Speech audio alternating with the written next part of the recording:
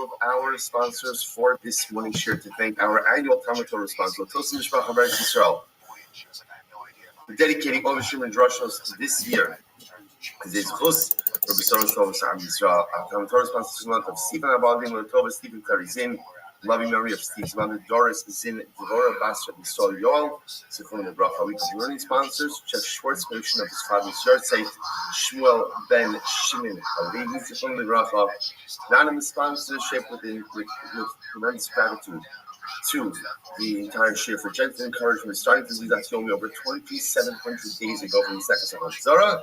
Celebrating Sima Shas and Emet Hashem beginning round 2. Binyamin Fleischman, in memory of Rabbi Yaakov, Rabbi Shmuel, Yudel, Ben Binyamin Yaakov, Zichron Lebracha, may his neshama have an aliyah. Yochanan, the merit of our Talmud Torah, all of the neshama have an aliyah, the families in the Torah, all of those who need a refuah should happen together with Kol Cholei Yisrael. This Baruch should be merit Hashem. Provide aliyah for the neshamas of the precious soldiers who are killed in the roadside bomb in Gaza. Shemeres Hashem, give nechama to their mishpachas, Shemeres Hashem, make more hostages, Bekarov. Shemeres Hashem, give incredible siyata d'shmaya to our holy soldiers. Give shmir yisir to our brothers and sisters in Eretz Yisrael and Televish and Shemeres Hashem. Continue to give hatzlocha, b'racha, and Shemeres Hashem victory to Klal Yisrael, to Am Yisrael, to Eretz Yisrael. So with that, let us begin. Today's daf is Zayin. We have a lot to do today, Baruch Hashem. We are picking up on Vav Amud Beis 6b, and we left off. Let's pick up actually Tanya Kavase Dereish Lakish. So which is about 2, 4, 6, 8, 10, 12, 14, about 15 lines down from the top on Vav Amud Beis. So remember again a little bit we were talking about this. So we left off in the middle of Machlokes, Rabbi Yochanan and Reish Lakish. What was the Machlokes? So the Machlokes was regarding the following. In a scenario where, again, Mishnah highlighted that one is not allowed to transact business or other types of deals with an akum within 3 days before their Yom Tov. What happens if one didn't? Right? What's the status of the proceeds of such a transaction? So Rabbi Yochanan said, Aser. Proceeds are Aser Ba'ana. Reish Lakish says the proceeds are Mutter Ba'ana. That's the son of Machlokes. So that's what we're in the middle of right now. So there's a price that supports Reish Lakish. Kisha Amru, Aser V'Lasei Simanim. When Chazal said that you are not permitted to go ahead and do business with an akum, Lo Asru Ela B'Davar HaMeskayim. They only prohibited something, let's say for example, selling the akum something that is going to last up until the Yom Tov. Up until their Yom Tov. Because again, then the assumption is if the sold item will last up until their Yom Tov, then halacha l'maisa they'll give thanks to their deity. But let's say you sell them something that's not going to last. For example, to sell akum vegetables. So if I sell the akum vegetables 3 days before their Yom Tov, it's not going to last up until Yom Tov. So tell you Davar Shem Miskayim Mochen Mehen Aval Ein Mochen Mehen. So Zvid partially agreed. He said the truth is you could sell them something that will not last, but you cannot purchase from them something that will not last. The logic being over there, because the Akam has a tremendous simcha when he sells off something that he won't last. For example, again, vegetables, because he's able to go ahead and make money before it rots. Simra tells a story over here. Hagumina, very interesting story. Hagumina, the Shadolei Dinara, he started out Yehuda Nesiya B'Yomido. So there was a particular min. Min is a heretic. There was a heretic who sent Rabbi Yehuda a special coin, dinar kisarna, literally again a Kesarian dinar. He sent him a gift. Now, when did this heretic send Rabbi Yehuda this gift? On his Yom Tov, on the Avodah Zarah Yom Tov. So Rabbi Yosef Reish Lakish coming. So Reish Lakish was sitting before Rabbi Yehuda. Amar Hechi Avid. So Rabbi Yehuda said, "What should I do with the gift?" Ashkelei, if I accept the gift, Azal Umoda. Then ultimately, again, this heretic, this min, will give thanks to his deity, and that's not good. Lo Ashkelei. If I don't go ahead and accept it, Havila Eva, it's going to cause animosity. So also we're going to talk about this concept, of Eva, creation of animosity with the outside world, and how we have to be careful with that as well. So the Gemara talks, well, again, we'll see it in context. So the Yehuda wasn't sure what to do with the coin. So Reish Lakish gives me an interesting answer. He says, Reish Lakish told Zraka, just throw it into a pit. Take the coin, throw it into a pit. The Gemara says, told just go throw it in the pit, in the face, right in front of this heretic. So to which you're going to see it says, well, 1 second, if we're concerned about creation of animosity, ain't animosity gidol mizol, right? That's going to pretty much take the guy off. So to which no, kila acha, you got to come, Which like says, I meant like kind of make it look like an accident. In other words, pretend like you tripped and like you lost the coin. So in other words, obviously you can't hold on to it because holding on to a gift, and it's actually even a different kind of case, because remember, this case over here, this more in the next Mishnah, this case over here, the gift is actually being given on the Yom Tov itself, which is even a bit more problematic than the 3 days before the Yom Tov, as we'll discuss. So Rish Lakish essentially says to him, pretend like you tripped, you lost it. This way again, you don't keep the gift, but you also don't create any additional animosity. Okay, so we'll say, so how do we pass this Rabbi Yochanan Rish Lakish? Right? So at the end of the day over here, what do we do in this scenario? So remember again, so the Jew violated the rabbinic prohibition, transacted business with an akum on the 3 days before his Yom Tov. What is the halacha? So the Rambam Paskins in Hilchos Avodah Zarah, Perek Tes Halacha, there's like a lot of halachas in this, packed into this one halacha over here.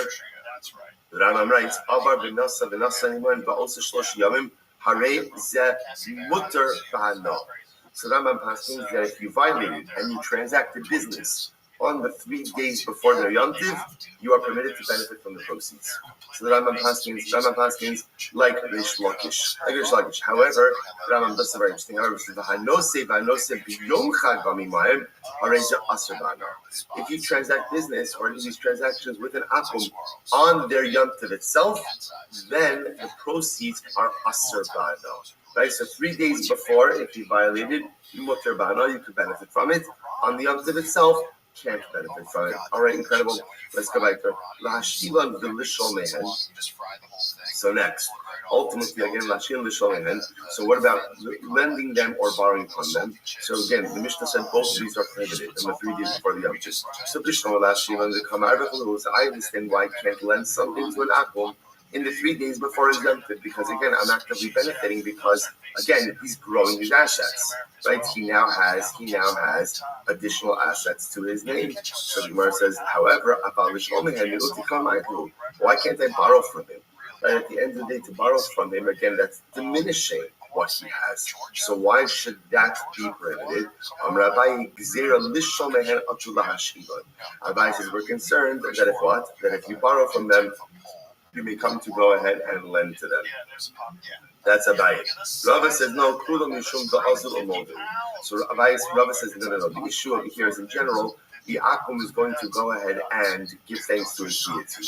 Therefore, we're going to see this machlokes occur over and over. So what Rava is really saying is like this: when an akum sees that a Jew is dependent on him, that gives him simcha. So fascinating, right? That what does the world want? What has the world always wanted? The world has always wanted subservient Jews. That's what the world wants. The world always wants dependent Jews. So Lemaisa again, and that's why the world has such difficulty seeing when Jews stand up for themselves, and when Jews fight back, and when Jews don't have to rely on others. In any event, so Rabbi says over here that when the Jew borrows from the akum, as much as from an asset perspective, the akum has less. At the end of the day, he still will give thanks to his deity because the Jew is dependent on him. Therefore, again, he can't borrow or lend. Next, to lend or to borrow from him. So I understand why I can't lend the akum, because by lending him, right, he has more property, he has more assets. But why can't I borrow from him? Because again, the assumption over here is when you borrow, you're diminishing the assets of the akum. So once again, Rabbi says we're concerned that if we allow you to go ahead and borrow from them, you may come to lend them. Rabbi once again says, no, all of this is because when the akum sees that the Jew is dependent on him, he will give thanks to his deity. Incredible. So the Gemara goes right there. Bishlama, Leforon. First of all, I'd like Leforon for Leforon ahead to go ahead and literally again pay back the akum and to collect payments from him. So the Gemara says Bishlama Leforon. So I understand why I can't pay him back. We shouldn't the kamar because at the end of the day, I'm increasing his assets. But again, ultimately, to exact payment from the akum, that's diminishing his assets. Why should that not be mutter? Rabbi, once again, Rabbi is concerned if we allow you to go ahead and pay back, to extract payments, you may come to pay back. Rava Amar, Kula Mishum da Azul. Rava says, no, all of this is because, again, the Akum feels a sense of gratitude when he knows that the Jew is dependent upon him. Incredible. So we'll say, so now the obvious question is, why need all these cases? In other words, whenever you see a repetition of cases and the cases are all highlighted in the same basic core principle, the fundamental question comes up, just say the case once, highlight the principle, and we got it. We know how to apply things after the fact. To which the answer is it's tricky. We need all of these cases. Why? So, because if the Tana finished order just prohibited doing business with an akum in the 3 days as far as Yam did, we shouldn't come out of because again, obviously, if you're purchasing something from the akum, he's gaining money. It makes sense that we'll go and give gratitude to his deity. But I would have thought that, like, to borrow money from the akum would have been fine, or to borrow something, because when you borrow something, you're taking the object away from the person. That wouldn't be a source of gratitude for the akum. Therefore, I would have thought that would be mutter. The kanalishal man, and if it would have just said you can't borrow from the akum, because when someone has to borrow something from you, say, what does that show? When someone has to borrow something from you, what does that show? I have and you don't, right? I have and you don't. So you're dependent on me. So I thought, okay, therefore I can't do that with an akum because he's going to go ahead and give gratitude to his deity.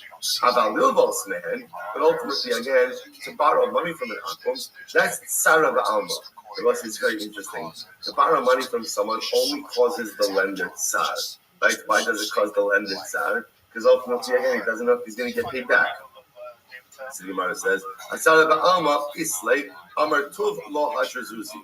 Because whenever you lend money, there's always the possibility that's why you will not get paid back. So therefore, I would have thought that should have been mutter. Akum's not going to have simcha from that. So the Gemara is right. There be kind of little boss man b'shum the kamar bal karchin and farah.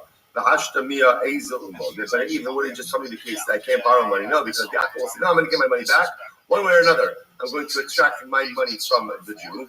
I have a lifra mehen. The Sula Hadri Zuzi Emasara is they below Azilamoda. But let's say to extract payments from an Akum, I would have thought that's mutter. Because there's no simcha involved in that. Therefore, he's not going to go ahead and give thanks to his deity. And I would have thought that would be mutter. Therefore, it's tzricha. Shuvah will say, look, reminds me of all these cases, because we would not be able to extrapolate one from the other. Bottom line, all of these things are going to be prohibited, either because Yaakov is going to be happy, because at the end of the day, he's gained something additional and going to give thanks to his deity, or he's going to be happy because someone else is dependent on him. The fact that someone else is dependent on him highlights his aggrandized status, and therefore he's going to give thanks to his deity as a result of that. And the Jew can't be involved in anything that in any way amplifies, increases, or enhances the relationship between the Akum and his deity. Okay, incredible. Rabbi Yehuda in his front. So let's remember again, Rabbi Yehuda holds the halacha l'maisa. You are allowed to go ahead and extract payment from an akum 3 days before, right? Nifra in there. You can't collect payment. Why? Because Rabbi Yehuda assumes that halacha l'maisa, there is no simcha involved in going ahead and paying your debts. So therefore, again, the akum is not going to come to go ahead and give thanks to his deity because he repaid his debt. Now, interestingly enough, the Tanakama says, the Rabbanan say no. The Rabbanan say no. You can't collect the debt from the akum. Why? Because even if he's distressed, right in the moment about paying back, he'll be happy in the long run. He'll be happy in the long run, because since he paid off his debt, he'll be happy later on, and therefore he can't extract him. So the Gemara says, 1 second. The Gemara says, I don't understand.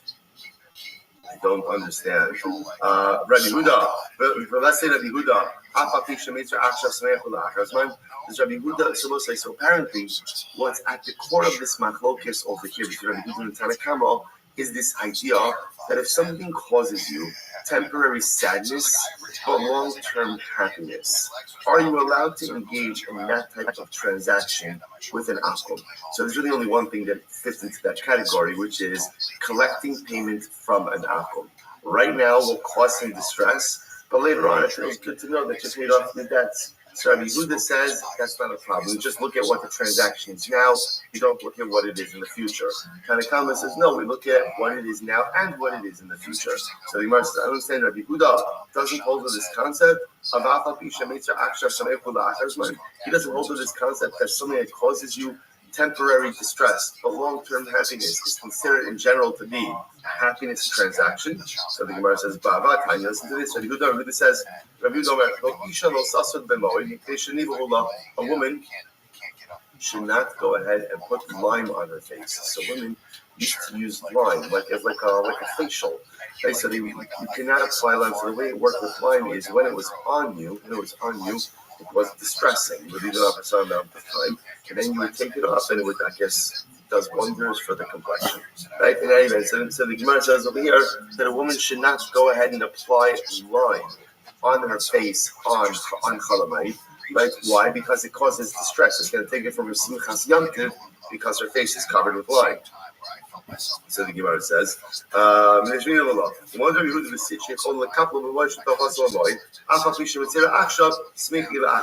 agrees that if it's, I guess, like a shorter, like a facial of a shorter duration, where she could put the lime on and then peel it off, then it's okay, right? Why? Because even though it's distressing for her now, ultimately, again, she'll be happy afterwards with her complexion afterwards. So what do you see from here? So that Yehuda does hold of this concept. That if you have an event or a transaction that causes short-term distress or long-term happiness, you look at that as a happiness transaction. If that's the case, then our Mishnah should say you can't extract payments from an akum 3 days before his Yom Tov, because even though it causes him immediate distress, it will cause him long-term happiness.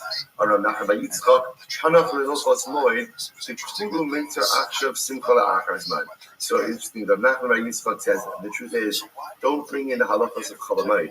Because in general, remember again on Chalamayit, you're really not allowed to do malacha. The only malacha you're allowed to do are things for Ochel Nefesh, and it's perhaps to stave off some type of loss. So in general, anything you're allowed to do on Chalamayit is things that cause you temporary distress. In other words, because it's work, temporary distress, but for some longer term or for some down the road simcha. So you can't really bring a right from Chalamayit because Chalamayit is a little bit different construct. Ravina says, so it's interesting. So Ravina says that in general, when it comes to paying back a debt, so an Obed Kol Chalim is always in a state of distress. Paying back debts is just distressful for an akum. In other words, by a Jew, you could have the concept of something that is temporarily stressful, like temporarily difficult, to yield long-term happiness. By akum, they don't have that construct, and therefore payment of a debt is always just going to be distressful, or difficult. So we'll say, by the way, this happens to be a fascinating idea. Ravina just thinks this in it. That it could very well be that the difference by the Jew, right? What is unique about our people, right? So just if you think about it, what is unique about Am Yisrael? Well, see about Am Yisrael. Am Yisrael can really be summarized in this one phrase.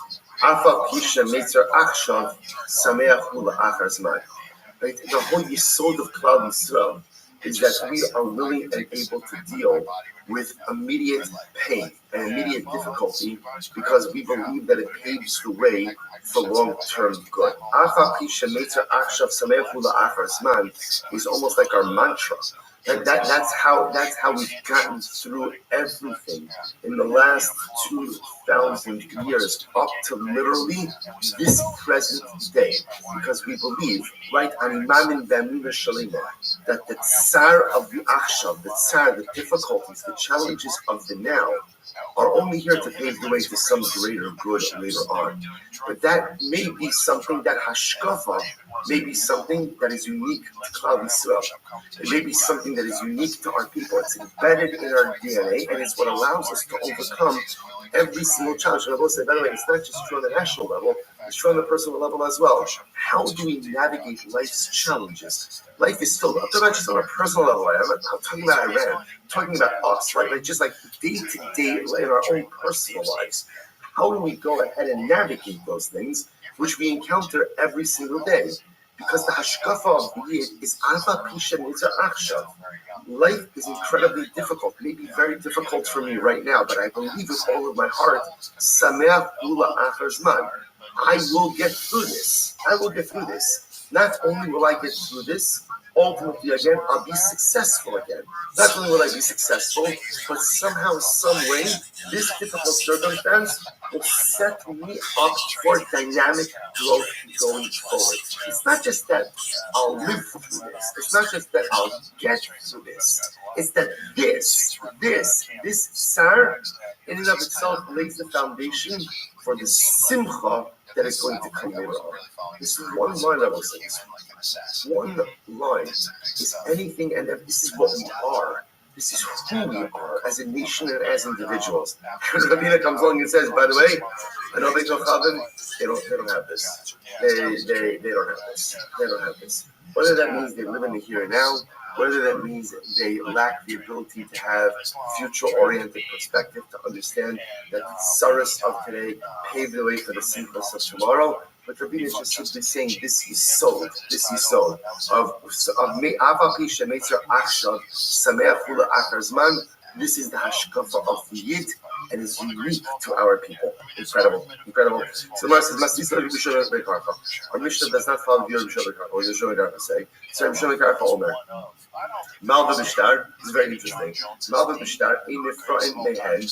Malva al peh nifra'im mehen. They should make some others. Well, so Rabbi Shimon ben Karcha makes a very interesting distinction here.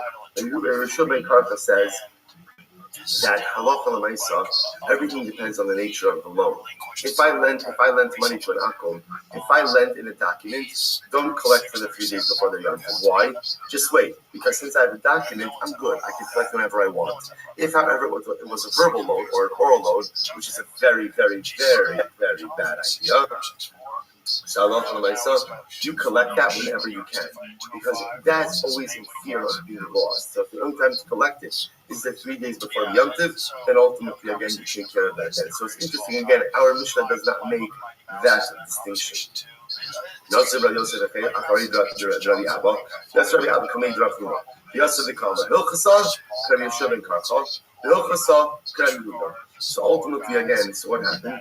So Rabbi Yosef was sitting behind Rabbi Abba, and Rabbi Abba was sitting before Rafuna, and Rafuna said as follows: the halacha follows Rabbi Yosef ben Karcha, and the halacha follows Rabbi Yehuda. Hilchasa Rabbi Yosef ben Karcha, Hada Amran. So we'll say, so the halacha follows Rabbi Yosef ben Karcha. That's what we just said before. So ultimately, Rafuna was making this distinction, and he said it depends on the nature of the loan. If it's a written loan, if it's a loan recorded in the document, do not collect it in the 3 days before the Yom Tov. Collect it afterwards because it will remain collectible. But if halacha l'maisa, again, it is a milva al peh, it is a verbal loan, then collect that as soon as you can, even in the 3 days. So that's the halacha there. What about Rabbi Yehuda? What does it mean? It says halacha like Rabbi Yehuda. What's Rabbi Yehuda's case? The Sanya. So what's is actually interesting, as we saw this before. I know saying Sarah letzava letzvala adam letzval shachar. Shachar letzval. So let's watch this case. I give my wool to a dyer, D-Y-E-R. Right? I give my wool to a dyer. I say, well, dyer, I want you to dye it black. But he goes ahead and dyes it red. So what's the halacha? What do we do here? So let's say top of Zion with Aleph. So Meir says, no sin lo to make samro. So Meir says essentially the dyer is obligated to refund me the value of unprocessed wool, undyed wool. In other words, he refunds me back what I gave to him, and he keeps the finished product. Okay? Rabbi Yehuda says no. They will say now the reason Rabbi Yehuda is dramatically opposed to that is because you set up a scenario where the dyer profits. Because think about this for just a moment, right? I told him I wanted it dyed black. He dyed it red.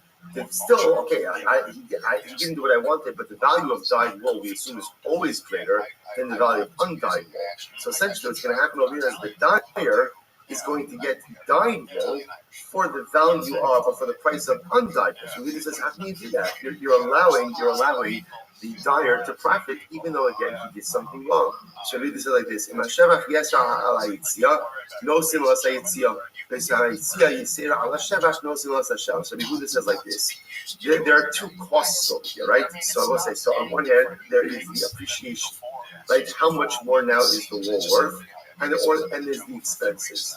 So essentially, Yehuda says the owner of the wall pays the dyer the lesser of those two amounts. Right? So whatever is the lesser of the two, either the appreciation of the wall, now that it's dyed wall, or the expenses, he pays the dyer. So again, I, the owner of the wall, paid the dyer the lesser of those two amounts and take my wall back.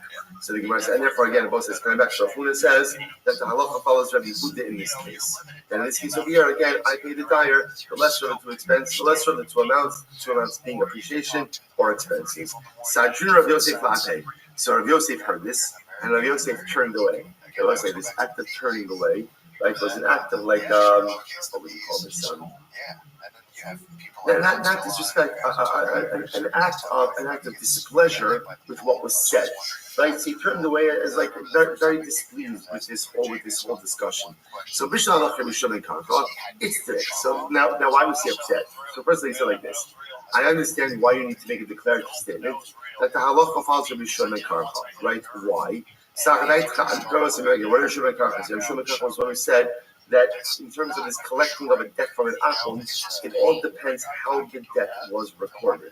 If it's a debt in a document, you are not allowed to collect it on the 3 days before the Yom Tov, because it will be collectible after the Yom Tov. But if it's a verbal loan, you got to collect it as soon as you can, because you're in real danger of losing that debt. So I understand why that statement had to be made. Why? So because Rabbi Shimon Karcha is arguing on the Rabbanan. Generally, the halacha is like this: when you have machlokes in the individual and the group, the halacha follows who? The group. Kamashma halacha kiyachid. The halacha l'maisa again. Therefore, again, the Gemara is going to tell us, or Rabbi is going to tell us that halacha l'maisa we pass like Rabbi Shimon Karcha b'yachid. So I understand why that statement was necessary. Halacha Yehuda allowed it. But why they need to make a declarative statement that halacha follows Rabbi Yehuda? Let's remember again. Bless you. What was Rabbi Yehuda? That's the case where I give the wool to the dyer, right? I want him to dye it black. He dyes it red. So Rabbi Yehuda says what? I give him the lower of their two amounts, appreciation or expenses. I pay him the lesser of those two amounts and take my wool back. But why was there the need to say the halacha like Rabbi Yehuda? Pshita, that's obvious why. The machlokes, the acher kach stam. Shabbos said this is fascinating. In Gemara, whenever you find two mishnayos, Mishnah number 1 records a machlokes. Mishnah number 2 is a stam Mishnah. What's a stam Mishnah? A stam Mishnah is a Mishnah that records one opinion without attribution. So whenever you have machlokes and then stam, the machlokes always follows the stam Mishnah. That is a Talmudic principle. Now watch this. I will say now in our case over here, machlokes the Baba Kama. Now I will say now ultimately again the machlokes that we quoted before is in Baba Kama. And so that's the Gemara that we just quoted before, right? It's Baba Kama. Right? I know Saint Semer, let's go. So the machlokes Rabbi Yehuda and Rabbi Meir is in Baba Kama, who stam the Baba Metzia. Then there's a stam Mishnah Baba Metzia. What's the stam Mishnah Baba Metzia? It's not Hakol Mishane Yado Ala Tachona. What was the stam Mishnah in Baba Metzia? The Mishnah said like this: whoever changes the what's the word? The parameters of an agreement he is put at the transactional disadvantage. Just like the person who retracts is put at the transactional disadvantage. So what does that mean for our purposes over here? So again, remember, in this case over here, I gave the wool to the dyer. I want it black. He dyed it red. Because he changed, the dyer changed the parameters, he changed the details, therefore he is put at a disadvantage. That's a stam Mishnah, which would then tell me that's what. Therefore, I only have to pay him the lower of the two expenses, either appreciation, or the lower of the two amounts, either appreciation or expenses. So I have a stam Mishnah. Now, what do I have? I have a machlokes in Baba Kama, between, as we just mentioned before, Rabbi Meir and Rabbi Yehuda, and then a stam Mishnah that's cements the halacha like Rabbi Yehuda. So whenever we have a machlokes and then a stam, the machlokes always follows the stam. So why do you need to tell me that the halacha follows Rabbi Yehuda? That's obvious. That's why Rabbi Yosef was annoyed. So he turned to him like, what are you doing? Why are you making like such a declarative statement when it's obvious just based on Talmudic principles? For Rav Huna, so why did Rav Huna feel the need to say that the halacha follows Rabbi Yehuda? Why did he feel the need? Listen to this, I will say. Mishum de'in seder l'mishnah. So this is very interesting because Rav Huna felt there's not necessarily an order to the Mishnah. What does this mean? Because I will say, okay, Rav Huna will say like this. I agree with the principle that whenever there's machlokes and then stam, the machlokes follow, the halacha follows the stam, which I will say makes sense, right? Because like Talmudically, what's happening over is like the Gemara goes and discusses the machlokes, and then the appearance of the stam says the halacha is like this. So that makes a lot of sense. What was Rav Huna's problem? Rav Huna's problem, or what was Rav Huna's issue? Rav Huna said, well, there's not necessarily an order to the Mishnah. Because there's not an order, therefore what? It could very well be that what? That the stam came before the machlokes. Well, if the stam comes before the machlokes, then you can't apply the principle. Listen, 1 second, hold on. Kol machlokes v'achar kach stam lema in seidel Mishnah. 1 second. If you're going to throw out that idea in seidel Mishnah, that there is no order to the Mishnah, then what have you done? You've effectively encoded that entire principle. Then you can never rely on that principle of machlokes v'achar kach stam, the halacha ki stam. Why? Because who knows which really came first? First and rest says no. Rav Huna kilo aminon ein seder dechad mesechta v'trei mesechta aminon. To which the Gemara says like this. Rav Huna says like this. When do we rely on an order of mishnayos? That's in one Masechta, right? In one Masechta, there is an order. In two Masechtas, there's not necessarily an order. So in this case over here, because I have one Mishnah, so again, whenever you have two Mishnayos in one Masechta, so again, we can always say, machlokes v'achar kach stam. But in two separate Masechtas, there's not necessarily order to Mishnayos. So therefore, in our case over here, because one Mishnah is in Baba Kama, one Mishnah is in Baba Metzia, you can't rely on the principle of machlokes v'achar kach stam, halacha ki stam. Therefore, Rav Huna felt compelled to say what? The halacha follows Rabbi Yehuda, that again, that you pay the lesser of the two amounts. Incredible. Rav Yosef on the other hand will say, if that's the case, then Rav Yosef was going to turn away a little bit like in displeasure. So Rav Yosef, why are you getting over like this? Rav Yosef, kulin nezikin chad mesechti. Because Rav Yosef holds all of this interesting. All of nezikin has the status of one mesechta. Status of mesechta, and therefore again, he felt that the statement that halacha Rabbi Yehuda was unnecessary because he couldn't just rely on the concept of stam v'achar kach. Sorry, machlokes v'achar kach stam. Rabbi Zema, mishum diktani legabi hilchos hapsikta. So Rav Yosef also felt that this is different. Why is this case different? Because here in this type of case, the Mishnah itself gives a definitive ruling. What's the definitive ruling? Kol ha'meshana yado ala tachtona, v'chol ha'chozer bo yado ala tachtona. The definitive ruling was in general.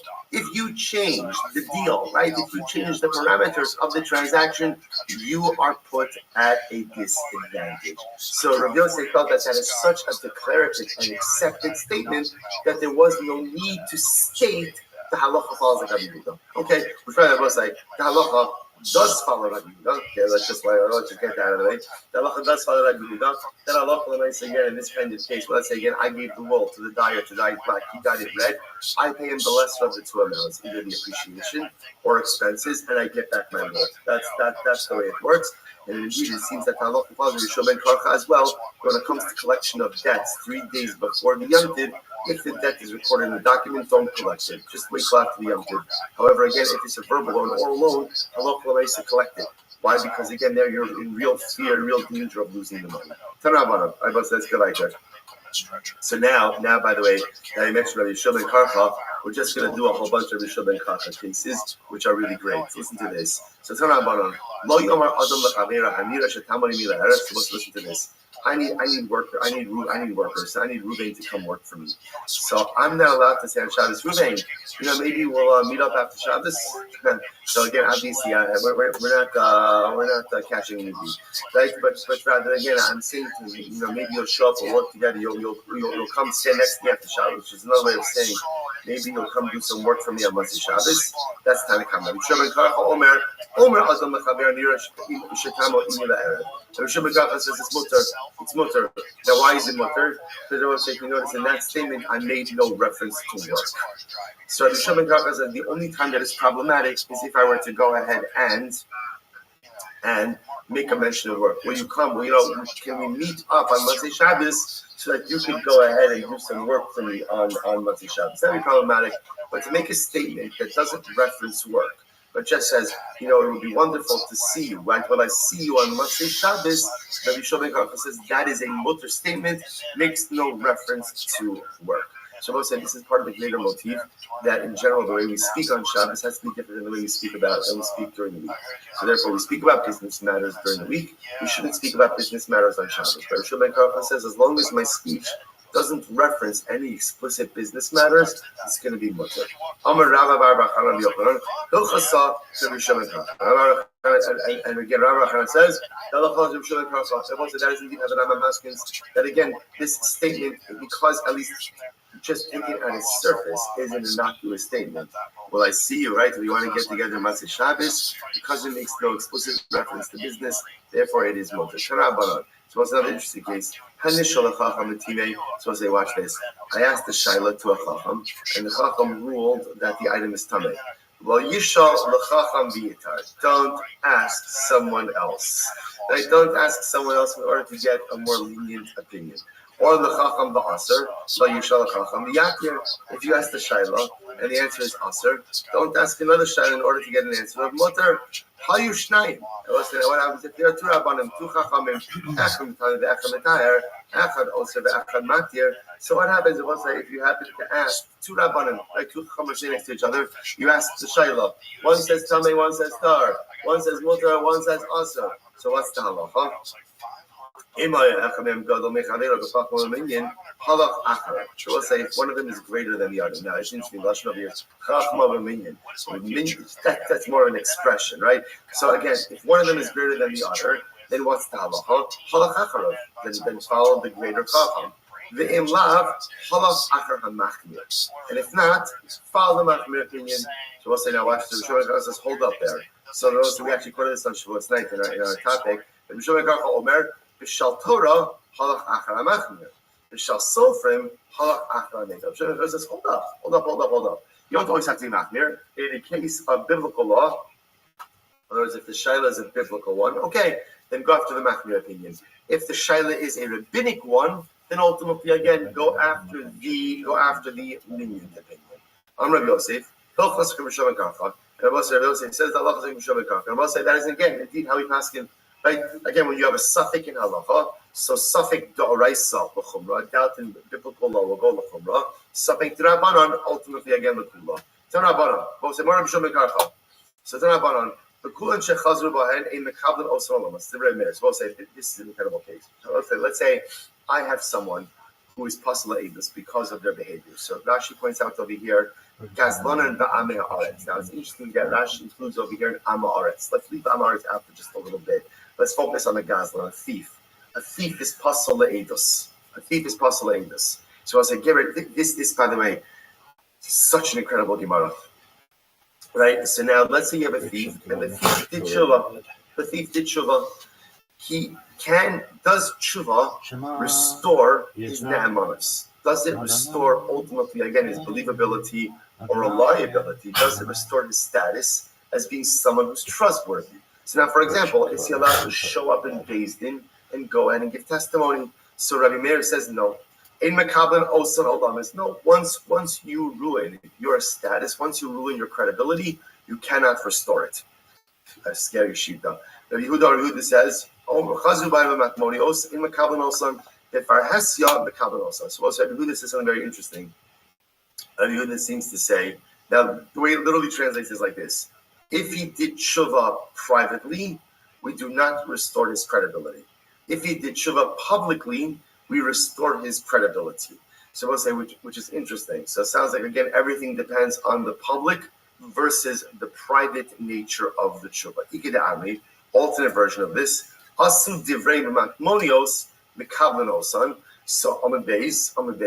So we'll say the alternate version of this is, what was the nature of the avera?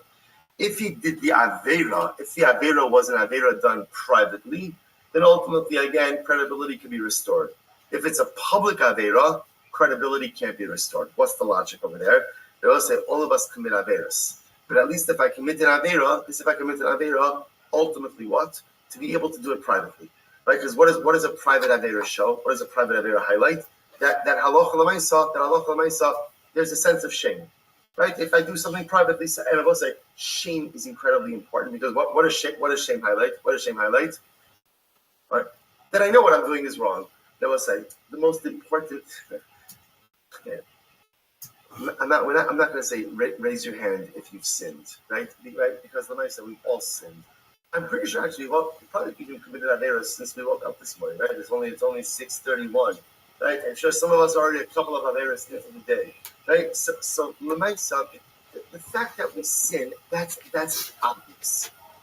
What is incredibly important is that halacha l'maisa, we feel a sense of embarrassment about it, because at least you see, the greatest challenge is not when you sin.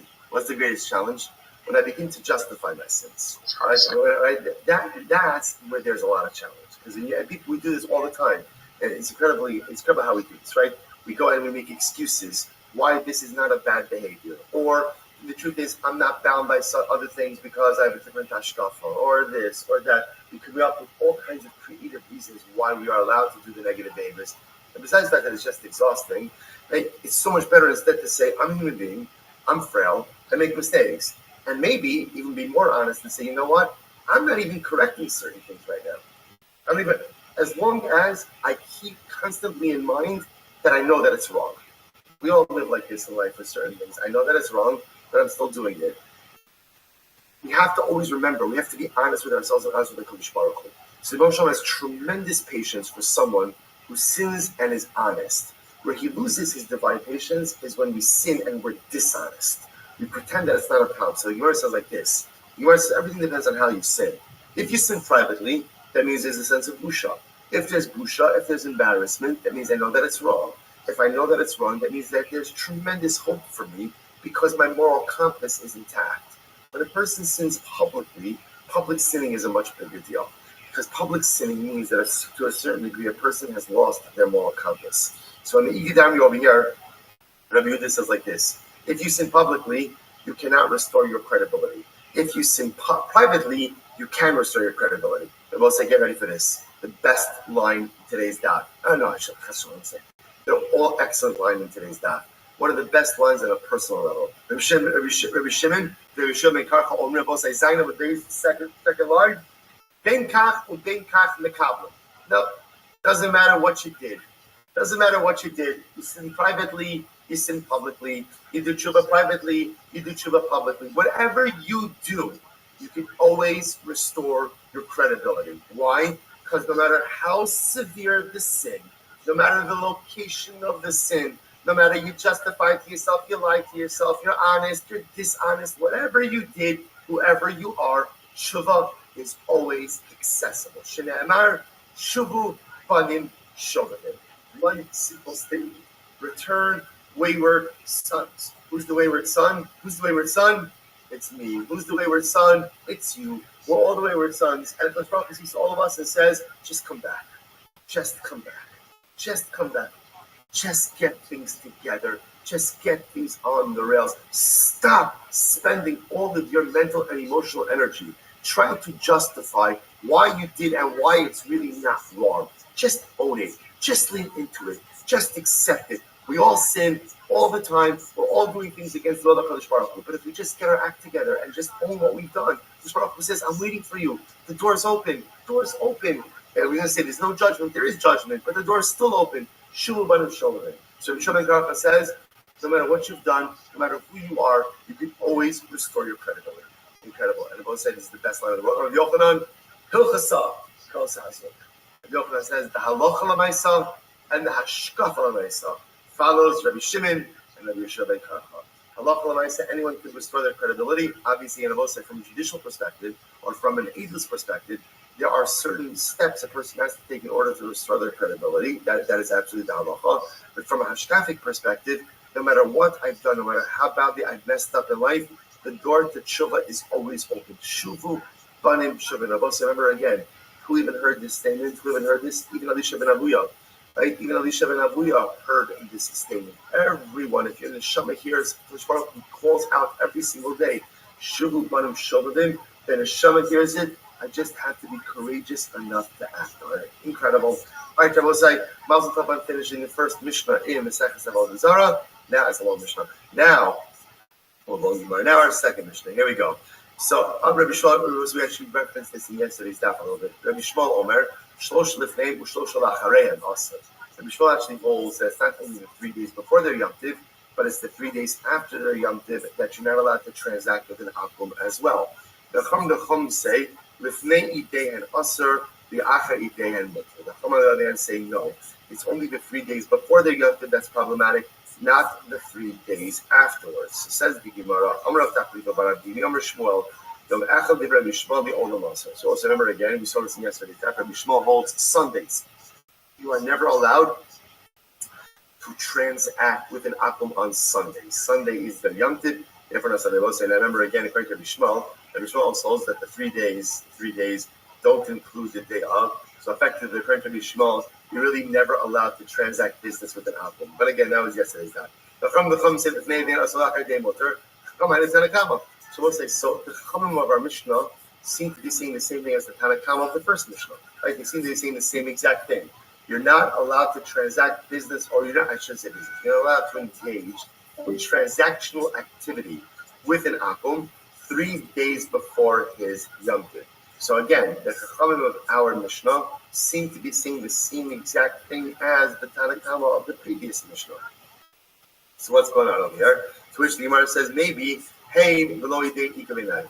So maybe the point of the contention of Osai is, going back to yesterday's daf, do the 3 days include the Yom Tiv, or is it 3 days not including the Yom Tiv? So the Gemara says, Tanakama Savar Hein Below Idei. The Tanakama, the previous Mishnah holds that it's 3 days plus the Yom Tiv, so a total of 4 days. The Rabbanan Basrei Savar Hein B'Idei, whereas the Rabbanan of our Mishnah might hold that no, the 3 days include the Yom Tiv itself. Another potential point is, all we're trying to do is try to figure out the distinction between the Chachamim of our Mishnah and the Tanakama of the previous Mishnah, who seem to be saying the same thing. The other possibility is Nasa v'Nasa Ika B'Nai. So we'll say the other possibility is what happens if you violated and you did transact with the akum in the 3 days before the Yom Tov. What is the status of the proceeds? So the Gemara says Tanakama Savar Nasa v'Nasa Mutar. All right, the previous Mishnah Tanakama held that the proceeds, although you did something prohibited, the proceeds are permitted. Whereas the Rabbanan of our Mishnah hold that no, the proceeds will be prohibited. Okay, some other possibility is the Shmuel Ikabeinahu. The point of contention between them is Shmuel. Shmuel said, "Bagola ein asr el yom ida." We'll say this is great. Shmuel said in the diaspora. So we'll say, remember again, the Odei Kochavim in Eretz Yisrael and of Chutz La'aretz. So we'll say, get ready for this. Shmuel says in the diaspora, when it comes to transacting with an Odei Kochavim, ultimately, again, you only have to worry about transacting with them on the day of their Yom Tov itself. Now, what's the reason for that? I will say, if you look at Rashi says Bagola. Rashi says this is great. Ein ha'ovdei kochavim adukin kol kach ba'avodas kochavim. Kidamino lekaman ovdei kochavim shebechutz la'aretz lav ovdei kochavim minhu. So all of us supposed to listen to this. Apparently, the ovdei kochavim of chutz la'aretz are not so from. They're not so committed. It's fascinating. The chutzlers of the Gacham, they're not as intense. Like a shtickle, like, I don't know, whatever. They're modern of the Gacham. I don't know, whatever it is. They're off the derech of the Gacham, whatever it might be.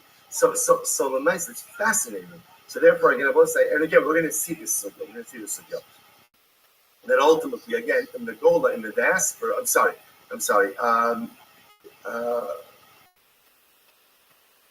Shmuel's statement. So Bagola and Asr, so again, Shmuel holds that in the Golden diaspora, ultimately, again, only transacting with them on the day of the actual Yom Tov is problematic, but ultimately, again, the other 3 days are not. So Tanakama is like Shmuel. So Tanakama, in other words, our previous Mishnah holds like Shmuel, and ultimately Rabbanan Basrei less than Shmuel, but the later Rabbanan ultimately, again, don't hold with Shmuel. Okay, Ibai, same the other possibility is, the Nachum Hamadi Ikaveinahu.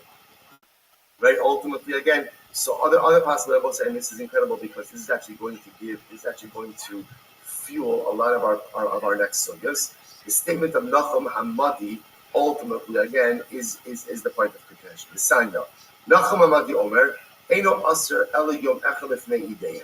So we'll say there's another sheet over there. Nachum Amadi. Nachum Amadi holds that there's no 3 days, there's only 1 day. There's only 1 day. There's 1 day ultimately, again, that is problematic. Tanakama, Leslie de Nachum Amadi. So ultimately, again, the Tanakama, the previous Mishnah, does not hold of Nachum Amadi. Rabbanim Asrai Kislu de Nachum Amadi. Whereas the later Rabbanim ultimately, again, hold of Nachum Amadi. Okay, so we'll say, point over here is, although it sounds like the Chachamim of our Mishnah are saying the same thing as the Tanakama of the previous Mishnah, they are in fact separate and distinct things. So I'll say first wide line, Zayin and Days. Gufa. Nachum Hamadi Omer, Eino Aser El Yom Echad B'fnei Yidayim. So we'll say, now listen to this. So Nachum Hamadi is of the opinion, he says, that it's not 3 days that are prohibited from transactional activity, but rather what? 1 day. So listen to this. Amrulo, so they said to Nachum Hamadi, Nishtaka Davar V'lo Ne'amar. Right? Let's forget that and let's not talk about it. In other words, another way of saying incorrect. Let's not talk about it. Va'ika. Rabbanim Asrei T'Chalim. I say, but 1 second. You just said before that the Rabbanim of our Mishnah hold like that. So how can we forget it? The Gemara says, "Man Chachamim don't know where the Chacham of our Mishnah." So that means that it's not Chachamim. So there is this singular opinion that it's not 3 days, rather it's 1 day, and you now have the Chacham saying, "Forget about that sheet. We don't talk about it." Tanya Idach. Nachum Hamadi Omer. So we'll say, so now that we mentioned Nachum Hamadi, we're going to keep mentioning Nachum Hamadi again. So we'll say, so I just want to point out that in this discussion regarding like days that are transactionally prohibited, essentially what you see over here is as follows. You really have 3 different opinions. There is this opinion of the Rabbanon, or the Tanakam will call it, 3 days before the Yom Tov, right? There's the opinion of Rabbi Shmuel, 3 days before, 3 days after, and then apparently there is this opinion of Nachum Hamadi that just 1 day before. 1 day before. Now, Nachum Hamadi seems to be taken out of play immediately, right? That Lamai said no one subscribes this, so we take him out. But just understand that he's there. Now they mention Nachum Hamadi, the Gemara is going to quote some other Nachum Hamadi. So it's interesting. Nachum Hamadi Omer, Mochel and Sus B'Zachar, B'Zaki B'Machala. So we'll say it's very interesting. So let me tell you this. I'll tell you this from a moment outside, then we're going to stop up here actually. We're going to talk about this. There's this concept, a rabbinic concept, that you're not allowed to sell certain types of animals to a behemoth dasa, large animals to non-Jews. We'll get into that, why that is. It's actually a Shabbos issue. There's another interesting discussion about going ahead and selling. What about sell? Well, no, fine, let's just do it. So Gemara says as follows. So if you look at Rashi says we have Mochel and Sus sucking. So we'll say, so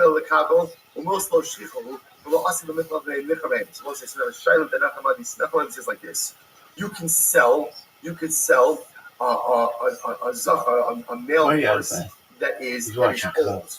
Like so an older horse, ultimately again to an animal during war. Now what does this mean? So actually we'll say stopping here for today. I'm not going to rush through it. Stopping for today. We'll say tomorrow is Rosh Chodesh. Tomorrow is Rosh Chodesh. So Meretz Hashem. We begin at 5:45 Meretz Hashem. Shabbos at 7 o'clock. We're also doing an additional Sorry, 6:30 Shabbos. We'll also be in Eretz tomorrow.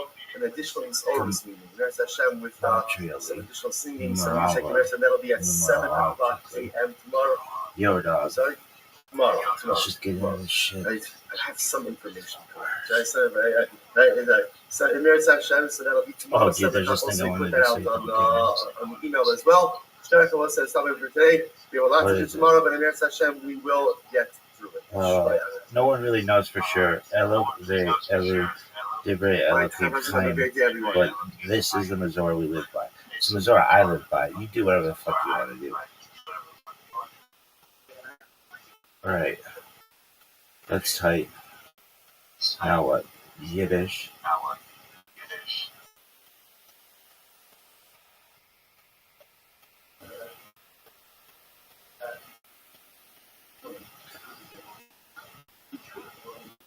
How's that butt boba, kid? Hey, lady, how about you mind your own fucking business? Oh, I think it's... Alright, here we go. Al-Machai, that's something that's so pleasurable that it can give life to the dead. Halabai means opponent. Al-Machai is what a Rabbi considers that for strike. Halabai, that's what she says when she wants to strike the opponent. Yiddish a cup that your Jewish head yenta, it's kind of a fetish in it. It's a talkative bitch. Tackless, that's brass tacks, motherfucker. Nosh means to eat, snack more accurately. Basher, so many. Mishmash, I was taking a bath, everybody knows that. All these bitches think that they're my first shirt. Really? You're an earshot. All right, Thomas, good morning, or good Tavach. A great source, Baruch Hashem, to be able to Alright, now what? Bupkis. Everybody knows Bupkis. The word Bupkis means nonsense and nothing. How did this word develop? Well, Bob is Yiddish for bead. Gimyan is from Bupkis. Also came to refer to goat fecal pellets. Which look like little black beans. Thus referring to a claim or notion as Bupkis is simply calling it full of baloney. In Yiddish, it is common to refer to peddling untruths as Verkäufen Bupkis, selling Bupkis. It can also mean nothing at all. So, when asked how much a merchant made on a deal gone sour, he may answer that his profits for Bupkis, nothing at all. Here's a funny anecdote. In the Torah, we read how Jacob purchased the right associated with the firstborn son from his brother. Here's a funny anecdote. In the Torah, we read how Jacob purchased the right associated with being the firstborn son from his brother Esau in exchange for a pot of beans. So if you had asked Jacob how much he paid for the privileges, and he answered Bupkis, he would not have been wrong. But if someone asks you what you plan to eat for Passover, when many typical foods condiments are forbidden by Jewish law, make sure not to answer Bupkis, since Ashkenazim, which includes virtually all native Yiddish speakers, avoid eating beans and other dishes classified as kidney goat on Passover due to their similarity to chutney. Cool. That all comes from that one dude. Who? With that, let's go. So today's daf is Dalit. And we are picking up on Gimel of days. We left off Amrei Shlokish, which is 2, 4, 6, 8, Yo, dog, 10, where does 12, that the kidney restriction come from? It's like the medieval Kabbalist. It's beautiful Gemara. Whoever learns Torah at night, HaKadosh Baruch Hu literally extends upon him a chut, is like a string or a thread of chesed. And I will say chesed is kindness, but chesed sometimes also in No, not kidney out. HaKadosh Baruch Hu endows a person who learns Torah at night. The Baruch Hu endows them with a certain level of chesed, a certain level of chen by day. Shne'emar Yomam Yitzara Hashem Chesdo. Yeah, what is kidney? Like rice, corn, lentils, beans, peas, soy, eaten year-round, and restricted for Passover by some Jews. Where this restriction comes from, not in the Torah, not in Talmud, not in Kabbalah. It's a medieval Ashkenazim and Rabbi Isaac of Dampier tells us it's codified by Rabbi Moses Israel, Rama, 16th century. Before we go on, it's just tremendously I thought it was somebody else. First of all, what does it mean if you go ahead and you learn Torah at night? There's a chut shel chesed by day, so understand. Then the day begins at night. Alright, well, that is a really great story. The person who begins at night is story. Beginning their calendrical day with Torah. When you begin your Who did you think it was? There's a special chesed that devolves upon you, a special divine favor, a special divine kindness that devolves upon you the entire following day. That's the I don't think there's really a worm. Is that in general, what's nighttime? Nighttime is a time to relax. Nighttime is a time Doesn't he know? I'm just kidding. Hard during the day. I understand what I want to do at night. I want to take it easy. I want to relax a little bit. It's not the A person who takes time out of their really allocated relaxation time to be able to learn Torah and gives that to HaKadosh Baruch Hu, there's a special chesed, there's a special thing, there's a special reward that comes to a person like that. It's incredible. The others explain sure it's not Elias and one? All right, one more interpretation on that also is the idea of Osim Patorah Balayla. Layla is often a reference to difficult times. Yom is a reference to good times. Layla is a reference to difficult times. It's like around someone that who's Osek Patorah Balayla means someone who never allows his dedication to Torah to waver, even in difficult times. Obviously, when life is good, things go according to plan, it's easy to learn. What about when there's difficulty, adversity, challenges? So, kala osik batorah balayla. Whoever dafka learns Torah when things are difficult, HaKadosh Baruch Hu moshech alav chut shel chesed bayom. Kadosh Baruch Hu will make sure that in Eretz Hashem you are able to see the chesed. The chesed of what? The chesed of Yom. Incredible. Incredible. Shnei Mar God. Ikidam, the other interpretation. Rabbi Shlakish. Kala osi v'tarba olam hazeh hadome l'layla. Whoever learns Torah in this world that is often compared to night, right? Torah, right? This world is compared to night because of the difficulties, because of the challenges. HaKadosh Baruch Hu moshech alav chut shel chesed ba'olam haba. Yo, now give me exactly who it was. It was a Kabbalist. Ultimately, Hashem will extend upon them the thread of chesed in the world to come that is compared to the day. Shne'emar Yomam Yitzav Hashem Chasdo. So it's a beautiful idea. If you put in the time in this world, we've seen this motif over and over. You put in the time in this world in Yetz Hashem, you will reap the benefit in the world to come. This world often compared to nighttime difficulty, but if we put in the effort, if we keep it up, then in Yetz Hashem, we'll be zochet to the Yom Shekula Yom, to the Olam Shekula Yom, or the Yom Shekula Yom. So the Gemara goes like that. I'm not Yehuda or Shmuel. My Dixiv, I'll say first why line about it. My Dixiv, Vati Asa Adam Kidgei Hayam, Keremes Lo Moshe Bo. These are Tosafos. Why are people comparing? Someone tells you it came from medieval Kabbalah, and you're just wrong. All right, well, calm down, dog. I read it in here. Why are people compared to fish? So when it comes to the fish of the sea, once they go ahead and they come up on the shore, once they come up on the shore, what's the halacha? They go ahead and they die. They immediately die.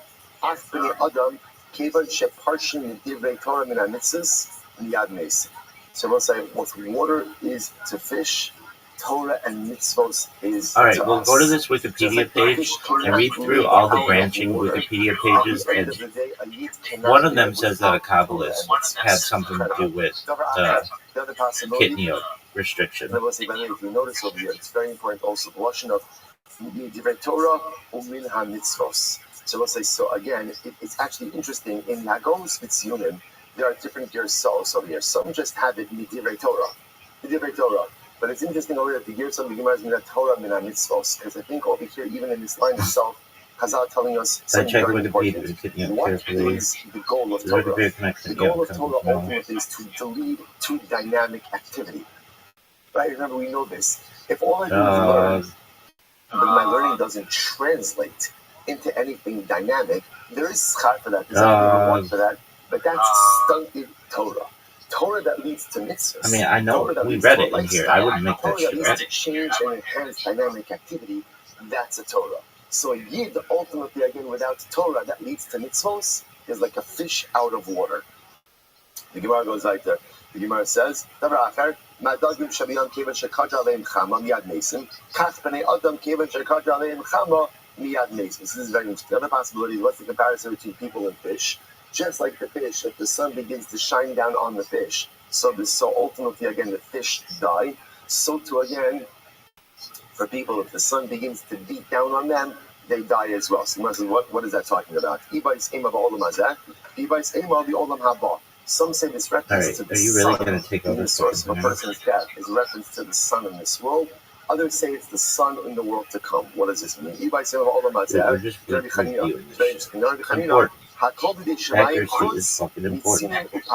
very interesting.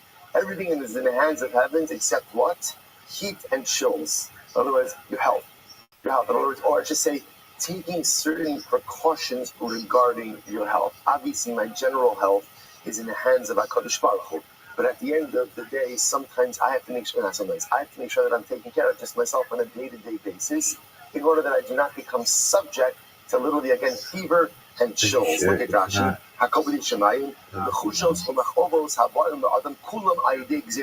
To say in general, illness, sickness, that's all from Hashem.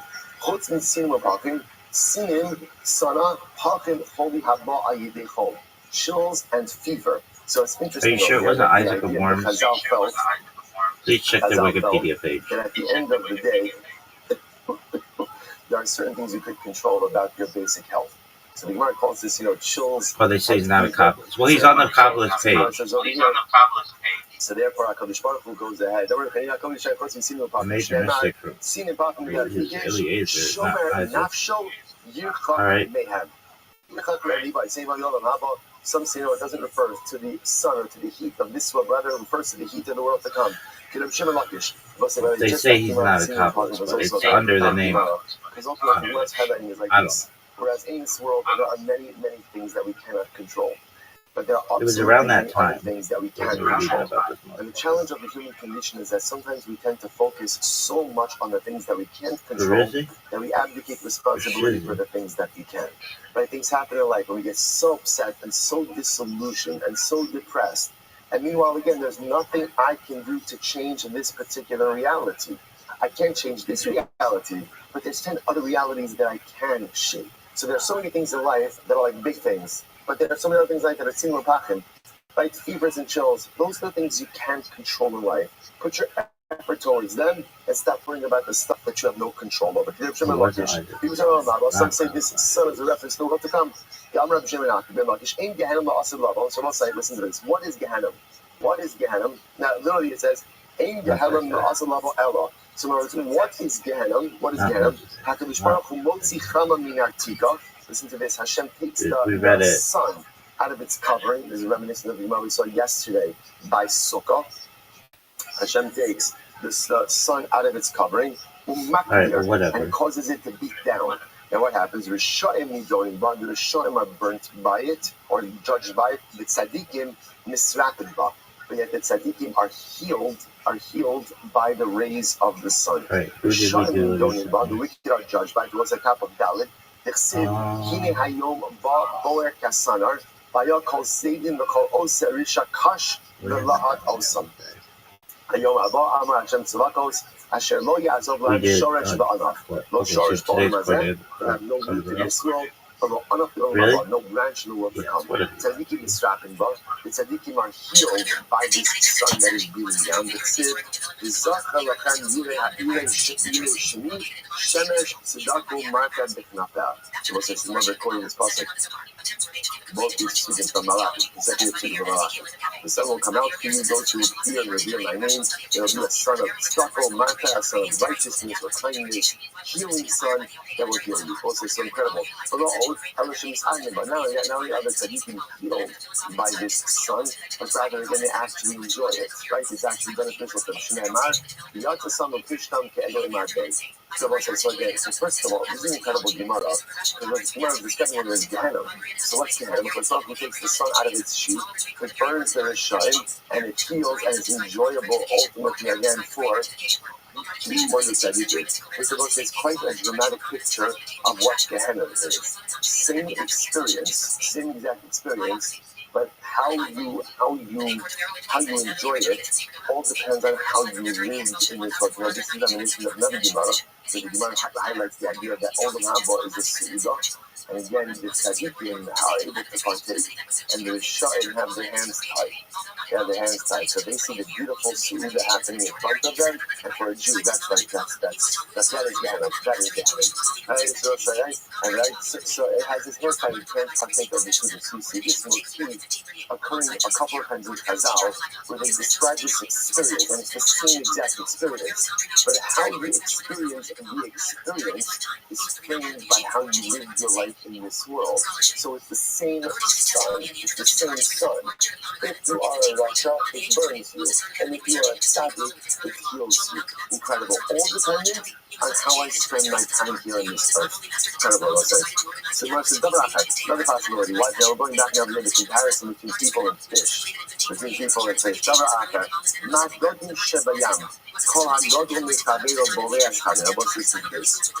men, people are like fish of the sea, as it is. Just like fish of the sea, right? The big fish swallow the little fish. So to Achim Adam, so to people, human beings, were it not for the fear of government, the strong would swallow up the weak. Human nature is survival of the fittest. And right, it's not just human nature. Nature is survival of the fittest. So the big fish swallows the small fish. The strong person will swallow up the weak person. So what stops that? What stops that dynamic? So say there, government, societal systems, behind the sound, and the community that's going to come in on that. And we follow the Sholosh Malchus. always daven for the success, for the shalom of your monarchy. For not for the fear of monarchy, like for government. Ultimately, again, people will swallow each other alive. Listen, this is incredibly important. Right? This is why. Right? This is why. Again, even ourselves, we daven for the president, we daven for the vice president. And again, that is an apolitical tefillah. It doesn't make a difference whether you like the person sitting in that office or not. At the end of the day, without a system of government, there'd be anarchy. And with anarchy, people would absolutely go ahead and swallow each other up. And I will say, so it's such a profound result. And again, independent of the person you like, you don't like, I will say, it also is a tremendous opportunity for us to pause and to express our profound hakarat hatov to the president and to the members of the brave armed forces of the United States of America who carried out that dramatic attack in Iran yesterday. It's incredible. Jerry's on there. Jerry's on there. Jerry sent me a beautiful video today from the Oak City Trend. They were reciting Hallel. After davening today. He said, without a bracha. Only on Yom HaTzmaut to say that. So without a bracha. I was like, just, we have to understand what happened over here. What happened over here. And again, just important to understand, whatever you think about the president, I am president's already facing tremendous backlash really about a this. stickler for accuracy. And I know I read about that the greatest superpower in the world made Am Yisrael and Eretz Yisrael's war their war. And we even talked about heard it. what the Iranian, whatever the spokesman said. Inaccurate, Every and I American soldier, every demand American base accuracy. is a target. They made it their war. They made it their war. Right? They bombed these nuclear sites. Only that B-2 bomber was the only fighter jet that could carry a full payload that could go and do it. Incredible. And the president promised more if Iran does not back down. What it means to have hakaras hatov, the government is exactly that. You don't have to like the president. You don't have to vote for him. I think he's running again, he said. You don't have to, whatever it is, but just understand what happened. So whether you're a Republican, whether you're a Democrat, hakaras hatov is hakaras hatov. And we Do you like all this know asshole? that not every he's okay. person sitting in that Really? chair would have done what the president did. I'm better, Again, obviously. not a political statement, not anything. But it is very impressive what he has. Government The amount of sometimes videos that he has in maintains safer, extremely but sometimes impressive. government really steps up and does dramatic things. So we express, of course, our profound hakarat hatov to President Trump for what he has done for our nation, for our homeland. Most of all, we express our hakarat hatov to HaKadosh Baruch Hu, because Leig Malachim, the hearts of kings are in the hands of HaKadosh Baruch Hu. Nothing happens without the Ribono Shel Olam's choreography. Like this is sort of hakarat hatov for government, for just the basic seder that they maintain, and again, the days in which we are living, this invaluable assistance to our nation, to our homeland, to our Jewish soldiers, is something dramatically amazing and incredible. Yuma goes weiter. Rav Huna bar Papa Ramik Siv. Rav Huna bar Papa. But you'll monitor the comments on YouTube. Anytime I say something that remote people look, I get like a shtickle, hate the comments. And it's good. That sounds, it ups the viewership. It's good. That sounds how. So you goes right there. But maybe disable comments for today's year. Papa went ahead and contrasted the volume psukim. So again, quotes over here the pasuk. The Gemara says, it's quoting over here from Eov. Okay, don't pretend like you guys know that pasuk. Yeah, oh, it's Eov, yeah. Article says it in the notes, big shot. It's Eov, yeah, right, got it. Please. Good, so pasuk says, yes, from Eov, thank you, to the very educated Chevra over here. So the Gemara says as follows, Shada lo matanu. Do you ever feel like you're like a ship in the sea?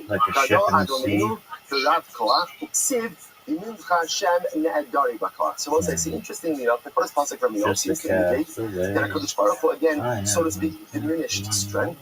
And then the second two psukim highlight the idea that HaKadosh Baruch Hu has enhanced strength. So how do you reconcile those psukim? So it was a lokashya.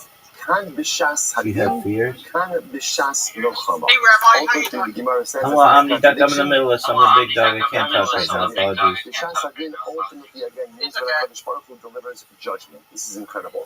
When Hashem delivers judgment, so judging upon Klal Yisrael, He does so with diminished koach.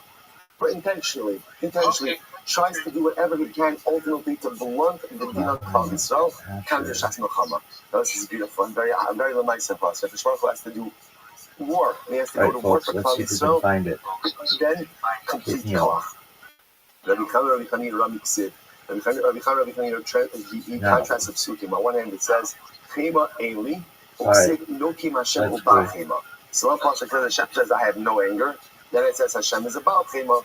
Lo Kasha, Kan Yisrael, Kan Ba'obdei Kochavim. Where does HaKadosh Baruch Hu have no anger? That's the Klal Yisrael. Where does he have much anger? That's to Obdei Kochavim. So what's this? Obviously, what does that mean? HaKadosh Baruch Hu not always, HaKadosh Baruch Hu does express anger towards Klal Yisrael. But rather again, it's this same motif. The same HaKadosh Baruch Hu tries to blunt a little bit the effect of din on Klal Yisrael. He tries to blunt the effect of his scheme, of his anger on Klal Yisrael. No, I mean, we studied these guys as what he yesterday. brings towards the nations of the world. So something happened. I don't know. This is incredible Gemara.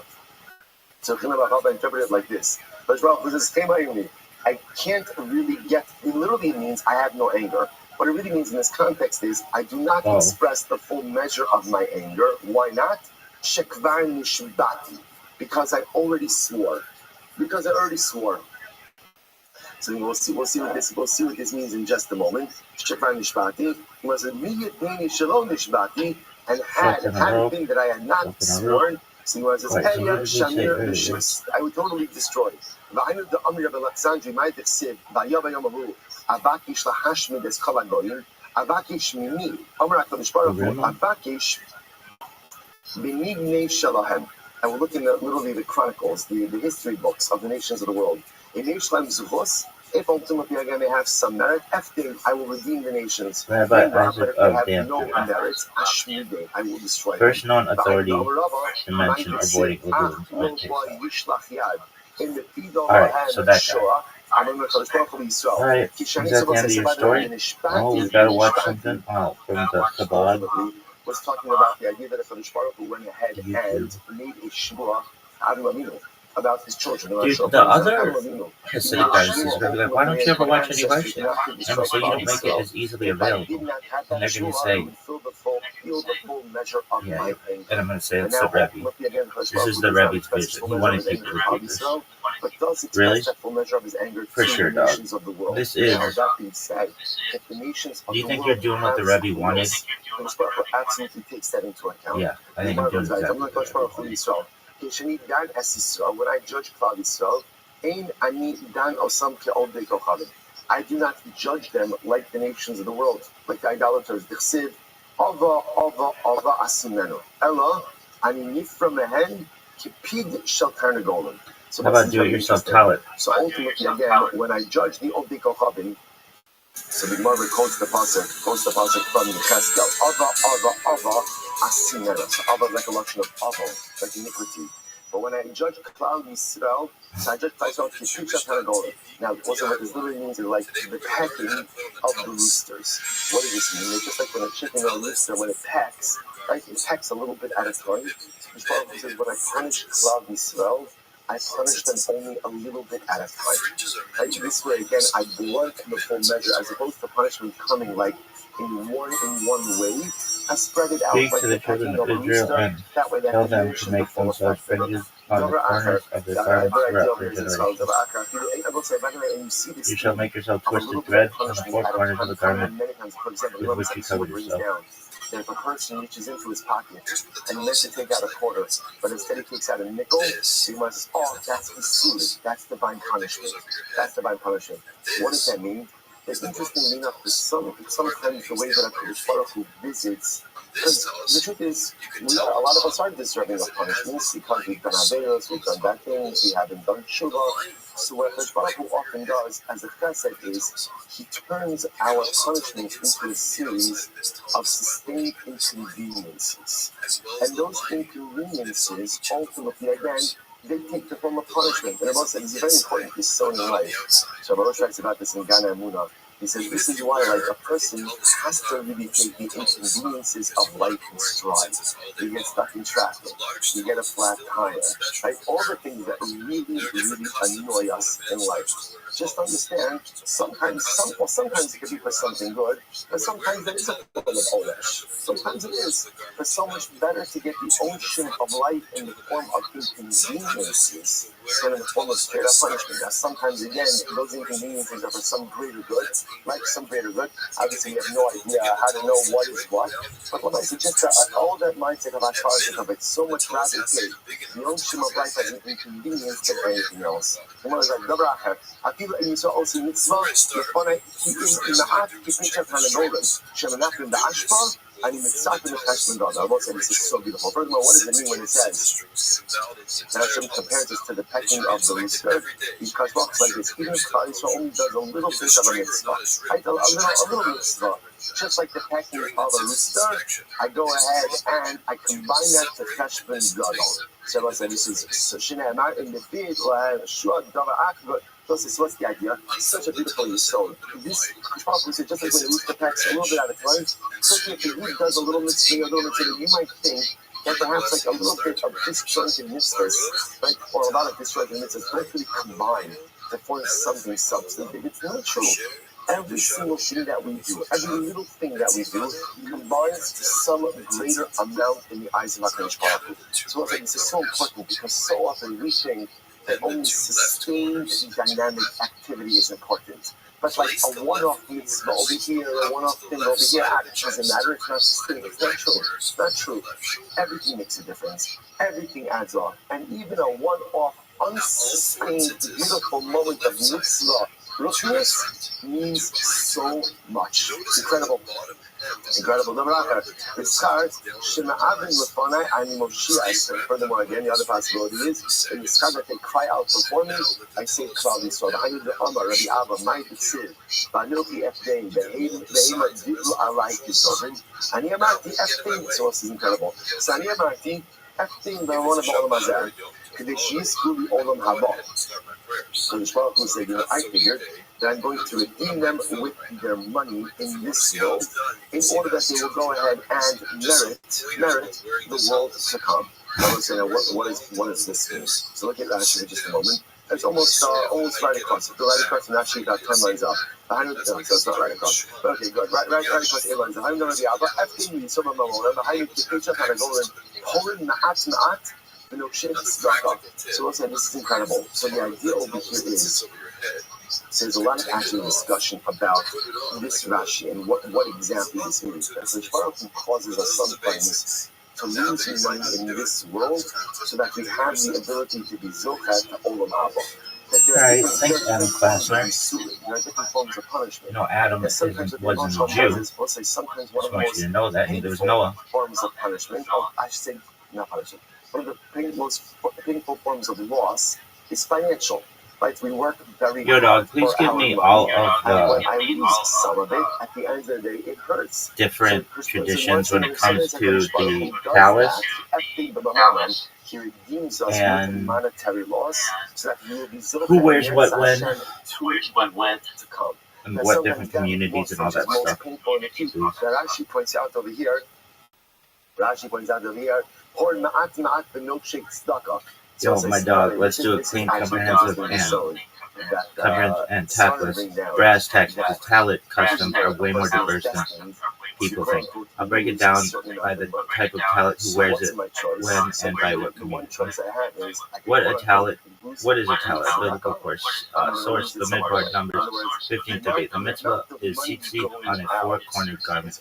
The talent is just the standardized Jewish garment that fulfills its key point. The mitzvah is tzitzit, not the talent. Talent katan, arba kanpa. What is it? A small 4-cornered garment worn under or over clothing has tzitzit visible. Who wears it? Ashkenazi men, yes. After bar mitzvah, some of the Sephardi men, yes. Yemenite men, yes. Chabad, yes. Very emphasized. Boys, often from young age, 3 to 6, depending on mitzvah. Women generally know optional inferiority practice. Men all day, some sleep in it, some remove it at night. Mystical milk. Kabbalah is very strong on Talit Katan. Considered spiritual protection surrounding light or connected. Talit Gadol, prayer shawl. This is the one people argue about. Ashkenazi traditions. Who wears it? Married men, yes. Unmarried men traditionally no. So you don't see me wearing it. Have you worn it? Of course, but generally not on a weekday. Hasidism, even stricter, only after marriage. Chabad, say only after marriage. Rabbi, Chazan, yes, but that's if you're up there. Women generally. When Shacharit morning prayers only, not at Mincha Amar. Boys, some communities start after Bar Mitzvah. Many Ashkenazim wait until wedding day. Reasoning, Talit Gadol is a status garment associated with marriage, maturity, communal responsibility. Sephardi tradition, who wears it? Men married or not, yes. Boys at Bar Mitzvah, yes. Chazan, yes. Women generally, no. When Shacharit, some also during special prayers. Reasoning, mitzvah is time-bound. Once obligated, you wear it. Marriage status is irrelevant. That's Sephardi. Yemenite, Tiamani traditions. This one's fire and ancient. Who wears it? Men and boys, yes. Often when young age. Special detail. Talit often worn like a cloak, sometimes over the head during learning and prayer. Vibe, very close to how the garment looked in biblical times. Less symbolic, more literal. Italian, Jews. Rare but important tradition. Men wear Talit Gadol from Bar Mitzvah. Custom blends Sephardic and Ashkenazi logic. Ancient Roman Jewish roots. Kabbalistic customs. Spot Ari. Who Kabbalist spot school Ari. Mostly men following Sephardi friends. Wearing chakras. Sometimes extra intentional wrapping. Some cover the head fully. Mystical meaning, Talit or Makiv, surrounding divine light. Wrapping simulates being enclosed in holiness. Head covering emphasizes humility and divine power. Women in Talit. Halakhic baseline. Women are exempt. Time-based mitzvah. Exempt does not mean forbidden. Community reality. Orthodox generally not. Modern Orthodox. Rare but it exists. Conservative. That's not a thing. Is it? No. I will fucking in the middle of the street. Oh, fucking Ho Chi Minh City. Controversy courts concerns about Yuhara, spiritual arrogance, garment historically male-coded. Some argue intention matters more than optics. Special occasion, Yom Kippur. Everyone wears talit at night. Only time talit is worn after sunset. Symbolizes angel burial shroud purity. Bar mitzvah, Sephardic talit gadol immediately. Ashkenazi sometimes symbolic, sometimes not. Wedding, Ashkenazi groom wear talit for the first time. Often used later as burial shroud. How it's worn, details matter. Wrapping styles, over the shoulders, overhead and shoulders, cloak style, Yemenite. Tzitzit styles. Ashkenazi nodding, Sephardi nodding, Teomani nodding, all halachically valid. Teflet, ancient blue dye, now revived, some wear, some don't. Cross community split. TLDR, community Ashkenazi, all men, married all. Sephardic, all men from Bar Mitzvah. Yemenite, all men, boys, all men, boys. Chabad, yes, only after marriage. Italian, yes, from Bar Mitzvah. Women, rare, it depends on the...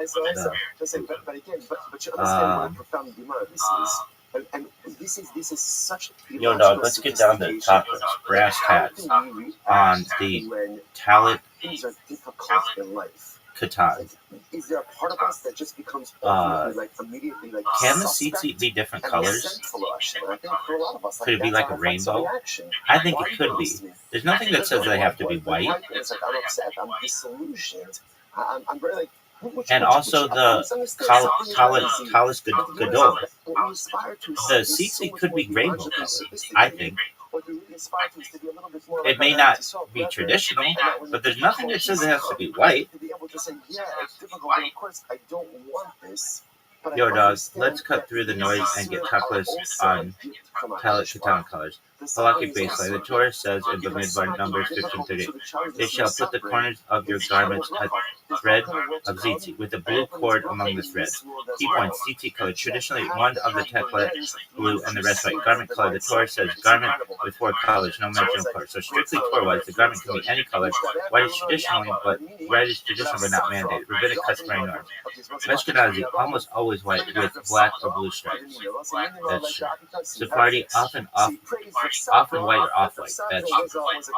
Yemenite, sometimes white, sometimes natural linen color. That's true. Stripes, purely a minhag, not required by law. Key fact, no halakhic source forbids colored garments for talit katan. The only halakhic requirement is 4 corners and tzitzit attached correctly. Rainbow, multicolored talit katan. Totally allowed halakhic, not traditional. So some communities may look sideways. Kabbalistic mystical approach. White symbolizes purity. Yeah, but dog, those things get disgusting. Techelet thread represents divine commandments. Rainbow colors are not mentioned, but there's no prohibition. So yes, in theory, rainbow talit katan is kosher. Talit gadol, big Persia. Same principle applies. Traditionally white with black or blue stripes. Some mystical traditions require white for purity or motif symbolism. Rainbow talit gadol would be non-traditional, but not halakhically invalid. So that's cool. Alright, I knew this really cool rabbi who felt that wanted to have the look of the talit katan, but if you've ever worn one, it can get really dirty, and especially if you're using the restroom, and you have to go number 2, you don't want that thing dropping into the toilet.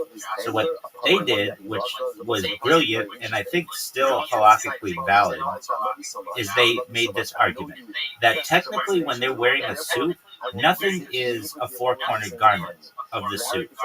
It's all like a circle, but they still wanted to hold the minhag to some extent. So they had a tradition where they would cut the tzitzit off a talit katan undershirt and put it on their belt on each of the 4 corners.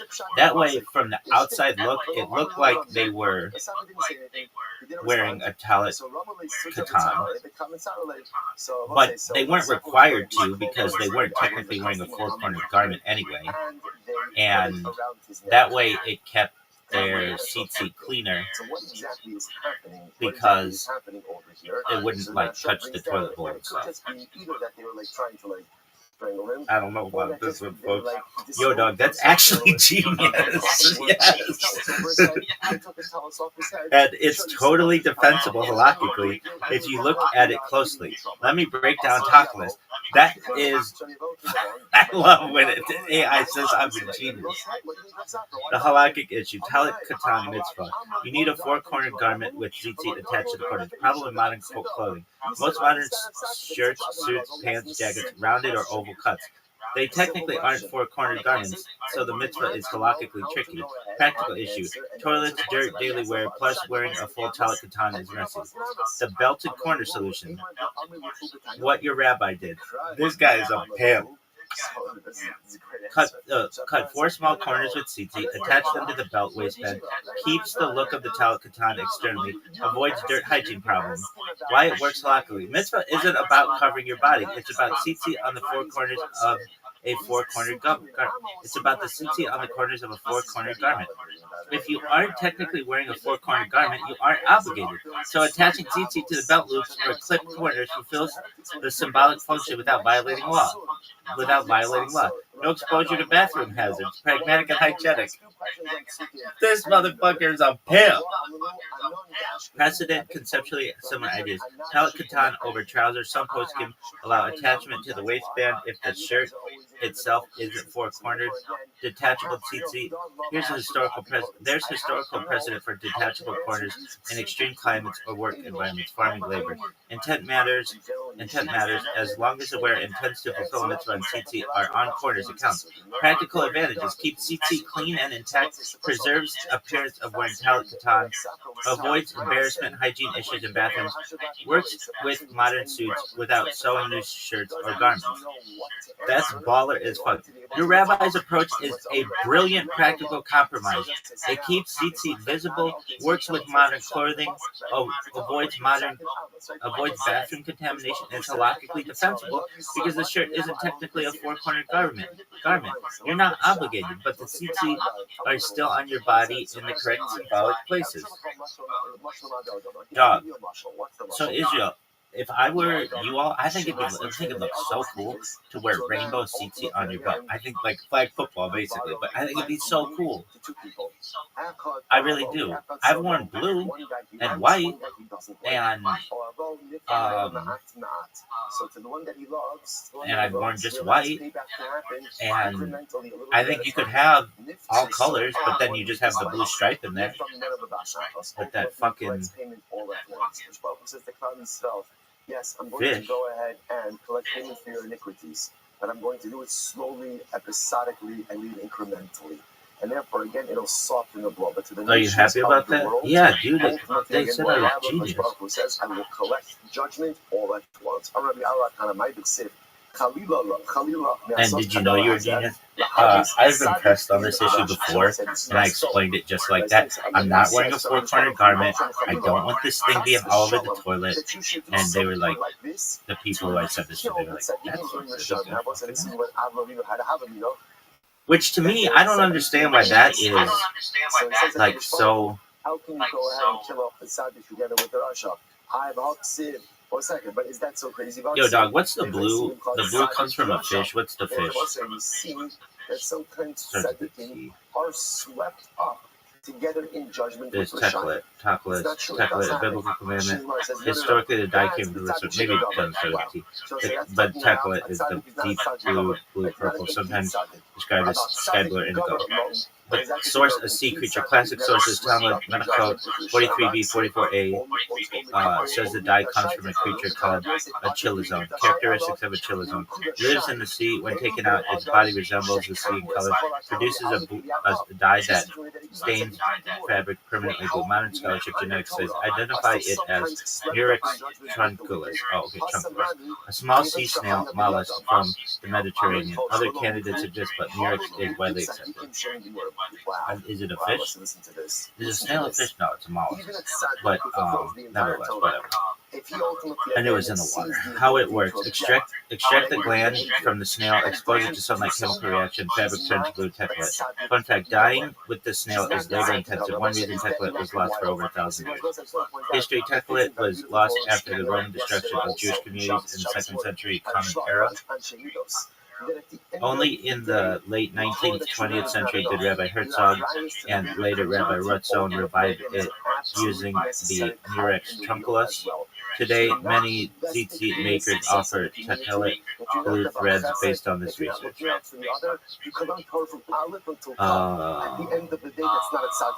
want, I can show you. No, that's cool. A tzaddik gomer is spared from judgment together with the Rasha, but a tzaddik she'ena gomer. Alright, is that the end of your story? Swept up even together with the Rasha. No. So the Gemara says, Papa Rami Ksiv. Incredible Gemara, which you actually have seen before.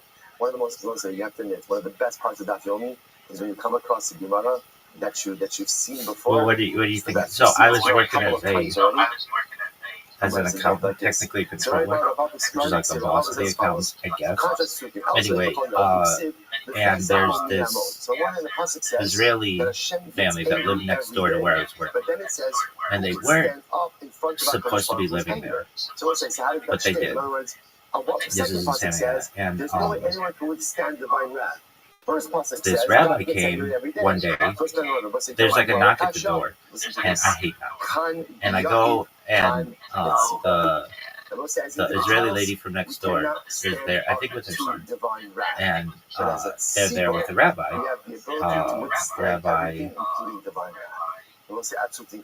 I know he's from Chabad of West Orange County. What's his name? Starts with a B. Really? Yeah. What's his name? He has the same last name as the fucking son of Sam. Berkowitz. Rabbi Berkowitz. And he's there, and I meet him and everything. And he's asking me about the blue in my tzitzit. And I was like, yeah, it comes from him. some fucking just a moment. sea creature or something. How much is a He's rega? like, how do you know this? I'm like, well, my, well, I guess rabbinical colleague, they wear it on Shabbat. He's like, yeah, all right. Did he see that they were attached to your belt? I don't know. And he's like, wow, listen to this. I'm like, can I daven it? No one could figure out what that rega is, what that moment of divine wrath is. There's one person who was able to do it. Bilam, the He's like, will say, on the base, Like, it was like, that checks out. for a second. Really? Yeah. Is this not Was he cool? Yeah. Is this not? No, not. Yeah, Alright, is that the end of your story? Well, no. That bitch shouldn't have had a fucking Mercedes Benz, but it was a cool little Mercedes Benz convertible. An old one, but it's vintage and pretty sweet. She was kind of a bitch, though. Really, not to me. She was always really sweet to me. I shouldn't say that. I shouldn't say it because she was always really, really nice to me. Really, yeah. I gave her gifts on Purim. She bought wine. 1 year, other years I don't remember, but we were always doing little things for each other. And but she here's the thing. I shouldn't say that. She and the owners of the company for which I was an accountant, they would get into it. And I understand she wasn't supposed to be living in commercially zoned office space, but she was. And she would get into it with the owners of this. I'll take her side on this one. They weren't perfect either. They had their shit all over the place, and they were really loud and some other stuff. So it was like two people who were at fault. But then when I got there, everything was smooth sailing. Really, yeah. And that lady's dad took on. It's in the shop, right? David Ben Gurion, I want to say, back in the day. He said, I put my horses out in the marsh, right, to water them. So that's he's like a famous person. Anyway, anything else you want to say? Yeah, and I was Johnny Carson's bartender's accountant as well, simultaneously. That's another story. Anyway, so shout out to Rabbi Berkowitz of Chabad of West Orange County. I'm sure that they're going to have to separate those things because West Orange County is going to become really ugly. And was he nice? Yep. Do you have anything wrong to say about him? No. No, he was doing what I would have been doing. It should have been like, where are you getting this color? And I would also be like, where do you daven? And I'm like, I'm a member of both of these shuls. Like, okay, that's you know, I'd like name the rabbi. I was there this morning. Like, okay. So a guy who can't control the donkeys, right? The guy is melding off of him. Were you there that morning? Absolutely. Really? Yeah, I made it like 666 straight days of davening. You're not supposed to count, but it was pretty fucking close to that before the pandemic, and we weren't allowed to daven in person. Really? Yeah, and then this shit started basically around the same sort of, pretty close. Alright, is that the end of your story? No, let's go. Yo, dog, do a question and answer that every rabbi should know. He didn't know donkey, but he knew God. No, he knew one specific piece of information about God. Namely, the moment that a Kadosh Baruch Hu gets yo, dog, here's a question and ansher. If a Jewish man wears a suit that has no four corners, is he obligated to wear tzitzit katan? And how should would this fulfill the mitzvah? I don't know if every rabbi would know this. I don't think they would. Really? I mean, I knew it, but I'm not saying like it's that obvious to people. See how many acts of kindness I performed with you. Yeah, that's what I want. Top 10, yes. Top 10. I did not get angry on those days. Do you think a rabbi would know that? Yeah, they do. We do know that. but it's just not traditional, so they might have to check with a colleague, but it checks out. Alright, talit katan. If a Jewish man wears a suit with no four corners, is he obligated to wear talit katan? Technically, no, because the mitzvah is on four-cornered garments only. Solution: attach four small corners to tzitzit to a belt, or wear a separate talit katan underneath impinging pants. Tachelet source: what is the source of the blue thread in tzitzit? From the chilazon, widely identified today as the murex trunculus sea snail.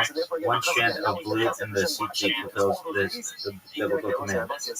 Kitniot on Passover. Are Ashkenazi Jews allowed to eat kitniot on Pesach? By halakha, kitniot, rice, beans, lentils are permitted. The Ashkenazi ban is a medieval minhag, so confusion with chametz, Sephardim generally eat them. Women in tzitzit, are women obligated to wear tzitzit? No. The mitzvah is time-bound, and women are exempt. Voluntary wearing is allowed in non-Orthodox communities. Don't wear that. To the Orthodox women. Don't do that. There's other shit you can do. Don't do that. Because that's going to make you look non-Orthodox. Wearing talit gadol. When is a talit gadol traditionally worn? Sephardic, all men out from bar mitzvah. Ashkenazi, traditional married men only shacher prayer, Yom Kippur, all men regardless of men. Techelet in modern times. Can we use modern synthetic dyes for techelet? No, the commandment is for natural techelet, ideally from the chilazon, murex trunculus. Modern synthetics are symbolic. Kosher means sciatic nerve. Why do Jews not eat the sciatic nerve? Genesis, Bereshit 32:33. Therefore, Israel does not eat the gid hanasha. Rabbinic law codified how to remove it. Nuclear. Sources biblical, not mystical. Bar mitzvah obligations. When is a boy obligated to wear talit katan? From bar mitzvah, although some communities start earlier.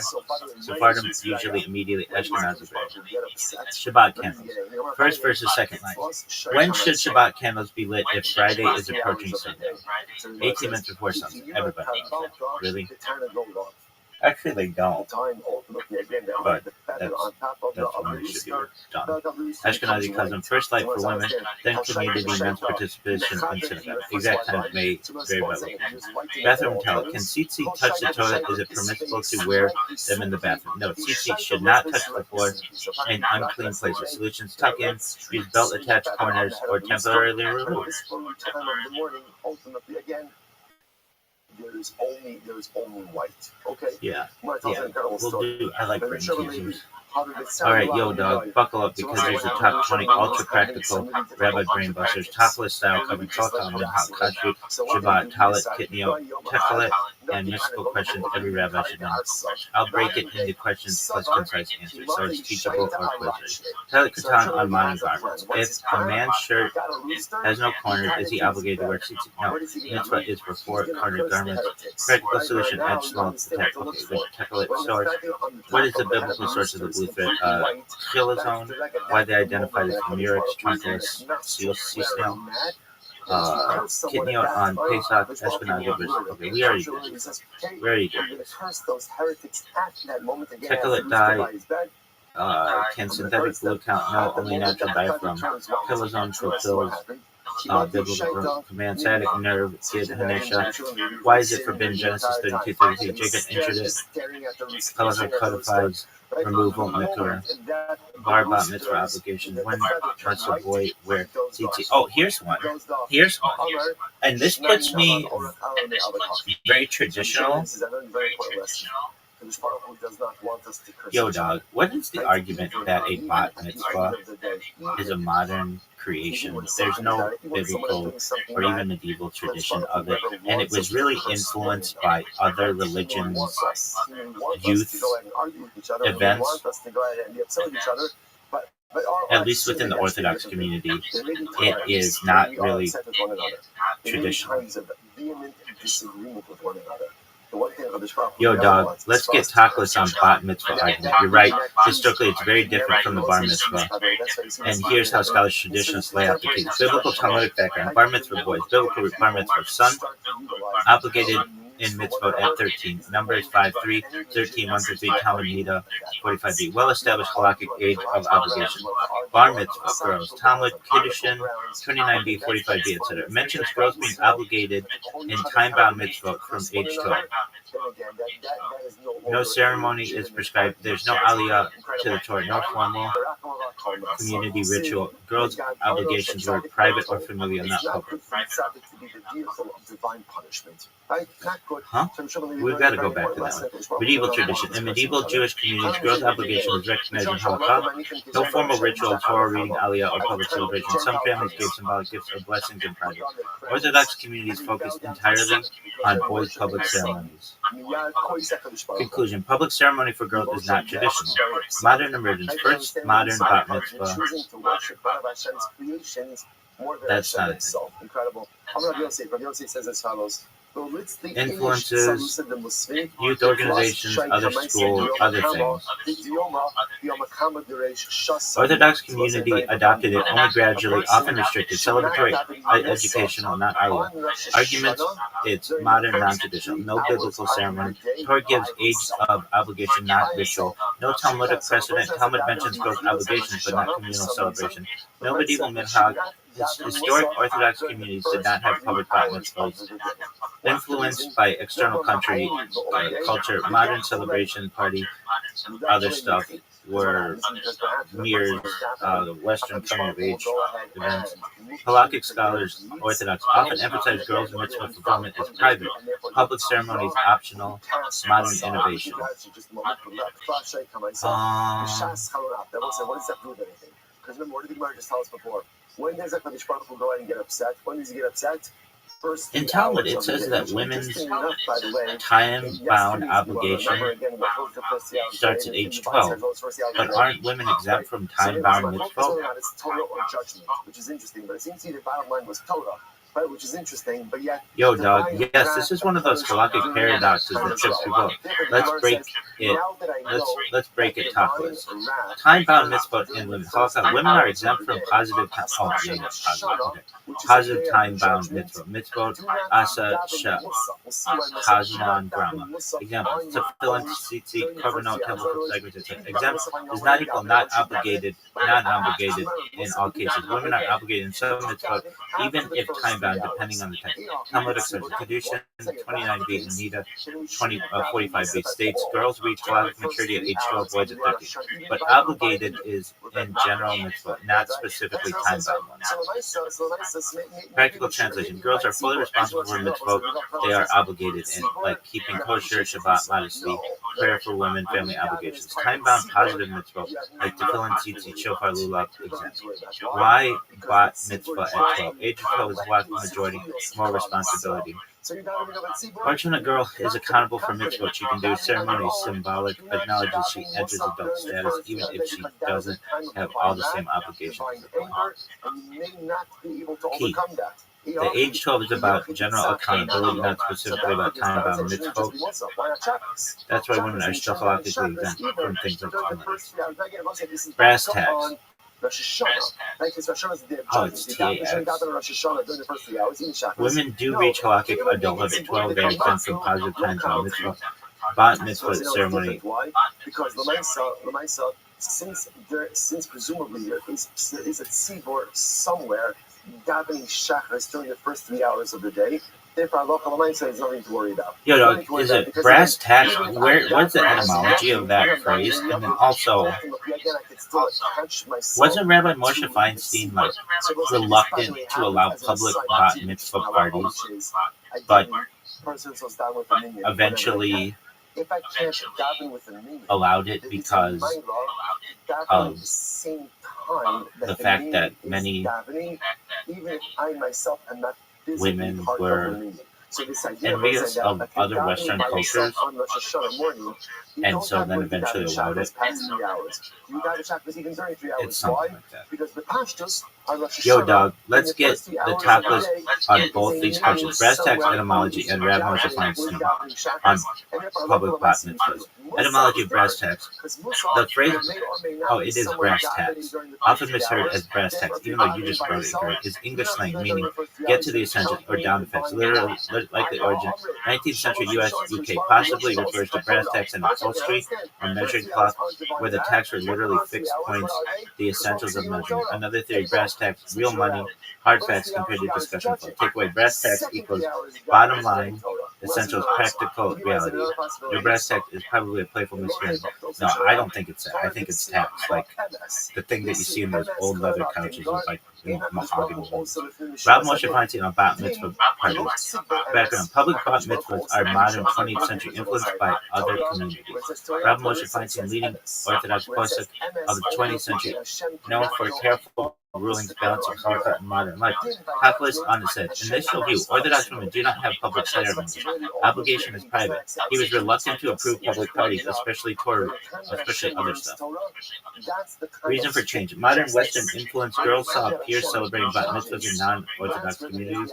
Practicality: many families wanted public acknowledgement. Final stance: he allowed celebratory event for girls, learning party, family gathering as non-obligatory minhag communal practice. A learning party, family gathering. Maintain that girls cannot take Torah aliyah in synagogue in Orthodox setting. Principle: Holocaust maintained, but communal adaptation acknowledged reality in human psychology and be pure norms. Bottom line: Rav Moshe was cautious, not radical. He acknowledged private public celebration as long as logic limits were observed. Does not equate bar mitzvah with bar mitzvah and halakha. Is that the end of your story? What do you think? I struggle with this. I really do. Because this opens up a lot of things. If Rav Moshe Feinstein was here, and the Rabbi were here, and all the other people, the Chafetz Chaim, the Vilna Gaon, Rabbi Soloveitchik, Rabbi Kahana, Rabbi Jonathan Sachs, all of them, if they were here, what would you say? We've got a pickle. And I don't know the answer to it. And we're going to maybe have to get into this later. But what do we do with women in terms of the modern age? I'm about equality and equity, and it's an unfair system. What a tremendous, first of all, beautiful, separate but equal is inherently unequal. And it is a tremendous zuchos, a tremendous, beautiful zuchos to be able to begin the Seches Avodah Zarah and Eretz Hashem here together. Traditionally, like there are roles for men and women. Our sponsors, okay. Our annual Talmud Torah sponsor, and of all of the topics that I really think they've changed things, it's this one. Our Talmud Torah sponsors for the month of or that I don't want to change. There are traditional roles. Mother Doris Zin Devorah Bas Yisrael on the occasion of our 5th yard site. Our week of learning sponsors. I struggle with this. This also is actually quite beautiful. And I think they would too. Gratitude to the encouragement for starting to do Daf Yomi over 2,700 days ago from the Seches Avodah Zarah and celebrating and it really comes. I mean, a lot of it comes down to biologically we're separate individuals, but socially we want to be considered the same, and there is a of course, we always dedicate our learning contradiction there. Of our precious hostages, bring them home. Would you learn from a successful woman? Yeah. By land and by sea. Have you? Absolutely. And by air. A lot. Maybe more than about 50-50, I would say, for men. The Shalom and the Karov, and Hashem. Really? Decisive victory over all of our enemies, and Hashem usher in an era of peace and of Shalom and Hatzloch and Bracha for all of Israel, the Karov. What, do you have tzitzit? I just have to share with you just right now. Beautiful. Actually, it's just my torn underwear that resembles tzitzit. Really? Yeah, but it does look exactly like tzitzit. All right. I couldn't sleep last night. And Baruch Hashem, just this morning, this palpable energy like in the universe. Coincidental. So, what are your thoughts on the women issue? It was just something so beautiful. And then something amazing happened. There was actually traffic on 7 Mile Lane this morning at 5:33 a.m. I was locked in the intersection of Gedalia, deciding right who's going to go first. Matt is pulling out of his driveway. Kali Strum is already ahead of the pack over here. And at 5:35 there are already some things that are being there's actually changed. people talking. Like usually, it's too early to hear people talking. I don't know if I'm going to get into this one People don't have enough energy. because it's a long one. And incredible. Just to see the I gotta energy, take a just dizzy, to see the zrizos, allegedly. just to see and to So feel maybe we might just the bookmark palpable this one. excitement. And I keep bookmarking. I keep pushing it off. And the other rabbis who I've referenced would understand. Buckle your seatbelts. Just buckle your seatbelts because what Avodah Zarah is going to be. But this one's a deep dive. Out of the gate, what it is Alright, so you're just going to leave it at that? Yeah, no one says that we have to answer every question right now. That it's onerous that we feel. Yeah. All it is to feel it every day. Because the truth is, it's the same excitement every day. It's the same zechus every single day. It's the same when you wake up in the morning and you say, I can't believe this is my life. Now, some people wake up in the morning and they're like, I can't believe this is my life. No, we're talking about like waking up in the morning and like, I can't believe that this is my life. I can't believe that I get to get out of bed in the morning, Baruch Hashem, and learn the most beautiful Torah in the world, to see all the Baruch Gemara, to know that Baruch Hashem, I'm literally, again, measurably and incrementally closer to HaKadosh Baruch Hu, to myself, to Klal Yisrael, because I embed myself in the holiest thing which exists in the universe, and that is the Torah Kedosha. We're feeling the privilege and we're feeling the purpose that we have. Incredible. Let's say, Avodah Zarah, Daf Beis Amud Aleph. Lifnei Ideyeh, Sha'ol Bekocharim. Here we go. Here we go. So again, before the Yom told him of the Obdei Kocharim. So remember again, this is now we're going to see that Idehen ultimately, we'll discuss the etymology of the word, but for our purposes today, what it means is Yom Tif. Before the Yom told him of Obdei Kocharim, Shloshi Yom, for 3 days prior to the Yom Tov of Obdei Kocharim, Asr Lasis V'Lasis Iman. You can't engage in any business dealings with them. No business dealings. The Gemara says, for example, you can't lend them something, you can't borrow something. To lend them, and ultimately again to borrow from them. That's so again, remember, actually connection to yesterday's daf, we spoke about a shoel, but that's referring to like lending and borrowing stuff. So what are you looking at? Means to lend money. Tell me all about the template guy that blew from that fucking snail. To collect payment for an outstanding debt. I will say, what's going on over here? Yo, dog, we want the full top list on Tekla. Legendary blue thread from the snail. Let's go deep, step by step, no fluff. Biblical command Numbers 15, 38 to 39. Speak to the children of Israel and tell them to make themselves tzitzit on the corners of their garments and put a thread of blue Tekla among the white. Purpose reminds you of God's commandments, elevates the mundane to holy. Historically, blue symbolizes divine sky as the creature. The chilozone, Talmud Medical 43b, 44a defines the chilozone.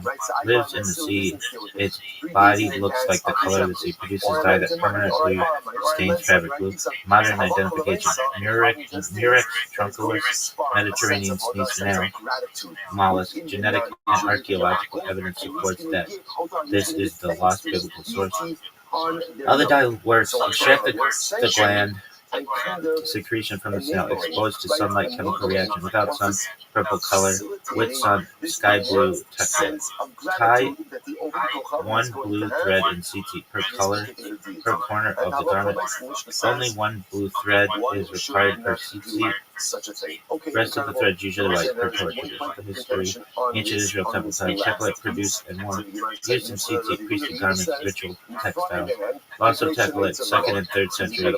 Common Arab, Babylonian exile, Roman conquest, and persecution caused knowledge of the exact creature to vanish. People used all white tzitzit. Modern Bible, late 19th to 20th century, Rabbi Herzog and others identified Murex trunculus, today widely available through tzitzit suppliers.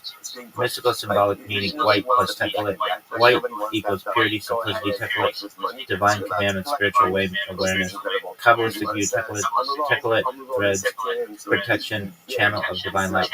Worn on the 4 colors, wraps the wearer in corners.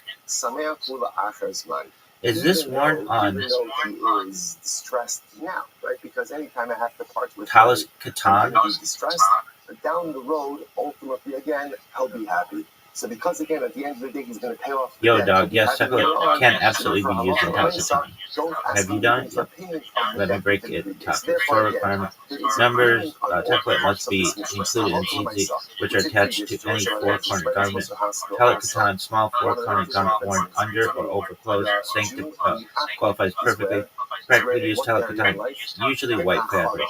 One blue thread per corner if chocolate is available. The rest of the threads are white, knotted according to Ashkenazi Sephardi and Taimani tradition. Goal: fulfill the mitzvah of tzitzit, including the biblical chocolate thread. Modern implementation: many tzitzit suppliers now sell talit katan with chocolate threads pre-tied. Some people use detachable corners or belt-attached tzitzit, still including chocolate. Chocolate is optional if unavailable, but considered fulfilling biblical mitzvah if present.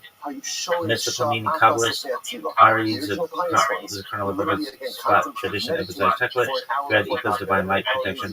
Worn on four corners of talit katan or gedolah, wraps, wear, and homes.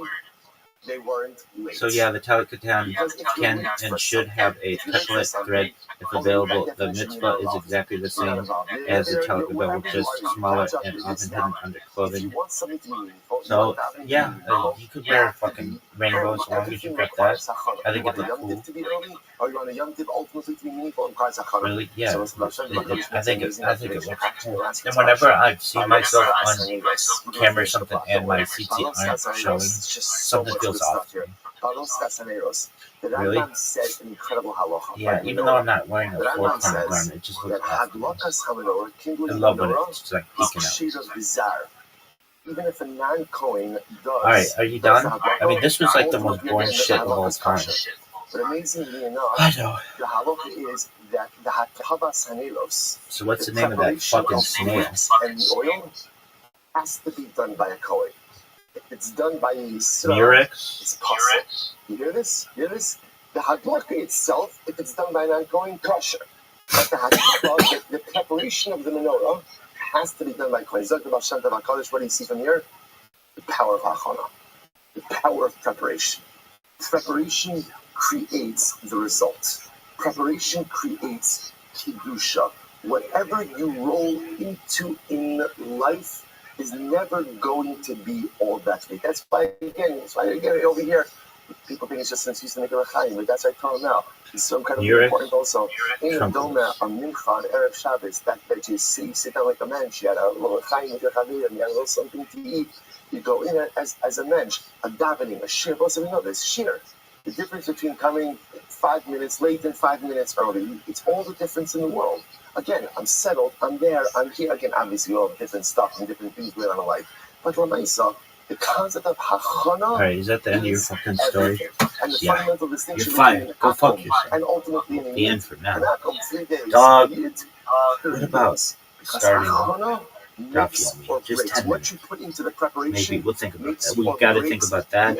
And the impact of any spiritual endeavor. Incredible. So in general, Tanakh are in agreement regarding everything in the Mishnah. So these are the activities you can't engage in within 3 days before the Yom Tov of Avodah Zarah, because for fear that you're going to enable or amplify the feeling of Hakar of gratitude that the Akum has towards Avodah Zarah, and we don't want that to happen. Rabbi Huda disputes it. Huda says you could collect payment. Folks, look at this athleticism.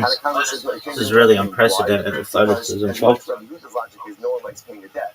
Tanakh says, well, at the end of the day, as much as it is uncomfortable now, right, at the end of the day, we all have this, and you have to pay back the debt. It's uncomfortable, it hurts. There's a pinch in the short term, but there's a tremendous feeling of relief later on. Right, when that debt is no longer there, you feel lighter, you feel better. Notice there's a tremendous Musar Haskell of this as well. This lashon of Afal Pishahu Meitzaru Achshav Sameachu La'achazman. Even though something is distressing now, it'll cause you simcha later on, is a tremendous metaphor for life. There are many things that we want to accomplish and many things we want to do in life. The problem is they will result in some present discomfort. So because of that, we often refrain. Because we don't want to be uncomfortable, we don't want to be in a difficult situation. So if something is going to cause me present discomfort, often I'll shy away from it. The fact in life is that a person has to contemplate a little bit of present discomfort for long-term simcha. sometimes those things that may cause me a little bit of discomfort right now will cause me such tremendous simcha, such tremendous growth in the future. Don't shy away from life opportunities because they create present discomfort if they have the ability to create long-term happiness. Deal with the present discomfort because know at the end of the day you're setting yourself up for tremendous life simcha. Incredible. And I'm saying that's just the Mishnah. Just the Mishnah. Says the Gemara, here we go. Rabbi Shmuel, Tani Ideyan, the Chat Tani Ideyan. Okay, so we'll say Machlokes Rabbi Shmuel. Now, what's the Machlokes on? Interestingly enough, the Machlokes is how to spell the word. So again, remember, we translate without really knowing exactly what the word means. We translated it based on Rashi, right? So again, Ideyan means their Yom Tov, their day of celebration. But we'll have to see what exactly is the actual etymological root of the word Ideyan. So Machlokes Rabbi Shmuel, one said Ideyan with an aleph, one said Ideyan with an ayin. So here we go. Man detani Ideyan lo mishtabish, man detani Ideyan lo mishtabish. First white line. Here's the good news. Whichever spelling you like, you're good. You're good. Right? At the end of the day, you want Ideyan with an aleph, Ideyan with an ayin. It's okay. So let's say, so what's the etymological root? Here we go. First white line. Man detani Ideyan lo mishtabish tichsiv kikarov yom idam. So we'll say, interestingly enough, so the pasuk over here, quoting from Devarim, right? So we'll say, so just to understand, the pasuk in its entirety is Lina Kav B'Shirav Le'is Tamut Raglam Kikarov Yom Edam B'Chash Atidos Lamo. It's talking about Ovdei Avodah Zarah, those who worship idolatry. Kikarov Yom Edam means the day of their destruction is near. So therefore, again, the Gemara calls the Yamim Tovim of Avodah Zarah Ideyan. So it's interesting. It means a Yom Tov. We're using it to mean a Yom Tov, but it means really the days of their destruction. Because the more the Ovdei Avodah Zarah celebrate and worship the Avodah Zarah, the more that creates their own personalistic undoing. Okay, so that's the aleph. Oman detani Ideyan lo mishtabish. The one who says Ideyan with an ayin also is not mistaken. What does it mean? Dechsiv Yitnu Ideyan v'yitzdakus. Quotes over here the pasuk from Yeshaya, which literally means let them bring their testimony and righteousize them. I just read that word, right? Righteousize them. All right. What does that mean? So here the Navi's giving most of So I say, listen, if you want to be an Ovdei Avodah Zarah, be an Ovdei Avodah Zarah. Just make sure that when you brought the trial before God, that your Avodah Zarah is going to come and stick up for you. Right? So again, both of them are used in the context of Avodah Zarah. So either Ideyan with an aleph, representing destruction, so the Yom Tovim are called days of destruction, or ultimately Ideyan with an aleph, representing this idea that the Avodah Zarah is called their witnesses, because whenever this judgment takes place, which we're going to see, where there is this day of divine judgment, we hope that the Avodah Zarah shows up and testifies on behalf of those who are worshiping it, which of course won't happen. So it's a metaphor, foreshadow about the embarrassment that all the Avodah Zarah are ultimately going to face. Incredible. So the Gemara says as follows: Uman detani Ideyan, my time alotani Ideyan. So we'll say, so why does the Aleph Chevra not agree with the Ayin Chevra? The Gemara says, Amalecha Tavra Adif. Because again, literally Tavra means like to deconstruct or to curse. Because again, if we in general, whenever we refer to Avodah Zarah, we like to refer to it in disparaging terms. So therefore, we'd rather use Aleph because Aleph means destruction. Aleph means destruction. You only deal with an aleph. My detani Ideyan, my time alotani Ideyan, and the one who goes, why doesn't the ayin chevra side with the aleph chevra? Amalecha man kagarim lahu tavra eidos sheidu bi'atzmon hilchach eidos adifa. Because they'll say like this: we agree with the Ideyan with an aleph. But what ultimately causes the destruction? What causes the destruction of Ovdei Avodah Zarah? Literally, again, their own self-incriminating testimony. The idea over here that the testimony of their actions, i.e., I will say, the greatest testimony is the way you lived your life, right? The greatest testimony is the video of your life. That's my testimony. So ultimately, for the Ovdei Avodah Zarah, the Avodah Zarah itself is going to be the testimony that damages them, that deconstructs them. Therefore, they got to go with the ayin. So what's the ay, yitnu Ideyan v'yitzdiku v'ovdei kocham l'ksiv. Okay, so let's say the Gemara raises a problem. Now, we wouldn't know this problem for one simple reason. We don't know nothing. So because you don't know Nabi, the first time most of us ever saw this pasuk in Yeshaya was about 30 seconds ago. Right? So the Gemara does know Nabi. Right? So the Gemara says, but 1 second, the Hayitnu Idei and the Yitztiku, they should bring their witnesses and exonerate them. The Gemara says that's not talking about the Avodah Zarah. That's actually talking about Jews. That's talking about Jews. So let's say, get ready for this. Now, and by the way, not only that, it's actually a positive statement. What's the positive statement? We'll say, get ready for this.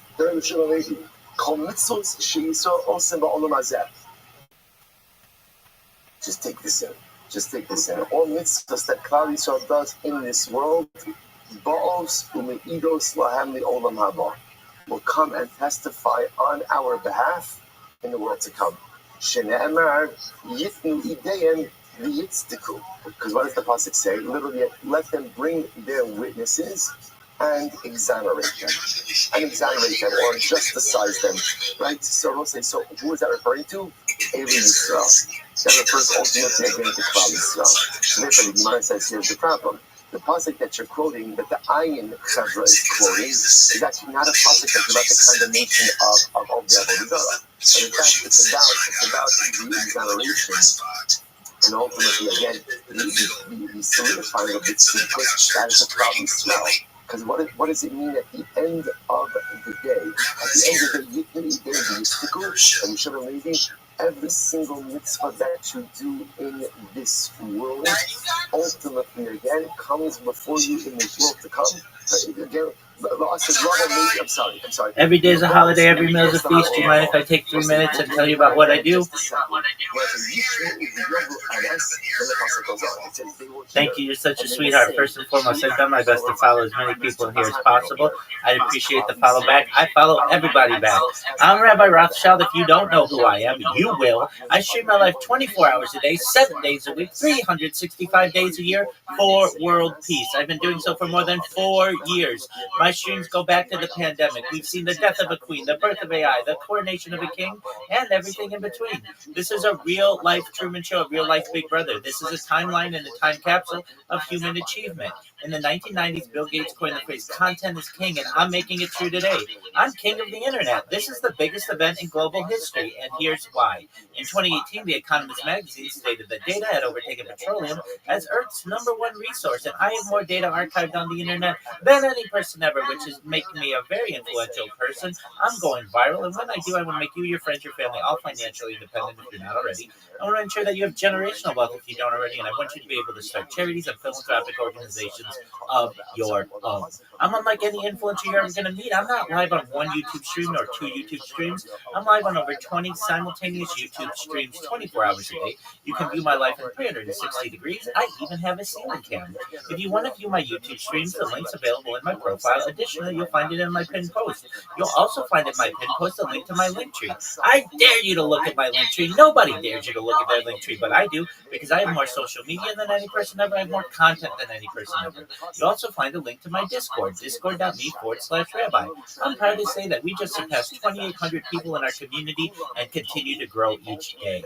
In addition to making you all extremely wealthy and wanting to promote world peace, I want you to know that I want to help end world hunger through the use of technology, such as agricultural drones, floating greenhouses, saltwater greenhouses, hydroponics, vertical farming, cloud seeding. I want to help end world thirst. I'm sponsored by a cryptocurrency that's worth about $100 million, and one of the things that we do is we build wells and water towers in developing nations for the benefit of the less fortunate. Additionally, I'm an advocate for the Lifestyle program, and most importantly, desalination technology, where we pump Earth's seawater onto land and make it drinkable. If you are a reply guy, if you're a Web3 marketer, if you're a raider or a shiller, and you want a free mentor, coach, and friend, send me a follow. I will follow you back. Send me a DM. I will respond. I want you all to know that I'm here to support you both personally and professionally. I'm here to be a positive person in your lives. I'm here to have an optimistic view on the future. And most importantly, I want to give people hope. And with that, I sincerely appreciate the opportunity to share. So he says the Indian is like the Mikubalin, right? Ki b'chol ma'aseh yidei adam nivra davar ruchni lefi ha'ma'aseh. Every mitzvah we do, ultimately, says the Marshal, creates a davar ruchni, creates a new spiritual reality. Kimo shekasav she'oseh ha'mitzvah nosei kol v'lo v'panal yeshana lo v'chei behepech v'oseh ha'avera So it says similarly again, when a person does an avera, I create a negative spiritual reality. Sometimes little children are taught that when you do a mitzvah, you create a good melech. All right, I'll break up the monotony. Who you got in the Super Bowl? That's very nice. Absolutely no idea what that means, right? Or where this moral pulled that out of, right? But for myself, it's true. It's true. All right, they're the underdogs. They're like 4.5 point dogs. Why are you choosing the Patriots? In this world, when I do an avera, I create a negative spiritual energy in this world. I create realities through my mitzvos and averos. And it is those realities, ultimately, that not only shape my life in this world, but are also. What are your thoughts on Bill Belichick not getting first ballot Hall of Fame opportunity? Our actions matter, and our actions literally, again, create realities in this world and the next. So often, the reason why we commit averos, it's not because of taiva, it's not because of, okay, we all have taivas, right? But there's a lot of taivas. All right, so Poison Bill Belichick would have been a first ballot Hall of Fame choice if you were making the decision. I don't act on. I think there's a very simple math. Because at the end of the day, I think that my actions don't really matter. I think I can do whatever I want to do. And I understand what happened to Chira. I understand that there's Malchus, and there's Nisa, there's Kadesh. Okay, but myself, what do you think of the new coach? It doesn't matter in the world. Like, it doesn't have an implication in the world. And then the lady says, yes, it does. Yes, it does. Every single thing I do in this world ultimately creates that brand new energy that did not exist before. And that energy shapes my life here in this world, and those energies, so to speak, those results are waiting for me in the world to come as well. So there's no such thing as an insignificant action. Everything we do, says the Marshan. It can't be the Bills and the Patriots. No worries. Every single thing that I do, I create a double. It can't be the Bills and the Texans. Spiritual energy. What is that? I don't know. Is that a malach? Is that something else? I have no idea. All I know is that my actions matter. My actions have results in this world and the next. And the Lord said, this should hopefully condition us to live life with a heightened sense of awareness. So Lord said, now you understand. By the way, why is it? What is the first section in the Siyas Yisharim? The first section of the Siyas Yisharim. First section. We learned it 4 times together, right? Zehirus. What's Zehirus? Alacrity. I see you have the chazar. Okay, fine. We'll do it 6 times, right? Second, let's say alacrity, awareness, right? Zehirus ultimately again. No, Jesus comes afterwards. Zehirus is the first thing. Right? And it is ultimately again, right? Watchfulness, alacrity. Right? Ultimately, again, to live life. Remember the Ramchal's mashal? His mashal is that like life is like walking on the side of a cliff. And if you close your eyes for a second, you fall off the side. So why? Why do I have to be so watchful of life? It's because of the Yeshua and Levi. Because at the end of the day, my actions matter. So because my actions matter, I've got to be on guard. I've got to be plugged in. I have to be aware. Because otherwise, I'm doing things that are going to create results. And those results may have intended or unintended consequences. Incredible.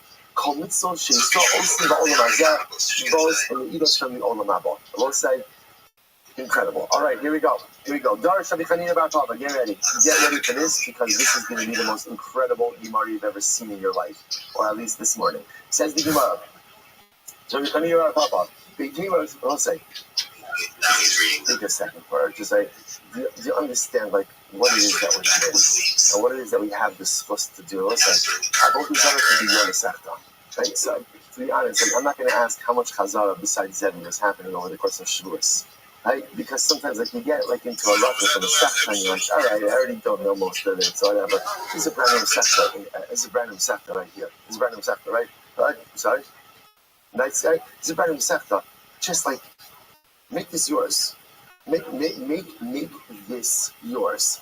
Make it that when someone asks you who your best friend in life is, you say Avodah Zarah. Now, it might sound a little bit strange at first, I will say, but just understand, like Anything and everything you need to be successful in life is probably going to be contained in the next page, but certainly over the next pages in life. I will say this is it's the overwhelming opportunity that we have in front of us. Let's go. So it says, here we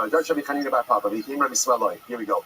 La'asid level, maybe HaKadosh Baruch Hu, Sefer Torah Decheko, ultimately, again, HaKadosh Baruch Hu brings it in, listen to this, and the La'asid level. And if you remember again from our Sanhedrin, from Parak Chelek days, La'asid level can mean a lot of different things. The Pashtus over here is talking about Messianic era. Messianic era. In the Messianic era, HaKadosh Baruch Hu holds the Sefer Torah, Umanifo B'cheko, he holds it against his chest, V'omer, L'mi she'asak ba, Yavo v'yitol scharo. Wow. The Moshe stands the Sefer Torah by his chest, and he cries out and he says, whoever has engaged in this, Misha'asak bo, right? We'll say iskus. Iskus means we actively involve.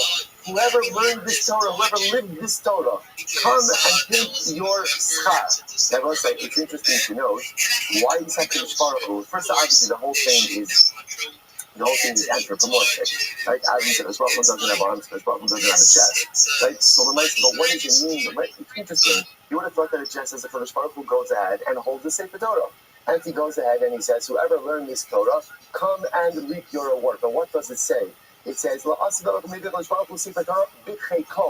holds it against his chest, because the Kadosh Baruch Hu simply does as follows. You know what I'm saying? Who reaps the maximum benefit from the reward? There's two ways to learn Torah. You can learn Torah like this, or you can learn Torah like this. You could go ahead and learn Torah as an intellectual pursuit, and go ahead and absorb all the different pieces of information and learn different things, but your relationship with Torah is always at an arm's length. Or you can allow the words of Torah to seep into your heart. You can allow Torah to fundamentally change you and uplift you. Do you learn Torah by holding it in your hands, or do you learn Torah by bringing it into your heart? HaKadosh Baruch Hu in the Messianic era doesn't hold the Sefer Torah up like this. He holds the Sefer Torah against his heart, against his chest. And he says, whoever learned heartsick Torah, whoever learned Torah with hearts, with a heart, like whoever inculcated himself, brought that Torah in, that's a person who reaps the maximum benefits of Torah. Don't learn Torah held up high. Learn Torah held close. Incredible. So what happens? Listen to this scene. So what happens? All of the nations of the world go ahead and come now. What does Irbuvia mean? They're all mixed up, right? So the nations of the world, so obviously what's happening over there, there's a panic, right? There's a global panic. Why is there a global panic? Because at the end of the day, they recognize that they did not lead lives steeped in Torah. Now, by the way, not that they're obligated to learn Torah. We'll get to exactly what this means. But the point is, all the nations of the world rush in to try to get before HaKadosh Baruch Hu. So what happens? In Shneimar, Kalagoyim nikbitzu yachtav. Amar HaKadosh Baruch Hu, Al tikansu lefanai be'erbuvya. HaKadosh Baruch Hu calls out, he says, Chevra, I'm talking to the nations of the world, not us. Don't come before me be'erbuvya. Don't come before me all mixed up. Ella, tikanis kol umma v'umma, amad beis. Rather, every nation with its scholars has to come on its own. The nations will gather. La'om means monarchy. One monarchy will serve another. Yaakov and Esau. So we'll say, I'll just point out over here. First of all, Mazel Tov. Mazel Tov on finishing our first Amid. Right? If this was an Amid Yom Yeshiva, we would have finished early. So now, incredible. What does this mean, by the way? Just this line. So the Gemara says, Cheshvan said, don't come before me be'erbuvia. Don't come before me ultimately again all mixed up. What does the Gemara say? I think that there's a tremendous yesod in this statement. I don't know Kadosh Baruch Hu. I'll do constantly be'erbuvia. Kadosh Baruch Hu says, I just want to tell you, you cannot get close to me if you're all mixed up. Closeness to HaKadosh Baruch Hu requires seder, requires order. You want a relationship with God? There has to be a seder in your life. There has to be order in your life. That order means a schedule, like the Piaseczna always speaks about. This idea of being a scheduled person, knowing how I'm spending my time, knowing how I'm spending my day. That seder means ultimately, again, I have goals, I have aspirations, I have a methodical way in which I live my life. HaKadosh Baruch Hu says, if you're living be'erbuvya, if you're just all over the place all of the time, HaKadosh Baruch Hu says, Al tukansu lefanai. I'm just telling you, you're not going to make it before me. Because in order to go ahead and come before me, HaKadosh Baruch Hu says there has to be Seder. The greatest raya to this, right, on the holiest day of the year is Yom Kippur. I will say if there's one thing that you could find on the Seder of Yom Kippur, it is, right, on the Avod of Yom Kippur, it is Seder. Everything is highly choreographed, right, from where you go, from what you wear, from who's involved, from what's done. There is no time, there is no unstructured time in the Beis HaMikdash I don't on really Yom feel Kippur. that. Why? Because Kedusha requires structure. Kedusha requires order. Kedusha requires strict scheduling. Shout out Shalom from Cape Town, South Africa. The more scheduled, Shout out to worked Cape out, Town. and thought out you need to be. Because I'll say, if I'm in a Buvia, I feel like people just bullshit. I don't think anybody but I feel like people just sit there and bullshit. And there are people who go through life they don't talk about and they facts. accomplish Facts are some important. things, right, episodically, but they don't really move the needle in their own personalistic accomplishment. If you're all over the place, pretty much you get nowhere. Because says, if you're a Buvia, you can't come close to me. But if you have Seder, if you have order, if you have schedule, if you have planning, then ultimately you come up for HaKadosh Baruch Hu. Incredible. The Lord says, he said the Gemara, on the days, when we eat a Buvia, Kane HaKadosh Baruch Hu, is there a Buvia? It sounds strange, right? Is there like a Buvia before HaKadosh Baruch Hu? Right? The Moshe wants to be concerned about a Buvia. First one says, Ella, the Gemara says, of course not. This is not a problem for Hashem, but rather again, it's a problem for the nations. How this is very interesting. Ella,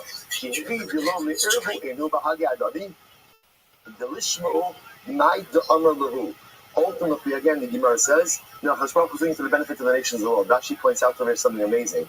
Rashi says, if all the nations are mixed together, because we're going to see what's going to end up happening is, each nation tries to plead its case before HaKadosh Baruch Hu. So ultimately, the Rebbe was concerned that if everybody is mixed up, people are going to get their claims mixed up as well, right? They're not going to be able to properly forge their national defenses. So therefore, HaKadosh Baruch Hu says each nation should come on its own. Rashi says, for HaKadosh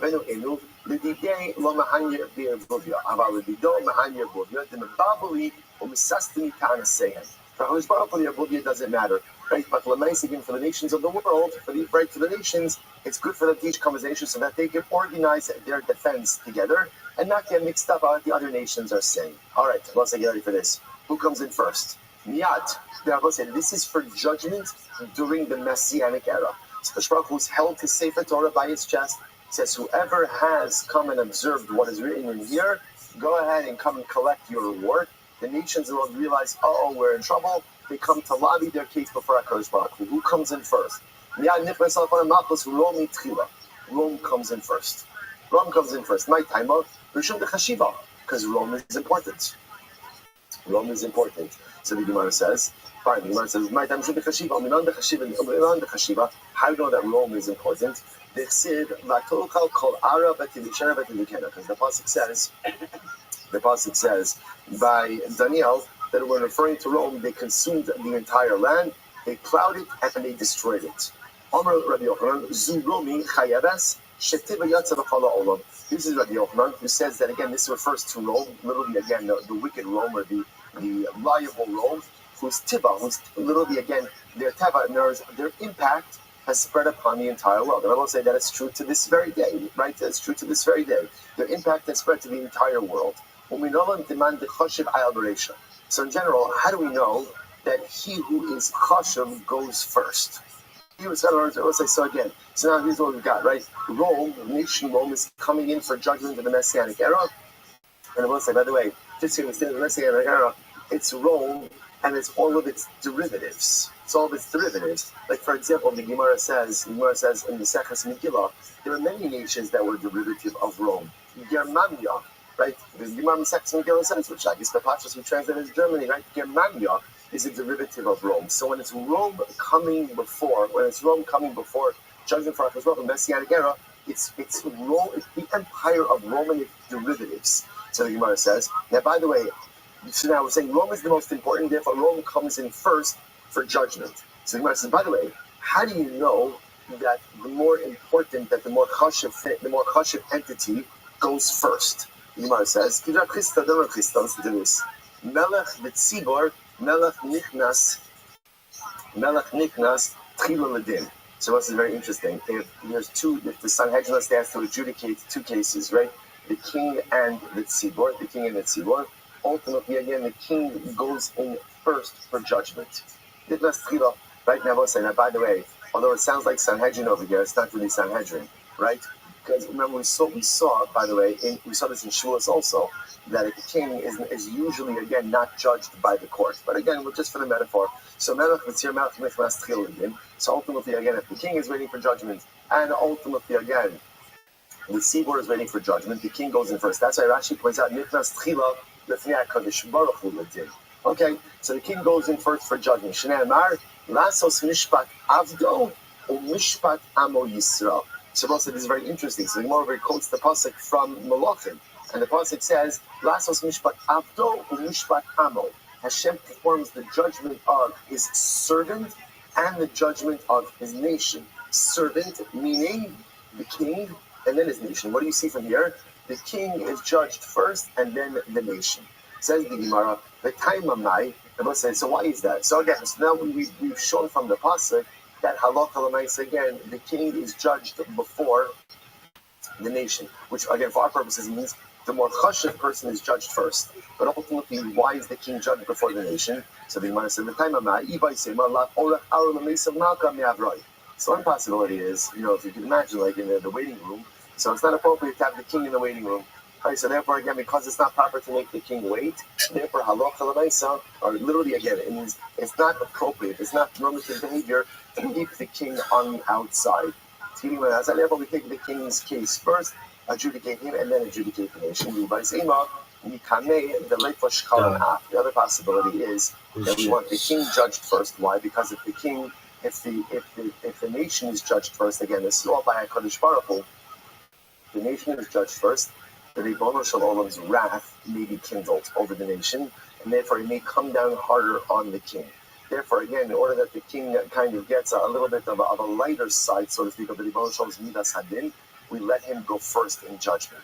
Now, if you look at Rashi, the Leifa Shcharin Av Shel HaKadosh Baruch Hu Mipnei Pishet Tzibor Shemachas V'Shalom Lifra Min HaMelech Kol Tzarchonim Mipnei Acharon. Okay, so I'll say two reasons as to why we let the king go first. Either because again it's not appropriate to keep the king waiting on the outside, or second possibility is we don't want the king to have to deal with divine judgment in the aftermath of his wrath with Klal Yisrael. He's provoked with Klal Yisrael. We don't see that. Good. Simple. Let's say. So what do we do? Just to follow what we have over there. Right. Fill up Messianic era. Hakadosh Baruch Hu is judging the nations of the world. Right. The nations lined up there. We talk this Hebron, separate out into nations. Who comes first? Rome. Why does Rome come first? Because they're most cautious. Who cares? Because that he who is important always goes first. Where do we see that? Melech the tzibor, Melech goes first for adjudication. I will say, I'll just tell you this line. Lav orach arav l'mesav malka me'avrai. It's such a beautiful line, I will say. It is not normal that the king should be on the outside. So I will say, such a beautiful yesod for our own relationship with HaKadosh Baruch Hu. Sometimes, either knowingly or unknowingly, we keep HaKadosh Baruch Hu at a distance. Whatever it is, we have commitment issues, we have fear, maybe we're not confident enough that HaKadosh Baruch Hu is going to love us, going to accept us for who and what we are. So we create a little bit of an arm's length relationship with the Ribono Shel Olam. The Gemara says, don't do it. Lav arach ara l'mesav malka me'avrai. Don't. It's not nice to keep the king, to keep HaKadosh Baruch Hu on the outside. Let HaKadosh Baruch Hu into your life. Let HaKadosh Baruch Hu into your soul. He's in there anyway. Right? He knows what's going on anyway. He knows what I'm doing, whether I choose that relationship with him or not. Don't keep him at arm's length. Sometimes, again, we're so afraid because of our own inconsistencies and because of our own averos, which we all have. We all have inconsistencies, we all have inherent contradictions, we all commit averos. And we think that because of those things, I'm not fit for a close and meaningful relationship with HaKadosh Baruch Hu. But it's simply not true. At the end of the day, all the king wants is to let him in. All he wants is to let him in. All he wants is not a seat at the table. All he wants is to pull up a chair next to me in my heart. Don't keep HaKadosh Baruch Hu on the outside. Let him in. It's the same Yisur. HaKadosh Baruch Hu takes the Sefer Torah and he brings it to his heart. Says, "Come, this is what I want. Don't keep my Torah out here. Bring it inside your heart." HaKadosh Baruch Hu says, "Don't keep me on the outside either. Bring me in." Incredible. All right, Moses. So what happens? Here we go. HaKadosh Baruch Hu. But Maya Sakim. Shem says to Rome, "Chevra, Roman Chevra. Roman Chevra, tell me, What did you spend your life with here in this world? I'm good. I want to tell you, we're very proud of what we've done. We established marketplaces, bathhouses, we proliferated wealth in this world. The Kulam, get ready for this one. The Kulam,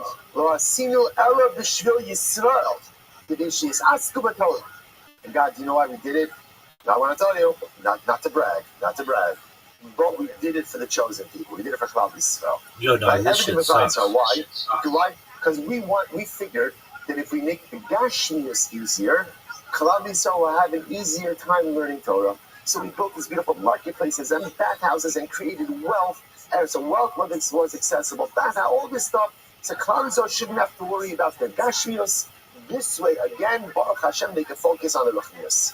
Amar HaKadosh Baruch Hu, Shotim Sheva Olam. Rosham says, I can deal with a lot of stuff. What I can't deal is with liars. Don't lie to God. You want to sin? I mean, not exactly, but you understand, right? Like, you want to sin? Go ahead, right? We're all going to sin anyway, right? Don't be dishonest for the one simple reason. HaKadosh Baruch Hu sees through it even before you finish the sentence. So here, HaKadosh Baruch Hu says to Rome, and I'm going to say this is the most skill, right? HaKadosh Baruch Hu says to them, you fools.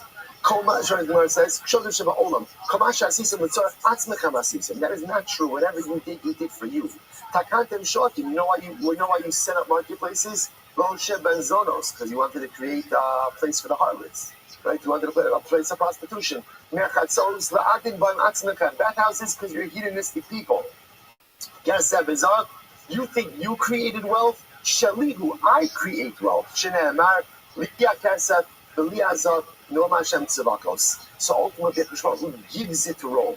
Gives it to Rome. Says Rome, how dare you? You want to say, by the way, you're the Tremendous Musa Haskell. What should Rome have done? What should they have done? What should they have done? Just own it. We messed up. We messed up bad. We messed up really, really bad. But instead, let's say it's incredible. They doubled down on their wishes. Not only they doubled down, the chutzpah to say that what they did for us. What they did for us. How much Jewish blood Rome and its descendants have on their hands. How much persecution Rome and their descendants have on their hands. And the chutzpah to stand before the Ribono Shel Olam and the Moshe Mashiach and say, everything we did for Klal Yisrael. As well as I'm sorry, Chebra, for that I have no patience. You want to tell me you messed up, we could work together. But you want to lie to me? You want to lie to me and say that what you did for the Jewish people? Sorry, nothing doing.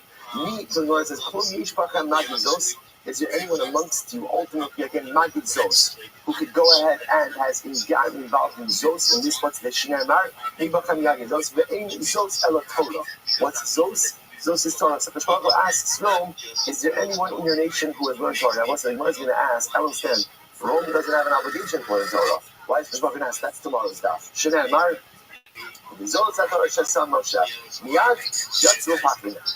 Rome leaves dejected. Right? Why? Why does Rome leave dejected? And rightfully so, because they have been indicted in a divine messianic judgment. Right? They've been found guilty in divine messianic judgment. Incredible. Who's next? Yatsa Malchus, Rome, get ready for this. The Nichnas Malchus Paras. So who's number two? Get ready for this.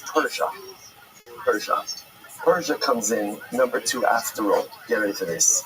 The Gemara says, my time up. Now, why is Persia number 2? The Chashiva Basra. Because after Rome, Persia was the second most influential empire. This is the prophecy of Daniel. So in Daniel's prophecy, again, afterwards there was a second animal, and this second animal in Daniel's vision, right? The first one resembled the light, which was Rome. The second one resembled the bear. And who's the bear? The Tani of Yosef. This refers to the Persians. Like what's unique about the Persians? They drink and they eat like bears, which means they eat and drink a lot. And they're covered with hair, hairy people, like the bear. And the Godless say, they're big people. Literally covered with flesh, like the bear. And the Godless say, and ultimately, again, they're covered with hair, like a bear. And ultimately, again, like the bear, which is a generally restless animal, right? Because it hibernates. When it's not hibernating, it's generally restless. So ultimately, again, they're restless like the bear as well. Okay, so now purchasing for judgment. I don't know, I was talking my ass, Hashem. Just tell me, what did you do? I just want to point out, here's the godness. You say to yourself, why is the Baruch Hu asking the question? Hashem knows exactly what they've done. It's no different than when Baruch Hu confronts Cain, and he says to Cain, right, hey, Hevel Achiva, where's Hevel? Right? Or he asks Adam Arishon, Adam, tell me, Adam, what have you been up to? Because Baruch Hu knows everything. But when we've messed up in life, he gives us the opportunity to own it and to do tshuva. The problem is 9 out of 10 times we just double down. So I'm saying to Persia, tell me, what have you been up to? Like, what have you done? Persia, I'll tell you. We made bridges. How we conquered cities. How we made many wars. Yes, you have. The Kulanu.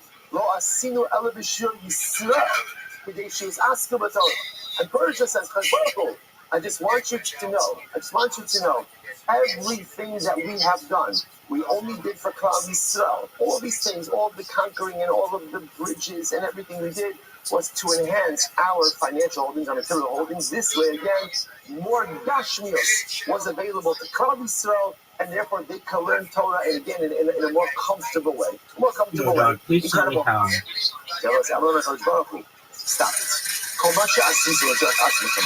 Please tell me how quantum computing could bring down the crypto system, because all of the things, the passphrases could be hacked. You conquered cities. You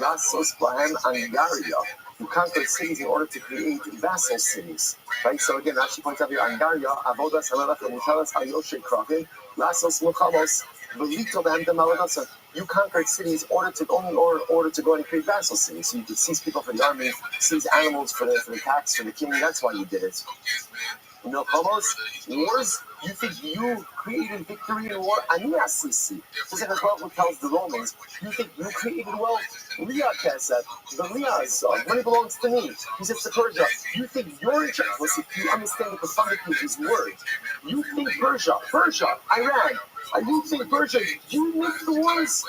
You think you're the one who does the wars? Man doesn't choreograph wars. Baruch says, I choreograph wars. Aniya Sisi She'amar Hashem Ish Nechama. The Baruch is the man of war. Right? You think Persia, you think you're in charge of where the missiles go? You think you're in charge of what happens? Baruch says, I am the Ish Nechama. I am the Ish Nechama. The Gemara says, Klum Yesh Bachem Magizos. Ultimately, again, is there anyone amongst you? Now, again, once Baruch asks Persia, he says, is there anyone amongst you who learned Torah? Now, again, I will say, the question is still strange, because why should Persia have anyone amongst them who's learning? We'll have to see what that means. Shnei Amar, Nibachem Yagizos, Beizos Torah, Shnei Amar, Beizos Tar Shesh Samom Shet. Now, obviously, there's no one in their midst who's learned Torah. Therefore, Miyad, Yotzu Milafon B'Pakim Nefesh. Persia goes out dejected. So Rome's done, Persia's done, all dejected. So then when I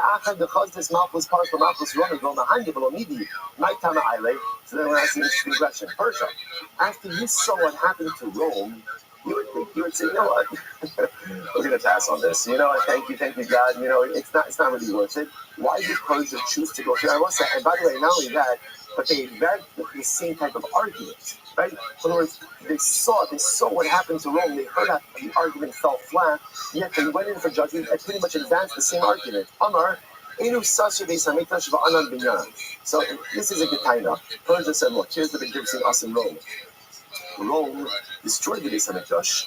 We didn't, right? We built it. Now, what do you mean we built it? I will say so again, because remember, Esther's son, Koresh, right? Esther's son of Ahasuerus, who was Persia, the Persian Median Empire, they did rebuild the second temple. So Persia felt like, look, at the end of the day, we did do something for the Jewish people. We helped them rebuild the second Beis Hamikdash. So they thought that would help them in their time. Incredible. The Gemara says,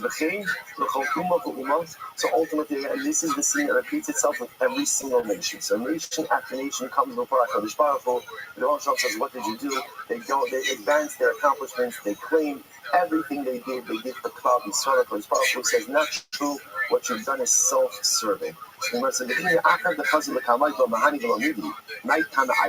if all the other nations saw that it didn't work for Rome and for Persia, why do these other nations keep coming in for divine judgment? So the other nations say like this, listen, Rome and Persia were the primary persecutors of Israel. So therefore, again, it's why Rabbi is not going to find any type of exoneration from him. But a lot of other nations in the world didn't per se participate in the active persecution of Israel. So they were hoping to find some type of positive judgment. So let's get rid of this. My shnab, I'm going to end with this line. Well, not really. But my shnab, Hani de Chashidi or Maishnani lo Chashidi. So what is it that makes Rome and Persia so important more than the other nations of the world? What is it that makes them more important? So they want to get rid of this. You show Hana, the Hana, Nashkiva Malchusaihu ad the Asim Shikva. Why am I saying? Because Rome and Persia, right, those empires will last all the way until the Messianic era.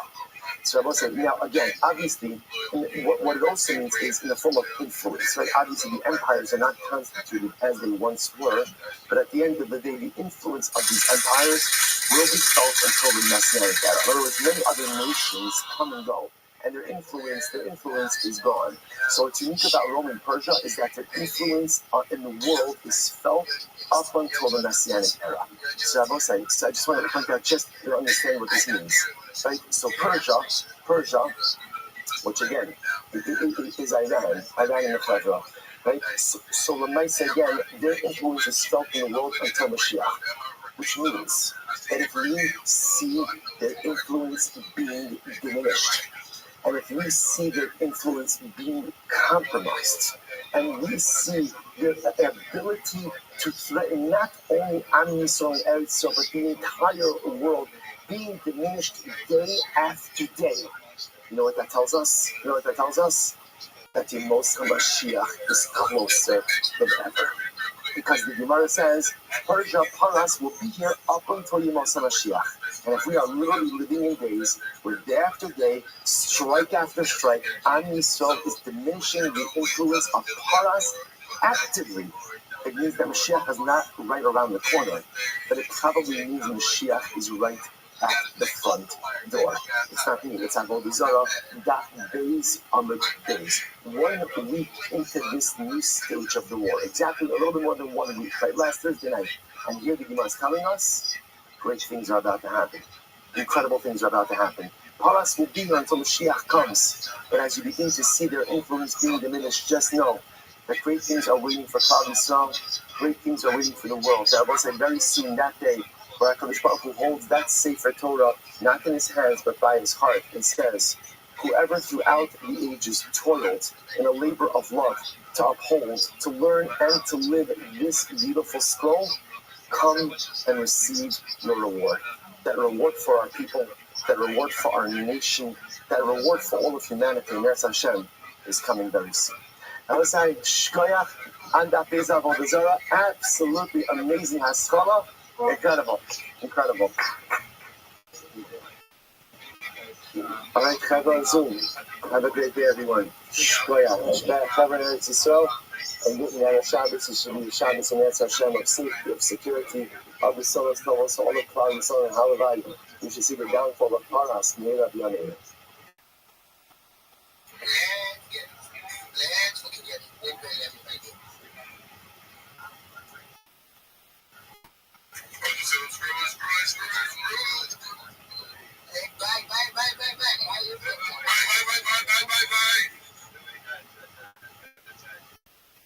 Whoever has gone ahead and Torah, come and collect the rewards. Why not?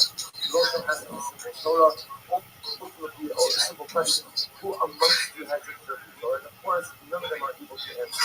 Some people are trying to understand, so that the nations kind of come back and say, well, we accepted, the legacy being given to us. That's not a good answer. The last answer we said from the Olam was we said, well, listen, there's one of you probably so you accept the Torah. You accept it because you place them under threat.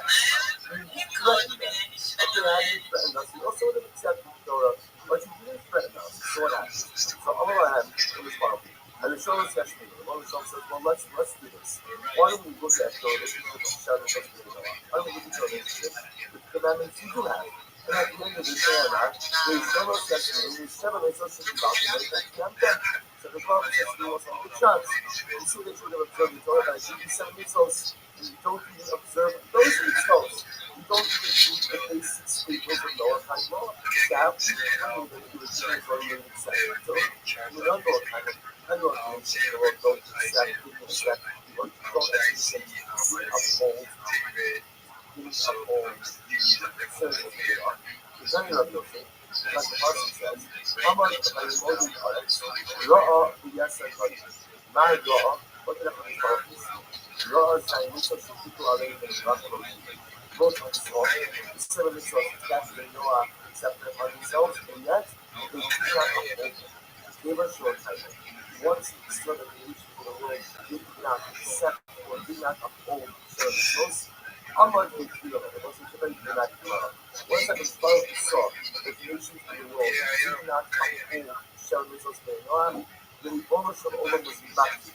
Now, what's the matter? It really sounds like what? That's what I'm looking at. This side, now we're going to regulation. That's not the two standards. Are you telling me that through non-performance of the results, the nations of the world benefited? In other words, before you get them upon the results, there's a section that doesn't make any sense. Okay, Matthew, if that's the case, then what happens? You see that a sinner is rewarded. The Lord has a sinner reward. It's a bad thing. Don't keep something. Let God command you to do something. Don't keep it, right? Fail to keep it, and what? The Torah will give you a fast. Does that make sense? I'm a Rabbi, what's the time of the Roma, Sha'apa Pisha Nakami also in Abraham. You know what it means is that even though you're obligated to keep it, and the Torah does not give them stuff. The Torah doesn't give them rewards. They're obligated, and you must all of them are obligated to keep the Shemit to the Noah.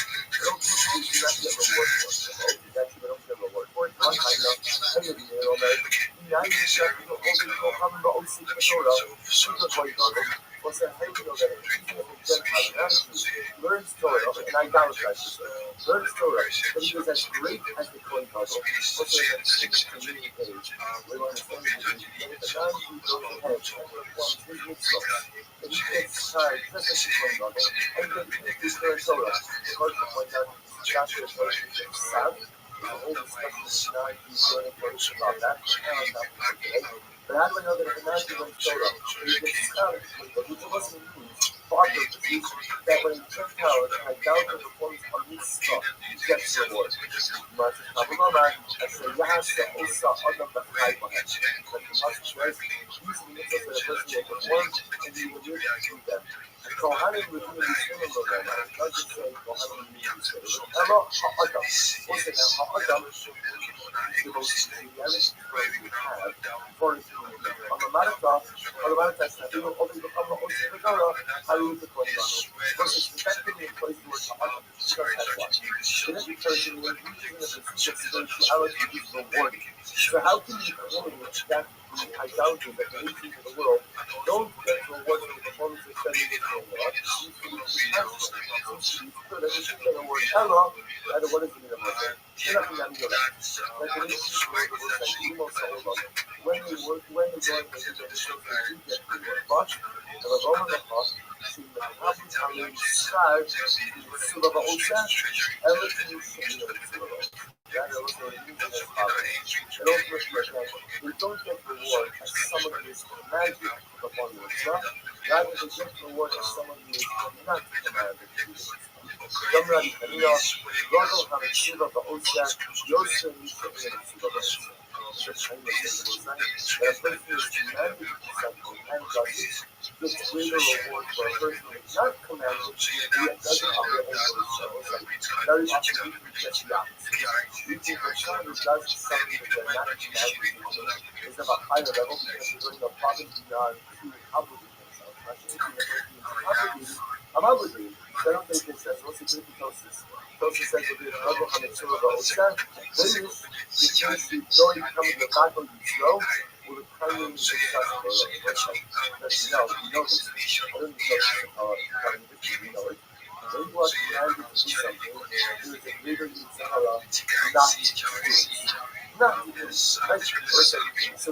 you have to do something, like the original which is often right at the what you want more than anything is someone. What you want more than anything is I want control. Don't tell me what to do. The moment that somebody tells me what to do, and if it's God, by definition, it is some kind of God that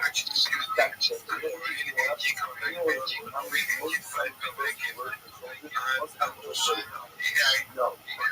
No. Listen, what's the problem? All of our children have, acquisition of the findings. It's not like what's the judge? The judge, Dude, you're just who I was thinking of. Literally, just right now, I was looking at something in Canada. What's up, Tim? Every time you think of Canada, you think of Riser. Basically. I do not associate you with the U.S. I know you're in California.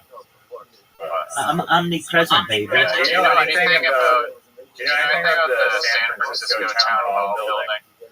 Yeah, I know everything about it. I helped build it. You were there in 1816 building it? Yeah, I was. The first or the second one? I was there for both of them. They wanted my input, and I gave it to them. What's your next question? Okay.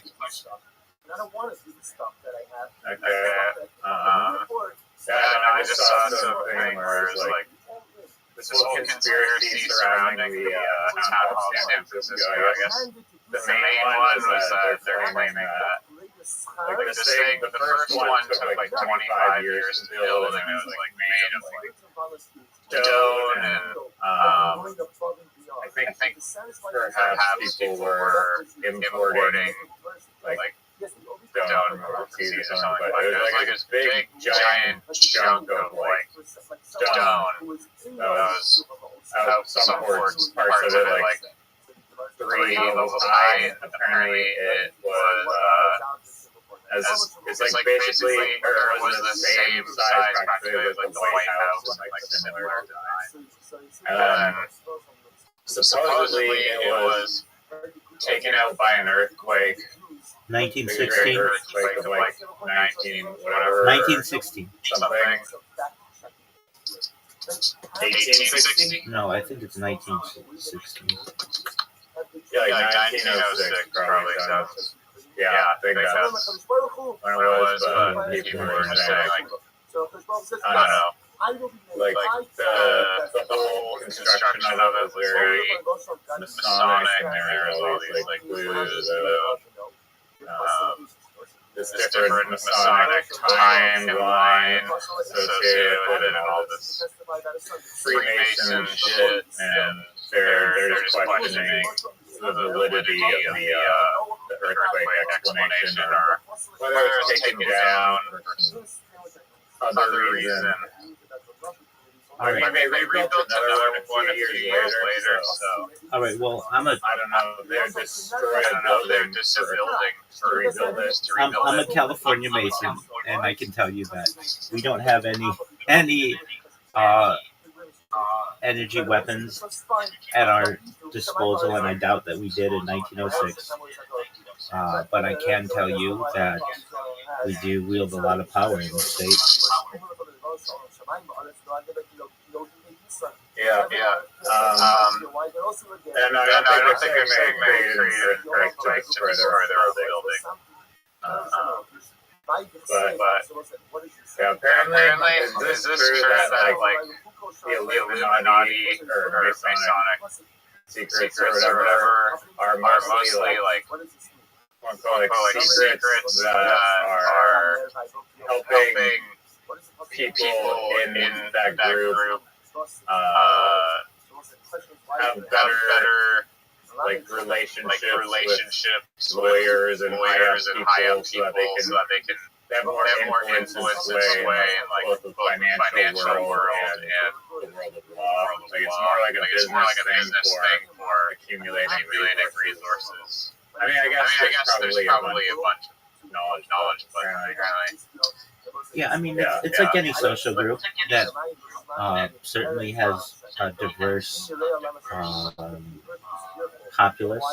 And I can tell you there are doctors, there are lawyers, there are judges, there are religious individuals, there are poor people. Um, it's very diverse. The things that we have in common are that we're all men over age 18, freeborn, considered not mad, and in good standing in society. That's basically what you need to be a Freemason in the state of California. Additionally, you have to be able to make the minimum dues, which in my lodge is like annually $151. And if you're like, why is it $151? It's based on what the population of your lodge is. Right. I mean, were your meetings about how to control world resources, or are you talking about like charitable things? Far more charitable. There was no, I mean, like the people whom who are members are far more normal than what you're thinking. I've been to many of the different lodges, especially in Orange County. Right when I became a Master Mason, that's when you have what's called the ability to travel. So you can go to different lodges, and I did like a county tour of all the different lodges. I wanted to see them and meet the people, and also, though my lodge is in Los Angeles County, and there's there's uh, there's far more charity involved than I think people recognize. So we have diverse groups that we help. There were people who, like our big one for Los Cerritos Lodge, 674. Shout out to y'all in Long Beach. We would do something called Food Finders, where we would help people who needed food in Southern California. So like soup kitchens and food banks, and we would make deliveries to them. Additionally, there are programs. One of them is called Knits for Masons, or basically it's like a charitable baseball game for the Dodgers every year. And there's also one for the Anaheim Angels. We have like really like people who like there's a youth organization known as Dim Away that basically has a lot of what would I call it? Almost similar to things that you might have in the Boy Scouts or the Girl Scouts, just like fundraisers to be able to have like go on summer camp and perhaps travel to different areas, and they need to fundraise for that. And then the amount of wealth that the different lodges have is pretty diverse as well. I know I've been to it's called the Pet Palisades Lodge, which is basically the Santa Monica, Malibu area, and they give like hundreds of thousands of dollars every year to different charities, just huge amounts. When my lodge might give thousands of dollars, it's just they have much deeper pockets in that area of the city. Some of the buildings, I mean, masonry is shrinking, and it has been for like 70 years. We've done shrinking. We've done what we can to increase membership, but nevertheless, just young people aren't as interested in becoming members. And I can tell you, I got so bored of it, Riser, that it became like very monotonous to me. For the first few years that I was a member, I was at all of our events for the first. I would always show up early. I would help to clean up afterward. Uh, I was just really involved, but I found it to be extremely boring, and the far majority of Masons are that way as well. We give dues, but I would say 90% of us don't attend lodge anymore. And not to say I'm against it, but I can't live stream from there certainly. But it's just not something that is that exciting. It's very, very boring. A general. But networking by playing community. Oh yeah, definitely, 100%. Yeah, I mean,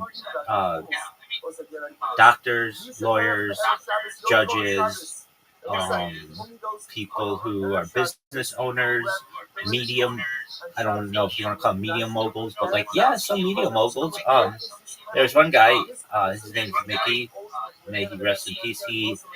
Mickey Roth. He was like Marilyn Monroe's agent for a little while. Like, there are just some people who you just normally wouldn't have encounters with, but I also ran a project to try to get people who were members of the lodge back into the lodge, and many of them just found it to be incredibly boring. And I understand a meeting is very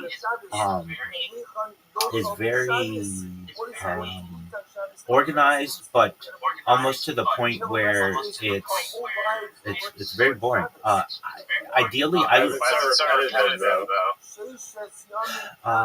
It's considered like tradition that since 1717, essentially all meetings have generally kind of gone about the same way.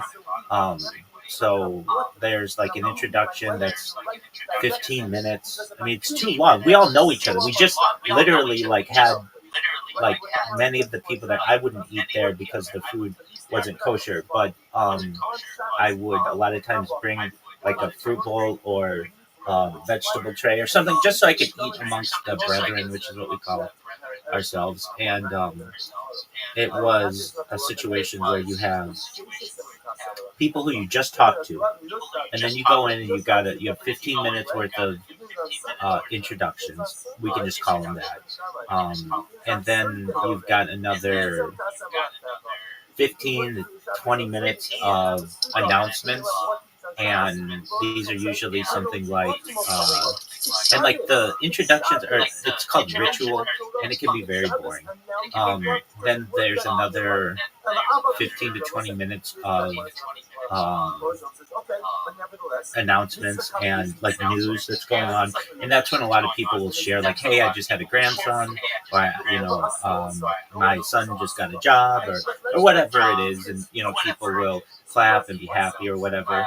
And then, but it's kind of interesting that the lodges, you can tell they were once for way bigger people. If I may ask, what are you doing in the background? It sounds like you're walking through a forest.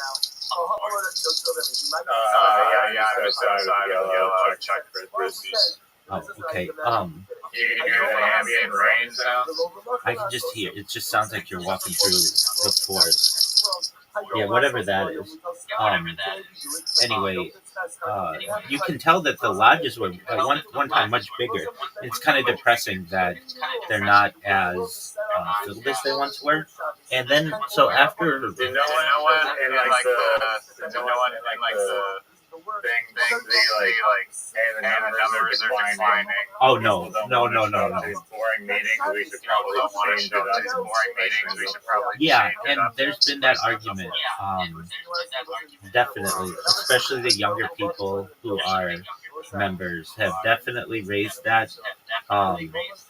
You're not supposed to use your phone, and it's just like, to not have your phone for 2 hours a week is not something that everybody wants. And not to say that they want to be distracted or whatever. And it isn't to say they take your phones away or that they say you have to shut it off, but at least silence your phone and you can check it. But I would find, I mean, I was an officer in the lodge, and I would be more distracted by what was going on in my email than what was going on, because it's just so ritualistic. It's not a religion, but it has a lot of traditions that are similar. Um, and so then you've got another 30 minutes of perhaps announcements from Grand Lodge, or there'll be like an open discussion, like, hey, how can we fundraise for such and such, or hey, there's this charity in the area that I learned about, or somebody came to me and we wanted to know if we could, pass a hat around or do some kind of fundraiser for them. And usually a meeting lasts well, and then it's generally pretty rare to get new members, but when you do, it's a pretty big deal. And then you might have to vote on them, which there's an entire ritual to that. And it's If you're not don't meet standard. well, there are ways, and it's an anonymous balloting, and there's like a certain way to do it. And if the person is what we call blackballed, that's where that term comes from, then there may be a revote, just to make sure there wasn't a mistake. And then if one person doesn't want another person into the lodge, then they're not allowed in the lodge. Now, that doesn't mean they can't go into another lodge, but at least in that lodge, they're not allowed. Has it happened? Absolutely. Yeah, 100%. Oh, wow. And blackballing doesn't happen commonly anymore because we do want members. And I have seen people who have been kicked out. One guy, he it actually had a lot to do with me. I came to, so we would have this meal before lodge, and there's a guy who became a new Mason, like he was, we didn't really get to know him that well, and but we let him in. And then one day he had a few drinks before lodge, and I was coming from Irvine to Long Beach, and the 405, which is a major highway or freeway, takes a while, especially in traffic. And I came in, and I would go to the bathroom before I would go into the main room where we would. It's like a hall where you eat, and then lodge is a different room. And I was at the urinal, and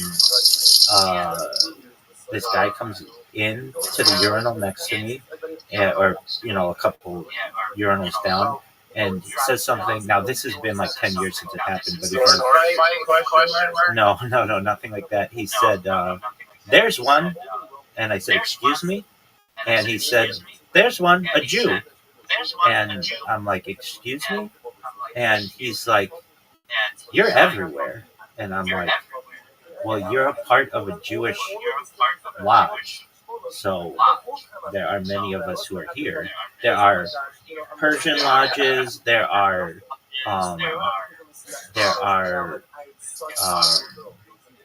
certainly Persian lodges. There are certainly Asian lodges, Filipino, Chinese. There are different types of lodges. And I did not know my lodge was a Jewish lodge before joining. I just sent an email to the closest lodge to where I worked, and it just so happened to be a Jewish lodge.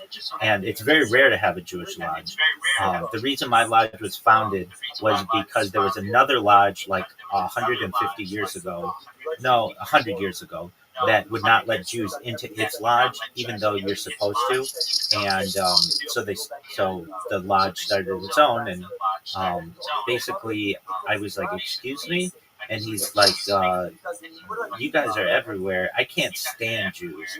And this was not a normal behavior from this guy, but he had been drunk.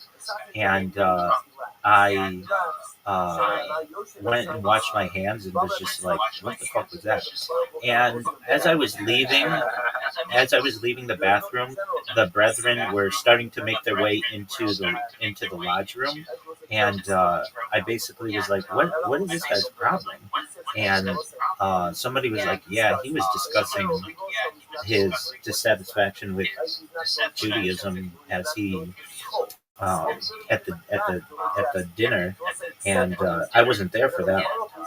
And basically, he the next week there was a vote, and it just so happened to be the same week that I brought a rabbinical colleague to lodge and gave him a tour because he was interested in joining. And um, there was a vote basically, and he's essentially like he was like excommunicated. Now I didn't ask for him to be excommunicated. I just thought his behavior was strange. But I was emailed by one of the officers, and they were like, "Can you please give us a breakdown of what happened?" And I told them what I encountered, and I wasn't the only person to encounter this.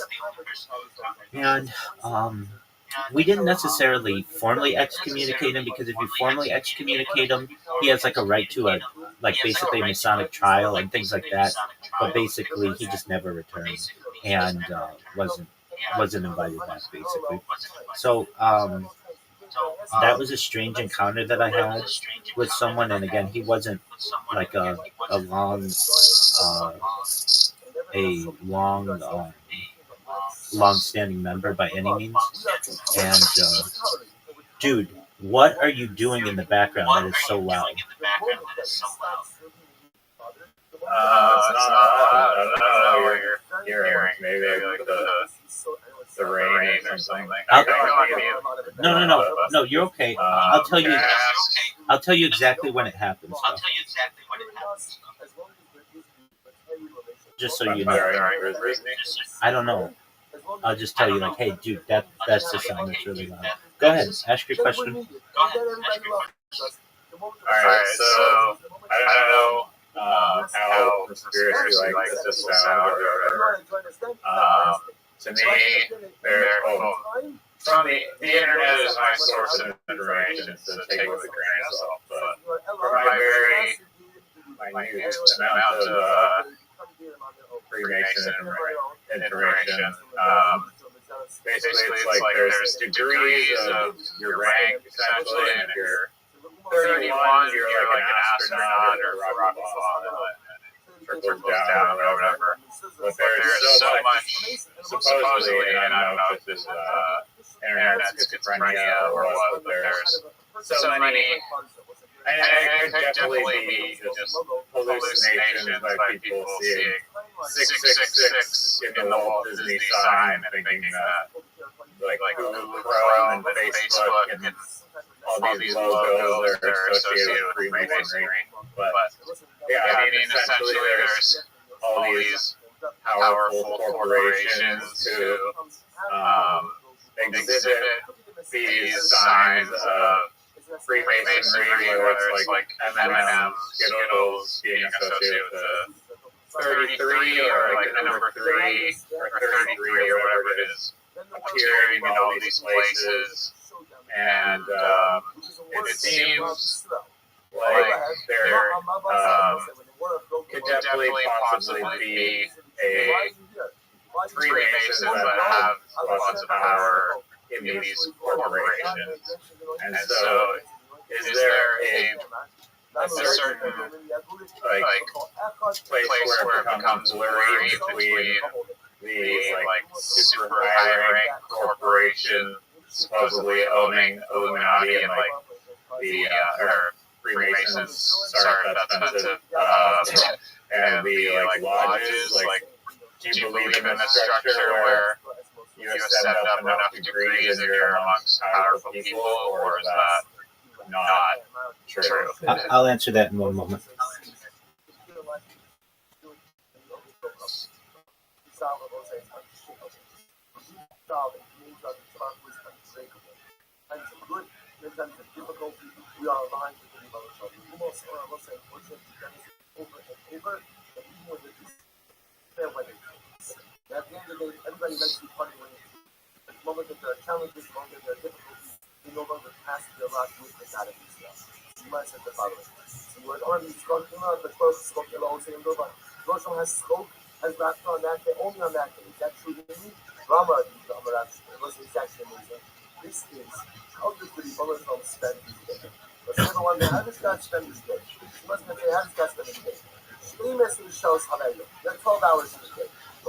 Yeah, I think that there are certainly a lot of connections that you make.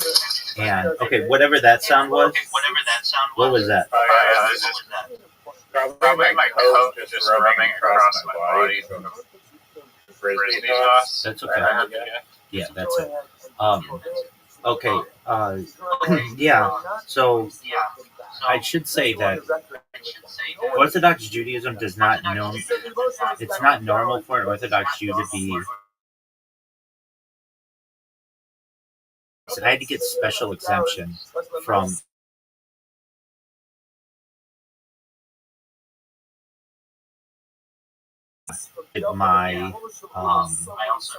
my degrees to be slightly changed. Just one moment, I might be cutting out. Okay. I haven't. Okay. No, okay. I'll let you know. No, I thought Discord was going to drop for me. Yeah, so like basically, there are just some like religious rules that I had to maintain to be able to be a Mason.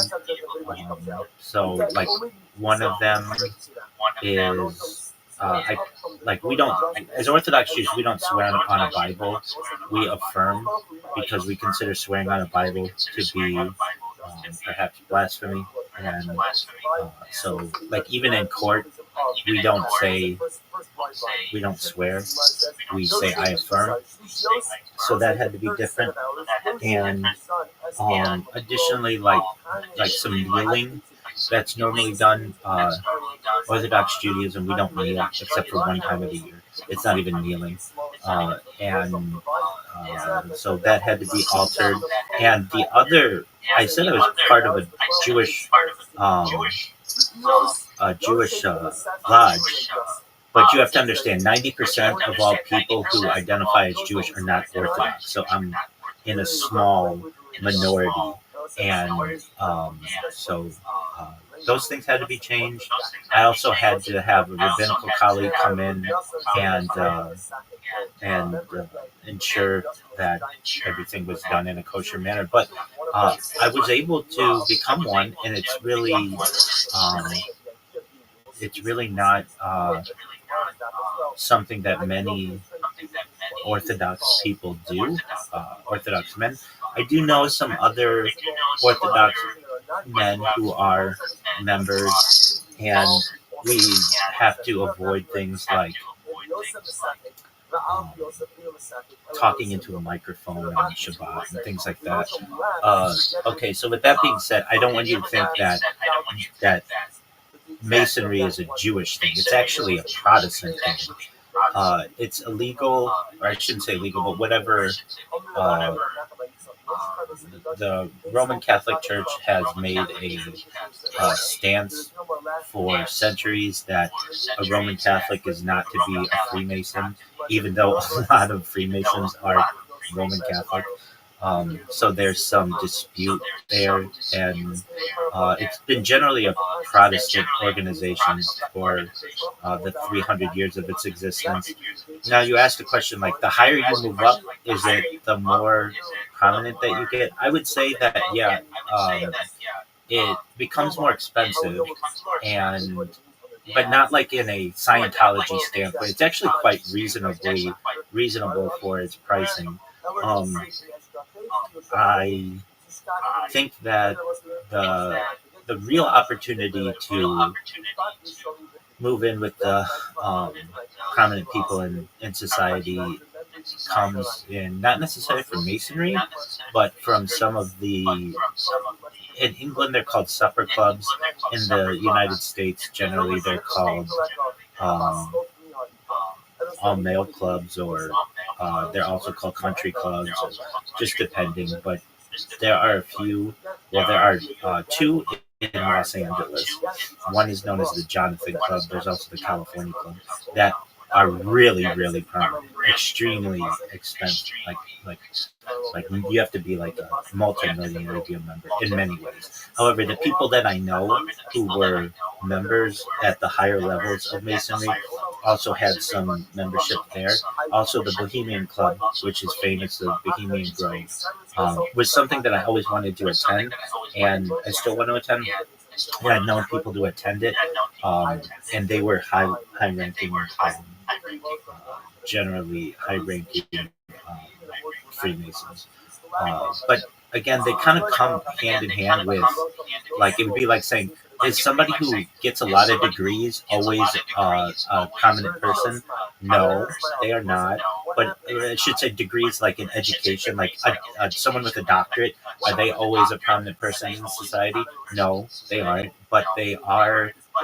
There's a higher chance of it happening. But there are also just regular people who are actually poor with doctorates.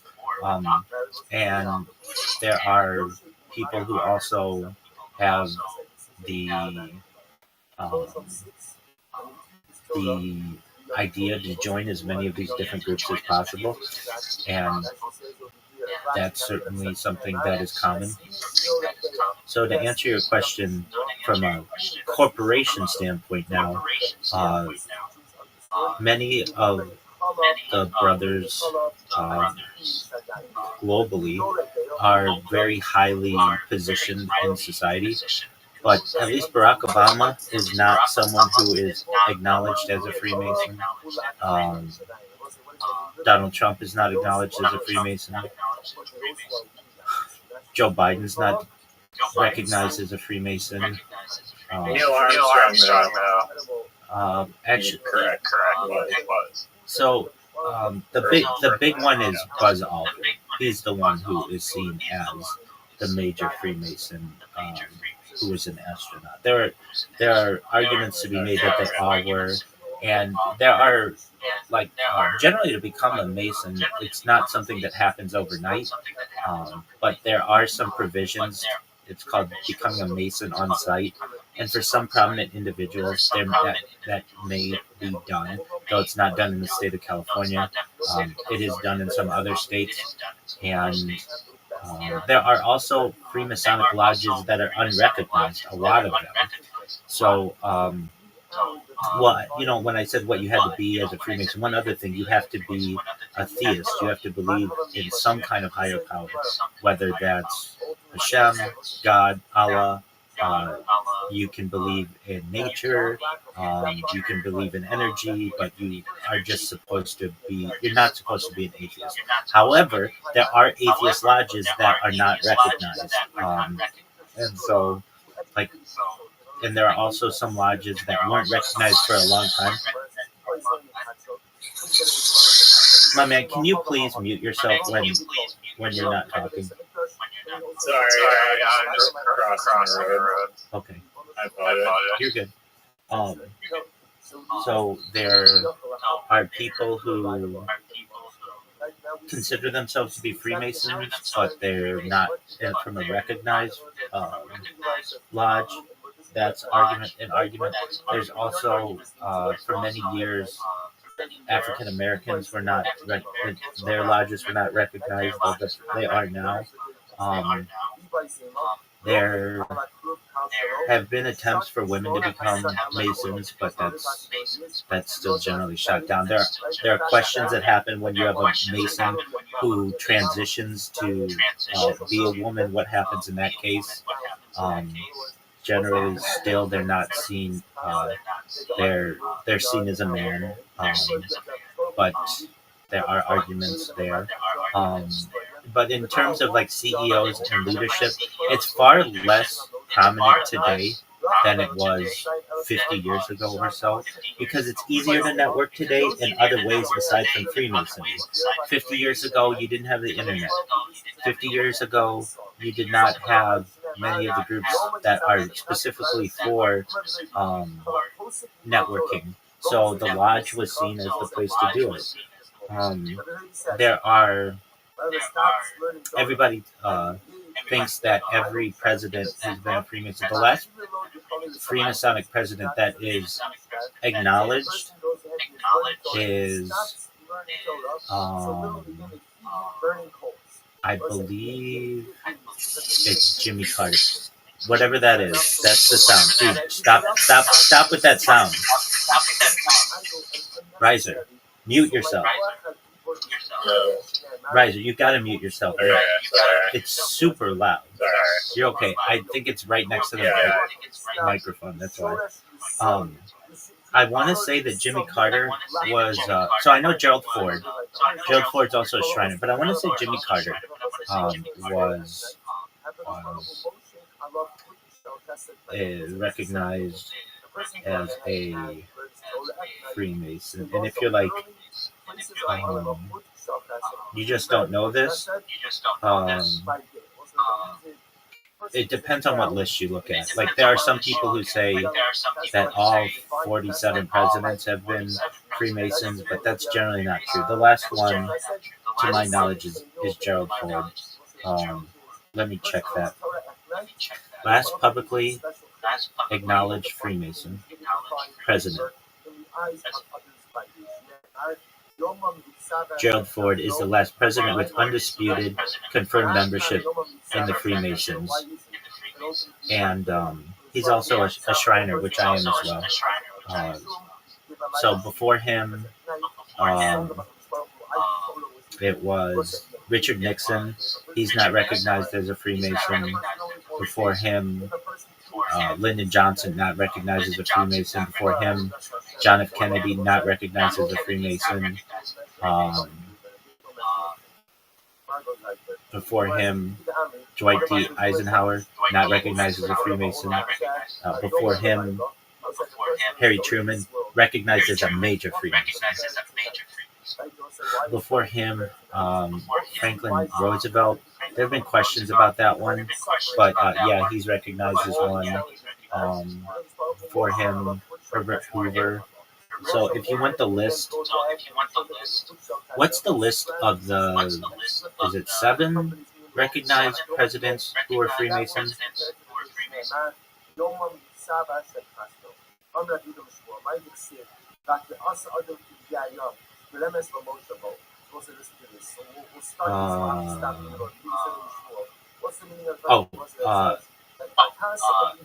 So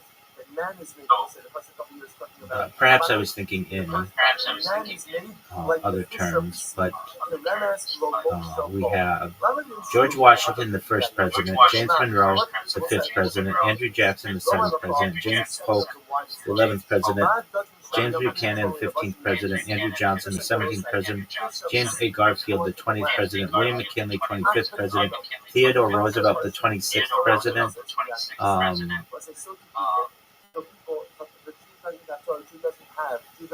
Andrew Johnson, James Garfield, William McKinley, Theodore Roosevelt, 26th president, William Howard Taft, 27th president, Warren G. Harding, 29th president, Franklin Delano Roosevelt, 32nd president, Harry S. Truman, 33rd president, Gerald Ford, 38th president.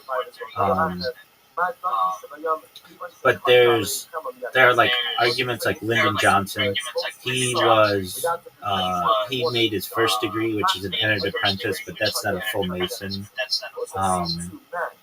Another thing that arises, Ronald Reagan was an honorary member, but not fully initiated. So there may be a lot of honorary members that are just not publicly recognized. But I can say that it is not.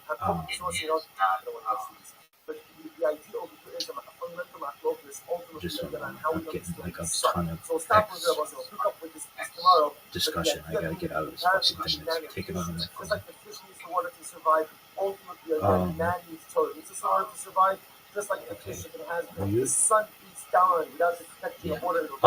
Somebody just added me to a list, and I got inundated. So it depends what list you're looking at. Now, what about heads of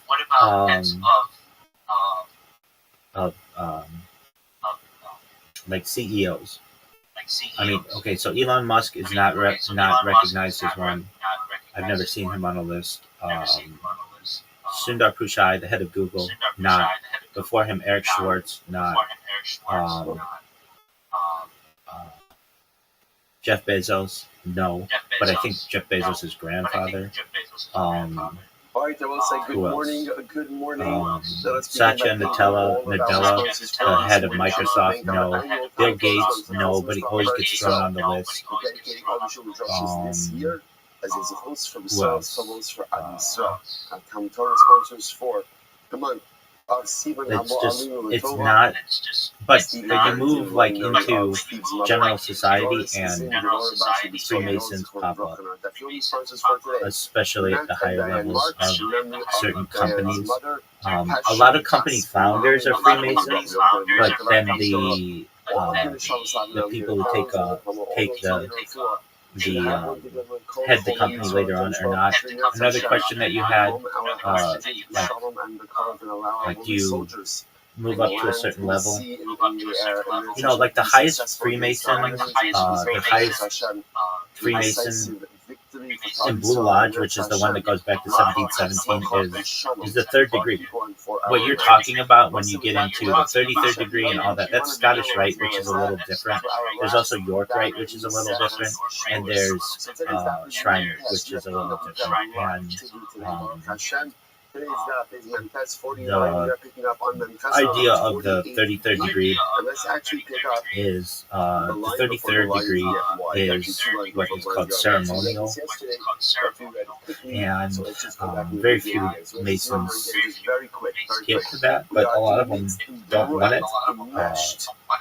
It's also something that you can go from a 4th degree Mason to a 32nd degree Mason in 1 weekend. Like usually it takes a year, but actually I shouldn't say that. It can take a year if you want it to. They basically have 2 routes. Do you want to do them all in the same weekend, or do you want to do them over the course of a year so you really appreciate them? And then after you've been a 32nd degree Mason for some time, then there's the honorary 33rd degree Mason that can happen. Something that I think has changed society and the corporate structure from Freemasonry is women. So it's no longer the good old boy system that it once was. It's a lot of women who are involved in the corporate world, and they see Freemasonry as a antiquated organization that rejects them, does not want them. There are Freemasonic female adjacent organizations, like the Eastern Rite of the Eastern Star. I've been to those meetings. It's like Freemasonry with women, but what ends up happening, and one of the major reasons why women have been rejected in Freemasonry for 300 years, is what do you do when you have men and women who get together weekly? You end up having one has a crush on another, and then all of a sudden they get married, and then eventually they're going to get divorced, and it tears the lodge apart. So in order to avoid many of those issues, there are also some things in ritual that involve the removal of some clothing, and not just like basically it's part of the initiation, and that might cause some issues with women. So generally women have not been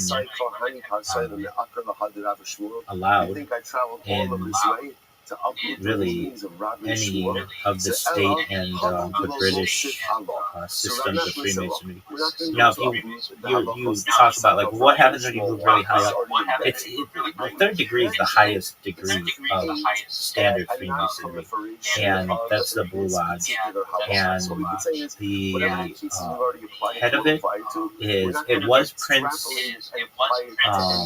Philip for a long time, and now that he's died, it's like some other relative of his. But it basically moves up to the Queen of England, or the King of England now. So we'll look that up. Who's the head of Freemasonry in the United States and the United Kingdom? It was Prince Philip, wasn't it? Now it's somebody else. Because I'm already admitting that what's said in the shtar ultimately again is not fully. It was Prince accurate, Edward, the Duke of Kent. Prince Philip was a Mason. Alright, so the Duke of Kent, at least in the United Kingdom, is the longest serving Grand Master of the United Grand Lodge of England. So I mean, you keep rubbing shoulders with these people, and you eventually get to that level. But has anybody ever asked me about being a Freemason in the corporate world? No. Do I think it gave me any advantages? Maybe.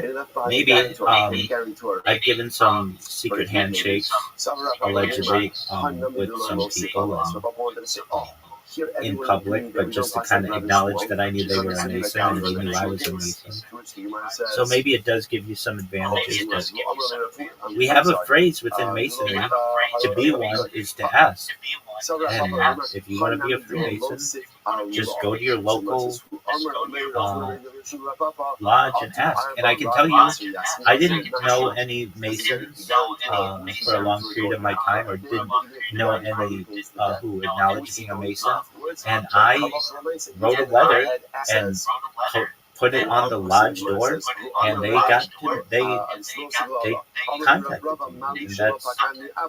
And that's, if you don't know anybody, then that's what you do. Or you can just write an email. I've done that too, where I didn't know a Mason. That's how I joined the Los Cerritos Lodge. I didn't know a Mason in that lodge, and I sent an email, and they brought me in, and that's how I met everybody. So, long answer to your question, which is a really good one, I would say that being a Freemason 100 years ago was much more influential, especially in the corporate world.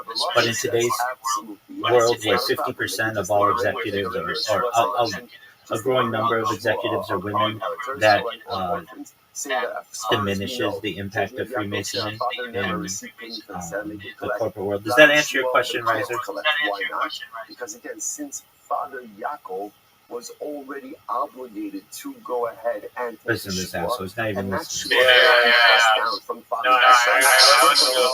Okay, good. So who does the halacha follow? So listen to this. So the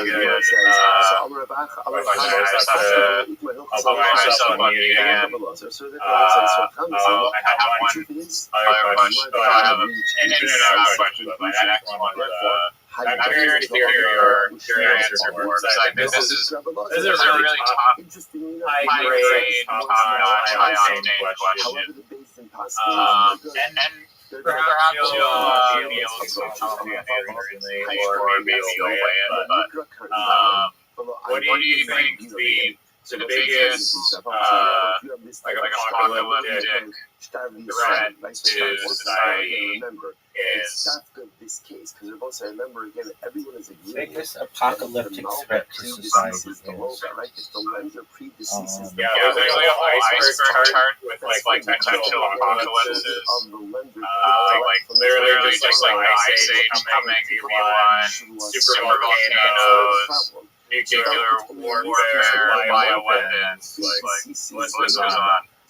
I've got one that isn't discussed on those lists, but it's very much discussed within Judaism. And we'll get to that one. So are we talking about, like, there's a high probability that it happens, or that it would absolutely change society? Which one are you talking about? So therefore, again, you can't go and collect from it, because Rabbi Shmuel will say it's uncollectible. But you also don't tear it up. Why? You can just freestyle however you want to answer the question. Alright, so anything that absolutely destroys the planet, we have a cataclysmic effect. There's the argument of the San Andreas Fault, which would certainly impact Los Angeles. We always hear about the big one. There's the idea of a major tsunami hitting the Pacific or the Atlantic. The one that we talk about in the United States a lot is the Yellowstone volcanic dome. Basically, there's a volcano under Yellowstone National Park in Wyoming, and that area. And that could have a major effect on our society. There's also something called the New Madrid line, or the New Madrid fault line, which is not discussed as much, but actually it's a caldera. That's the word for which I was looking. So caldera is like basically an underground volcano, and that one actually runs underneath the Mississippi River, in the area of like what's New Madrid, Missouri. And if you're like, why are you calling it Madrid and not Madrid? It's not pronounced like Madrid, like in Spain. And that one would definitely destroy like a lot of the East Coast.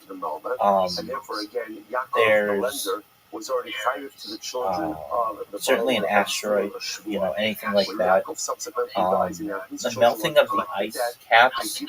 There's an argument to be made that we're currently in an ice age already, but we're just in the warming phase of the ice age. They used to grow grapes, like vineyards in England, and that was only like 500 years ago. It's too cold to do that now. So there's the idea of quantum computing and how it could change things. I know that's not what you're talking about, but if you're talking about like apocalyptic events, like big, like the rise of the quantum computer will definitely change encryption and security. Basically, the correct quantum computer makes all the encryption of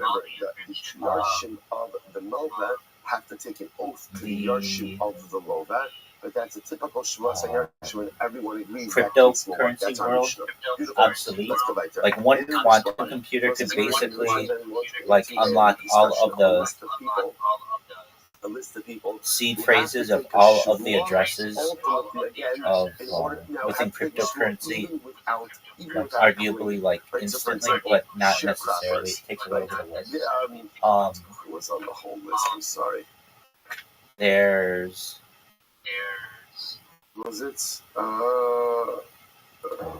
the idea of the assassination of the president, which we've seen within the last 70 years, and then the attempted assassination of presidents. Those are always pretty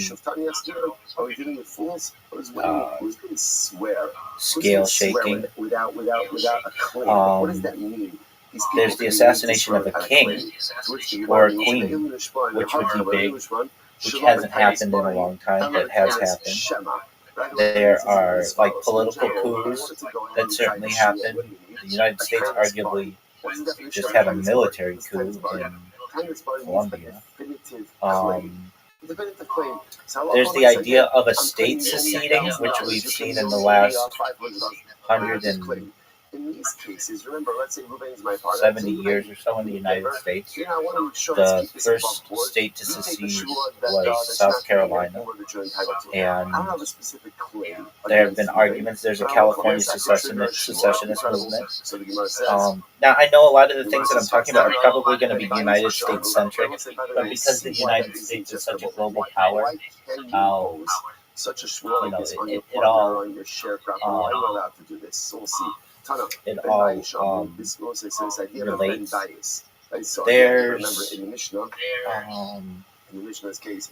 There are arguments to be made that some what are called mega projects could really change the world. A Bering Strait tunnel, basically a road or a rail tunnel that connects Asia and North America, would be really impactful. The closing of the Darien Gap, which is in Panama, to Colombia, would be really impactful.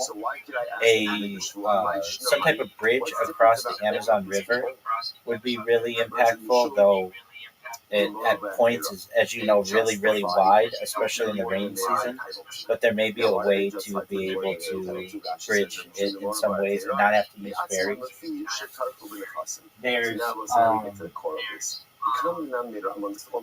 the idea of a transatlantic tunnel. So that would be, and it's been hypothesized to go from New York to Paris under the, not necessarily under the seabed, but it could be under the seabed, or it just floats like very low in the water.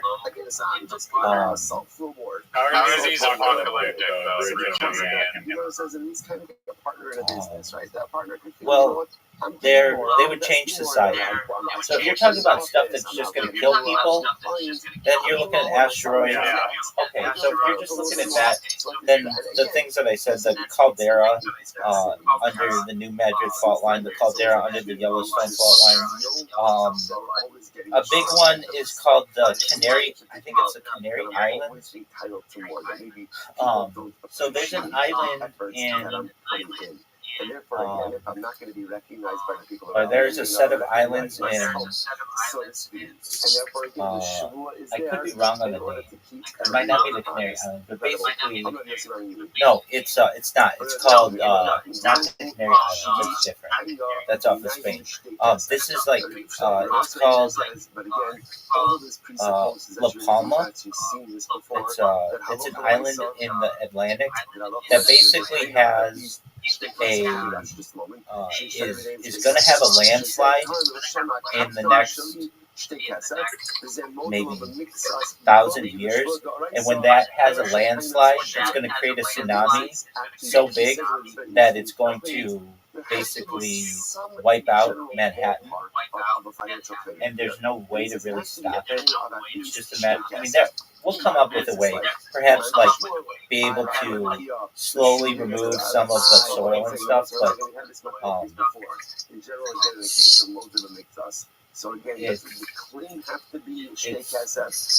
my man, can you mute yourself?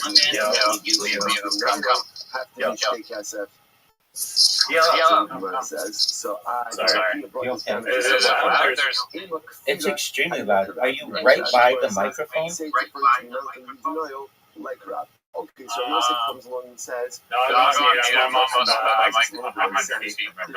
oh, then you don't have to go on mute then. That's fine.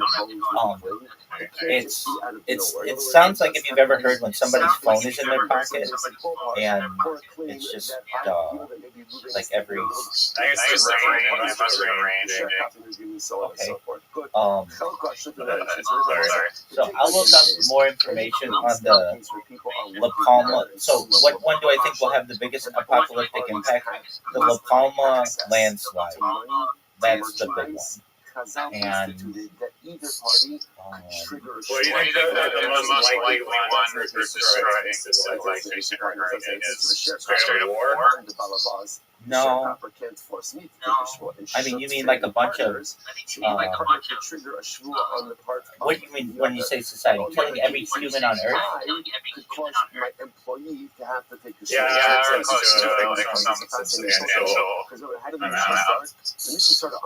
Yeah, I mean, that could happen.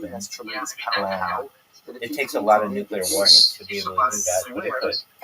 Isn't war like nuclear war just not intention of anyone and all their economies crumble? Yeah. Like if China disappeared tomorrow, the world will not be in a good place, probably. I imagine. Agreed. I mean, there's always the idea that you get somebody like who's really desperate, who doesn't care about the future of society, and if they're going to have to kill themselves, why not take everybody else with them? This idea that the employer could force the sharecropper Sure. I mean, what would happen if China disappeared here tomorrow? Well, manufacturing in the global manufacturing would take a major hit. China produces most of the world's. Okay. China produces most of the world's textiles, and that would have a major impact. They're the arguably. Oh my word! Yeah, are you using the same phone you usually use? So, for example, let's say Ruben was my sharecropping arrangement ended in Nissan, and then you know what happened in Sivan? In Sivan, I lent Ruben $1,000. The debt is due. I say, Ruben, you owe me $1,000. Ruben says, I only owe you $500. Oh, both the mitzvahs. Ruben's chai v'shvua. Once Ruben's chai v'shvua there, then what could I do? We could do Gilgul shvua. Right? We could go ahead. Dude, what is the Lapalma Island that could create a huge tsunami in the Atlantic Ocean? That nobody would, I think, untriggerable. So now the interesting question. So the word says, the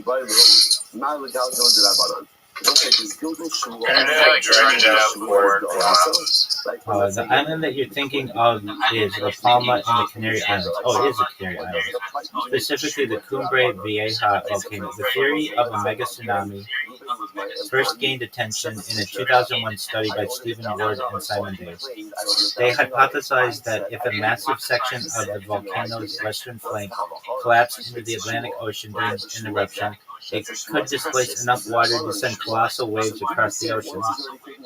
The theory versus reality. The theory, a single massive collapse of 150 to 500 cubic kilometers of rock could create a wave 1,000 meters high locally, which might still be 10 to 25 meters, 30 to 80 feet tall by the time it reached the U.S. East Coast.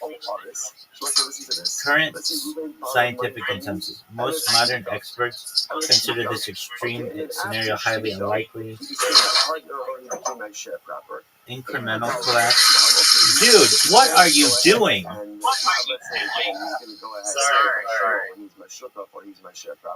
Are you not holding your phone in your hand or something?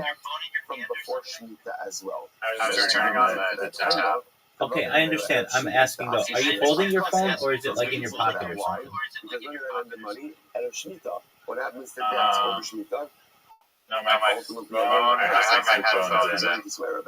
Oh, that might. Hold on, that's what I bet it is. That's what I bet it is. Okay, so that mic is way better than your normal mic, and it picks up a lot of things.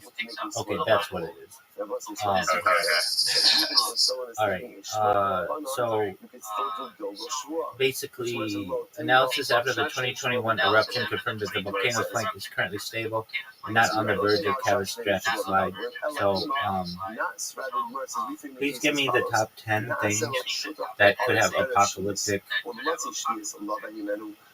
let's reverse the case. Ruben became my partner. Results, like the La Palma he borrowed money from me. tsunami, and give me percentages of the chance that they happen within the next 1,000 years. So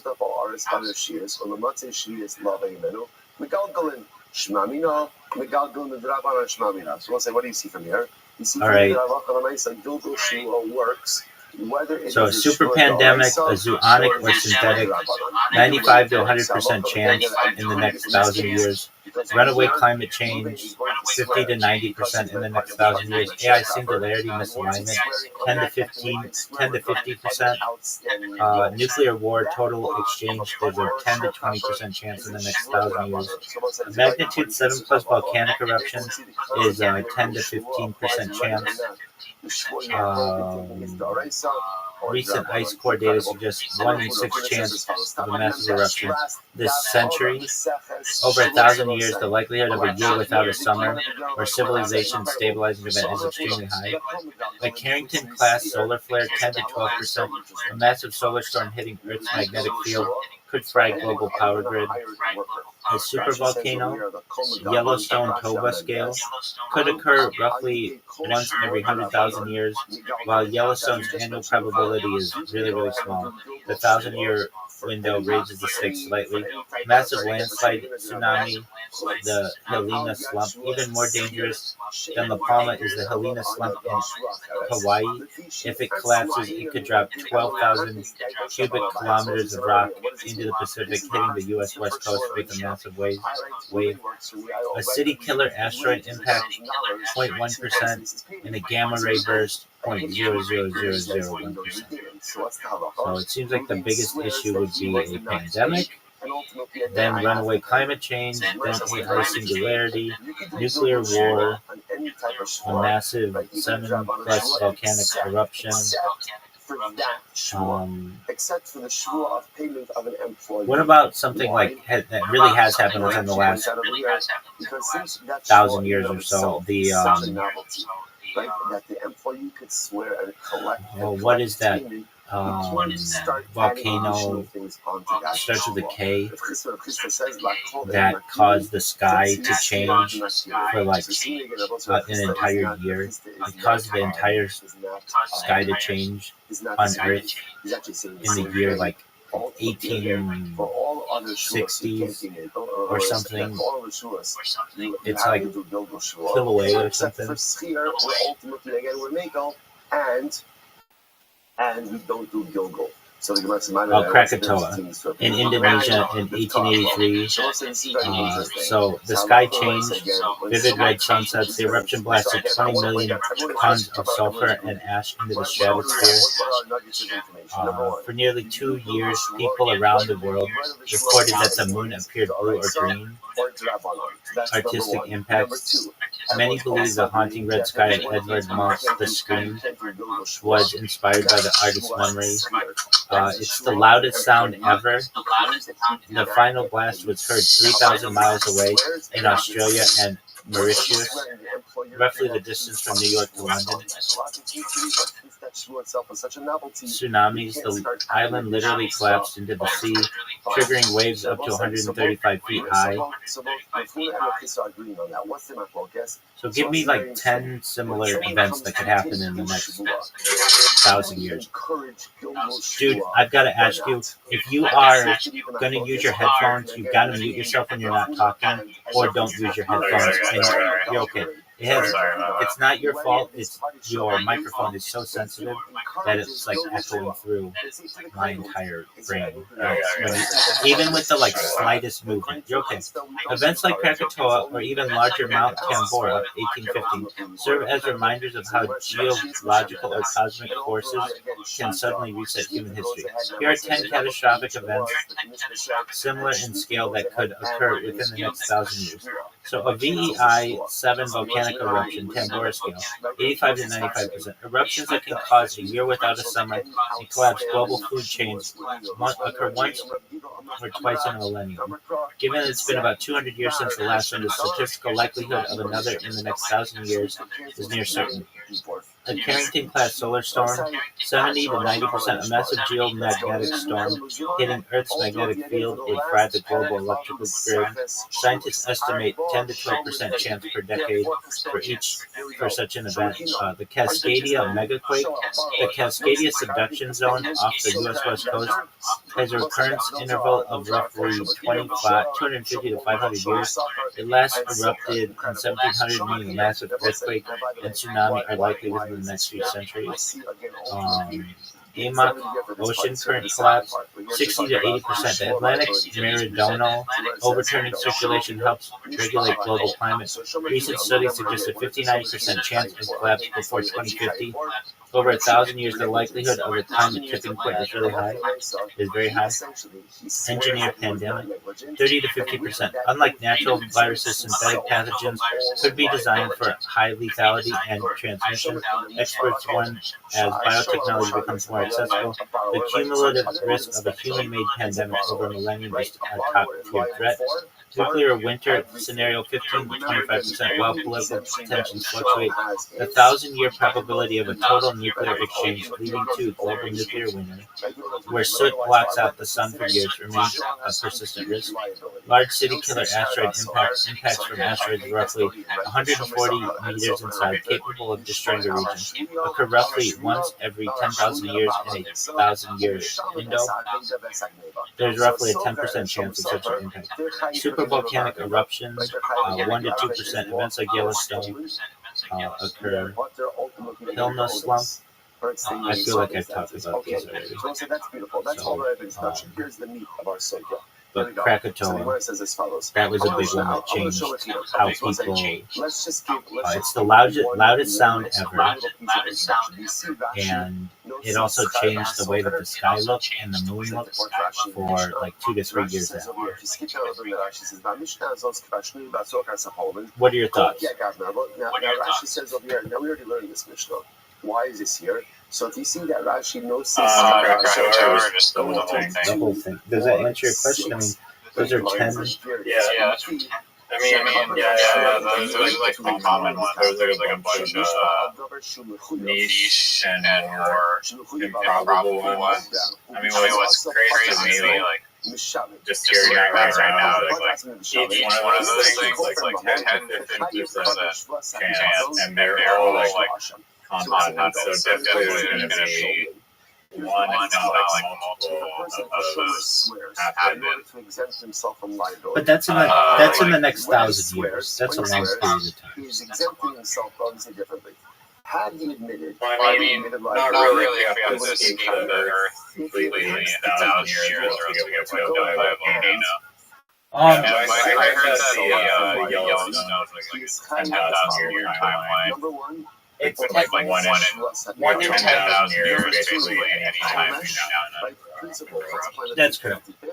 And number three, a carbon ashab. But the Hawaii was also a doomsday volcano. Yeah, it's just basically the idea that half of a mountain will slide into the ocean and create a big tsunami. But I mean, when you're looking at this type of time scale of 1,000 years, humans are going to have escaped Earth by then and be terraforming other planets. So it's like, you know, Earth as we know it will be different. There's no liability. Yeah, I mean, I guess the there's no process of terraforming is that you're able to regrow plants, but I mean, if Mars doesn't have soil, are they importing all the soil from Earth? And like the Earth would be, I imagine, a big resource supplier for terraforming planets. Maybe, I mean, you know, I mean, like water. Like, I mean, I guess maybe they can extract water or whatever. You basically, I think it'd be probably easier to terraform if you had a Earth to supply materials for you. yeah, but it can even, like, Mars can create its own. You basically have to create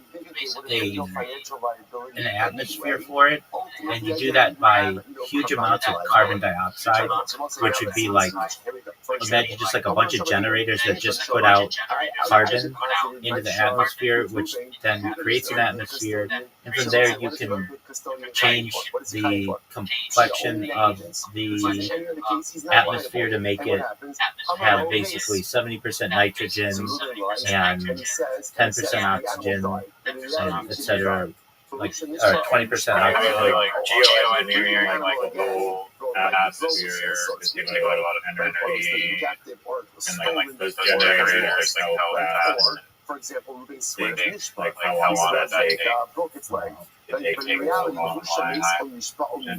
How long would it take to terraform Mars so that you could breathe normally? Or animal was really stolen, right? I'm sorry, he swore that it was stolen.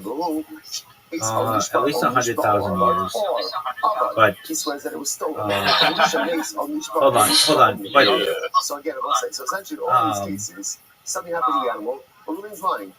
Reuben's But lying. that's It's the simple case. Reuben, where's that's your under animal? current Reuben says, technology. I'm so sorry, it was It could stolen. probably But in be done. reality, it's So not. So what happens? I say, Mashbiachani. I say, Reuben, do you swear that the animal was stolen? And Reuben says, yes. And then it turns out that what? Reuben was lying. yo, dog, I The think you animal could steel wasn't man this stolen. to get it Died done plus in Talacha. 1,000 years. I will say, when we say Pater, why is Reuben Pater? There's no Kabbanic liability. There's no Asham, there's no Chomesh, there's no Shusha. Why not? Why not?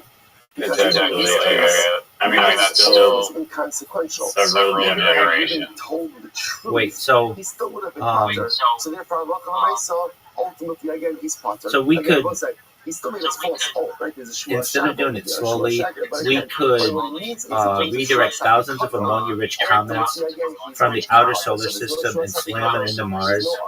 The payoff, this does two things instantly. It provides massive amounts of nitrogen, which we would need for air pressure and water vapor to create oceans. The catch, the planet would be a literal hellscape of fire and impact craters for 2 centuries. Not exactly move-in ready, but I mean, I was saying, like, I think you could do this fast. Those are taking asteroids and nitrogen, Well, comets, yeah, so ammonia-rich comets, and you slam them into Mars. And that's not that hard to do. You just basically need solar sails. You get a solar sail into the outer solar system, and then slowly bring it back into the outer solar system, in the outer solar system, then closer to Mars, and then slam them into the planet. And they're not going to be so big. You could land them. I mean, anything's possible when you get into these terms. Yeah, you have that type of move you can probably figure out not destroy the planet. Agreed. Well, He says, I don't know. Agreed. So And like, to do this really quickly, genetic super plants, standard trees are too slow. We need to flood the new Martian oceans with designer cyanobacteria, engineered to be 100 times more efficient than photosynthesis than earth plants. So you get what we're saying. Like, there are options that we don't even foresee right now. If you want to do it in the traditional way, 100,000 years. But if you want to do it within 1,000 years, you could do it. Even though he is swearing falsely, Okay, I mean, there is only that's just the atmosphere there. There's like a lot of self-sustaining properties that would need to also have mental breathing. Okay, so Would you just be importing all the oxygen? so the air, you have basically giant orbital mirrors and air factories. To keep the heat up, we'd place thousands of miles of ultra-thin mirrors in order to reflect sunlight onto the poles. Simultaneously, we'd build thousands of Moxie-style oxygen generators, the tech currently on the Perseverance rover, but on a skyscraper scale, powered by massive nuclear fusion plants. I don't think you'd need maybe.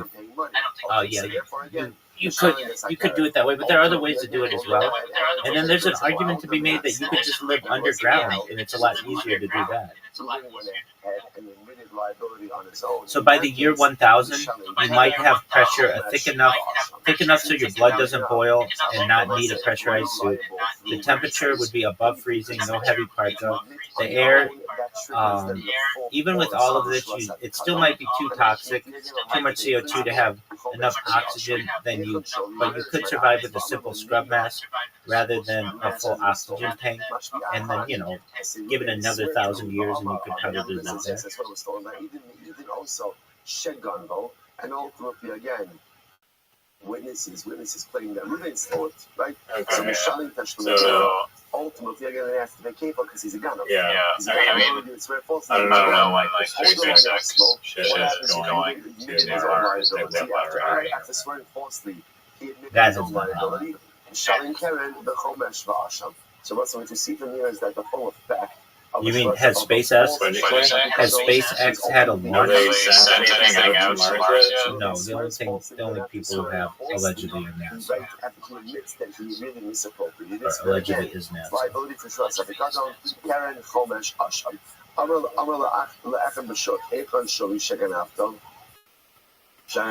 could double check that. Has SpaceX ever sent anything to Mars? Never stole anything from you. And witnesses claim that he stole it. He says Ganav. So that's a classic case of Ganav. And therefore, again, he pays. Not yet. If it turns out that he slaughtered it and sold it, then it's 4 or 5 times penalty payment. Raw Eden. So this is very interesting. What happens if I What other questions do you have? Where is my ox that you stole? Right? And Reuben says, I didn't steal anything. Then what happens? Reuben sees witnesses. I'm just looking up He quickly admits it. And he says, I stole it, but I did not go ahead and slaughter it and sell it. So what's the halacha? like global infertility and Now both sides. Yeah, but we can reproduce children in artificial wombs. Okay, how about this one? Yo, dog, give me Steelman for type of how to stop a tsunami. Like, what if you had like a bunch of little balls on the ocean or something? Like, how could you stop a tsunami? Which I will say, by the way, is a tremendous. If you look at Rashi, there's a novelty here. Steel manning a floating ball idea actually leads to some legit fluid dynamic. To stop a wave with the energy of a nuclear bomb, you don't block it, you disrupt its coherence. Here's the Steelman version of the idea, plus 2 scientifically grounded ways to kill a tsunami. The floating ball strategy, the scatter. To stop a tsunami, you need to break the soliton, the single massive wall of energy moving through the water. The Steelman, instead of small balls, imagine a massive offshore field of giant tethered perforated spheres or heaving buoys. How it works: as the tsunami passes through, these objects create turbulent dissipation. By forcing the water to swirl around millions of surfaces, the kinetic energy is converted into heat and turbulence. This is effectively a liquid force that trips the wave before it hits the shore. The acoustic gravity wave, the sound shield. This is the most sci-fi but scientifically plausible method. The theory researchers at Cardiff University have proposed firing acoustic gravity waves at an incoming tsunami. How it works: you'd use underwater sonic cannons to fire deep sea sound waves directly at the tsunami. If timed perfectly, these sound waves interfere with the tsunami's energy, spreading it out over a much larger area and reducing the wave's height from apocalyptic to nuisance. The seabed carpet, the energy absorber. Instead of floating on top, you go to the bottom. The theory, UC Berkeley researchers proposed a synthetic seabed carpet made of flexible piezoelectric materials. How it works: as the massive weight of the tsunami passes over, the carpet flexes. The friction soaks up the wave's energy like a sponge. Bonus: you could theoretically turn the stolen tsunami energy into electricity to power the city it was about to destroy. So, like, even if a tsunami occurs, there are ways to perhaps limit its impact. Wow. Just a giant Great Wall. Very hard to believe that the journey's coming to an end. Very hard to believe. No, that would get destroyed. 4 years ago, we began the Sefer Shavuos. So If it was beginning as follows. Okay, but the idea is like a sound cannon. Is my ox. So I'm a mace. Yeah, I will say, now Ruben says it does. Sound cannon? Yeah, like I just read the second one. Acoustic gravity wave. Ruben claims it died, but it didn't die. He lied.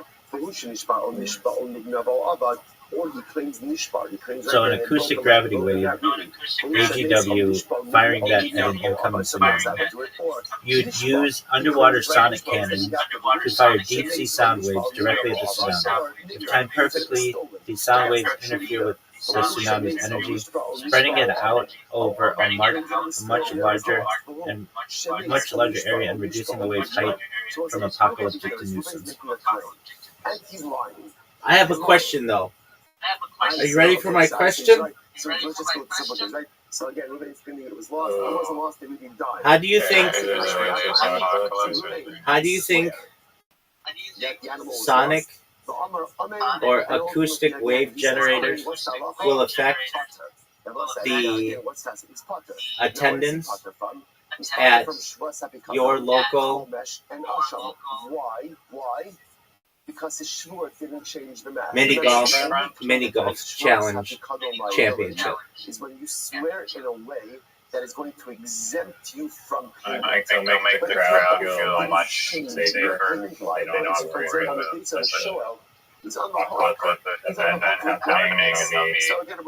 arguably, if they had why is he swearing? I don't know. I have no idea. It doesn't make any sense. prediction, like algorithm, that was like AI, that was like totally 100% like predict that. That's like, okay, in the next, like in 6 weeks from now exactly, there's going to be a huge tsunami. We don't have these whatever audio waves destroy the wave.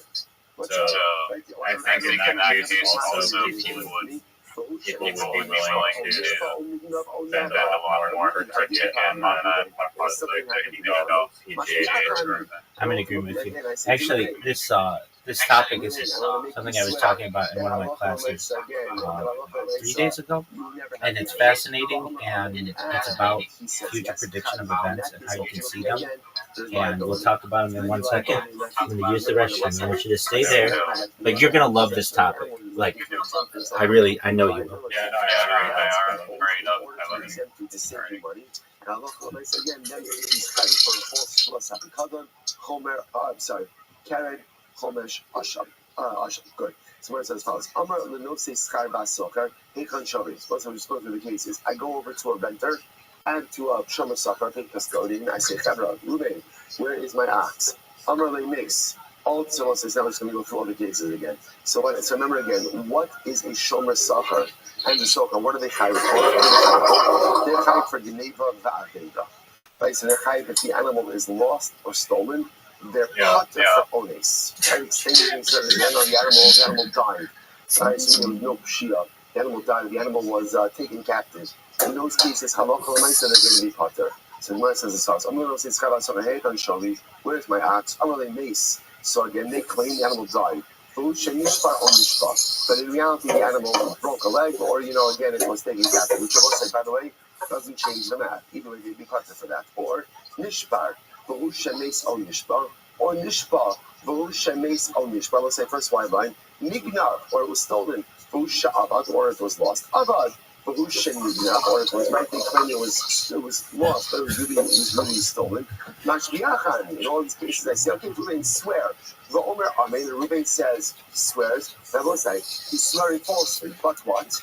The oath doesn't change the math, right? In these cases, Potter anyway had said the truth. So therefore, again, Potter. You're going to say now again. Keep saying it. We say Potter. He's Potter for sure sabikadon. So there is no liability for sure sabikadon, and for Chomesh and for Asham. Of course, he's still swearing falsely. So there will be liability for Shmuas Shav or for Shmuas Sheker. Mace, much Potter. Mace, Onishpar, Onishpar. You ready for this? So let's say, ultimately, again, if, for example, it died. Yeah, dude, your shit.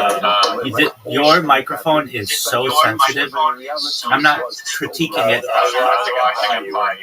No, you're fine. I'm saying that, like, literally, your every movement is like detectable. I was gonna say, I'm not saying it in a bad way.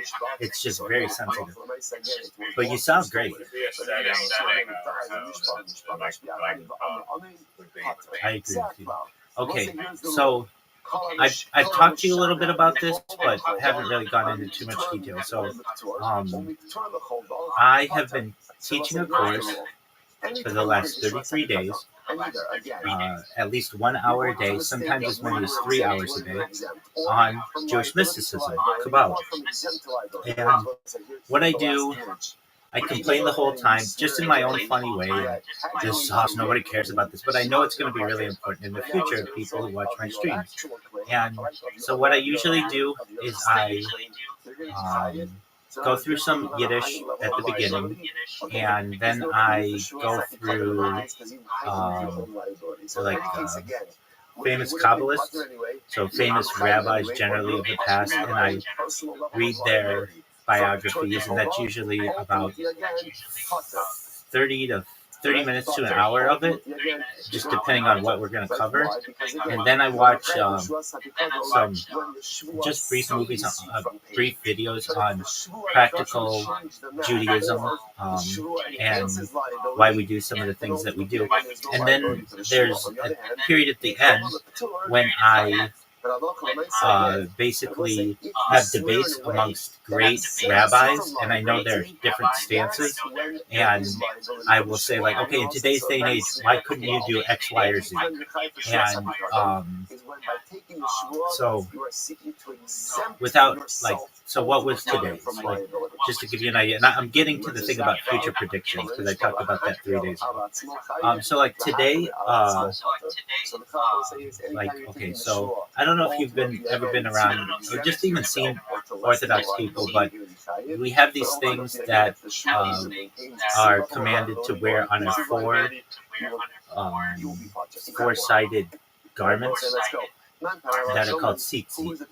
And there are all kinds of rules in terms of them, but basically sometimes you may see an Orthodox man wearing a very nice suit, but he's got like the white little strings attached, and a lot of people don't understand that. And I like to come up with what I feel are creative solutions to modern problems, halakhically, under Jewish law. And so there's this thing that I used to do that was accepted within my community, that I basically used to wear these tzitzit, these little strings on my belt, and it was something that was accepted by my community, and my rabbis didn't have an issue with it, and it still allowed me to have the appearance of having the appearance of wearing the tzitzit, but it made it cleaner, because what ends up happening is you have to wear an undergarment, and this undergarment can like brush up against the toilet or against urinals, and it just can get nasty. So basically to avoid that, and for cleanliness purposes, I would wear it on my belt, and it's allowed.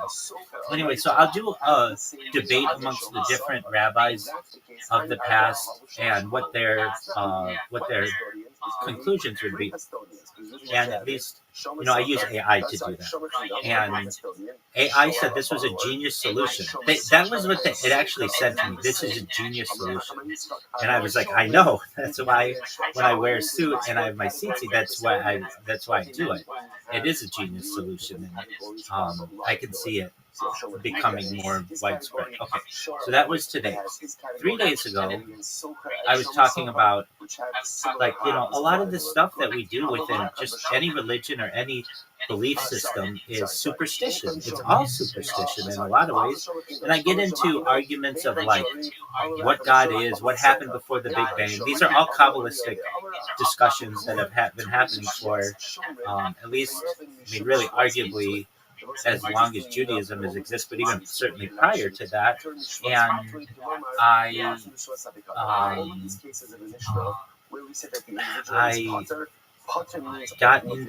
I also get into like aliens, because aliens are just, there are some discussions like what happens if humans eventually evolve to get off planet?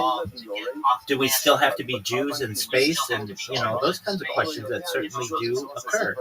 And if like God created humans, did God create aliens, and why isn't that included in the Bible? And these are good questions that I like to address. They're big picture questions. So there's this type of physics that has always bothered me.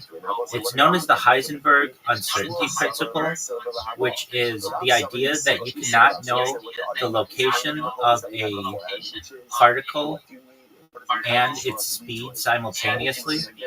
And it bothers me because I want to believe that you could, but apparently this violates the laws of physics that you can't. But I like to think of a day perhaps in the future where some kind of advanced being might be able to overcome these challenges. All right, so if you're like, what does this have to do with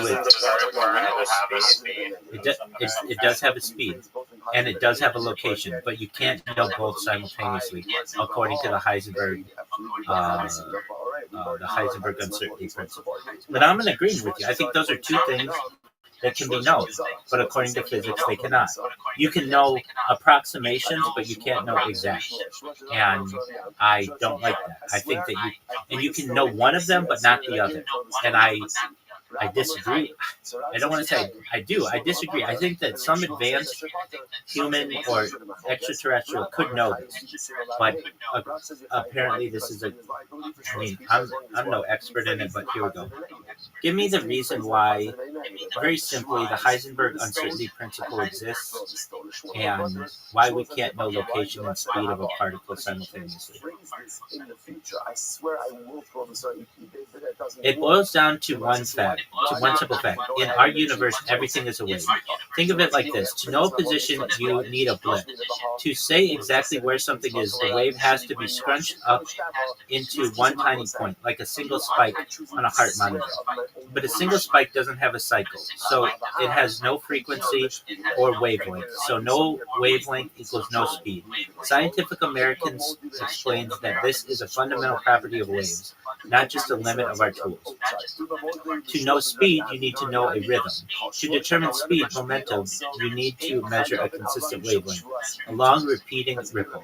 But a long ripple is spread out over a large area. If the wave is everywhere, it has no specific location. The conflict. You can't be a single tiny point and a long repeating ripple at the exact same time. The more you scrunch the particle to find its home, the more you destroy its rhythm. The more you let it flow to find its speed, the more you lose track of its address. It's not that our cameras are too blurry to see both, it's that the information literally does not exist simultaneously. And that's bothersome to me because I think that it does, but it's, according to physics, it does not. As the University of Birmingham puts it, the more precisely the position is determined, the less precisely the momentum is known in this instant, and vice versa. So that's not like my. Couldn't you measure both and plot them? There's a time involved in this as well. I feel like you'll be able to look at a I understand what you're saying, and that makes sense. Riser, that makes sense to me. I agree with you. So I asked, can you measure both and plot them? Actually, you can't. And it's not because our rulers aren't good enough, it's because of the observer effect. In the quantum world, you can't just look at a particle. You have to hit it with something, like a photon of light, to see it. CERN and other labs deal with this smearing of data constantly. Here is why your measure both plan hits a wall. The kick. To find the location of an electron, you have to bounce a high energy photon off of it. But because the electron is so tiny, the photon acts like a cue ball hitting a ping pong ball. The moment you see where it is, you've just kicked it, completely changing its speed and random direction. The math barrier. You plot them on a graph, you don't get two clean dots. You get a probability cloud. If you try to shrink the position circle on your plot, the speed circle automatically balloons out to stay proportional. This is known as the Heisenberg limit. No hidden truth. You might think, well, it has a speed right before I kicked it. But quantum mechanics, specifically Bell's theorem, proves that the particle didn't actually have a definite speed or position until the measurement forced it to pick one. It's like trying to measure the exact shape of a balloon by popping it. The act of measuring destroys the very thing you're trying to record. So here's the thing. I'm going to try something else. Please give me a steel man of how some kind of extraterrestrial civilization could get over this, because I think they could. Maybe by not.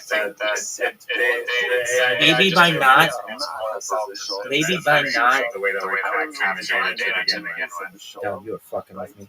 What'd you say? And ultimately, again, in the case of Geneva, I was going to say AI last semester admitted that there's so-called basically how we capture the data to begin with, where we're interfering with the article and we'll have to shoot it off into like some other place to Overcome this. Maybe by not using the full context. We'd be able to figure it out. I'm in agreement with you. That's what I'm basically saying. So the answer is, so we have to move past hitting things with light and look how a Type 2 or Type 3 civilization might exploit the actual fabric of reality. If an ET civilization wanted to bypass the observer effect and the uncertainty principle, they wouldn't use better cameras, they would use non-interactive measurement or entanglement, the interaction-free measurement to ghost scan. In our current physics, we have something called the Elitzer-Weidman bomb testers. It's a real quantum setup where you can detect the presence of an object without a single proton ever touching it. The ET version, a super advanced civilization, could use quantum Zeno effects sensors. They would place the particle in a complex interferometer, where the possibility of the particle being in a system spot changes the behavior of the system, allowing them to map its location without ever kicking it with a photon. This minimizes the disturbance to speed. Spooky action at a distance, the entanglement has. Instead of measuring the particle they care about, they measure its twin, the ET version. They create two entangled particles, particle A and particle B. They send particle A into the experiment and keep particle B on their ship. By performing weak measurements on particle B, they can theoretically gain information about particle A's state without directly collapsing its wave function.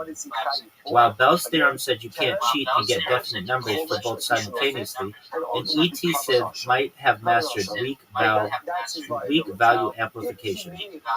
This allows them to build up a statistical picture of both position and momentum over time so accurately that uncertainty becomes practically irrelevant for engineering.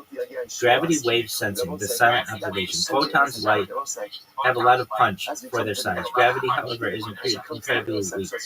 The ET version. If a civilization could detect microgravitational waves, they could watch particles by sensing their mass warp rather than hitting them with light.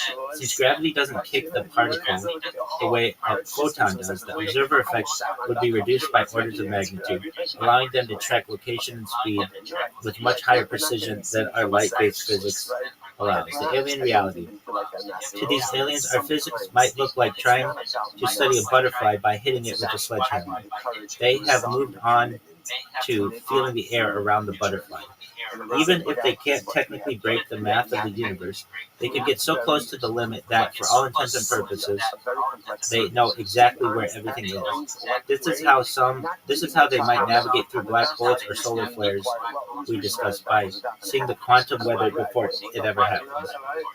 All right. So, with that being said, there's this Heisenberg uncertainty principle that means, according to our current physics, you can't know the location and speed of a particle. But I'm in agreement with you. I don't believe that. I think there might be other ways to do it. We just don't know how to do it yet. I'm like as certain as you can be about something. Somebody would be able to overcome this challenge with enough time and enough energy and everything.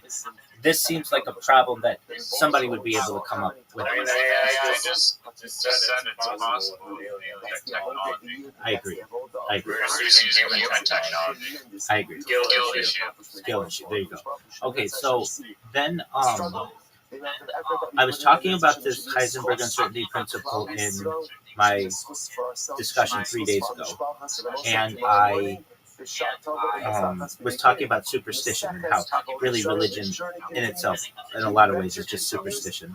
And it's how much credibility people give to the superstition, whether it's seen as a superstition, whether it becomes a religion, or whether it becomes something that's seen as like just an individual who's gone off the deep end. Like there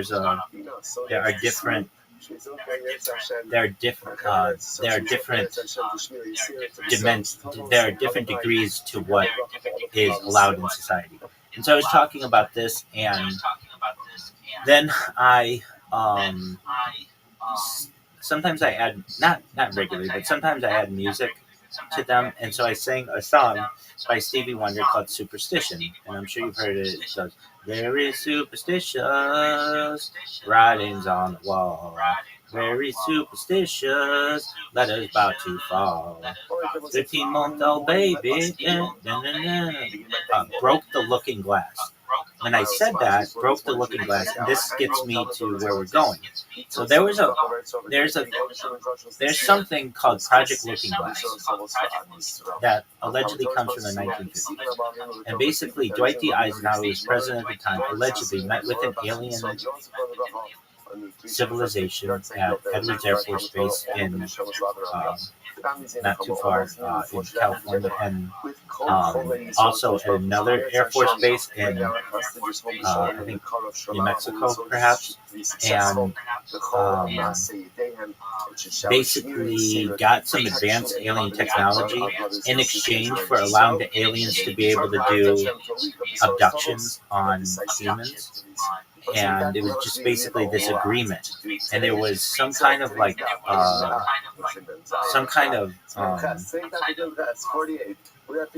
treaty that was signed. It's called the Grenada Treaty, and this is like in UFO lore, and I know about this, but it's fascinating to me. And one of the things that Dwight D. Eisenhower allegedly got was this thing called the looking glass. Now, I'm just checking. Are you hearing me? Okay, excellent. I know that you're muted, and I just want to make sure, because this part, I think, is what you'll think is really interesting. So what this looking glass was basically, if you know what a looking glass is, it's like basically like a telescope or like an eyeglass, like a spyglass that people would use to be able to see like far distances. And this became popular around the age of exploration from like the 1400s to basically modern day, with lenses, and how like the invention of the lens was really important to humanity, because it allowed us to see things that were not only really far away, but also things that were really up close.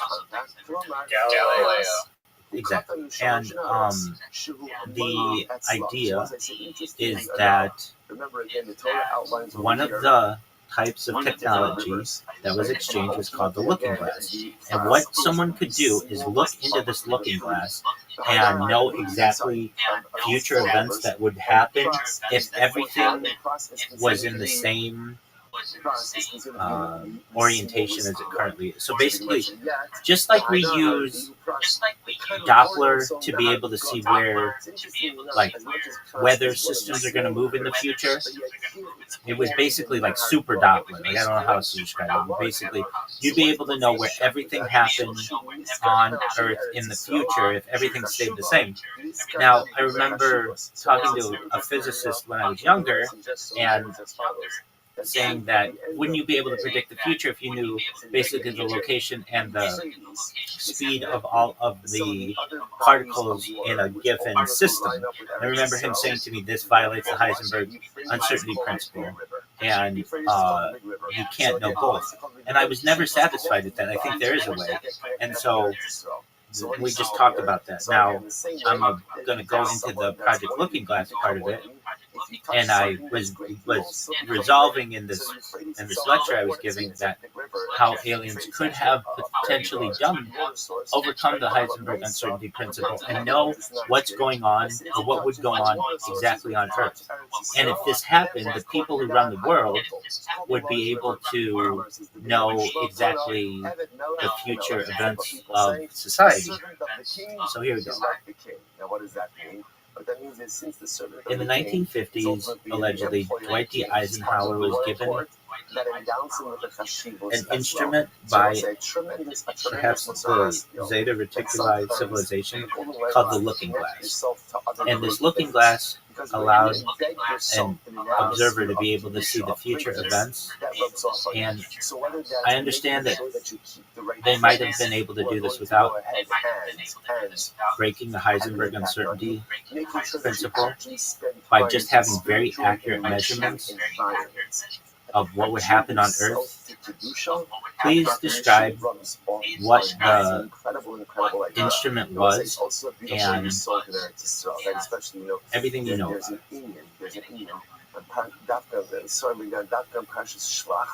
Speak about the beauty and greatness of Eretz Yisrael as much as possible. So according to lore from whistleblowers like Doug Danvers, if you don't know who Danvers is, he was the youngest accepted geologist from the National Geological Society. He was based out of Los Angeles and he's big into UFO work. And others in the UFO community. Project Looking Glass was a top secret back engineering program allegedly based on technology given to the U.S. government, specifically President Dwight D. Eisenhower, by extraterrestrial civilizations most commonly associated with Zeta Reticuli or Orion group. Hi, Zoot, just one moment. The instrument, design and function. The device is often described not as a simple telescope, but as a massive, high-tech apparatus designed to manipulate the fabric of space-time. The physical core. It allegedly consisted of a series of large rotating rings that created a high-energy field in the center, the viewing medium. Inside this field, observers could see a holographic or liquid image of future events. Some descriptions mention the use of argon gas and quartz crystals to stabilize the temporal images. Mental interface. Unlike a TV, the device was said to respond to the consciousness of the observer, showing probable futures based on current human intent and actions. How it cheats the Heisenberg uncertainty principle. To stay within the bounds of a Steelman physics argument, proponents of the theory suggest the looking glass didn't measure a particle's speed and position at once, but rather used hyperdimensional calculations, parallel timelines. Instead of predicting a single fixed future, the device allegedly showed a cloud of probabilities. This matches the Heisenberg limit. The more specific detail of one event, the blurrier the surrounding context became. Non-interactive observation. By utilizing what we call interaction-free measurement, the device purportedly sensed the future without hitting it with energy, photons, thus avoiding the observer effect that would normally collapse the future into a different state. The Orion cube. Some accounts state Eisenhower was given a small 8-centimeter cube, the Orion cube, that functioned as a portable version of this technology, allowing leaders to see the consequences of their decisions before making them. The convergence problem. According to theories, the project was allegedly shut down because as we approached the future, the looking glass began showing only one fixed outcome, a convergence of timelines that the observers couldn't change, which supposedly terrified the military and led to the dismantling of the hardware.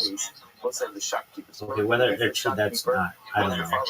But then this is really interesting to what you were discussing earlier. Welcome. How are you?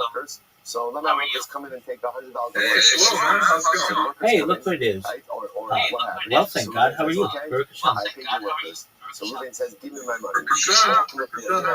Excellent. Wonderful. I saw your message. Great. I was confused by one of the messages you sent previously that said, hey, I'm glad that you're streaming again. I've been streaming this full time. I don't know why you... Oh, that was a couple days ago. YouTube went down on you. I looked at like all your channels were down like a couple hours or so. So figured I push you a message. Are you sure? All my I'm live on 20 different streams.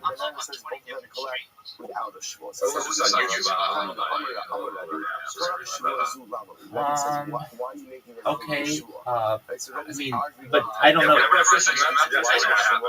I understand, but I don't know if you know of all of my different streams. I know you know of a few of them, but I think that perhaps I might have been down on some of them, but others perhaps not. But no big deal at all. I'm glad that we were able to clarify that. I was just talking with a friend of mine about a project, and it's Project Looking Glass and predictions of the future.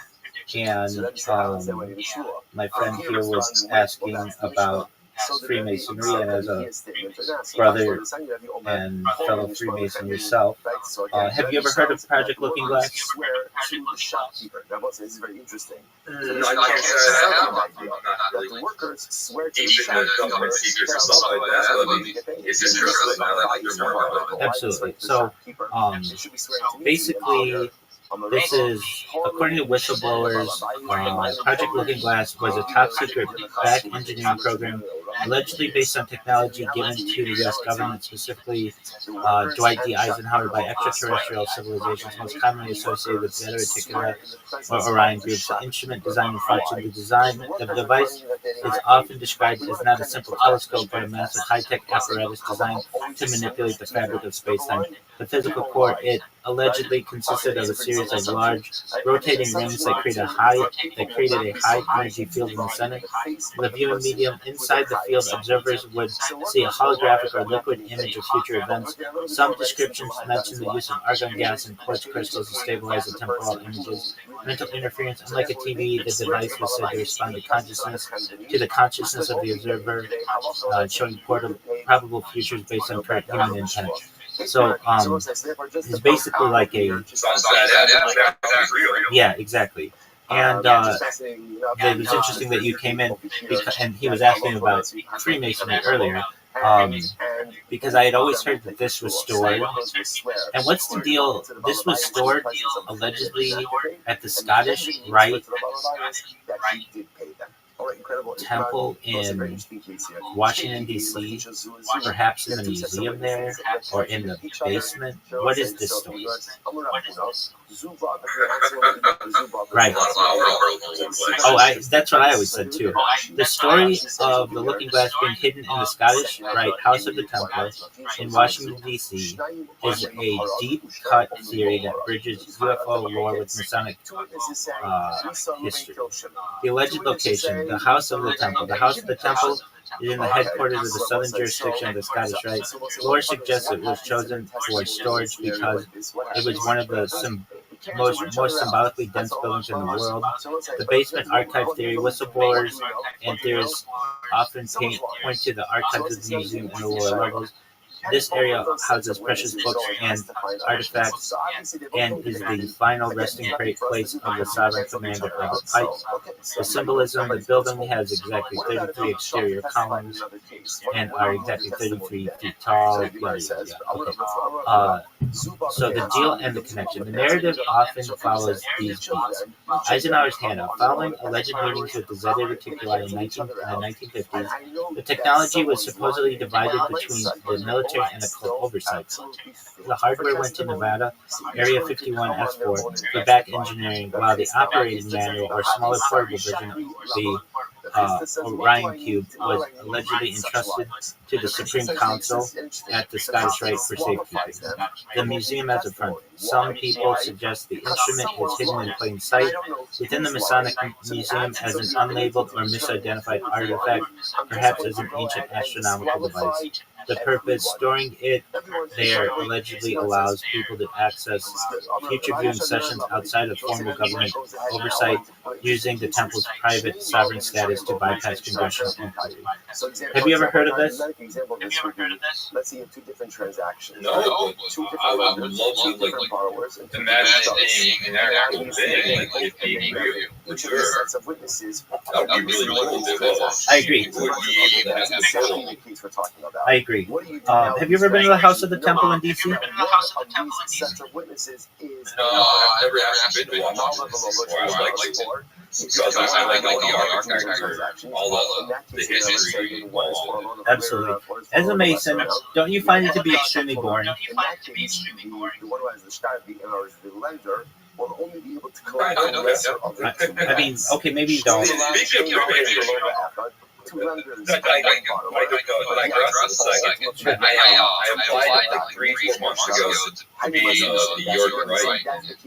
I have never got called back in 2 months. And I was specifically told in their lodge, well, not in the lodge, but in the lunchroom meeting area where it's not in the lodge, that it's particularly Christian owned. It is. It is. I'm probably not Yeah, there's certainly those arguments. I mean, I don't know. I found Lodge to be exciting for the first year, but then it got really boring to me. Like, I wanted to be on my phone. I wanted to be doing other things. I mean, ours were on Monday nights during Monday Night Football, and there was all kinds of other stuff going on. And I don't know. I mean, maybe you found it to be interesting. I'm not saying I didn't find it to be interesting, but it's kind of the same stuff every week or every month, whatever you want to get. However, yeah, exactly. And once I didn't find it to be as.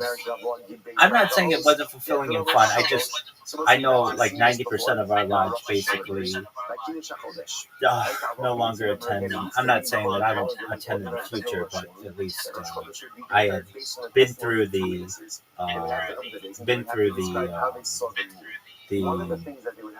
ritual enough that it just kind of got boring to me. But okay, I mean, if you and I mean, like I'm also a Shriner, and that is different too, and has some cool things associated with it, and I found it to be like maybe it would have been really cool in 1950, but in 2020 it just was kind of we were going through the motions. Do you ever feel like you were just going through the motions? Just like everything's stagnant, almost like everything needs to be exactly the same as it did last. Exactly. Exactly. I mean, how many? Exactly. I'm in agreement with you. How many applicants did you get a year? One says 2, one says 3. Is good. Exactly. And of those guys that come in for a dinner and you get to meet them or whatever, and if they're interested they join or whatever, and then that's great and that's fun when you're doing the degrees. That part's cool. I like that. But then once they're a master mason like everybody else, then it's like, all right, we're just waiting on another guy. And yeah. And what's the argument that you've been given why women aren't members? For certain things are inherently male and sororities are obviously female. I agree with that. Yeah, I mean, it's the largest fraternity in the world. But I mean, when getting down to the brass tacks of it, I had always heard that because there's Eastern Rite, which has some intermingling, that the main reason why it's remained a fraternity for as long as it has without women is what ends up happening is you get people in relationships, they get married, and then there's a divorce, and it splits the lodge. And there are some other things. You get what I'm saying? Yeah. And then like that it perhaps was even considered at points. And then I don't know how you guys do it, but how do you deal with transgender members? Yeah. Yeah.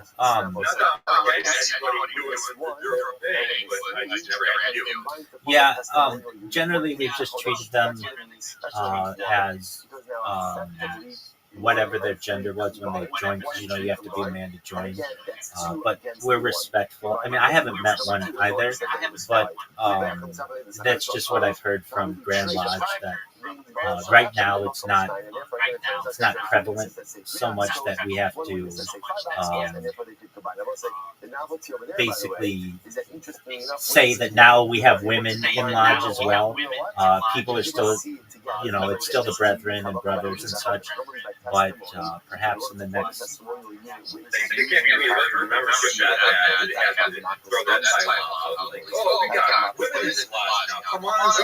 Well, and that's yeah. I mean, in order when you're applying, you have to be a man, freeborn, 18 years old, all that other stuff. I'm sure the same in your state, and the idea is that would be that would leave out a lot of people. and, or I shouldn't say leave out a lot of people, but that would disqualify transgender people. So only people once thereafter. Look, I've only heard of this happening in the state of Ohio, and there was then an argument that was made. Well, if you have a transgender member of the lodge, then who's to say that? And you have to call this person woman and all the other stuff. Then who's to say that your wife can't join? And there are arguments, about that.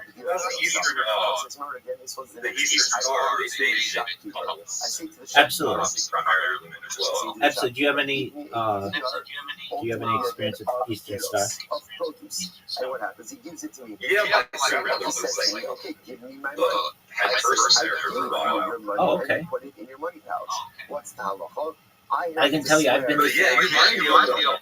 I don't ever say I called my Freemason. No, not when the do I one. have to swear? No. It's like this. There was a man who was in this coma for about 8 years, and all of a sudden he awoke, and I just immediately, he rushed aside. Oh my God, what's finally after 8 years? He can barely see.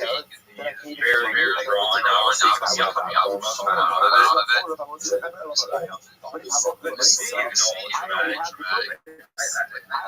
I put it in my. I know a lot. I feel like nothing's happened. Like, yeah. He's like, oh, I got something to tell you. When my health failed, when I lost my job, he was right there by my side. She's like, oh my God, yeah, I was there the whole time. And when we lost our house, you were right there. Right beside me. So he's like, yes. He's like, and that's when I did not think the produce. After a year, you kind of have your stuff. Her face, crying, he's like, he says, no, my health was right there. Remember you had the what's our money changer? You're bad luck. That's an excellent joke. Very funny. I'm going to look up the answer to the question. So how have Freemasonic lodges been handling transgender men or transgender people who transition after they've been made a Mason? I know of a case in Ohio. Talk to me about how this is being done in other states. The Masonic handling of transgender members is currently one of the most debated internal issues in the fraternity, and I agree. Leading to a patchwork of rules, I agree, that vary widely from state to state. So,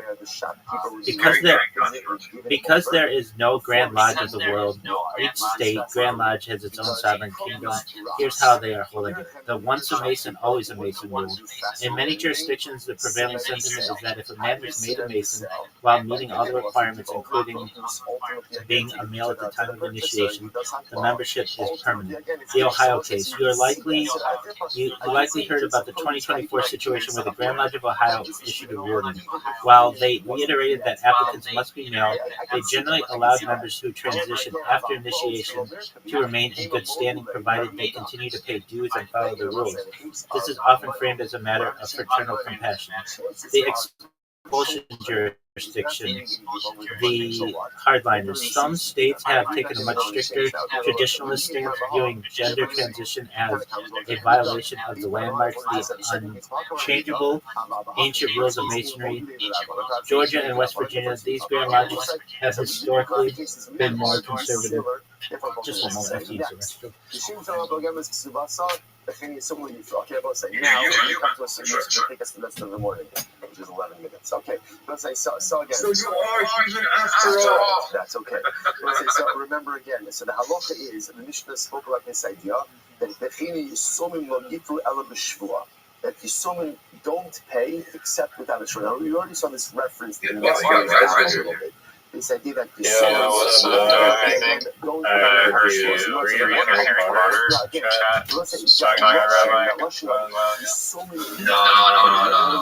The I was talking about my other lady over is here. what? Yeah, From the Somin. that was a while ago. Were you in a, do you have like a, were you into smoking a lot of long reps and drinking and doing drugs on camera? So they really low that. If you want to say Sound like you, possibly. Sound like me, Father Yaakov died. Yeah, but I was trying not so much because I kind of fell off those little things. So now, No, it's just you regular smoke weed. Because I feel like I recognize your voice. I don't know my voice now. Yeah, you're kidding. Yaakov was alive. Oh yeah, I am. Why? Because what is Yaakov? Right. Yaakov could play without a Yeah, so why should you used to come out all the time. Hey, that's what he used to say. Right. So I replaced my phone with my phone fucked up on me, like batteries all my contacts shake out, all kinds of weird shit happened, my information, login information and all that stuff. Pretty much I just started from scratch again. This is a little bit of a repeat from what we saw Oh, yesterday. did you drop it in a toilet or something? No, batteries exploded. That Yarsha Like, this about to explode, so I get rid of it. Thank God I have insurance. What kind of phone is this? That's talking about the Samsung Galaxy SR or S20 or something. Right, so Father Yaakov is Right. Yaakov. That's interesting. I don't know that that's a problem. Actually, that common of a problem. Now go ahead and With Samsung, actually, back like 5 years ago, they had problems with it so much that they weren't even going to the airline because they had issues with from Zebulun's kids. Okay, so the halacha is that Yaakov's kids Okay. with the shul. Yeah, I feel like I remember hearing Now of the number your airline is thing. even though again, what do you Yeah, Usually it's the not sun on is a bomb hazard. But remember, you're going to say this. But it's actually like a flare, like, especially if you're in like aren't necessarily well essentially like 12,000 feet up in the air. That's not something you want to happen. to ensure that this phone wasn't collected before. Now, here's a strange question, and I'm not asking because Essentially, I'm a terrorist. I'm asking from the security perspective. Do you have any lucrative ways to potentially hijack terrorize and explode an aircraft? Just hypothetically. Well, as a child, growing up around Chicago, I spent some time reading the anarchist books. I had many multiple ways Let's say of doing this. But I never felt which I never really. Yaakov's good. I mean, kind of not from the ass, but no, I never felt You know, we haven't talked in a year, and I think that immediately asked how you terrorize. And it just came to my mind. Let's start throw the bombs, airplane bombs. I mean, there's a way to do it, bringing it to fucking Samsung Galaxy into the plane, and you're good. So looking at their security. a bunch of issues with spontaneously combusting batteries. So that's why they had restrictions previously. Is because they just turned them on because it's erupted in the flames and shit. So that's very much a liability for everyone.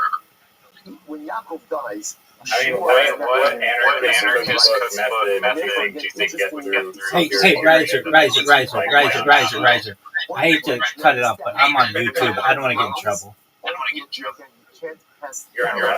I'm on YouTube, and they don't like that kind of discussion. Yeah.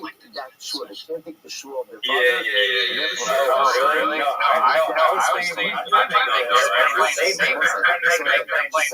Yeah, I understand.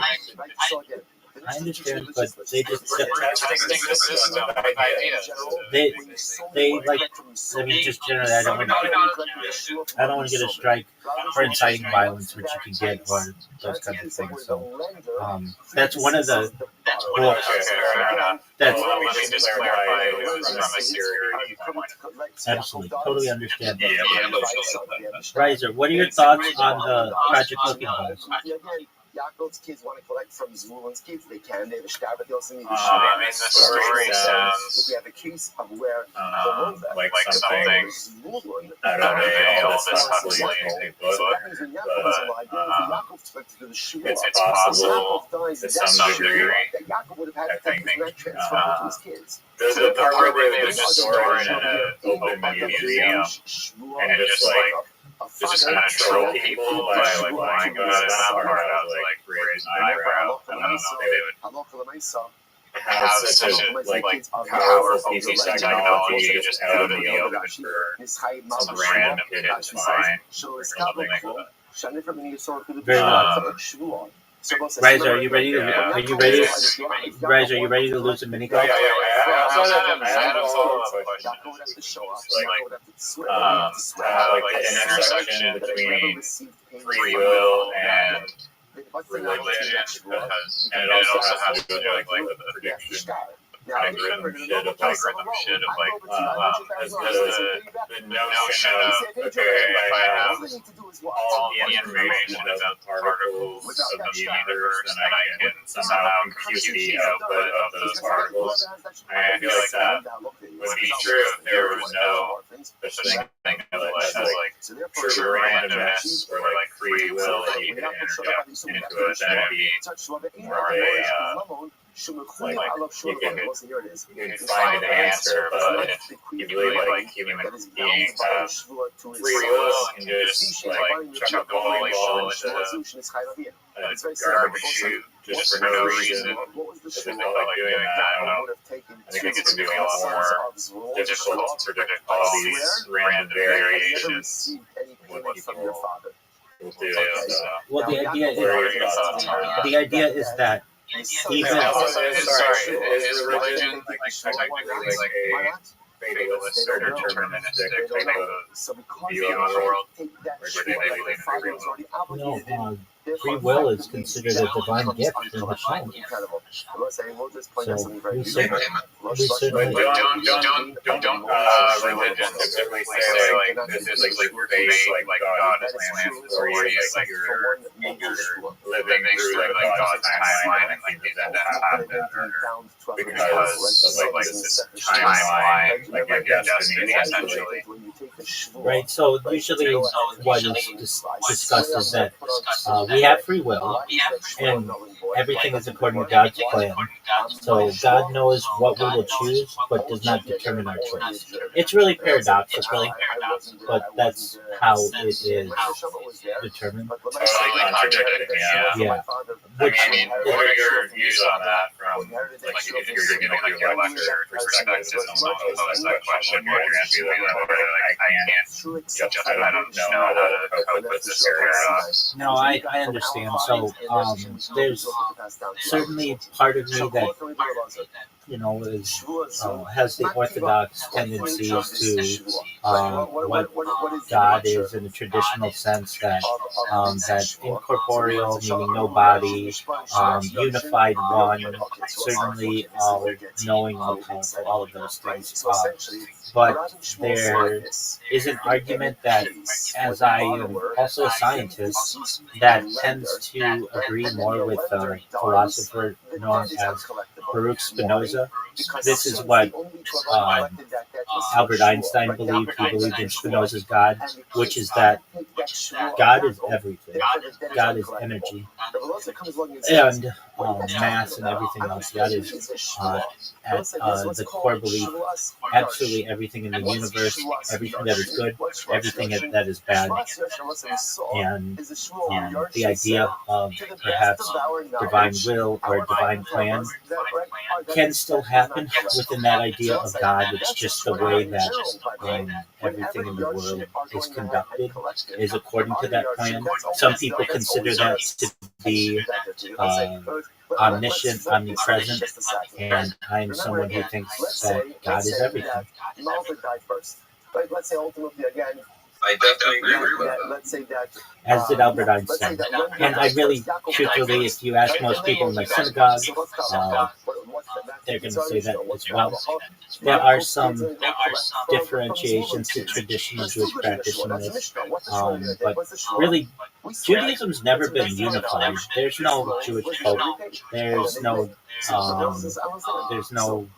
one single mentality of what Judaism is. Even amongst more recent prominent rabbis, the main ones are generally Rabbi Jonathan Sachs, blessed memory. He died like in 2020. He's like basically the most recent prominent rabbi to have passed, but also the Rebbe, the Lubavitcher Rebbe, who died in 1993, Rabbi Moshe Feinstein, who is the central pillar of Orthodox Judaism, died in 1986. There was differentiation amongst what they believe, even amongst each other. That's kind of one of the interesting things about Judaism is it does change, and even what we believe from a doctrinal standpoint has changed drastically since biblical times. There have had to be certainly different adaptations that the religion has had to take after the fall of the Second Temple around 70 of the Common Era. What do we do when we can't practice sacrifices anymore? So that had to transition into prayer. What do we do with the rise of Kabbalah in the 12th century of the Common Era? And many of the Kabbalistic refinements of some of our more practical aspects of society. And also there's a questionable authentication of Kabbalah's central book, the Zohar. Basically, it was provided by a man named Rabbi Moshe de Leon, and he said that it essentially came from rabbis about 1,000 years earlier, specifically Shimon Bar Yochai, who was a disciple or a student of another prominent rabbi, Rabbi Akiva, and this is basically their teachings, but if you really get into it from a scholarly perspective, the language that he uses in the Zohar, that Moshe de Leon uses in the Zohar, is inconsistent. It uses medieval language, medieval phrases. It hints at the idea of Islam, which basically Simon Bar Yochai would have never known. And once Moses de Leon died, his own wife, who was interviewed on the matter, said that he made it up to make money. And a lot of Jewish Kabbalistic thought is based on this book. And so how do we, in 2026, justify this? We can say that perhaps some of the inconsistencies in that text do exist, but that doesn't mean that which is stated in the text isn't necessarily true. And also, Kabbalah never overtakes halakha, Jewish law, so it just basically enhances it to some extent. But what I'm trying to say is that there are a lot of inconsistencies even within Judaism that we've seen, and into the 20th century. Some rabbis have been extremely Zionist. Some rabbis have been anti-Zionist. Some rabbis believe that have certain agada, like legends, basically traditions that are followed. There are certain traditions that are followed in some communities, but not others. We have the Hasidic world, which essentially has some types of practices that aren't recognized as much within just traditional orthodoxy. Then there's the modern Orthodox take on it. There are a lot of differentiations within Judaism. So for me to be able to say there's one way that we've always done it, it doesn't work that way within Judaism. Other religions do. They have like a central doctrine that everyone follows. This has been tried before through Yosef Karo in what's called the Shulchan Aruch, which means set table. Basically a set of rules that attempted to essentially make consistent throughout the Renaissance period of Judaism. And prior to that, there was Rambam, Rabbi,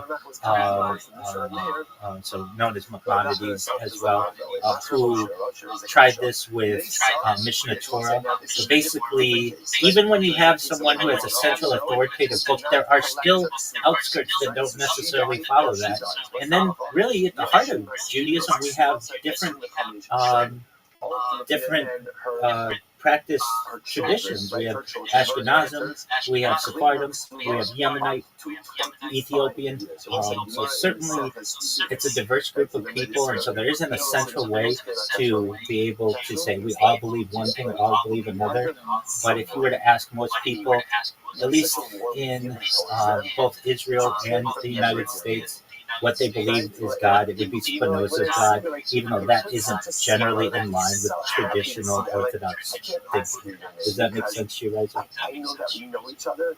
They know each other. But like, I know each other. But it does to some extent. I'm not following how that one identity and everything is God. Realize that So it's the idea. Go for it. Yes. Well, I believe that they just actually disagree with them. They're not exactly separate, but they're related because most religions teach you that God is everything and He knows everything before it happens. But there's also the real perspective as you can choose your own path, and that in itself is with religion itself because we all choose our own path. It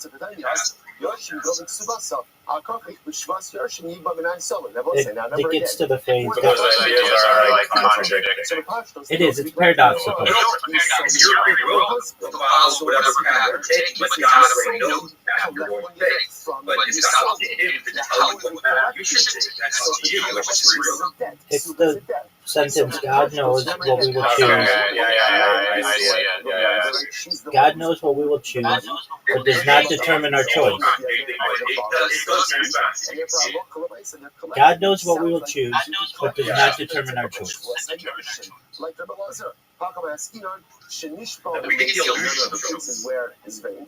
Then that's not real free will. So that changes the whole matter. Well, I mean, it is in this perspective that we are not supposed to know what God is thinking because God is everything. Yes, that is exactly that. Paradoxes are very common within religion. It's one of the reasons why people struggle with them. And the divine will, omniscience paradox is one that's common, not just within Judaism, but within really every religion. Their claim comes before the first wife and her inheritors. So you know, say, but once again, orphans collecting from orphans. Yes, and God knows that what you're going to do is exactly disenfranchising your free will to do something. He just knows you're going to do it. It doesn't really catch it out. Ultimately, wasn't the case. The husband's heirs. You won the lottery. Like if I say, well, I won the lottery, a lot of the other second regret you. Let's talk about that. Two different cases. Osa the Almana.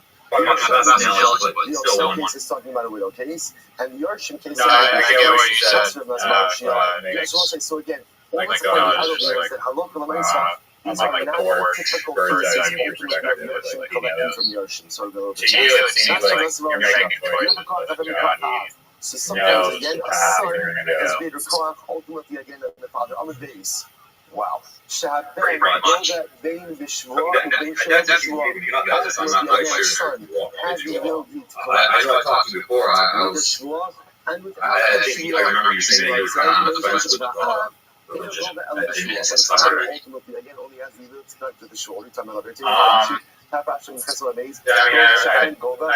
not picked a winner necessarily. I think I'm more into reincarnation probably.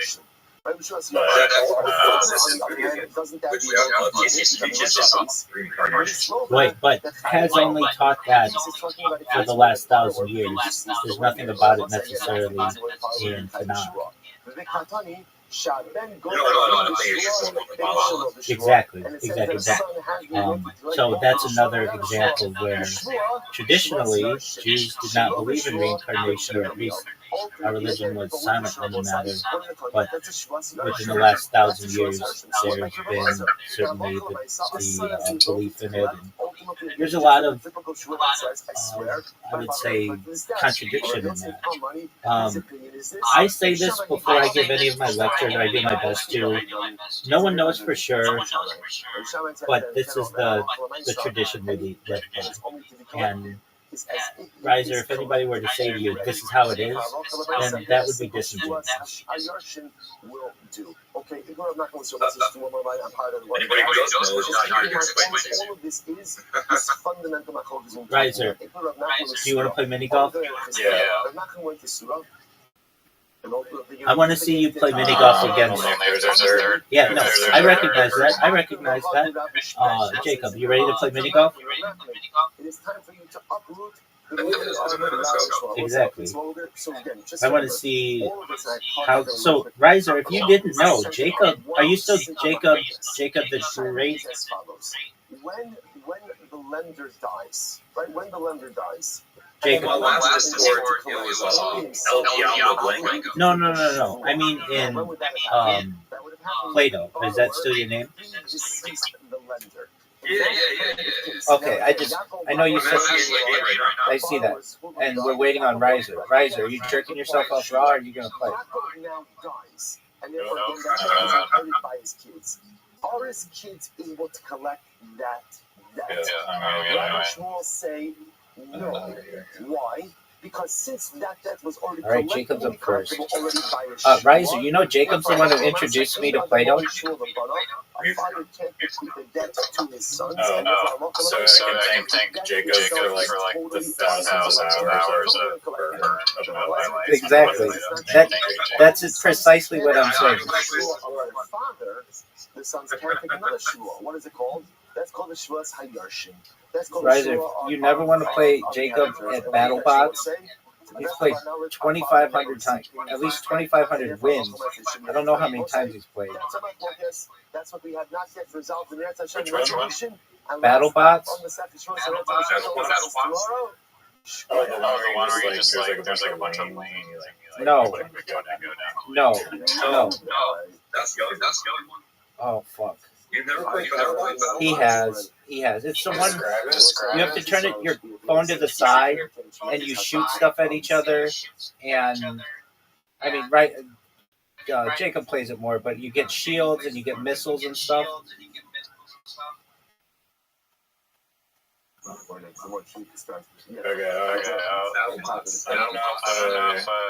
I don't know it off the top of my head. I believe it's a game.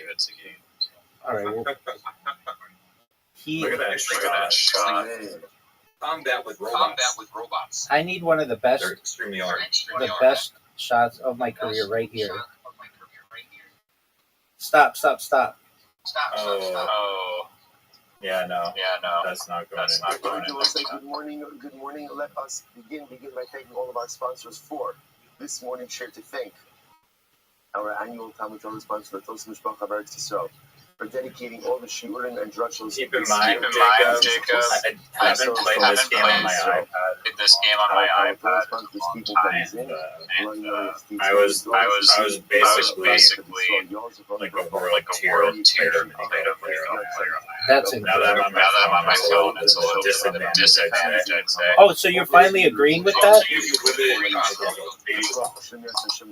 Our hostages, Shalom and the Karov.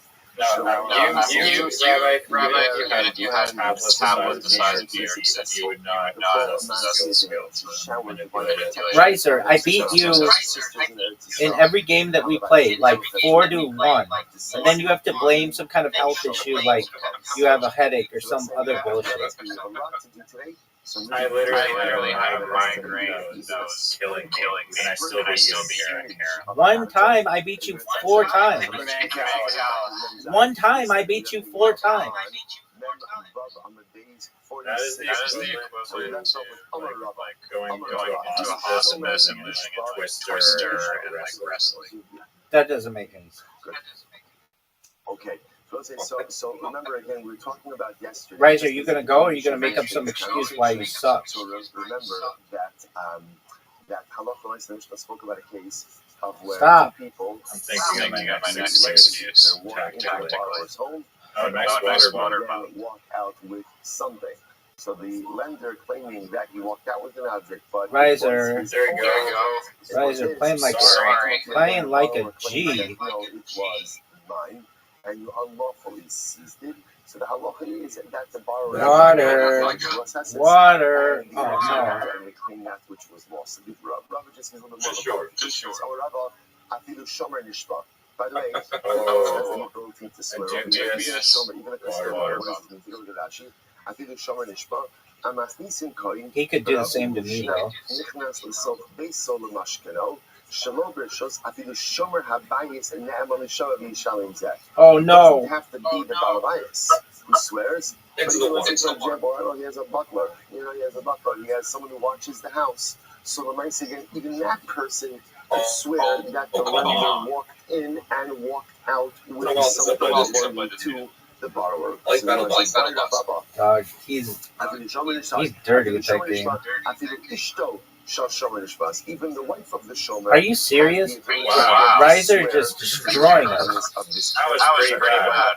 All right, what do you want us to do about it? What about, let's say again, the hired worker? Right, so the kid is literally again the hired worker or the laborer, right, who works for the balabayis.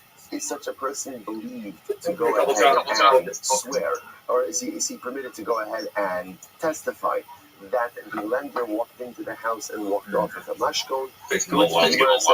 Locked in. That we're not sure, since he's a hired employee. Is there Takes sometimes a more game. I understand that. Dog, he calls any game that he loses a warm-up game, and then never refers to it again if he wins, which he never does. Right? We have witnesses that say that we saw Reuben walk into my house and then he walked out with something. What he walked out with, we have no idea. And the circumstances as to why he walked out with it, we have no idea. Remember, Reuben is claiming that he's seizing his item. You're going that way? Yes, he agrees he walked out with something. Oh my I'm lord. claiming he stole something from me. So the Gemara's like this. What happens Yeah, I if guess that was another one there. a very expensive item? Oh. So, for example, I say Reuben came out of my house and he stole a bar of gold. I mean, literally over here, because the kaspa means like a silver goblet. Like he stole a very expensive silver goblet. So so not only am I claiming that he stole something, but I'm making a fairly significant financial claim against Reuben as well. So the verse is mine. So do we believe halacha about such an expensive claim? So the verse is very simple. Chazino, inish to amidu, o inish to mehaminu, the mifkidi in shigade, mishtaba v'shakla v'ilo. Oh no! The circumstances. Riser, what's going on? Am I wealthy? So am I wealthy enough to be in possession of such an item, or conversely,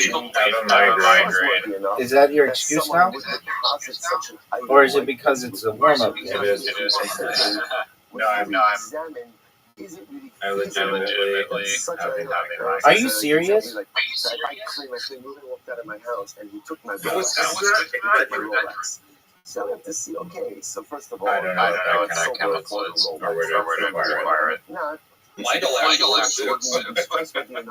That a Rolex Believe it or not, deposit that watch with him to I think it's just dehydration and water is the I mean, not enough. What a shot! Incredible.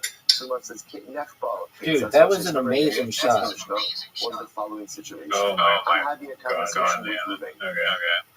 And then what ended This up is not happening, panning out so too I'll well. say, so actually better. I go into Reuben's home. And when I walk into Reuben's home, Baruch Hashem, I'm fit, I'm healthy, all is good. Right? I walk out of Reuben's home, and what happens? I'm bruised, battered, beaten up, all these different kinds of things. So I claim Reuben beat me up. Reuben hurt me. Right? Ultimately, again, Reuben says, I didn't touch you. You slipped, you fell, whatever it was. So what's the halacha? I swear that Reuben assaulted me, and I'm allowed to collect damages. So says the Gemara, I'm not reading Shmuel. So the Gemara says, I'm sorry.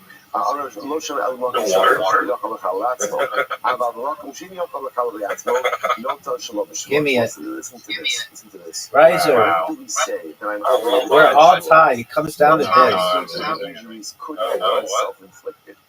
Right? So in other words, there's a Give it to me. here. Give it to me, baby. Plinko.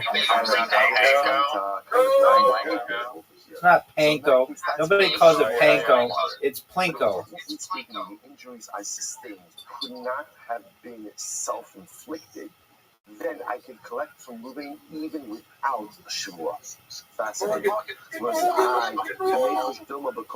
Whack shit. I bumped into a wall. Maybe I fell down a flight of stairs. In other words, that Riser. I understand that I got I'm surprised like how memorized to send down there like a Google thing. Always gets good. You know, I didn't even think of it for this whole. That could not have No. No. Yes. a bite on my back. Okay, no matter how talented you are, right? You can't pull that off yourself. Once you Right? memorize it, So, it comes so back to you. these are injuries that could not Riser. have been self-inflicted. So because of that, now again, there's still another possible story. There was still a possible story. So other than Ruvain, Hit my ball in. Ruvain's house. Okay, but remember, what we have is circumstantial evidence. Witness is claiming, I went into Ruvain's house and I was fine.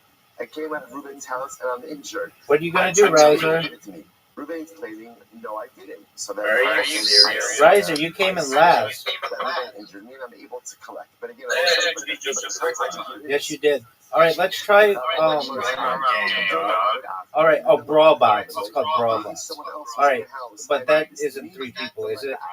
There was no one else around. Yeah. There was no one else around. All right. All right, we'll try brawl bots and then back to that. I'm terrible at this game. Because at the end of the day, no one saw Ruben do it. No one saw Ruben do this. So there's certain That's why I watched that because I had something else to do. Like my brother. How is your brother? How is your brother? That this is only true if it's injuries that could have been self-inflicted, right? But if it's injuries that could Jacob, how is your brother? And Shmuel says, I can collect even without Shmuel. Incredible. Okay, but still kicking it. All right, Jacob, what one do you choose? I like the rappers. There you go. There's Riser. outside of the pop. Oh, fuck. I chose the wrong thing. Riser, have you ever played this game? Regarding a different shua. In other words, his credibility has already been compromised. Oh, I fucked up. It's been proven that he's already violated a different shua. Stop. So in that case, we flip the shua onto the other party. So the examples that the Mishnah gave was Echad Shua Sa'idos, Echad Shua Sa'idos. Dude, that hurt me. So let's say, for example, I'm in a legal dispute with Ruben, and the normal mechanism of resolution for that legal dispute would have been that Ruben would have taken a Shua. But now Ruben can't take a Shua. Why not? Because he's already cautious. He already lied under oath for something different. And the Mishnah gives all the different examples. So how the fuck? Back to me. So the Gemara says, as follows. The Gemara says, good. My afternoon Shvuas Shav. What does it mean, even a Shvuas Shav? The Gemara says, Lomi by Kama, Lomi by Hanach, the Isbik Filas Maman. So I say, in all the other cases, perhaps was something that or shield denied a financial claim. Also, just years have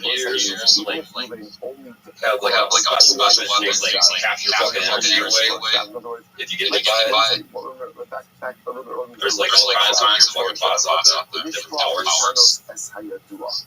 A person swears, right? I swear that this cup of coffee is in fact the car. Look at this shot. I swear. So that's a shvuas shot.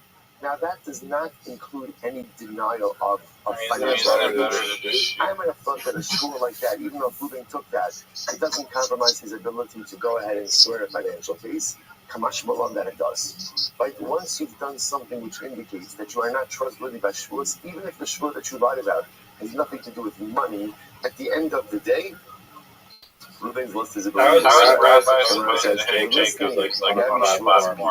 So why not include Shvuas B'Toy as You can well? take our name. No, here's the difference. Wow. And when it comes ultimately Next again to turn, watch Shvuas, out. remember, again, we're talking about a case where Reuben lied about the Shvuah. However, again, the Gemara says about Shvuas B'Toy. Riser's going down. No doubt. Riser, say bye. Oh, are you serious?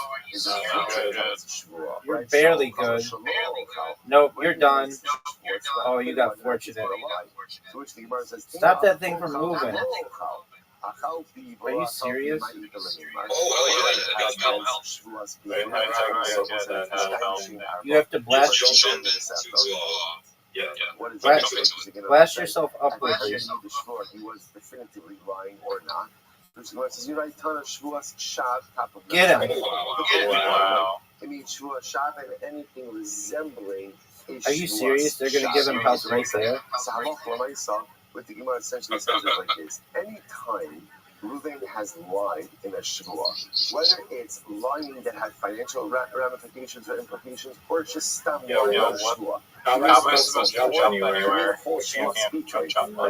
I swear I ate Jump bread yesterday. on the ledge right there, do you want? There's a bomb there. Demonstrates a willingness and an ability to lie under oath. And what does that, or to lie under oath, what does that do? The combination of I think I managed to jump to that the subsequent Shavuos. Okay, incredible. Next. I'm done. So say the next case in the Mishnah was, for example, if one of them had compromised. Oh no! For example, again, one of the guys, Wow. one of the parties, one of the litigants. I think it's technology you can use it as bait to lure your opponent. Then you can't go ahead and Obviously, try to get because that day they're going towards the house. the direction of the Mishnah. The Mishnah said like this: if one of the That's very parties, true. if one of the parties, It won't let me up there. like with a shvuah, his integrity is compromised and he can't subsequently swear. Then it said, and if he's a gambler. So the Gemara essentially says, why do we focus on In other words, if somebody's credibility has been compromised, we don't let him take a shvuah. Why do you have to give all of these examples? Wow. To which the Gemara says, Tana, Like 3,000 which the Gemara answers so, for example, if you sworn falsely, that's an example of a psul d'oraisa. That's a psul. Interesting.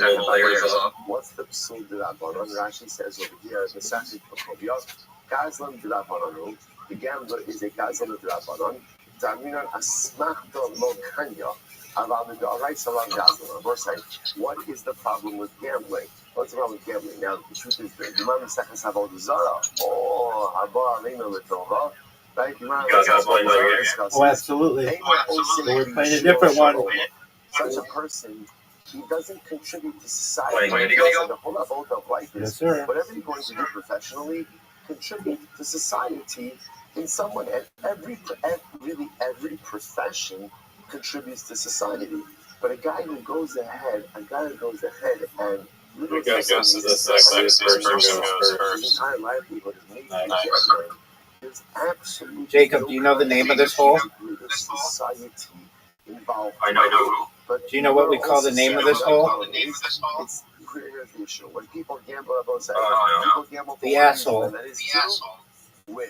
And therefore, when you lose, No, that's not the It's the asshole. So let's say, therefore, the winner is a Makes a little bit of theft involved. the actual It's not term. into someone's pocket. It's an S though, and it sounds like asshole. That is why a Yeah, gambler it is looks exactly. It looks more than like a vibe. I mean, they can look the same, dog. It's a rabbinic thief. Depends on the font. There might be rabbinic thieves as well, right? All I know is that I'm moving your fucking ball out of the way.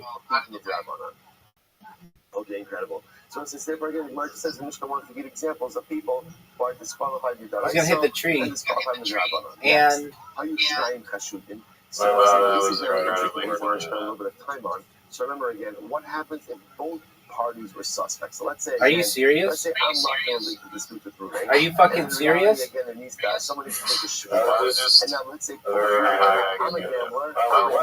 How you get water right back there? Or Ruvain is That's an excellent question. What do you do in that case? Are you serious? In the Mishnah.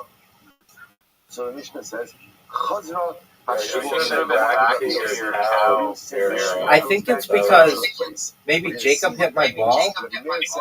We split it. Rabbi says, no, there's no shvuah, and we just split the claim. So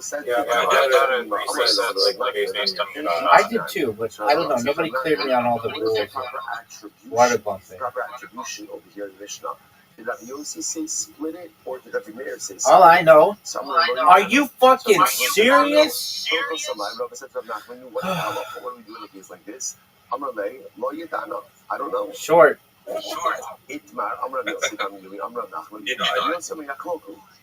Right, sir. This is your last chance. And we split it. So the Gemara said, Give me this. The opinion that said that in this case where neither party has the ability to go ahead and take a shot, who simply split. Wow. We all struggled to get our 2 points there. They should have a whole like it's like that the Gemara seems to everything. Are you fucking serious? The Mishnah ultimately says that Rabbi Yossi says the shvuah goes back to Rabbi Meir says split it. Now the Gemara is really saying no, it's really Rabbi Yossi who says yachloku, and then the Gemara says, by the way, that's how we paskin. That's how we paskin. We're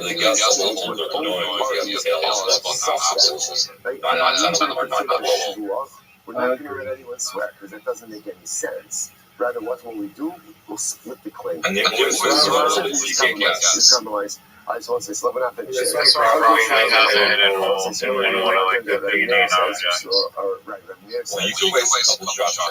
Exactly. In this case, it's that 10. Again, the shvuah goes back. We put the shvuah back to its original place. So says the Gemara, what does that mean? That the shvuah goes back to its original place. Stop. So the rabbis in Babel, where does that mean? This is actually very beautiful.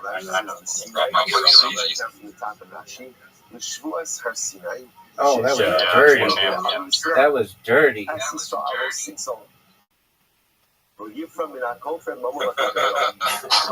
Why would you do that? You gave up a shot.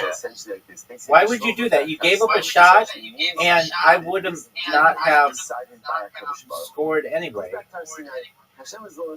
That was a dumb shot, Riser. No, because I went first. You just gave up 1 point. That was a dumb play, Riser. Riser, what do you want me to do? Keep track of everything for you? And neither party has the ability to swear. Essentially, Bezdin says we're kicking this up the docket to HaKadosh Baruch Hu. You'll write this shit, right? You'll decide. So, Riser, you just gave Jacob a point. I hope you know that. Incredible. So therefore, Bezdin is not water bump him. Because again, we don't have the ability to avail ourselves of the normative mechanism to resolve this particular case. So therefore, again, Rabbi Shabbat say, Chazra means we kick it back to Sinai, we kick it back to HaKadosh Baruch Hu. That's a beautiful shot. Sometimes in life you just have to cast the burden on the Give me it. Are you fucking serious? The Eretz Rabbanim said, no, the shvuah ultimately again goes back to the one who is chayiv. Now, what does this mean? Look at Rashi. The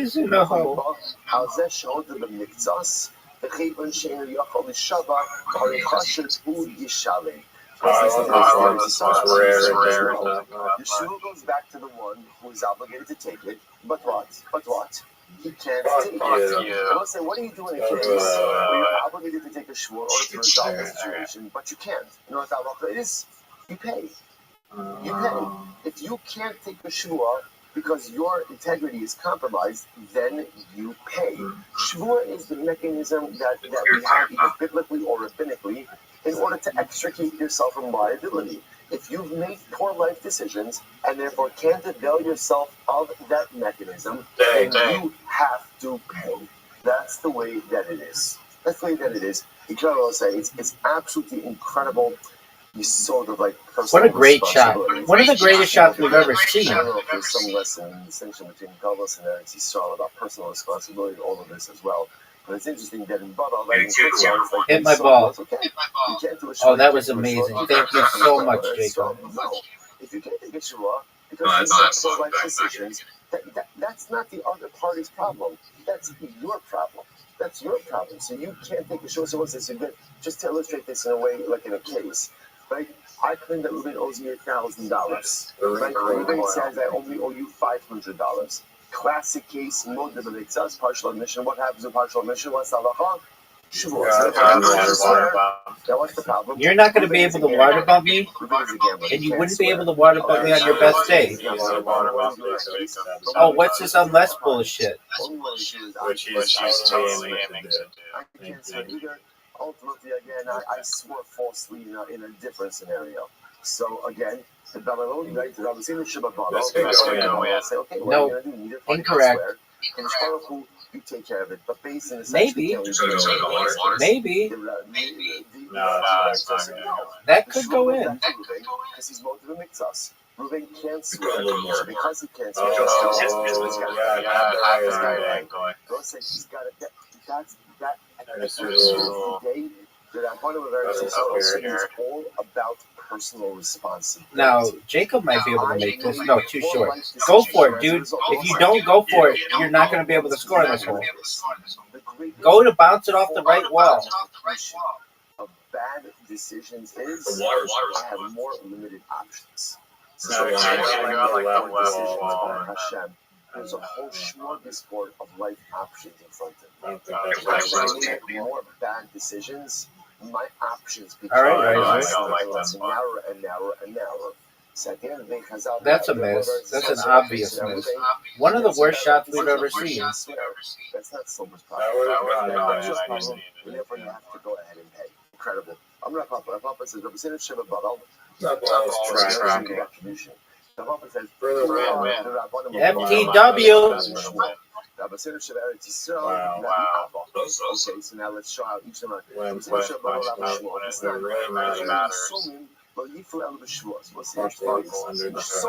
orphans can only collect what are you talking about? Who are never saying that? What's intriguing about that statement? Generally, the halakha that we've always seen is what? If you want to collect you can only collect from orphans. This is the reverse. The children themselves can only collect from someone says, okay, what are you doing? What are we talking about over here?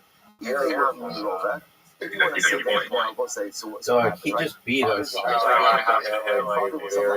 Father was a lender. So father lender died. No, you're done, right? These someone now want to collect from the borrower. So he's saying that if he's someone need a shvua in order to collect from the borrower, I don't understand. Avu and shaka below shvua, bit of a shvua. If the father was alive, if the father was alive, the father lender was alive, would he need a shvua to collect the debt? No. Dude, he got us document. He'd show up at the borrower's door, say, hey, all right, collect my debt, and that would be it. Reload. So why would the assuming need a shvua? This should be a hole-in-one. This is the easiest layout for a hole-in-one. Unless Jacob gets it right in our way. The soul ultimately again collected from the soul. The halakha again, if let's say the children of the lender, the borrower, again, the soul to collect. The Gemara says, boys, I'm going to show you how this is done. You can just count this. Count this as a hole-in-one.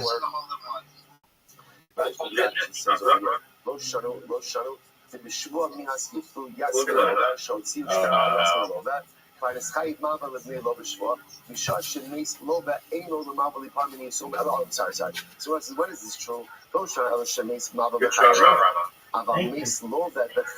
Rabbi. But again, if the borrower died during the lifetime of the lender, ultimately, again, in that case, already the lender. Very I nice.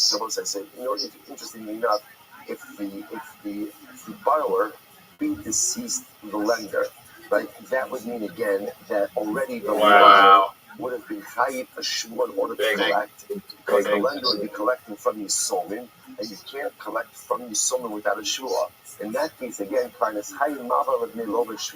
the lender would have already been obligated to collect the shvua. And ultimately, again, it's very interesting. A person cannot bequeath a shvua to his sons, and therefore, again, in that particular case, they would have been unable to collect. Interesting. Now, if you look at Rashi, it's actually Rashi, other Morish, Libanav Mamod, right? I love shvua. This is very interesting, and I don't know that we ever actually saw this concept before. That if father lender dies, and at the time that he died, the only way for him to have collected the debt was through a shvua, that shvua is not transferable. His kids now can't collect that debt with the shvua of their father. Alma, horrible muchayiv shvua shlo is kabal. B'chov zeh, v'somei yochalu shava, kein ela shelo bakanu abba ve'idu ashua mutelas ala aviem. וגם יסבי לא ואין יפול משלוש שפר אביהם כמה רבי שמואל שלא יפלו על ממלכת. So what's the idea over here? In this particular case, Rabbi Shmuel is saying that because neither party could take the shvua, therefore what? The debt is not collectible. So therefore, again, we see from here that Rabbi Shmuel are the rabbis who hold that when neither party could swear what's the halacha, essentially we kick it up to HaKadosh Baruch Hu. Okay, Rabbi Abba, this is a famous case. Rabbi is very strong who were they. Rabbi Abba, here we go, great case. With the Chatev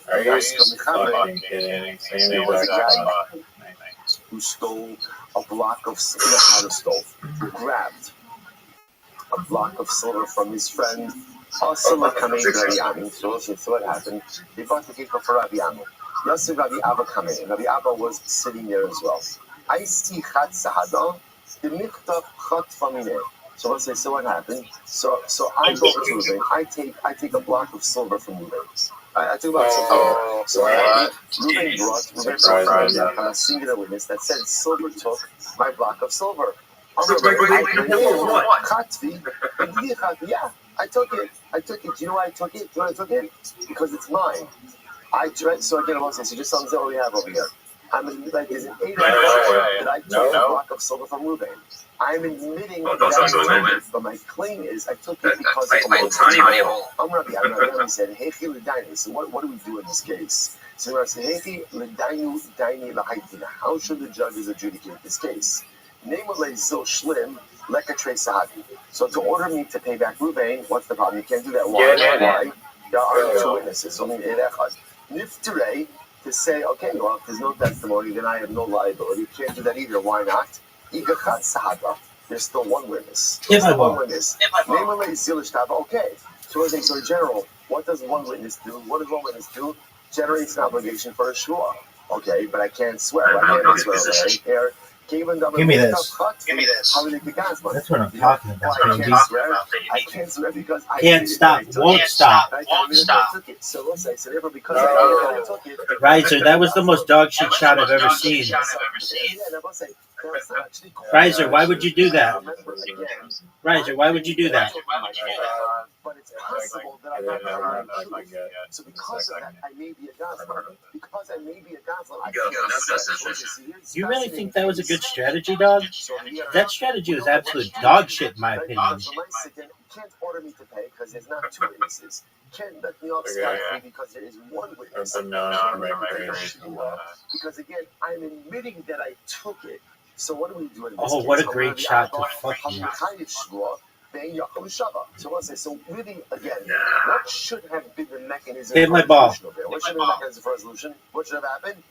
I, the person who took it, should have been obligated Look to at swear. this. That would happen in a case like this, right? Then again, let's think of more classic. This would have been a classic case where, let's say, there was an Eid Echad that says, "I took it." Riser and I'm leaves claiming, it. "No, I didn't." Right? So Ruben's Exactly in the right position. Yes. That was Yes. beautiful. Sorry. Right. So again, Ruben claims that silver took my That was silver. beautiful, I Riser. claim no, I didn't. We could see Eid that. Echad says, "I saw him do This it." is my worst hole.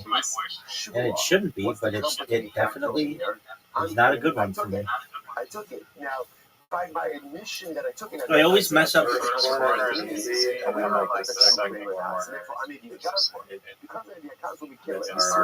I agree. What do you do in this case? Really, I should have been the one who took an oath. I can't take an oath because of my statement. Wow. Riser, what are your thoughts on just bouncing it like this?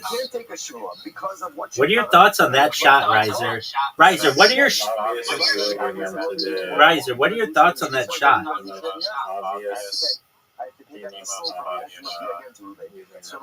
That's gonna miss. That's a terrible shot. One of the worst shots ever. It actually fucks up your next shot. Dog. Are you sure about that?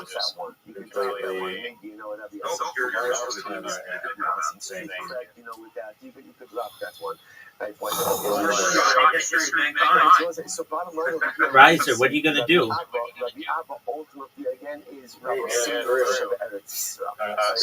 He represents the rabbis who say that halacha l'maisa, when there is a shvur to be taken, but the party who's obligated can't take it, you're obligated to pay. So as I said, just No, this one's easy. Are you fucking serious? When there is a necessary shvua, but neither party could take it, essentially a base themselves and kind of kicks it up to HaKadosh Baruch Hu. You take care of this. The Rabbanim of Eretz Yisrael, ultimately, again, what do they say? When neither party can take a shvua, or the obligation, or the obligated party can't take a shvua, so let's say, what's the halacha? You have to pay. You have to, let's say, because in Eretz Yisrael, so you see over here, the Rabbanim of Eretz Yisrael create this yisod, ultimately, again, of responsibility. Right, do you think you're going to be able to make this shot? It needs to be taken care of. Listen, I was thinking about this last night. It was fascinating. That was dirty. Even in the way that like problem or difficult, we'll call it conflict resolution.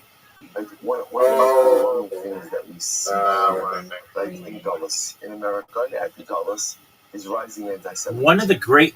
I don't know what's the most frustrating thing about anti-Semitism? The most frustrating thing about it? You can't come down to it. In other words, like you'd like to think education. Jacob has been eliminated. Oh.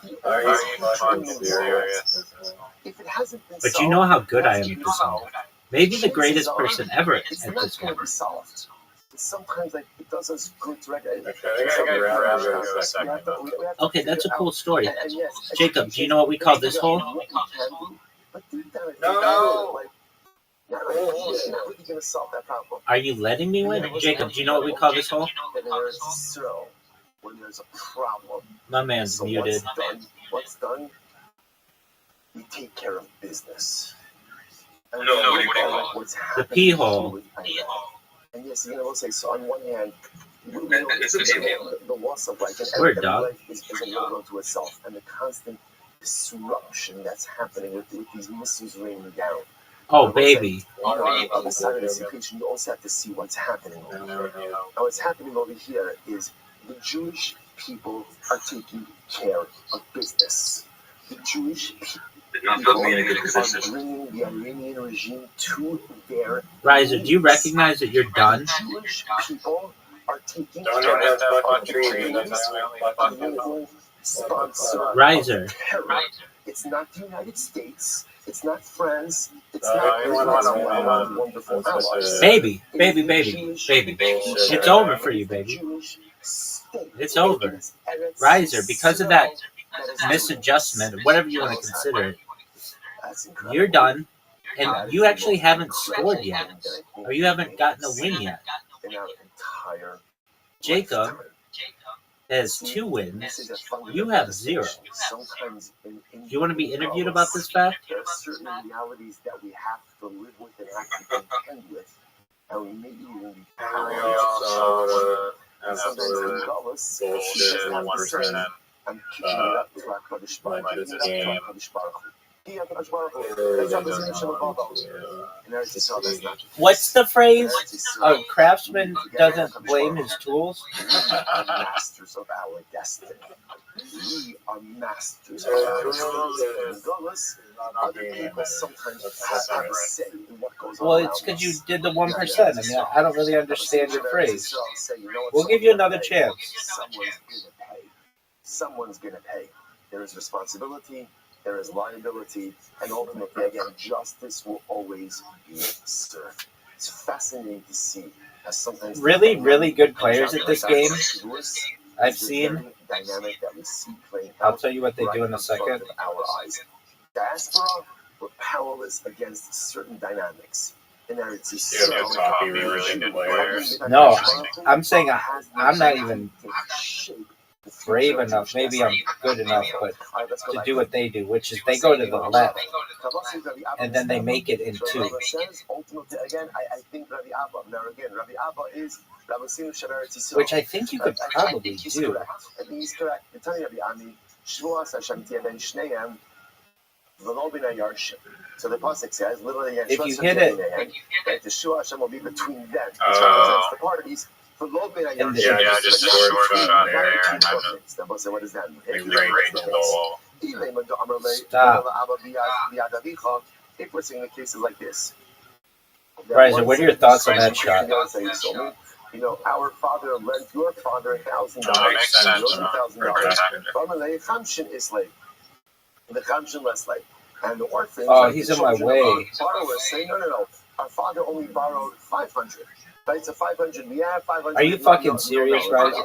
Well, that sounds like a Modu Mitzvah's case. Stop.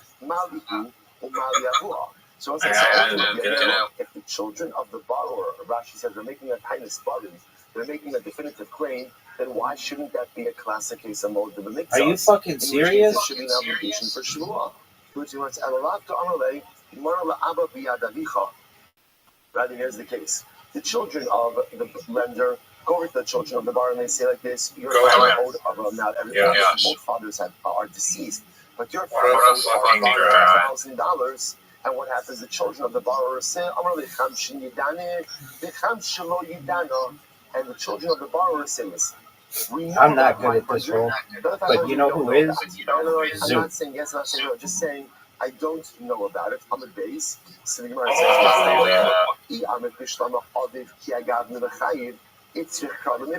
so if you would say, had the father's been alive, that the father would have been right, and the father and borrower would have been chayiv in that case, then it makes sense ultimately, again, if the Krav Gabi Yorshin, then I require ultimately, again, I would require a basic to exempt the kids. But if you say that even the father, in other words, even the father himself would have been exempt in a case like this from Shua, Krav Gabi Yorshin Lagoli. Ultimately, again, why do I need the So this is just And I actually invented this because I'm coming along and trying to say that professional as fuck. I fucked it up a little bit. Nice shot. Nice shot. How do we ask it in this case? Right? So what in this kind of case? Well, let's say That was a really good. That was a really good shot, Riser. So how do we pass it? The Rambam paskins like Rabosinu Sheba Eres Yisrael. That's how we paskin halacha l'maisa. Namely, that when neither party could swear, Chazra Shvuah L'Mkoma, the Shvuah goes back to its original place, which means the Shvuah goes back to the party. That was good. That is obligated to take the Shvuah, and Dude, therefore I think that was good. Since that party can't take the Shvuah, therefore Stop. he pays. So both halacha l'maisa and Eretz Hashem hashkafa l'maisa. Incredible. I don't think you're gonna make it into the green So let's area. finish up. Now the Gemara goes a little smidge of Agadat over here. So the Gemara says, Oh, what a great shot. Okay, I will accept that. Except that was one of the best shots ever. Beautiful Gemara. Beautiful Gemara. Shimon ben Tarfon Omer. Shimon ben Tarfon says, Not if he hit your ball. Hit his ball, Jacob. So what is it mean? Riser, what are you going to do?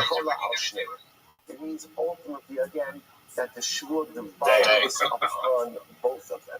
So it's interesting. And he says like this.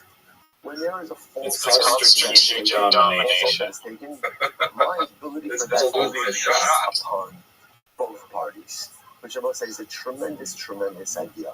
It's almost as if what Rabbi was saying about there's a lot that goes into someone taking a false oath. There's a lot of negativity, a lot of broken dynamic in that whole thing. So just understand, when that type of behavior happens, that people are swearing falsely, there's usually enough for both parties over here. So I would say I really... Riser, what are your thoughts on that? I call that strategic domination. A true craftsman does not blame his tools. Just in general, Oh, baby. What do you want me to do about it? No, that is my praise, dog. Thanks, baby. This is in the water, obviously. Not even close. Great dick sucking. That's not even close. Thank you, boys. Look at this shot, though. This has sexiness written all over it.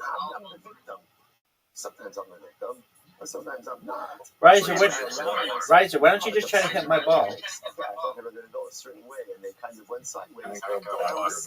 Are you serious? Are you serious? So I was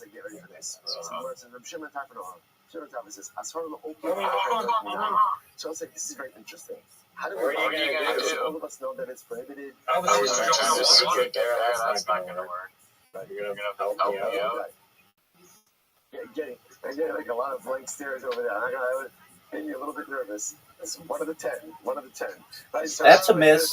Oh, you got so fortunate. Riser, you got so fortunate you don't even know it. And I'm not allowed to be a facilitator of someone else's adultery. Hit my ball. Hit my ball. Riser, you ready for this one? One of the greatest shots in the history of this game. Sit. So how do I know that this is wrong? In other words, here, I'm not committing the Avera myself, but I'm enabling someone else to commit an Avera. Hit my ball. Riser, that was the worst shot you could have. By the way, the city is sounds kind of obvious. Don't say what it is like this. You also apply this in the case of I know that someone's doing something wrong. I keep a secret. Thank you, Riser. Or I cover for them. The idea over here is not only can I not commit Averas, but I can't be the facilitator or enabler of other people's Averas as well.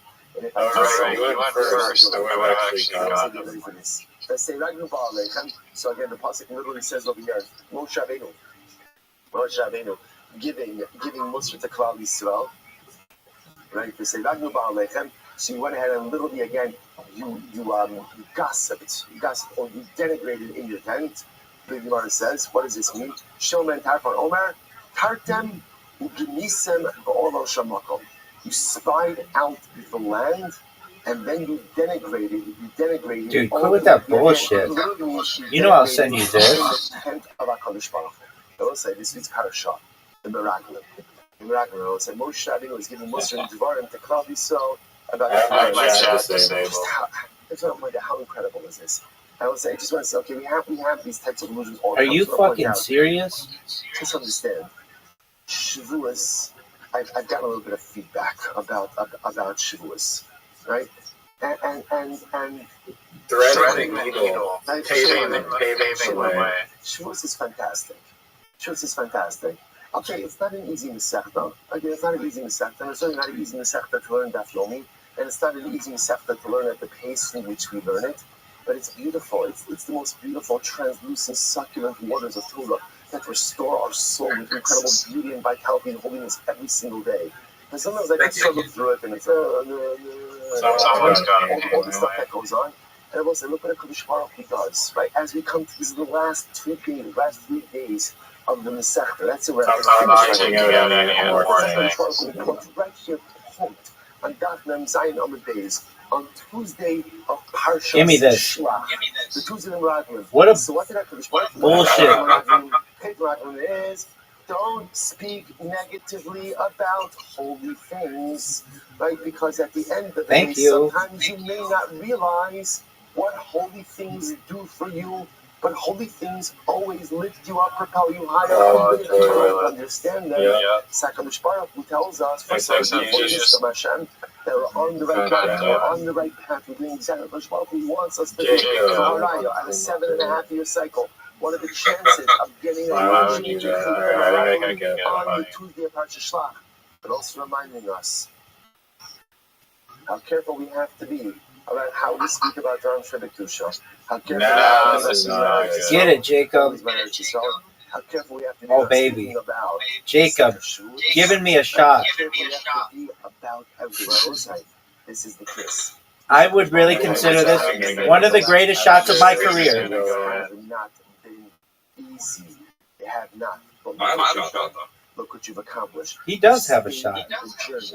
And don't fall into the trap. If Jacob makes it, I would consider it one of the best shots in the history of this game. Stay on the high road. It's too short. Beautiful service there. Beautiful avoda that we did. I was about to step over here for today. Again, there's still one more beautiful piece of like tomorrow. Show off everyone. You want your All right, very soon. We're going again. Riser. Jacob. I go on and on. Can't understand how I last so long. I must have superpowers.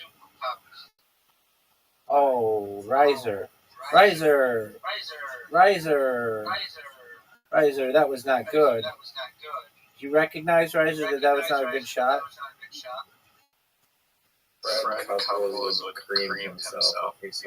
God, I love Fred Couples. Do you know that? Good morning. Let us begin. Beautiful You're in love with Fred Couples. Yeah, I do love Fred Couples. He seems like a really nice all of guy. our sponsors for this morning shirt to bank. Our annual Talmud Torah sponsor, Tilson Mishpacha Eretz Yisrael. What an amazing shot. There's no way Riser plays anything good here. That was ugly. Oogly.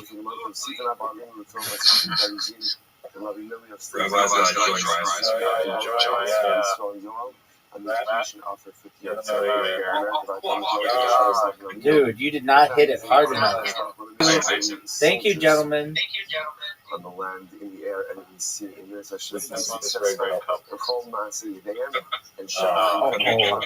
was almost amazing. Riser. Safety and security for our brothers and sisters in Eretz Yisrael. Riser, what's it like to score 0 points on that hole? For Am Yisrael, and it means Hashem Shalom for Am Yisrael and Eretz Yisrael. Let's do that. Let us begin. I honestly was going to take a nap as we head these last 3 games ago. Hard to Basically, believe the Shua's journey is winding down. So today's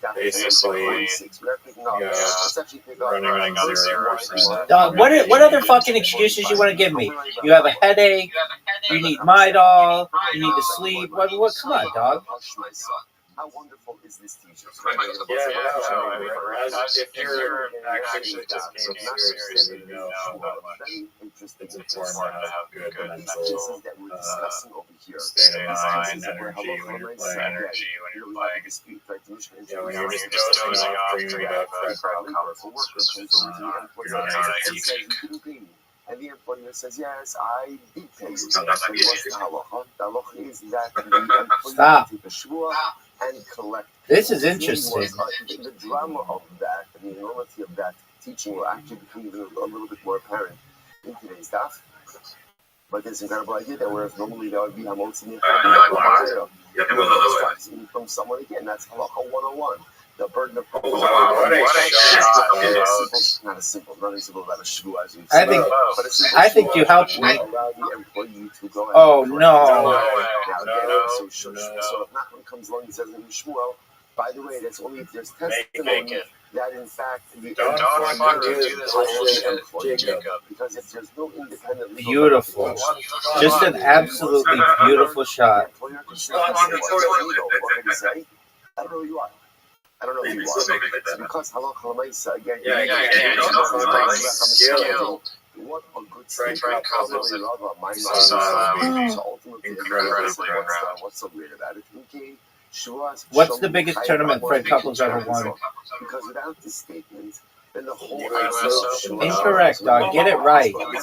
He is a Masters champion, dog. I deposited object. No, it's not. You and I both know that. Come on. Shomer says whatever it is.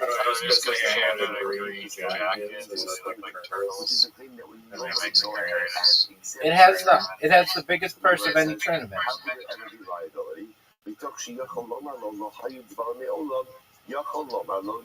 There's an argument to be made that the Open Championship is bigger than the Masters, and I don't know, I guess you could say the US Open if you wanted to. Not that anybody would agree, but whatever. The one that it's difficult to maintain is that the PGA Championship is bigger than any of the other three.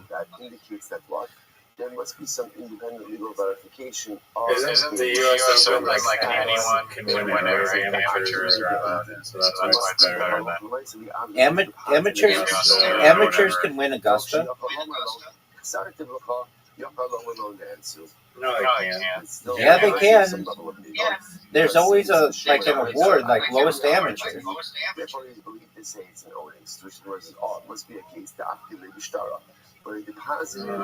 Obviously, you don't watch the Masters or you're not familiar with its pageantry, as I am. I don't think any amateurs ever won the Masters. No, they haven't. No, they haven't. They haven't, but they do get to participate. I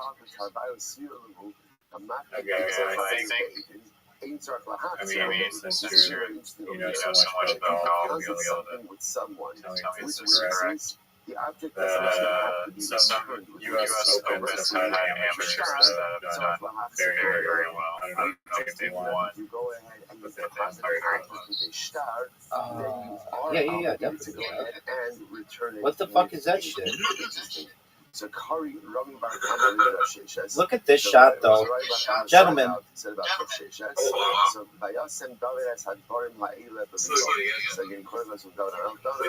These things to heart. Riser, that was terrible.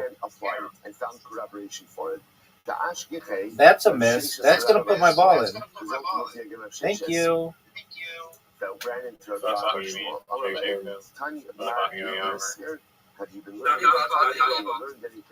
This is my best hole. This is my best hole. And Zoot, I don't think, has ever beaten me on this hole. Doug, what do you want me to do about it? It's my best hole. Other qualifications that we saw in yesterday's daf. What's Bismano? Bismano means like this. Remember that in order for the sphere, in order for the employee to be able to collect his wages with a shvua, he has to be coming in the what we'll call window of payment, right? As we spoke about in yesterday's daf. Every laborer, depending on the nature of your of employment, has a window in which halachically he is supposed to get paid. What we saw in yesterday's daf is look how sexy this shot is, Riser. Riser, are you witnessing this? Do you want me to screen record it for you? Make it. in the window in which he's supposed to get paid. So Skir is Mano, so the employee is showing up during his window of payment. He only has to swear. Riser, you know you want to put it in the hole, right? Not in the water. So what's the case? So what's the case? So says, here's the case, right? I go. Oh, what a beautiful shot. Riser, just go for the hole. I worked for you. And maybe you can get it. And the other one says, that's in the water. Maybe. What are you talking about?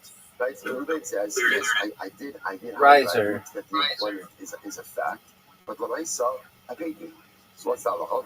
So again, in that case, then that's the Mishnah. So therefore, again, Riser, look at the score. I'm coming within the window of proper. I hate this hole. I hate this.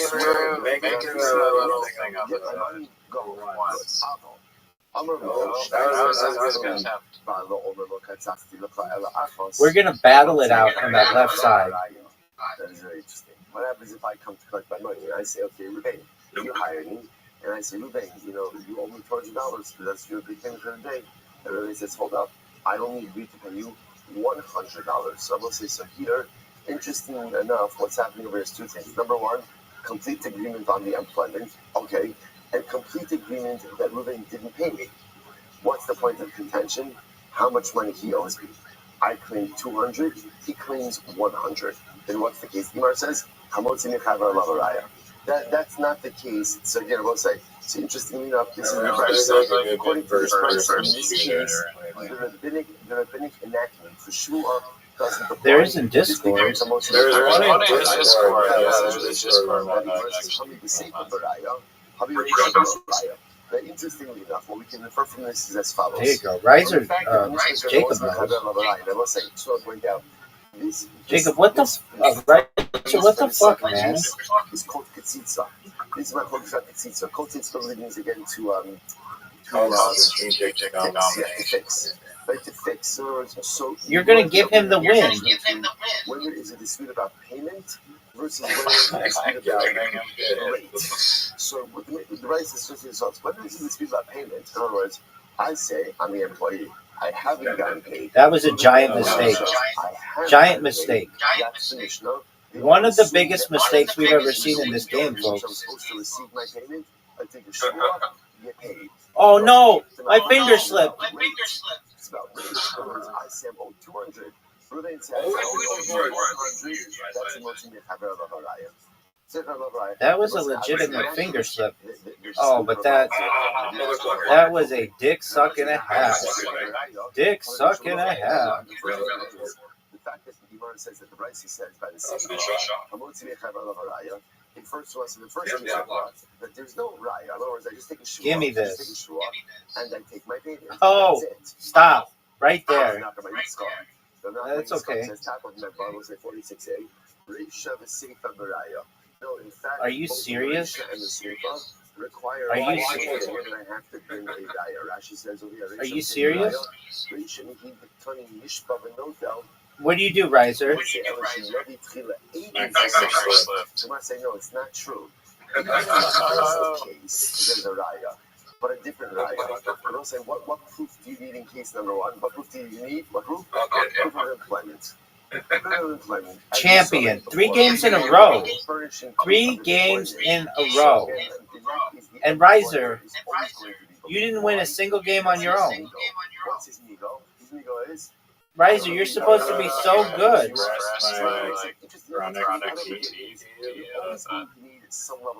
All right. Well, I'll let you go with that one.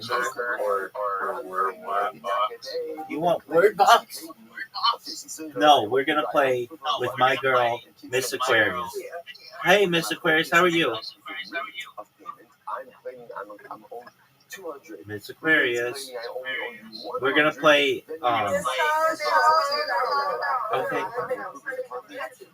Okay, we're gonna play. We're gonna play with Miss Aquarius. We're gonna play bowling. And I'm gonna send.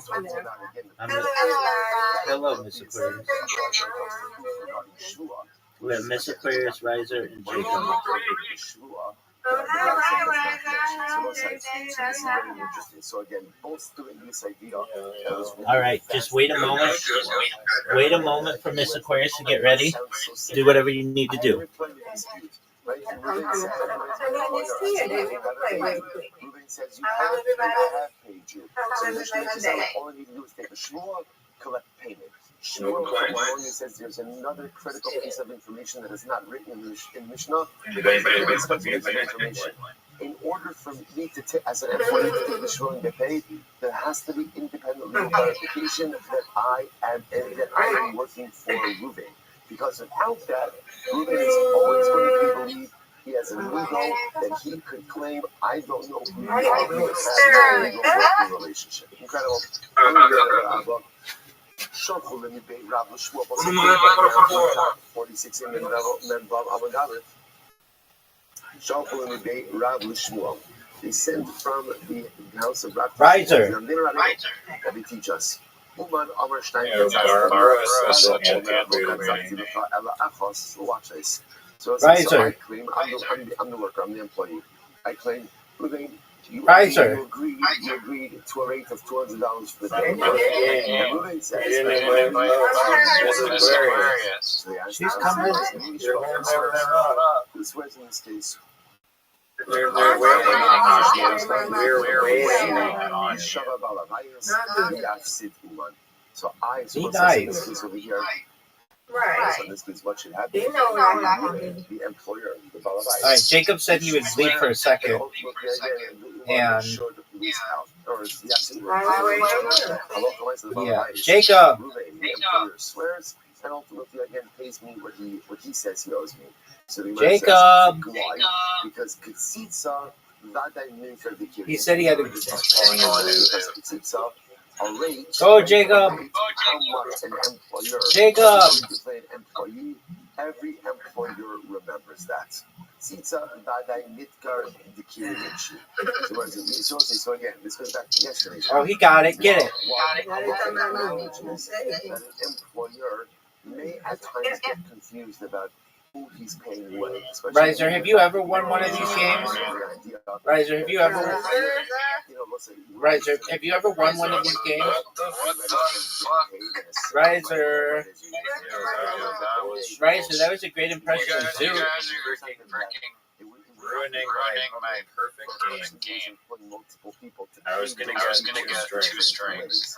So now we can understand why there could be some. Riser, do you know that I got 5 or 6, 7? What are you asking? I just didn't know if you knew that I got 7 spares in a row yesterday.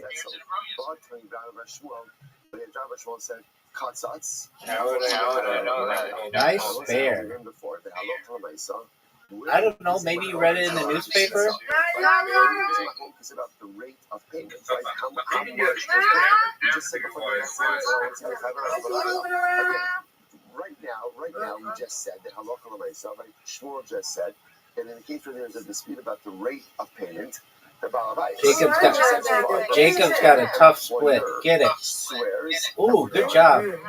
I don't like that ball didn't knock down the other ball. It went through the pin.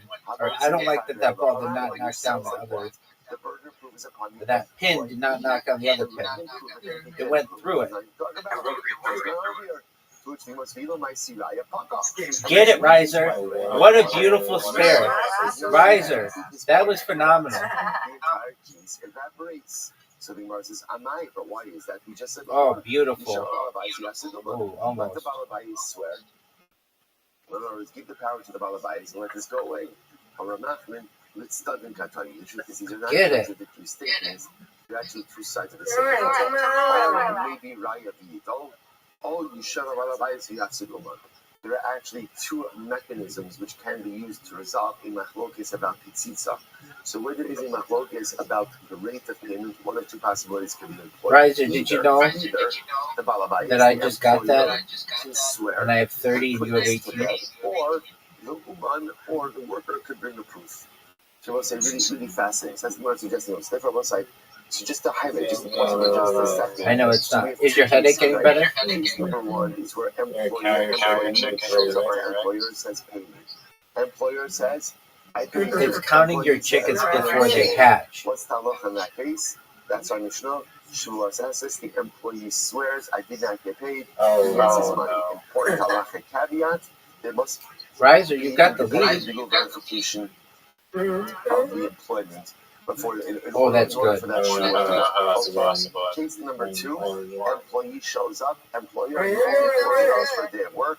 Employer says, no, I only owe you 100. That is called Get it, what Mr. is about the rate, about the set rate. Bowling, So what you are suggesting is there are 2 ways to resolve this case. How would you improve it, Riser?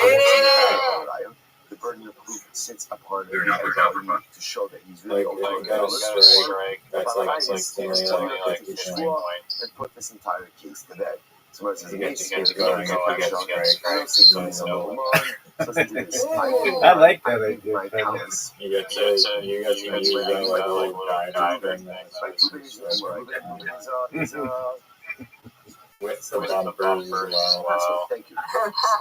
Trust me. Oh, what a strike. I don't even need those because I'm the goat. You know, that's Dog, sorry, I know you might win. So someone comes in and gives their talus, gives their cloak to a craftsman. So I'm giving it to Ruben.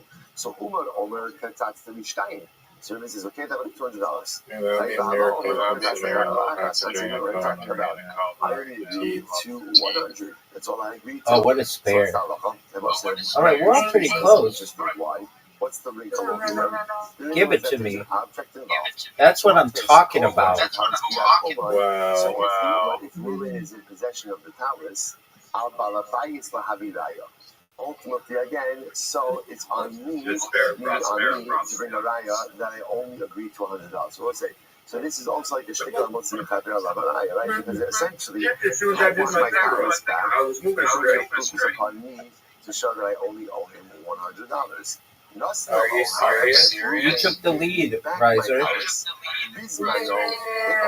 Again, Ruben is claiming his wages. Riser was complaining about how badly he was playing, and now he could win. Oh no. Window for wage Oh, collection. such a bad rush. The Gemara says, what do you see from here? Now,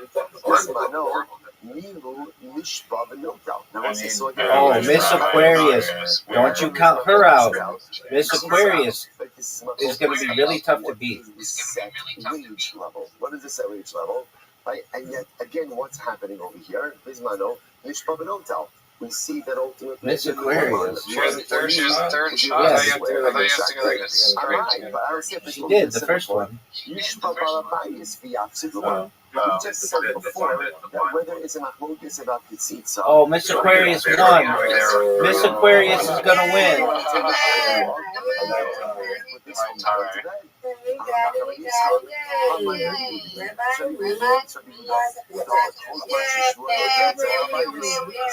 Wow. GG. No, I had a strike on the previous. All right, here we go. Mr. Jacob, this time, gets a full game. If we could have stopped it, Jacob, we would have. I know you said one moment we could not stop it, though. That's all right. But that was a really good first shot. Get this. So technically speaking, that's both that makes us as biblical shvua. So apparently, we want to suggest in a way that this is the position of Rabbi Yehuda. Rabbi Yehuda holds that what Chazal did is when in an employment case, Ooh, the shvua you by both the have 9. employer, ultimately Chazal flipped it to the employee. So this is 1 second. In Rabbi Yehuda, which Rabbi Yehuda are you? Beautiful. Nice spare, Miss Aquarius.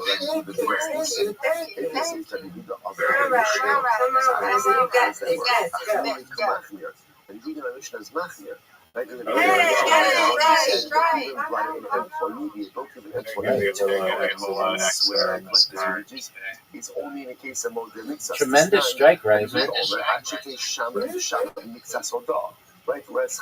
Give me this. That's what I'm talking about. To swear even when the employer denies the entire wage. You don't get bonus points if you swear. You get them on the first, the next throw. you get double. So And a strike thing, you get double. No, strike you get double on the next two. The next two throws.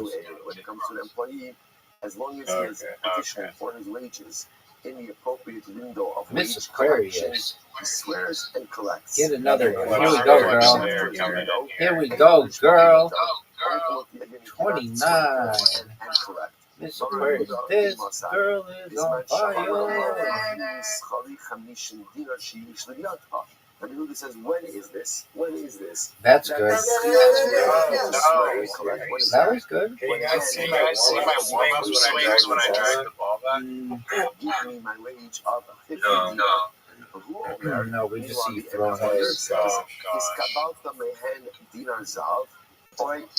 But the employer says, I've already paid you. Give me this. Yay! That's what I'm talking about. Thank you, madam. Oh, that's good, Jacob. Oh, that was not good. I mean, looked good.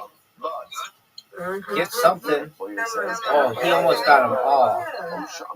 That was almost an amazing. They're still good. It's Aquarius. Get this one, girl. Get this one, girl. Yes, ma'am. She's a robot. She's a robot. Yes, that's right. We play this game every night for almost a whole year. Get it? It's our little tradition. Give me this. That's what I'm talking about. There's not a lot of speed in Are you doubting me, Riser? No, I'm just saying, like, it looked like he shot it very good. We have to say the case of Tzitzit is also the Rabbanon. I'm telling you, sometimes it's about positioning and not about speed. Ooh, nice spare. Wow, Miss Aquarius, look at her score. So the Gemara says, I have money. No, I mean the Rabbanon. The Rabbanon says before. Employee says you owe me 200. Employee says you only agreed to 100. That's a case of Amotzi Mechaber Lavaraya. Not good. That was better than it should have been. That's actually very interesting. Get it. Wow. Thank you, madam. They should also be able to change it so you can You can. You got 10. Yeah, we just always do 10, 5. It takes too long. That's where the rabbi stepped in and made a bit more changes for the employee. It is faster than real life. Look at this strike, folks. Miss Aquarius. Miss Aquarius. Get 100. This is going to be her record. This is going to be her record.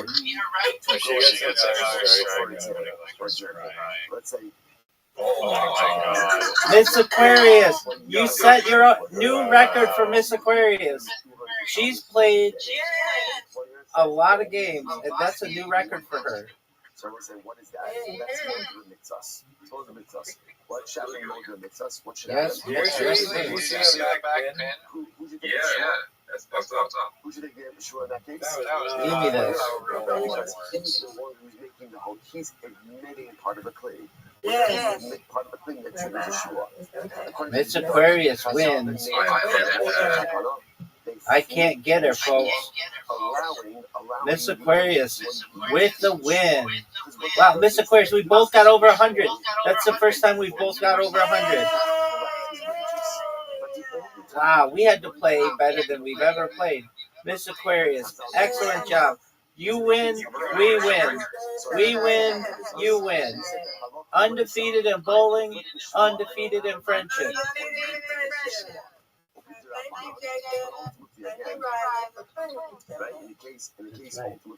Wow, Miss Aquarius, that's the highest score you've ever gotten, and you played it better. Wow, that was amazing.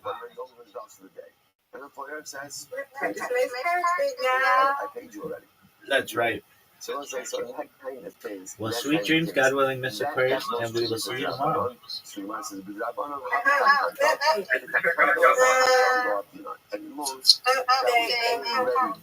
Yes, ma'am, I'm ready for it.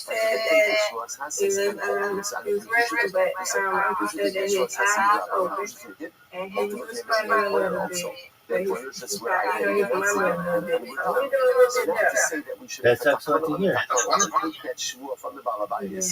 Flip it on to the employee. That we don't do. It's a very interesting approach. So again, in Rabbi Huda's model, the rabbi stepped in and took a Excellent, madam.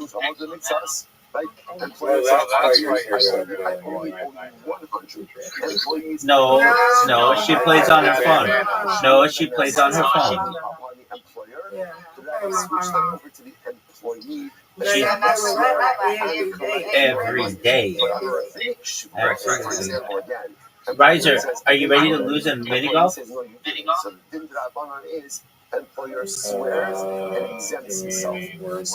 Yeah, we'll play word box with Jacob. We'll see how he does. He's a smart person. So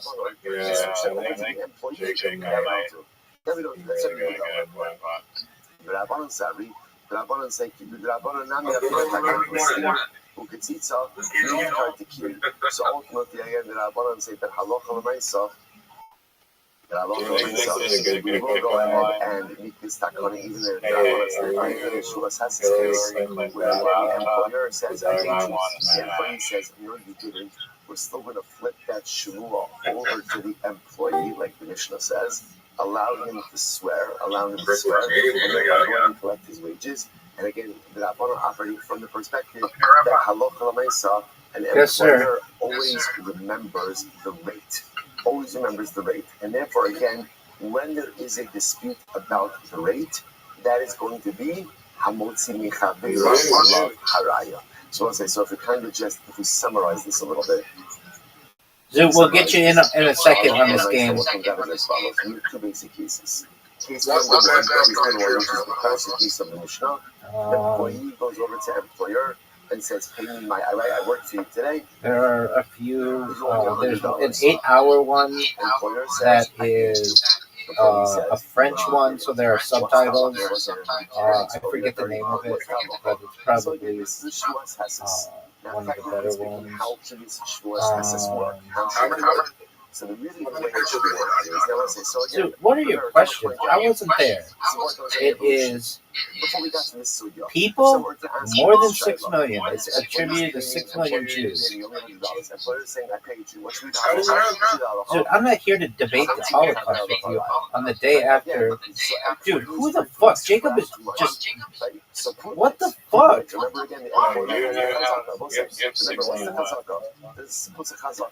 Money belongs to right? So therefore, again, the employer has the money in his pocket.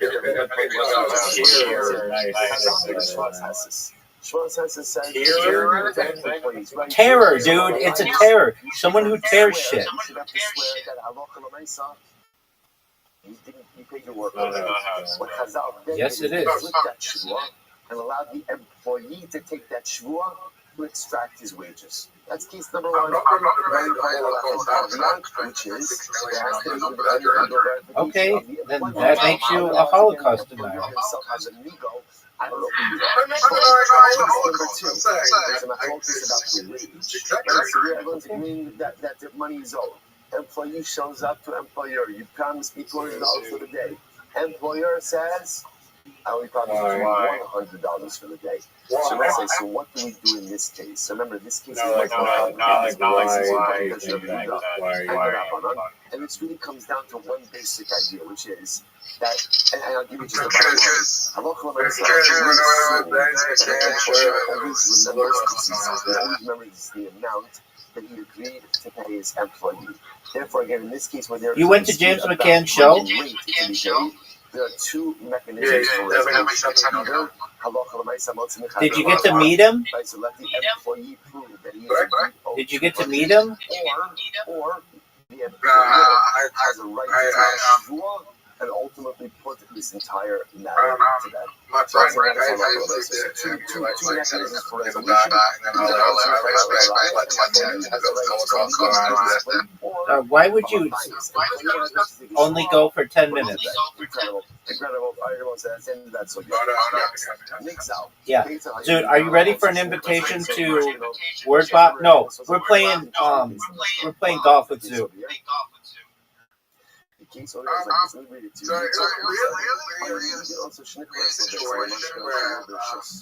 This is what happened. What happened? So I was into my home without my wishes. And what happened?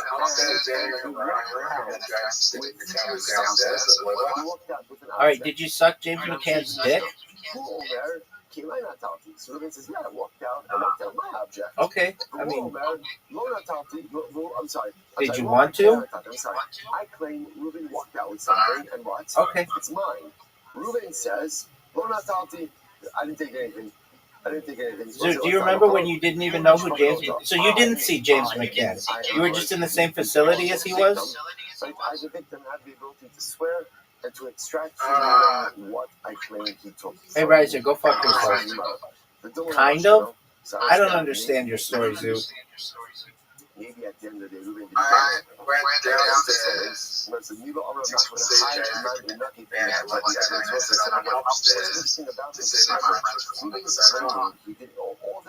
Okay. What do the witnesses see? The witnesses in this case see that halacha l'maaseh, Ruben came in with the intention to take something. Right? That's not Ruben, right? In other words, I borrowed money from Ruben. Right? I didn't want to give him collateral. Ruben came into my house. Right? He comes out. No one sees him with anything. Right? But I claim he took my watch. Then he took my watch. Ruben says, I said something, but it was my watch. I lent you, well, it was my watch. So the halakha now is I can take a shvua. That was a dirty move. That was good, Jacob. How do you know that Ruben took anything? As much as Ruben maybe went in with the intent to take collateral, how do you know that he actually took something? This is very interesting. What up, baby? You are. The guy took his axe in his hands. Chelsea. Your friend, like, what's his name? Like Z Michael or something? Ray Michael? Kent Michael?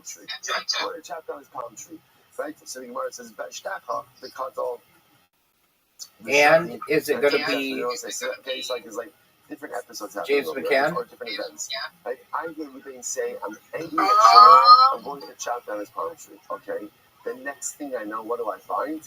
Shimon's palm tree has been chopped down. I do too. Assume that it's Ruben who did it. Right? Right. All I have over here is circumstantial evidence, right? What do I have? Dude, did you with an axe and angry? Right? But I move it with an axe and angry, threatening to do something, and then again, Shimon's palm tree is Who's the host? What am I laughing? What don't I have? I don't have ethos. Is she hot? So what I say, the halacha is you can't assume that Ruben cut down the tree.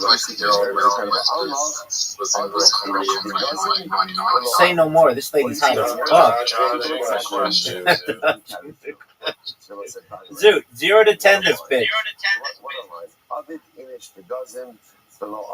Oh my god. Is she hotter than Ellen? They're going to do, but it doesn't mean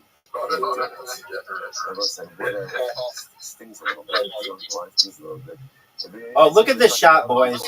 Boys. Boys. Boys. Boys. Boys. Boys.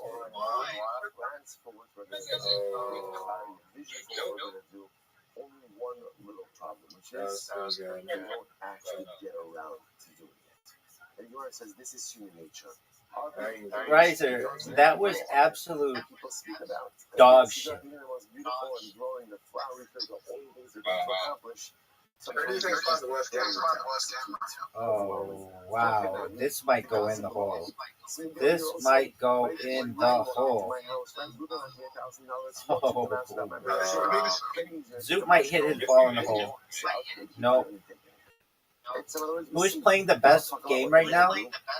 I think the answer is obvious, Zoot. I am. I have 3 points. Always playing the worst? Riser. Well, I mean, why'd you do that?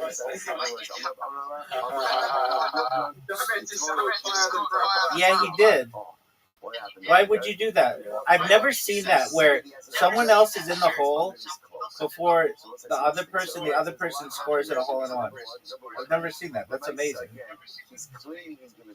Riser, why did you collude? Why did you collude with Jacob?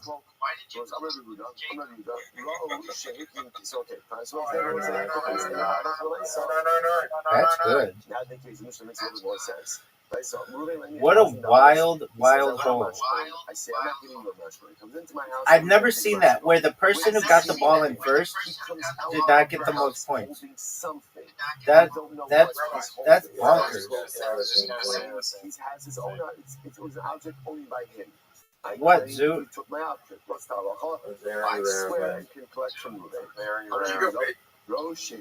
Baby, I'm undefeated. Ruben comes out of my house and he's hiding in defense. No one hit my ball. So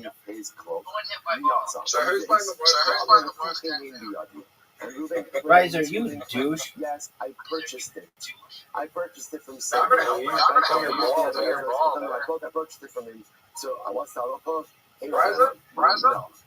Ruben's not believed to say that he purchased something from me. Jacob's playing. But this is assuming that what? This is only assuming that I am the kind of person who does not sell my stuff. In other words, to my house, I'm not selling stuff. That was heartbreaking.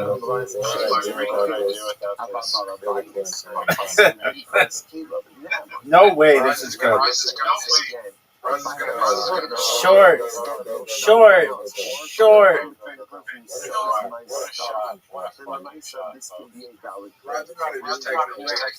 No way. Generations to come. Furthermore, even in a case where I don't sell my stuff, so the only time Ruben is not believed, the only time he's not believed is by items, ultimately again, where it wouldn't be the data to hide it. Dude, Jacob has the lead.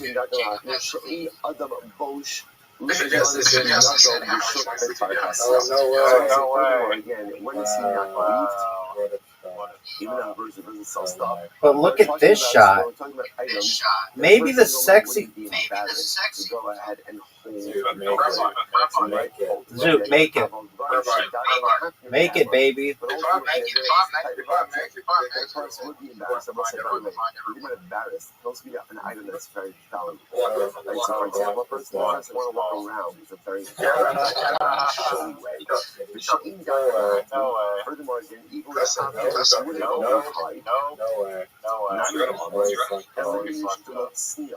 person is not very modest. About Inish Bitsnia, but a very modest person, even with a non-flashy object, to put the object underneath his cloak. Furthermore, furthermore, again, but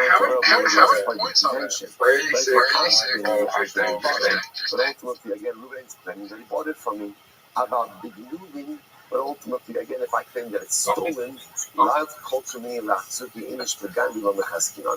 not necessarily believing automatically stolen.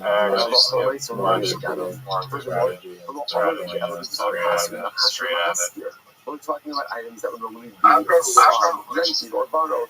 About Dvorim, Shenas and Mahashir, so let's say when it comes to objects, ultimately, again, they are not normally borrowed. That was Zoot. That was terrible. Okay, so I'm not using an example. It's just interesting in case the Shalach Rafuna Ba'abin.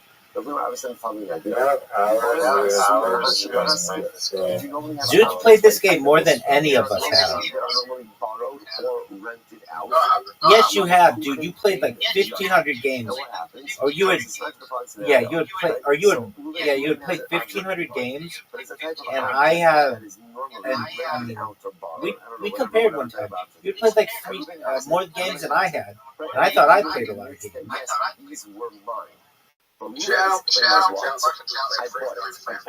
Exactly. I didn't sell it to you. I lent it to you. What's the halacha? So the Gemara says, no way. To say that he bought it. Since the again, there are normally rented. Zoot just literally spent the month of October playing this question. Not a sale case. Rice, are you proud of that shot? You think they're gonna have Of course, man.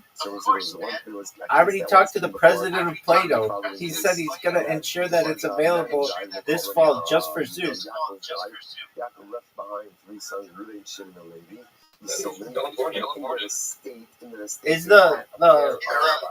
Is the president of Plato a Californian?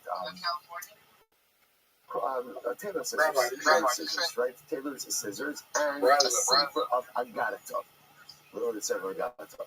Someone came to Rabbi. Someone came to Rabbi, and they said, Rabbi, that's mine. I deposited it, right? I lent it to Yaakov. Look at this shot, folks. Look at this shot. Perfectly in the way of Zoot, of Riser, perfectly. So therefore, again, he verified. Obviously, they have to prove the claim a bit more than just that. They're just making a statement, but he verified this claim. These are the type of objects that are normally lent out to others. So you can Rashi just a moment. Rashi says over Yasmi Shehevi Akovea Eidin. No way. No way. Don't even try this. This is garbage. You're just going to put in Jacob's ball.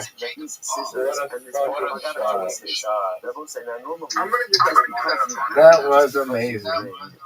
Something belongs to you doesn't automatically put it back in your possession. Right? Especially since it's possible, maybe it did belong to you, but someone else bought it. Especially when it comes to Yisumim, normally we would require a shvuah. The novelty in this case is what? That Rabbi didn't require a shvuah.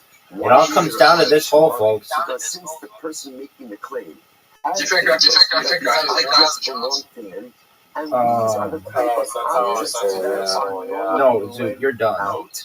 But I could win. We established them in the possession of the claimant even without a shvuah. Yeah, the odds aren't very good for me, but without a shvuah. That's the Chabad Rashi.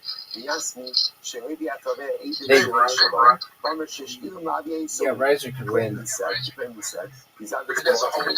witnesses that they belong to him. I mean, he's got to hit the ball. I don't know what the fuck he's doing.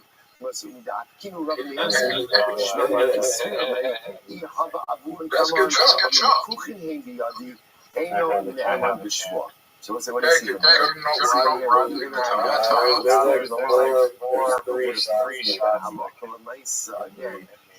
bought these objects to not be believed. Why? Because objects you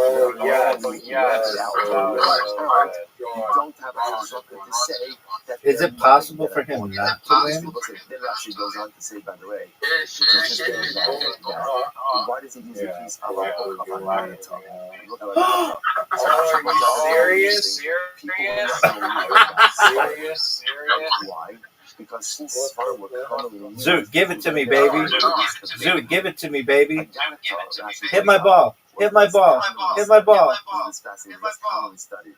So because of that, it would only be used like episodically, and therefore the person would go ahead and be more willing to lend it out. So most like, say for the Gemara highlights this. Hit the ball. Hit the ball. Hit the ball. Hit the ball. Hit the ball.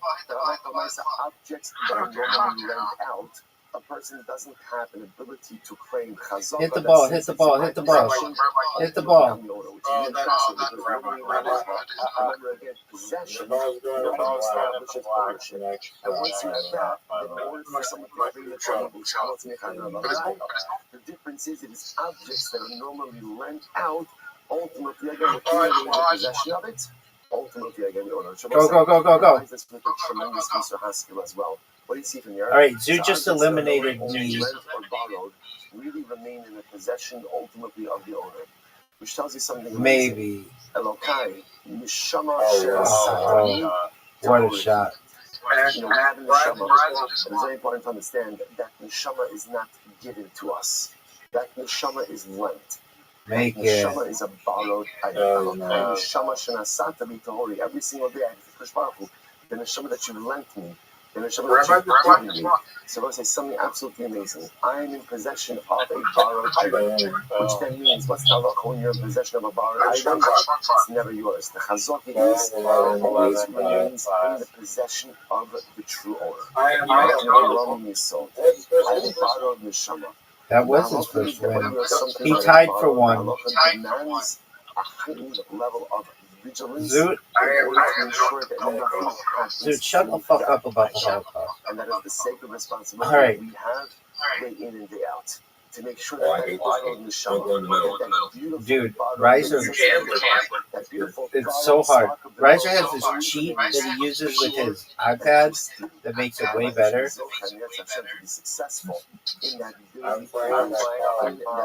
Alright, well, he's gonna try it. He's gonna try it. Dog, Zoot, quit with that bullshit.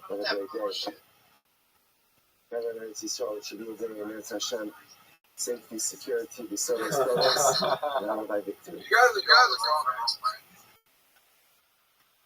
Oh, by all means, go ahead. You ready to say I think I did one time, and then every single other time I try, I got in the guitar.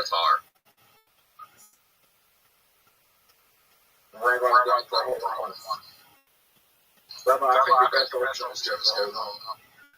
All right, I will say good morning. Well, let's begin by thanking all our sponsors for this morning's share.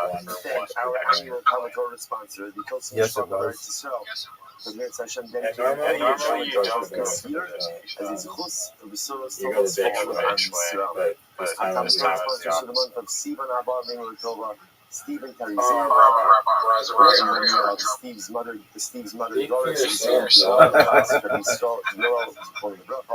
That's heartbreaking. 50-yard site. And our day of learning, sponsor Zoot, make it. Do you think Zoot's ever made it? That's the spot, Zoot. Oh, you fucked it up. There you go. No. Maybe. Get it. That looks good.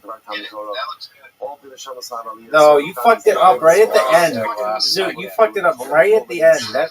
We had a shot. Yeah, you gotta do it straight on. Word, dog.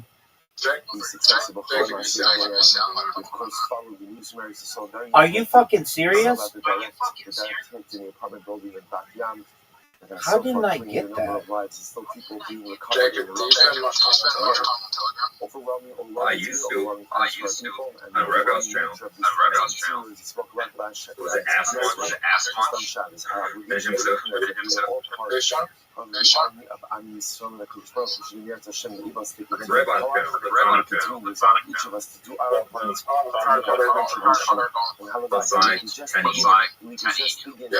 Let's hope that as it progresses, and victory will be quick and decisive, and Hashem will usher in a period of shalom, simcha, and bracha, not just for Am Yisrael, and not just for Hashem, for all of humanity. We'll say with that, let us begin. So today's daf is going to thank you for giving the great shir yesterday. So our daf is going to, hey, we are picking up on the bottom of Mem Dalet on the days 44. Remember again, we're picking up a new Mishnah. It's actually, interestingly enough, most of today is a Mishnah. The entire Aleph is a Mishnah. So next Hashem, we're picking up again, last line on Mem Dalet on the days. So and again, this is our last week also of Masechah Shavuos. No, don't smile, don't grin, right? No, this is great. Remember, if there's a problem, always remember, the problem is with me, never with the Masechta, right? Just always understand, the Masechta is perfect. The Gemara is perfect. The Torah is perfect. What an amazing shot. What an amazing shot. And if you were like, did you plan that? I did plan that. So it's perfect. I just might have to twist something inside of me. So let's go. Oh, wow. I can't believe we all tied. A variety of different cases. We're going to focus on what we call colloquially a Shavuos Hesses, which refers to rabbinic Shavuos, right? Up until now, we're focusing on different types of rabbinic Shavuos. So now we're talking about rabbinic Shavuos. And of course, rabbinic Shavuos operate in a different way. Yes. Specifically over here, we're talking about this idea of Shavuos. But let's say again, I have a legal dealing with someone, and the person who I'm contending with, who technically should be the one who is supposed to swear, let's say is disqualified for whatever reason, they're trying to get you to exercise reality and then top of that, you just laugh all of a sudden. What was that about? So let's say, for example, let's say again, I have a court case with Ruben. I have a legal dispute with Ruben. And so we're supposed to. Do you think that you could answer Riser's question before we get into who blind people find attractive? Because he's been in violation, whether it's on a Shavuos Ha'idos, a Shavuos HaPikatan, a Shavuos Shab, or for example, so in those cases, what you're talking about over here is, let's say, for example, Ruben is known to have taken a false oath of testimony or a false oath of a Pikadon, or he's taken a Shavuos Shad, he's taken an oath in vain, or one of us was a gambler. In this case, we'll call Ruben was a gambler. Right? Lavid Ribis, or Ruben lands with interest, or he races pigeons, which is also another form of gambling. The Sofrim Shis, or he goes. Are you fucking serious? He does business with Shemitah produce. So as I say, all of these cases, the point that the Mishnah is making over here. Be perfect. I'm in this legal dispute with Ruben. Ruben really should be the one taking the issue. What's the issue over here? What's the issue? Ruben can't. Why can't he? Because take out that fucking gnome, baby. That was amazing. Riser, that was the best shot you could have had. Because he's engaged in other activities. Oh, that was Jacob. Apologies. I get used to the colors and then they change. Riser. Fuck you, Riser. Don't see this caliber shots in your everyday. Riser, you gonna tell Jacob about your new sport idea? It was interesting. Let's say both Ruben and I are both Chashuv al Shavuos. Both of us are gamblers, right? Both of us are Mesachik Kuvia, right? So it's not a new sport, right? So let's say both of us are disqualified. Yeah, well, whatever. We put the Shavuot back where it belongs. So in other words, if we're both compromised, so pretty much like we cancel each other out, then halacha just applied as it would normally be applied.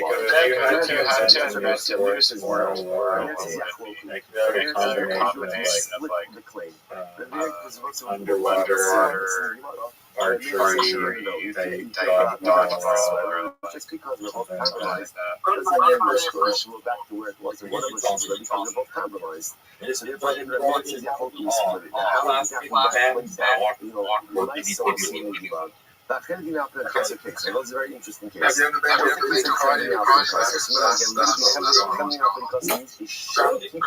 So it's obsessed with like 3 subjects, and that's one of them.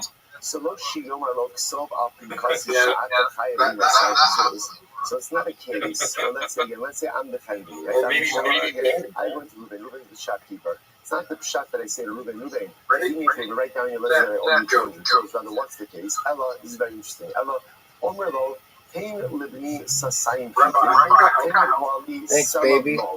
So what happens? I go into the shop. You're not helping yourself, so do me a favor. looking at My it. workers in I did that. merchandise. Right, I give them a credit up to a seller They of just balls. take everything going back and back. I'm sending in my employees for their pay. They're going to come to I your know square. where Zoot, do you see the shadow? I know where it is. I know where it is. Okay. Now let's see what happens. So just what occurs. The company claims I should have workers, or I gave the workers There's the problem. The worker said, No, I know. we didn't take anything. So there's a double claim against me now, right? What's the double claim? The company wants me to pay him because he says the company claims I extended the credit. It's never the there. merchandise to Right, the workers. it's literally The never in that workers spot. are claiming this because the Somebody workers take are out this saying tree in front of me. there's a double claim against me over here. So what's Take the out- halacha? So the Gemara Zoot, says, take out this tree. The company swears that No, Zoot, it's obviously not there. Zoot knows where it is. And the workers are also able to swear. They also take the shivua. And halacha l'maisa are able to collect again from. So the Gemara says, which is a fascinating solution to this. Comes along bananas and what are you talking about? That was a terrible shot. I see it. Banana says, how can you structure Riser, that's a terrible shot. Jacob, hit the other tree. The top tree. Which is what? Someone's lying. Right? Someone's lying. Zoot, hit the top tree. Zoot, hit the top tree. Zoot, hit the top tree. Zoot, hit the top tree. Not that tree, dude. You're fucked up. No, you can't. Hit the top tree. Hit the top tree. I can say where the whole Again, they also are able to collect without a shvur. So this is fascinating. So essentially, Banana says everyone collects, but everyone without a shvur. All right, fascinating. Fascinating. Well, remember, it's just the Mishnah. It's a very detailed Mishnah. But the Rabbi is going to put the meat on the bones and the gibar. Next. No, Another case. I go to the Chemini. I say, it's the top tree. I don't know why you guys don't realize it's the top tree. So the Chemini gives me produce. I'm going to also do that. So what happens? So the Chemini says, okay, now pay me. So what happens? I say to the company, I paid you. I gave you, right? I gave you the dinar and you put it in your pouch. I paid the bread. So Hit the tree, Zoot. Hit the tree, Zoot. So in this case over here, Hit the tree, Zoot. I swear that That's too hard. Thank you. Riser, your mistake was putting all of your hope in Zoot. So we'll see what happens in the flip case. Let's say again, same case. I go over to the company. I say to the company, I like to purchase a dinar of produce. So again, in this case over here, I give him the dinar. Now I say, give me the produce. Oh, I thought that was the last so the hole. company says, I give you the produce. I give you the produce already. Like, I know. What's there to talk about? So what's the halacha? Look how great a shot this And is. that he gave the produce. So also, it's an interesting enough. Thank you, If you baby. notice over here, the Kanakama has this. Riser. Number one. Riser. We're ultimately again. Riser already had a bad shot. I think we can all see this is the wrong angle. He's taking up everybody's time. That's incorrect. Where again, the company claims that he already gave the produce. So the company Hit the thing. swears that ultimately again he gave the produce. Now Yehuda says, Yehuda says, whoever is in possession of the produce has the upper hand. What is that? Because of the fashion. Oh, for sure. Absolutely.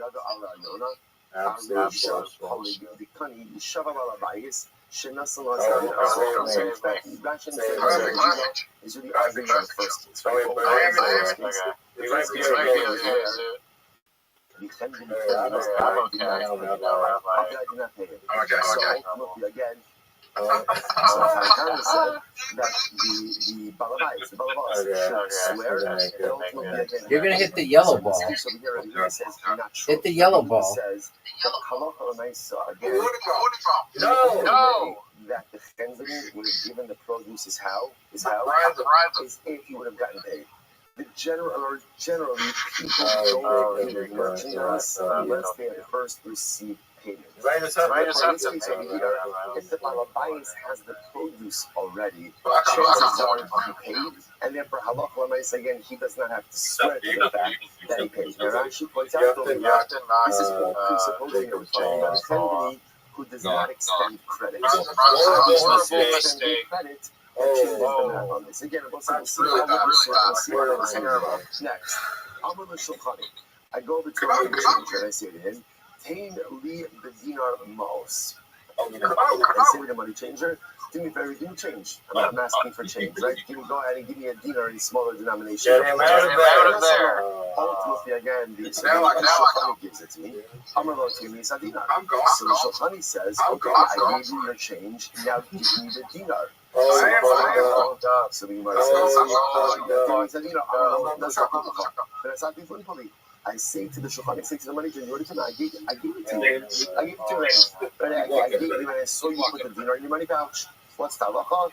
You shut up on that. He goes ahead, that he went ahead and he did it. He's the same thing as the family case. It's just using money changer instead of him. Same idea. So the Rabbi swears that ultimately, again, he gave the money. So let's say now, I'm going to give me a samos. So what happens again? The reserve case, I gave the dinar, and I said to the shulchan, to money changer, okay, give me my change. I'm not alone. That's not the mechon. I gave you the change. Just make it like a shot. What's the shulchan? Ultimately, again, the shulchan has to swear that in fact he gave me the change. Rabbi Yehuda disagrees. Rabbi Yehuda says, actually, he told dinar. So we'll say Rabbi Yehuda's sheet is the same. Rabbi Yehuda says, everyone knows do not change unless, of course, what? They get the money first. So we'll see, because this is Rabbi Yehuda's shitasa, which is Rabbi Yehuda says, the same way that a Chenveni, a shopkeeper, does not give merchandise unless he gets paid first. The shulchan ultimately again. I wanted you to have as much confidence going into your big event on Friday as possible. Riser, let's see this. Whether the item be the produce or the item is the change, ultimately has the upper hand in this discussion. Thanks, man. Incredible. All right, so let's go back to it. So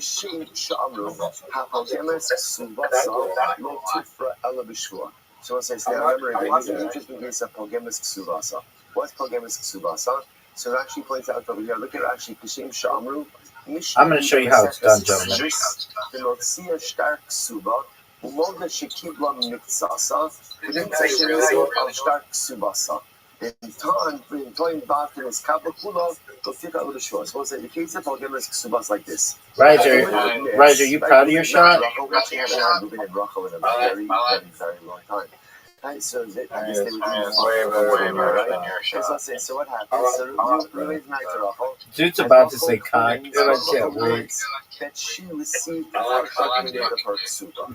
That's a case of what's called Pogem Ksubasa, which means like Pogem means like you diminish, or you no. Oh, hit my ball. Oh, dude, thank you. Stop talking. That's short. Forgiveness means almost like tarnishes. Hit my ball, Jacob. From it, like you can't use it for dish again. So ultimately, again, I'm so proud of that shot. Riser. The idea here is now why. But see, there's a document, right? Oh, in that Zeus. document, it says that Reuben owes Zeus his in wife some 20 trouble, toes, son. or whatever the amount of the ksuba is. When she admits that she's received partial payment. Riser, what's it feel like to be tied What with she's effectively done is she shows that document is no longer valid in the way that it's written. So she's undermined the effectiveness of that document. Now again, that she's doing that, right? Rachel's doing that because again, she's admitted that she's owed partial payment of that document. So it says, so now I will say, now in that case over here, Right, so that was she awful. wants to go ahead and collect any Yeah, more actually, of her I ksuba. was Now, remember, at that Wow. point, once she's admitted that she's received partial payment, What happened in that shot, the dude? document itself, it's not that it's void, it's not that it's void, but it can't really be used for any further collection purposes. So how does Rachel collect the rest of her ksuba? With a shvua. Jacob. With the shvua, she's got to swear, that's how she collects. That is an amazing shot. Furthermore, if a single witness comes along and then 8 echad says, Rachel received her ksuba, right? So single witness Dude, says, it's like they changed this whole. Same thing. What does an 8 echad do? What does an 8 echad do? Remember again, an 8 echad is only valid to require a shvua now. So an 8 echad comes along and says, Rachel got paid. Right, sir, is your favorite part of being Zid's friend the part where he asks you awkward questions, or the part where he just leaves? If a person will say this is true for ksuba, but this is true for anything else as well. If you want to collect from the encumbered property, It's the worst. from the possessions of the stolen, you can only collect with a shvua. Similarly, again, if a woman is going to collect her ksuba, not in the presence of her husband, she requires a shvua. Now, let's say Rashi points out that what's that case? Let's say the husband he sends his wife a ksuba. He sends his wife a gift. So now she wants to collect her ksuba. She can collect her ksuba even if he's overseas. I like how yours goes in the water.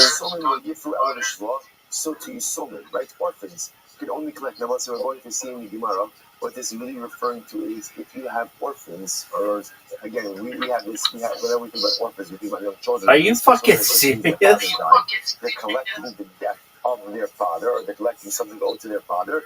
They can only collect with the shvua. And what's the shvua? So again, we've just seen this concept many times before.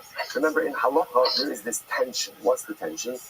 That's a terrible shot, Riser. I'm just telling you right now, it's one of the worst shots I've ever seen. I guess I'll have to just make this bitch like a champ. The tension is that we assume that children are often not versed in the affairs of the estate of their father. Right, so therefore, again, that's a miss. Obvious miss.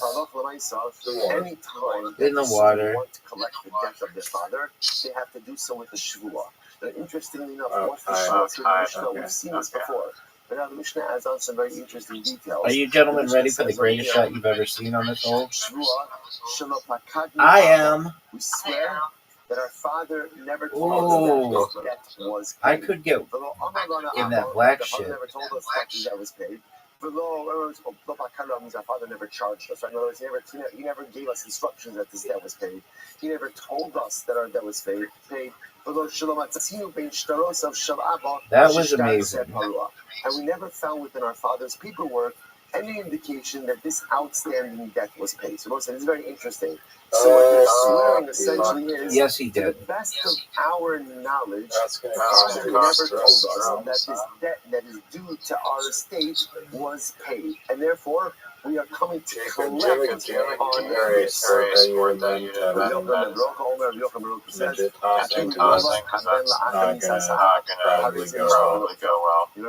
might have thought that this only applies to sons who were alive at the time that their father was alive. Are you fucking serious, dude? Riser? Maybe he for sure should not be able to collect. What do you want me to do? I'm sorry. Are you ready for the best shot I think I've ever had? And therefore, I recognize that he has the ability to go ahead and collect it. That's an easy shot. It was not. It was difficult. But hey, don't you insult me. What's very interesting. Shlomo says, if there are witnesses who said that a father said on his deathbed, this is hard. This is a hard hole. And the debt has not been paid. I don't know what you have against people with mental issues. Can collect I don't have anything. I'm saying that's what it gives What's the shvua when it comes to the children collecting on the debts owed to their father? The shul is the I don't want to talk mechanism about that this. ensures that the children. Riser, you've got a perfect shot. Since there's concern that children don't know the affairs of I know. their father's estate, I hit it perfectly. Every single time I play this whole, I just want to the father made it explicitly clear on his deathbed. Right? That again, Okay, Jacob. And this debt is that the children can wait. collect on that debt even without a Just help them shul. out. Yeah, I did. Yeah, I did. This is riveting. So we'll say, so now there's another category. Wow. So remember again, so this whole Mishnah has been speaking on, it's called Shuas Hesis, right? Rabbinic Shuas. Now in this last section of the Mishnah, there's another detail over here. We'll say, now, That was beautiful, right? focusing on one basic idea, which is that a Shua a Shua is triggered by a claim. What? Like you have to be claiming something. Jacob, You have to be claiming something. And sometimes, again, one of the mechanisms that we I'm use never good at to this. go ahead and resolve a disputing claim is a shvua. Now there's another type of shvua. This type of shvua doesn't require a claim. It can just be That was one of the most heartbreakingly shit shots we've ever seen, and it made Jacob's shot even more difficult. Terrible. That was garbage. You both just sucked a lot of dick on that one. I don't know how else to describe it, but this is sick. I can tell you that. I can tell you that shot's sick. About matters of the business, even without a defined claim. You're able to disclose that to us? Executors of the state. Doug, I looked in the looking glass, and you don't want to know what I saw about your next shot. Oh, fuck. Stop this. Stop this. Access to assets. Unlimited access to assets. Oh, stop this. Stop this. We all need something to keep us honest. Right? We all need something to Oh, keep us honest. no. Like the mission says, Wow. no one's above you. I just watched. Ozen Shomar, so listen in here. The whole Maaseh of the Sefer. I made the mistake of flushing the is toilet. written down. What's the point of the Mishnah, they'll say? What's the point of it? The point of the Mishnah is... That was an amazing shot. Yeah, but did you see? I knocked you down and myself up with me. That's accountability is out of even that for honest ourselves doesn't really work all of the time. All of us need some level of accountability. In all of these cases, these people I'm gonna dominate this next game. Right, so again, more than any game has ever been dominated in the history of the household, a son who's running the household. This All game. of these people have unlimited access to all the assets. Riser. You know how they have that part Yeah, it's called the toilet tank, dog. It's called the toilet tank. It's called the toilet tank. Yeah, Jacob, can you hear me? Yeah, so I said, I just want you to swear to me. Ultimately, Ruben's chayiv. like So upset it or sounds something. like an honesty oath, right? Swear to me that you have not He called it upper decker. And if ultimately, again, I say that because that triggers a shua. That's a well-known term, dog. Incredible. And I will say, by the way, It's an upper decker. Yeah, it's featured in The Office. I say nothing. It's just a partnership shua. It's a partnership shua. So as I say, so Mishnah says he has to swear, even though again in this case there's no defined claim. However, look how amazing this shot is. Just getting right in the way of everybody's ball. It's just amazing. Oh, Riser, you could fuck us. Once the relationships have been, I don't know why you're not seeing an obvious fuck shot. So let's say Ruben and I dissolve our partnership. And then again, 6 months later, I don't try to say, Ruben, I want you to swear to me that when we were partners, you did not misappropriate any money.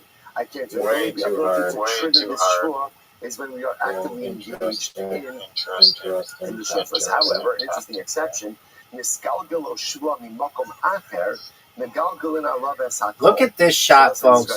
Look at this shot.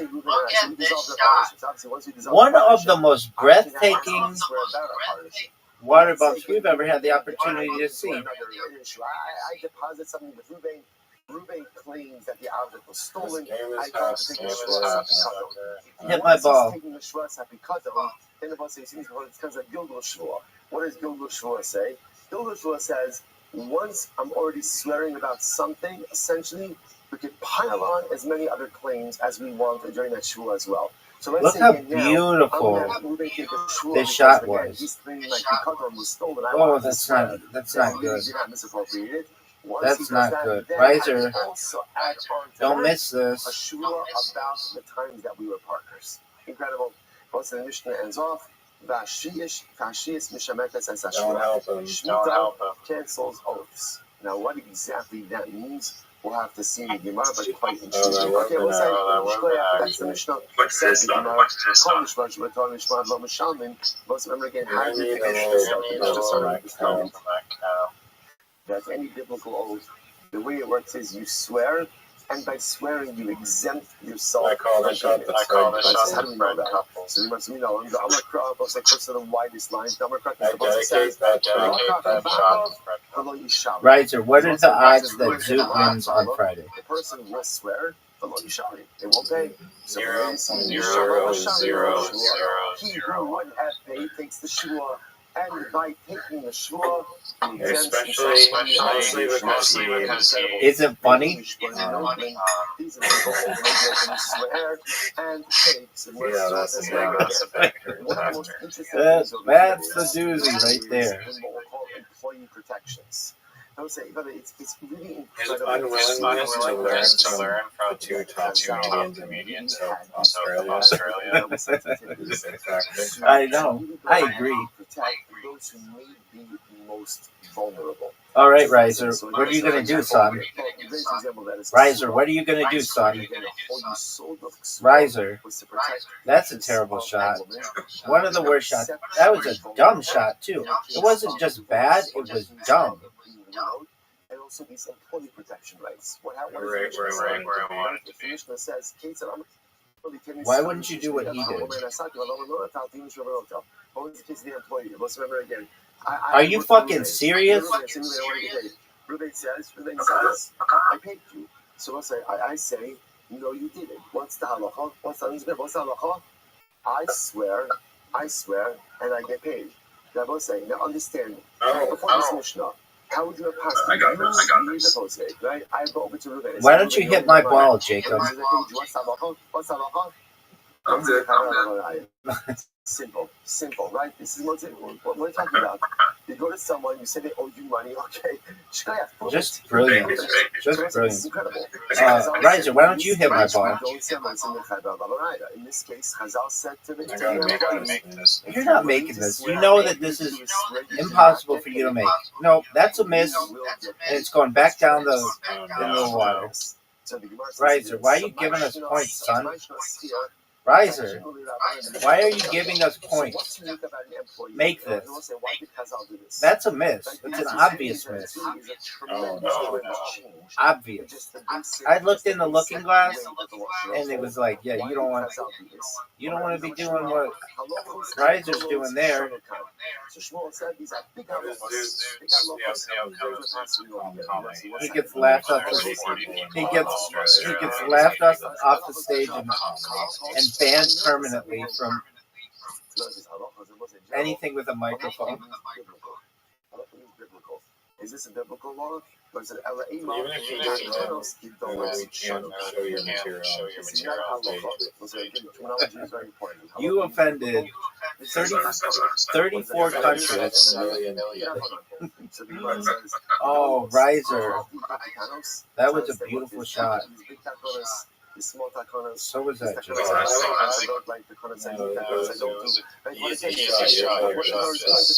Now, we're getting the right verbiage. It's not a halacha, it's a takana. But what do you mean when you say that it's a big takana? A Amar Nachman, Amar Shmuel, Takonos Kvuos Shanokan. No. Rather, what we need to say over here is what's called Takonos Kvuos. Chazal are creating a lasting piece of legislation. So the Gemara says, listen to this. Akrua Rabbanan Shuan Balabayis. Too hard. Shajua Aschir Mishum Kedei Chayav. So we'll say, so what happened over here? What happened? What would you add to dodgeball Chazal took the Shua from the Balabayis, right? Really, the Balabayis should have Bikinis. been one and they gave Bikinis. the right to swear to the schir, to the employee. Why? Mishum Kedei Chayav. Ultimately, for his wife. So we want the whole That's a great idea. We want the employee to know that he always has a right to ensure that he gets paid. Right? The power is in his hands. If he's going to take a shul, How do you hide that? he's going What's to the take court? it. So you must understand. You kind of have to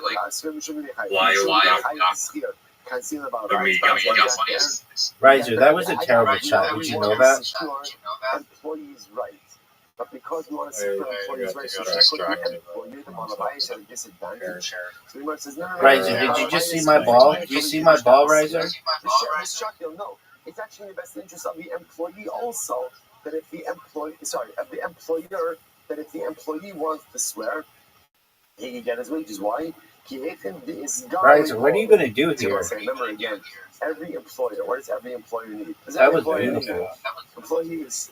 Right? So now, again, for the employer, it also works well that the employee is able to get paid. Why? Because then these people are going to be more willing to hire themselves out. So we'll say, again, everyone knows, right? There is a shortage of good people. There's a shortage of good people. Well, it's not really a shortage of good people. There's just a shortage of people who want to work, right? So reminds again. So Riser, I looked into the looking glass, and it specifically said that you should say goodbye to your leave. Did you know that? We want to legislate in favor of the employee. So the employee knows that if there's ever a salary dispute, the employee has the control. He swears and he gets paid. You're going to win? I highly doubt that. I'm looking in the looking glass, and the Heisenberg uncertainty principle says that you're done, son.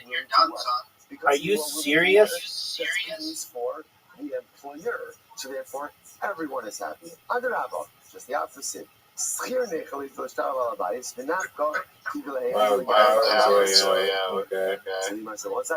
To me, it was an excellent shot. I don't know why you would say such an offensive thing. Riser, you know I put your ball in a very... Riser, do you know that I put your ball in a very difficult position?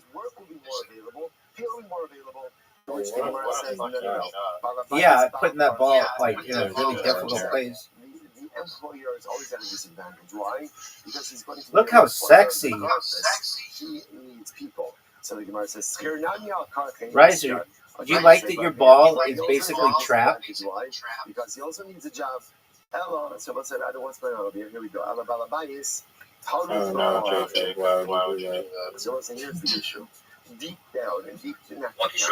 Right, so what are you going to do? What's actually happening over here? Why would you take that shot? That's like the worst shot I could ever anticipate. Yeah, if you want 0 points on this hole.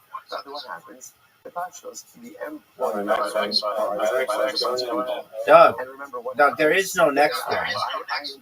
That's the cool thing about this. And I'm getting revenge on this hole. I'm going to avenge this hole. My previous dog shit shot. Because I had Zoot coming in. And oh, no way. Jacob, quit that, dude. He went in my way. So if that's the case, why not believe the if we're assuming over here, there's nothing, no one's trying to pull any shenanigans. Look how good this shot is. But again, just the employer gets it's just a little bit overwhelmed with running his business. Because the same thing could happen to me what happened last time. Oh, Riser. Because of that. Yeah, you guys can jerk each other off while I take the win. Oh, you just water bumped him, didn't you? Because again, the employer Oh, no. Champion. Are you fucking serious?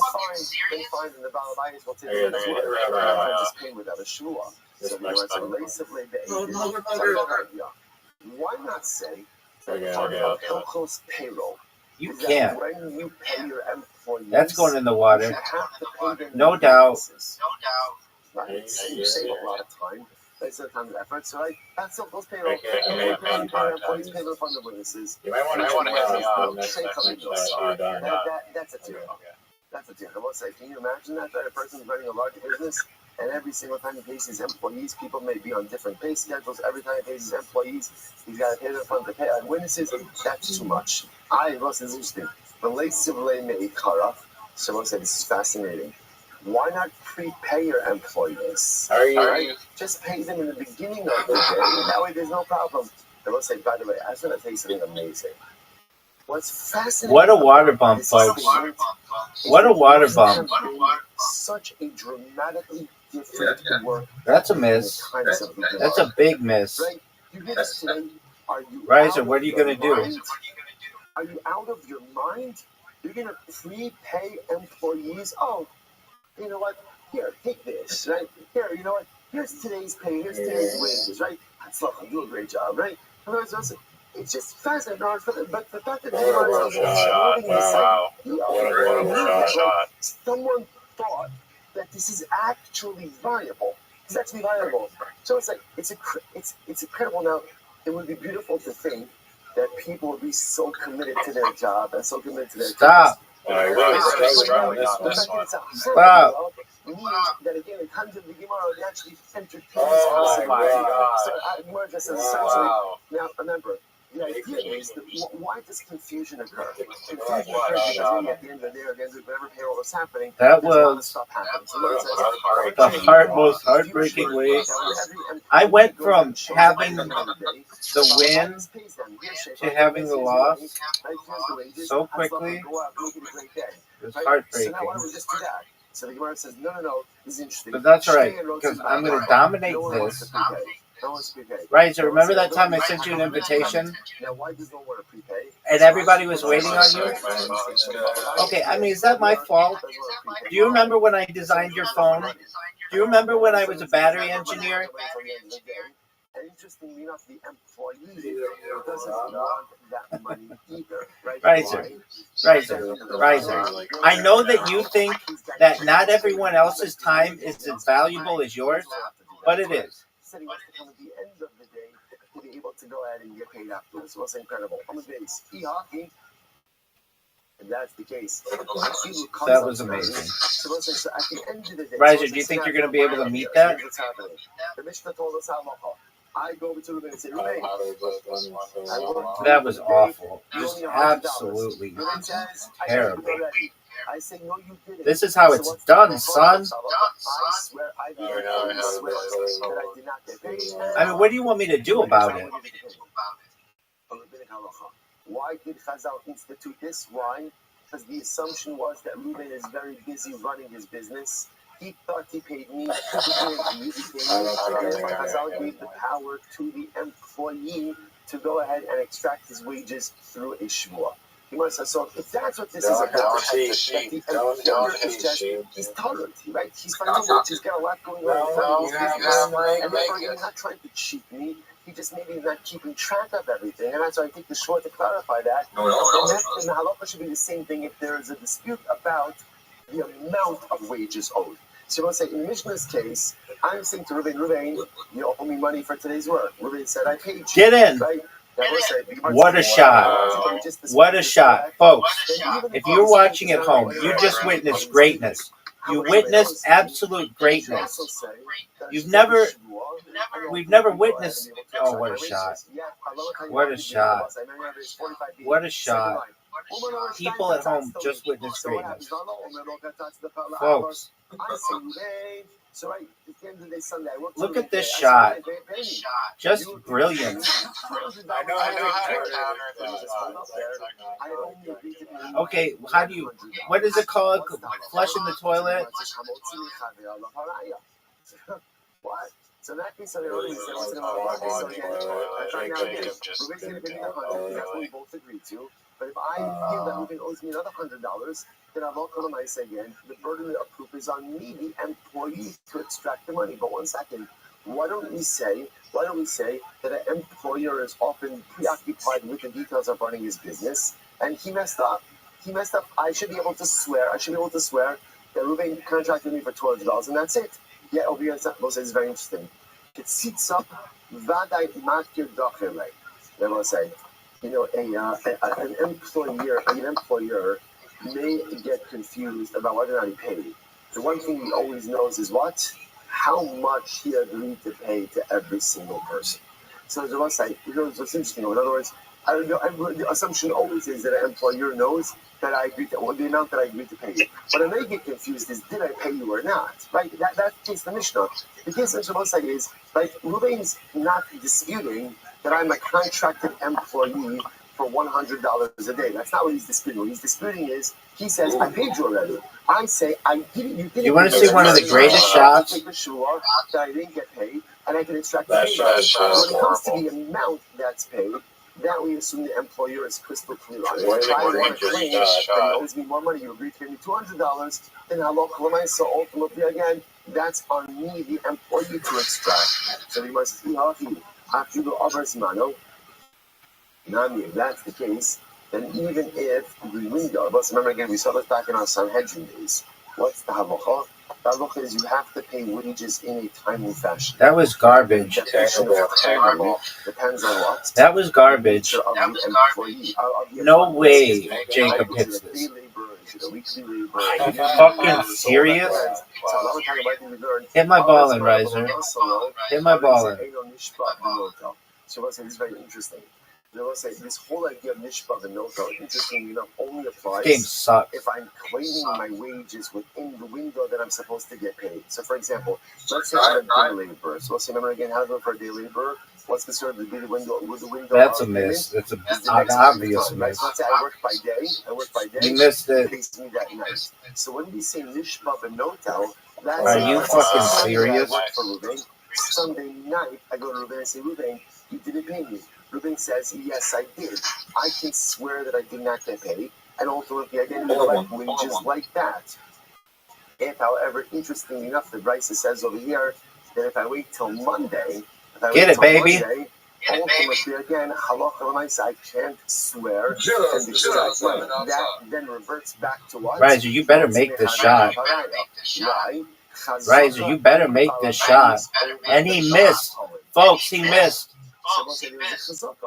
That an employer pays his workers. Fascinating. So let's say, this is really riveting. So just kind of like to put this together. So it says something like this: there's a general concern that an employer is going to be busy with the details of running his business, and therefore it is possible to think that he paid his worker when he didn't really pay his worker. That is possible. So therefore, Chazal said that if you're the employee and you're coming to claim your wages, right? Now the piece is being added on, you're coming to claim your wages when? Riser, are you happy? Are you proud of that shot? And I say I didn't get paid. Ruben says I can swear that I didn't get paid, and I can get paid. But that's a terrible shot. Is only in the window of payment. If let's say I wait till Monday morning and now I come to Ruben and say, Ruben, you didn't pay me. Ruben says, yes, that's in the water. No doubt. The employer. Why? That's a terrible shot. That's also in the water.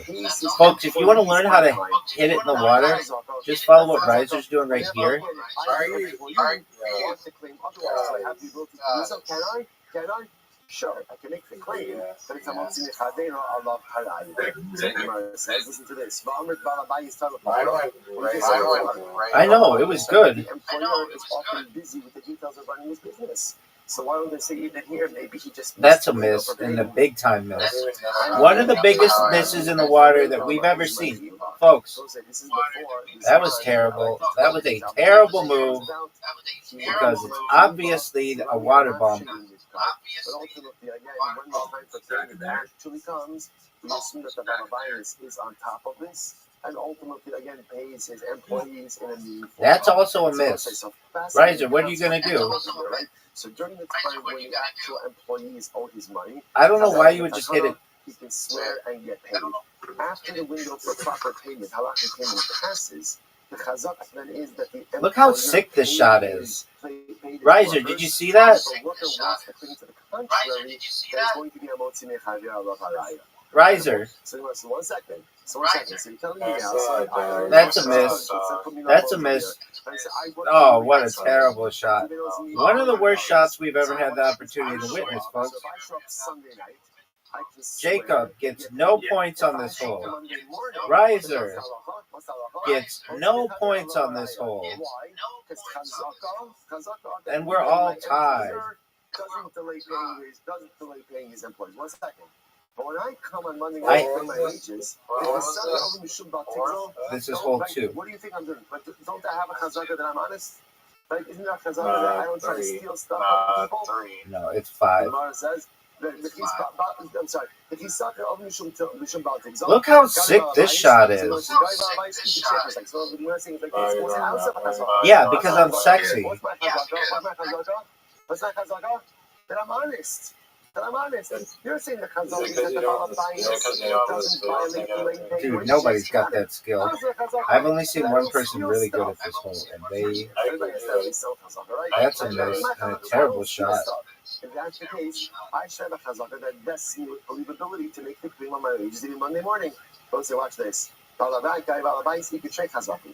The Balabais has 2 chazakas. Are you fucking serious? So we'll say ultimately again, chazaka number 1. Chazaka number 1 is that the Balabais does not delay paying his wages. Wow. I wouldn't think it's possible to hit the side on both of those. But you did. Hit my ball, baby. Generally, people don't say, you know what, I know that I'm supposed to get paid. I'll get around to collecting that when I have a chance. So these 2 chazakas, number 1, that's correct. No, you can't hit my ball. No, you can't hit my ball. That's a miss. Told you. So we'll say more qualifications to this. That's a miss. My ball is safe. This whole thing over here, right? This whole thing. Going back to the Mishnah, so now let's go back to the Mishnah. What's the original takana? So the original takana is I work for Rabbi on Sunday. I finish my day of work. I come now. Riser, what did you think of my shot? I'm sorry I paid you already. What's halacha? I swear and collect the payment. So Rabbi comes along and says, by the way, that's only true. Riser, what did you think of my shot? So there are witnesses that I was in the employ. Listen to this. Let's say Rabbi hired me. Which means what? There is no independent verification of my employment. Right? There's no legal. Look how sick this shot is. In that case, we talk Yacholomar lo skaticha me'olam, Yacholomar lo skaticha v'nasati lecha. What is Jacob gonna do? The world awaits. No way. No way. You just made me the champ. And I come Sunday night to go ahead and claim my wages. So now the Mishnah said there's a takana. Ruben says I paid you. I say I didn't get paid. Not like you will. Manage that. When there is independent legal Son, verification of my employment, right? Because Riser, make this shot. At least in some way, he owes me money. He claims Bank it off the right wall. There is no independent verification of my employment. And Ruben has an ego. What's his ego? You can't make this shot. It's impossible. That's a miss. Skill issue. Skill issue. So because he has that ego, therefore what? He's believed to say that he paid me already. Incredible. Incredible. Riser. No, you can't do a tournament of that. It'll take too long. Dude, no, we're not gonna have somebody wait it out. We're gonna do basketball. Rabbi said this same idea as well, right? So Rabbi said the name of Shmuel, and ultimately again Rabbi Yochanan said this same idea. So much in Michlal, the public already very Lakish. It was interesting enough. So Rabbi Yochanan said this as well. So now in general, Riser, did you know we're waiting on you to accept the invitation? So we can assume that because ultimately this point thing of Yochanan, that You're good, big dog. so the Gemara listen to this. This is incredible. All right, give me a prediction, Riser. Riser, what? I'm gonna win 24 to 22 to 20. He was drinking, right? So he was silent, not because he agreed. You're not blindfolded. He was just silent ultimately because he was having a drink or something. Oh, So you can't in bikinis? at the same time. So by the way, just so incredible, right? How often we read. Riser, make a prediction. How many is Jacob gonna get? Oh, but the audience can. It may or may not be correct, but it says we build entire narratives over what we perceive people to be doing or not doing. So now, Rish Lakish doesn't say anything when they say that to Yochanan, oh, he didn't say anything. Yeah, Jacob's hacking. He can get a glass of water, right? The guy that gives a glass of water. He just couldn't respond at the time of his Robot, he's got macros. Others say no, that when Yochanan was saying his piece, You're making me laugh. Finish up his thought before he went ahead and waved in. Incredible. Okay, it's my name. Doug, he is a finalist for one of the states of Australia. And it would be funny if it were like one of the least populated states, but it's kind of in the middle. Just another support to this idea that this whole Yisod, right? This whole Yisod ultimately again of the employee to take a shvua and collect payment is only when there is independent legal verification. Are you proud of that performance? But if there is no independent legal verification of his employment status, then when confronted by the claim that Reuben didn't pay me, Reuben could easily say, I don't know who you are. I don't owe you anything because I never employed you. Since he has that ego, therefore he is believed ultimately to say that I paid you already as well. Amrai Bachama, Kama Malia. So Riser, you ready to see some shit? Right, how beautiful is this thing? Amalei Rabbi, my mouth, so ultimately again, so says, Riser, you're so loud. What's the my role here? So the Gemara says, in came Shmuas Shomin the Chayiv Rachmona. You're so loud. Ultimately again, how do you eradicate the Shmuas Shomin? Shmuas Shomin means I deposit something. I mean, what do you want me to do about it? Is it broken? Let's say, for example, it's a Shomer Chinam or Shomer, so whatever type of Shomer it is different levels of liability. Now I come. That's terrible. Let's take a case of That's even worse. Right, the Shomer Chinam claims that it was stolen. You got one swish. Dog, you got one swish. You're worried about a lamp, and you got one swish.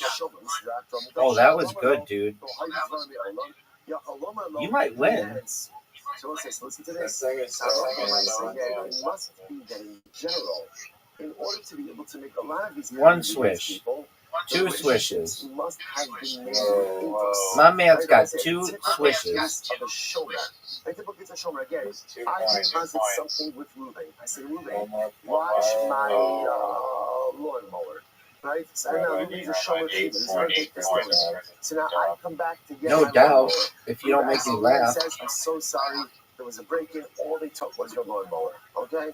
I say, fine, Reuben. It's not that I don't believe you, but I don't believe you. And therefore, again, you're a shomer chinam. You should swear that the lawnmower was stolen and you didn't misappropriate it. So let's say, so what stops Reuben from saying, No way. I don't even know you are. It must be that what?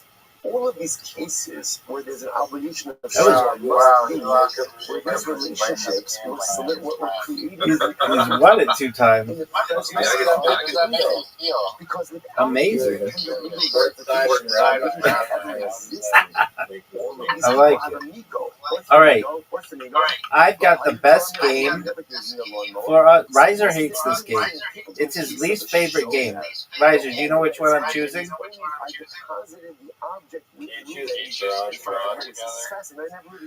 Yeah, just for you. This game sucks though. No, it's really good. So ultimately, again, because since Reuben could deny the whole thing, I never took a lawnmower. Therefore, it should be believed to say that ultimately what? It was an extenuating circumstance. Oh fuck! Hold on, no, don't accept it. It's 2 players, dude. It's 2 players.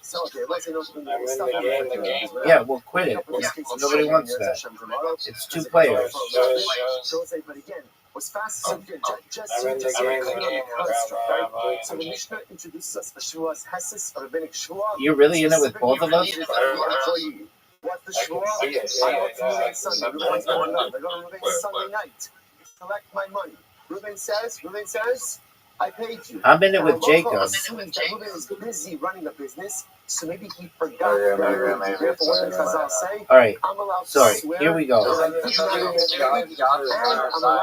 All right. We'll resign. But now some 2 caveats. Caveat number 1. When am I showing up? Sunday night. I have the best game that we could ever potentially play. Riser, what's your least favorite game on here? No, what's your least favorite game on here? Employees, and number 2, employees do not wait to I hate a lot of money. Furthermore, the only time the shmur works All right. is when Yeah, that's what I was going to choose.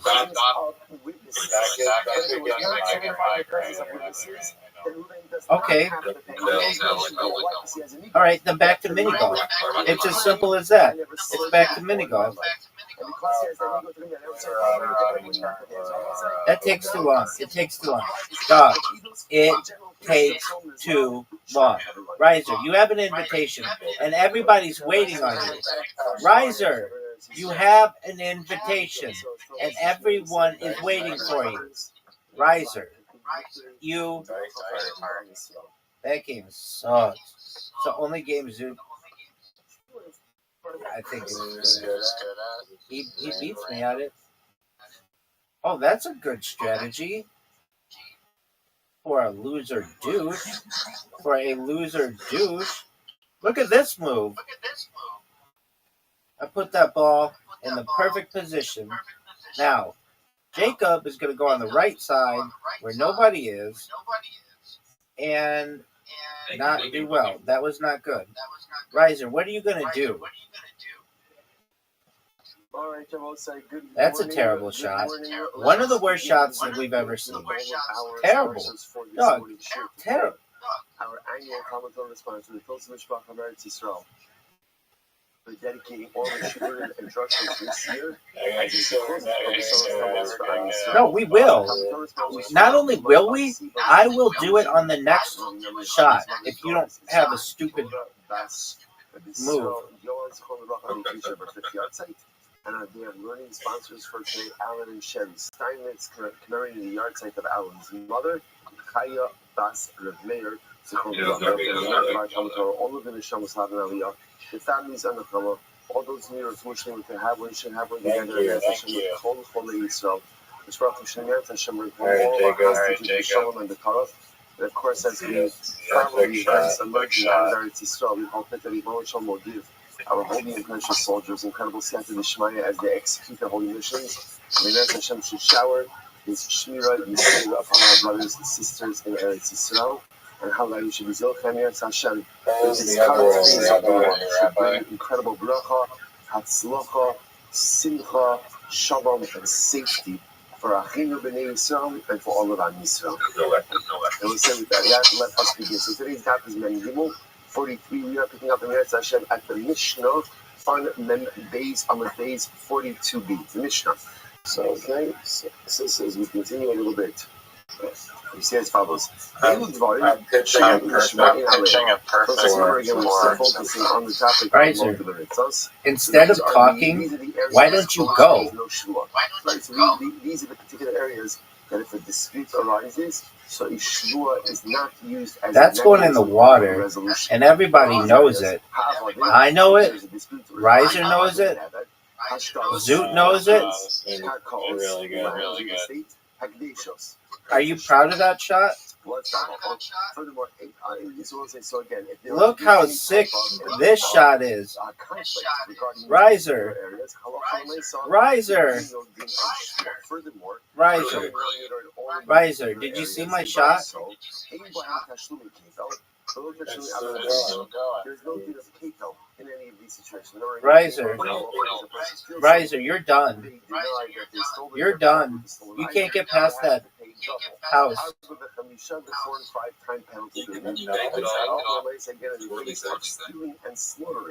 Zoot. Whatever, then no. Yeah. Are you fucking serious? That was an amazing shot. In all of those scenarios. Do you think Jacob could make this, Riser? So the halacha is a shorechino. You need to swear.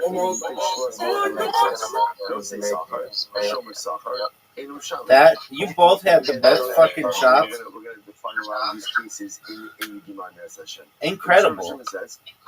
Riser, are you gonna make this shot or no? Or are you just gonna practice aiming? Yeah, everybody's tried this strategy, and everybody knows that shot was garbage. That shot was garbage, Riser. Oh, this is the sickest shot that we've ever seen. Such a good shot. If you're not responsible for it, you don't have to take a shua.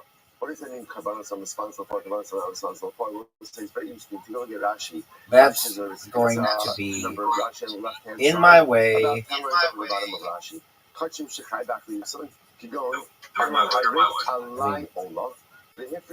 Riser, don't fuck this up.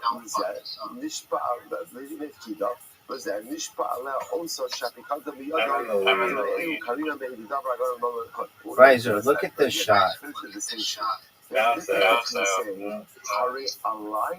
Riser, what are your thoughts of the position of my ball? As a gift offering. If I say Hari Alai, what's happening over here? Riser, I'm going to ask you this question again. What are your thoughts on? Oh no way! Oh, that was beautiful, dude. That was beautiful. You deserve to make that shot. Too bad you didn't.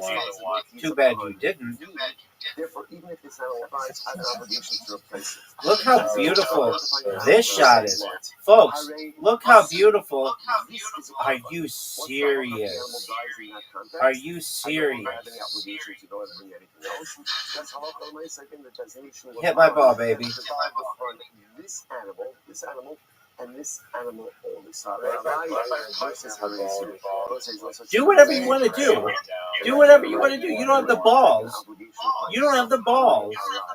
You don't have the balls. You and I both know you're a coward.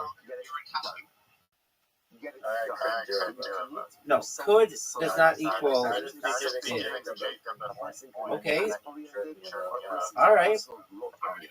Even though often those things, those lines seem to blur. There's the difference between being committed to a task and being committed to a task. If the task is done, it doesn't get done. That's sometimes things get in the way. If it's about are you proud of that shot? That's Hari Alai. If it's Hari Alai, there are no excuses. If it's Hari Alai, the job has to be done. If it's Hari Alai, no matter what I have to do in order to go out and meet this goal, I will do it. Incredible. So therefore, again, the Mishnah makes this clear. He says, Kachim. What's your other technique? Riser, what's your other technique? You're not having that price of it, no shmuel. Rabbi and Meir says, so this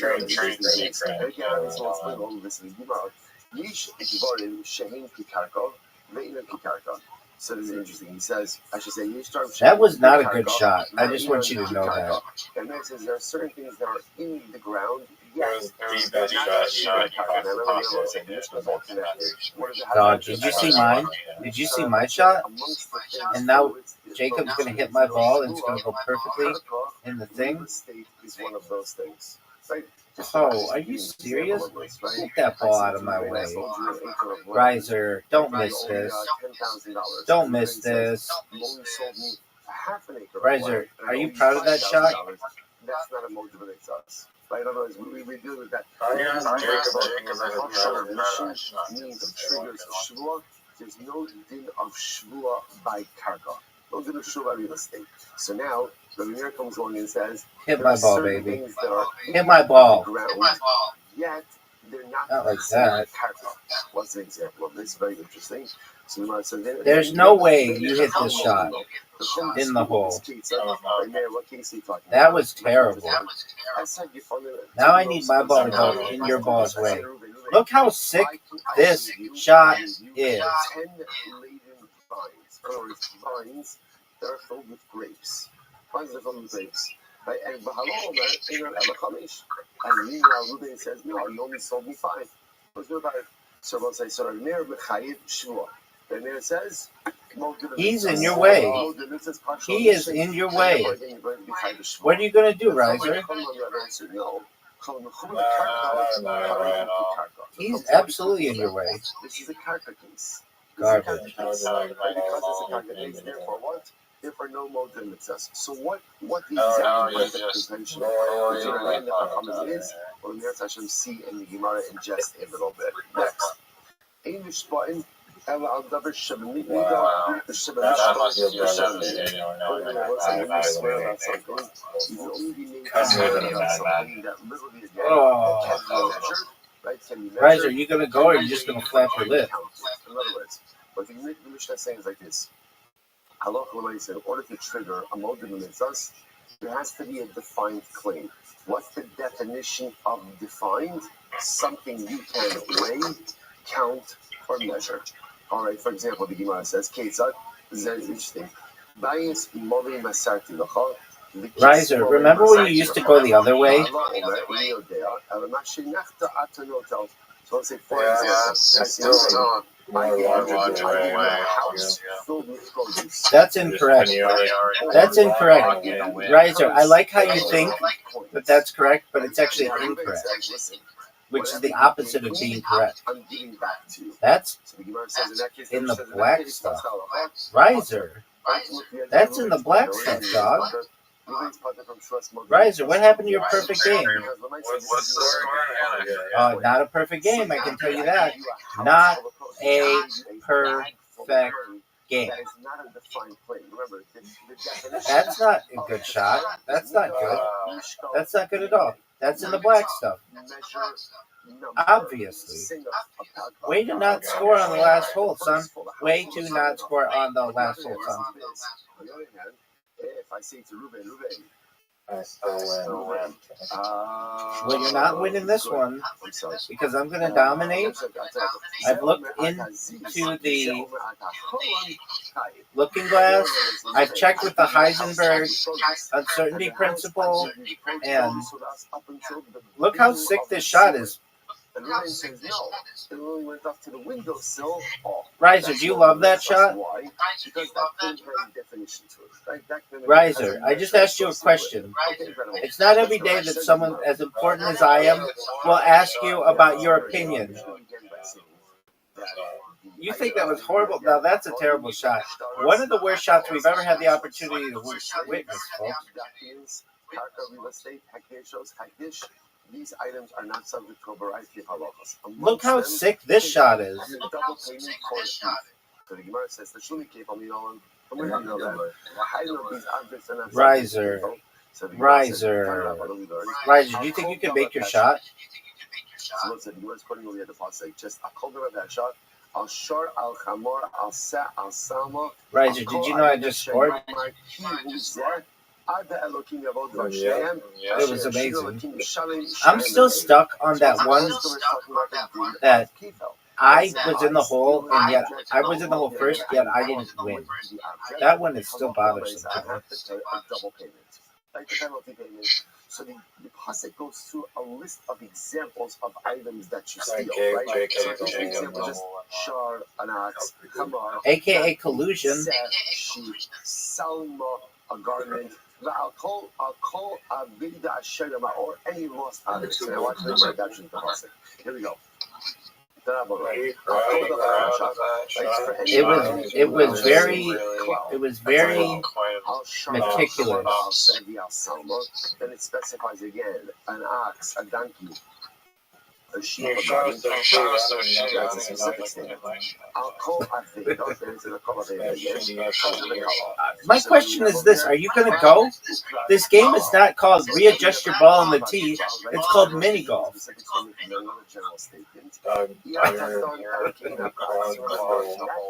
Baby, are you going to go?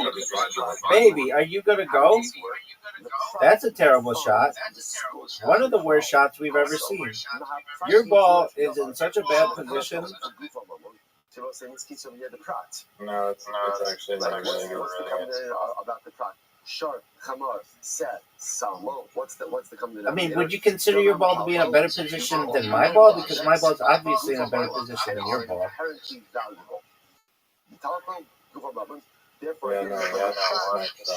Everybody's watching, and no one is impressed. You're going to help my ball. Do you recognize that? You're going to help my ball. You're going to hit my ball in a better spot. Thank you. Thank you. Thank you. Riser. Thank you. I got it in the Scottish Rite Museum. It was just in the middle of the room. Nobody was paying attention to it. And I'm just like, you know what? I'm going to take a look at this piece. That an evet is always compared to character. Riser, you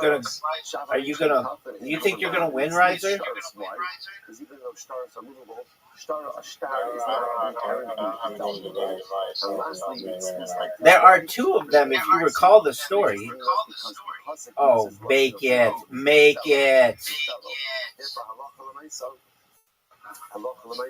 We exclude ultimately again hektish because you're gonna bounce it off his ball. Why the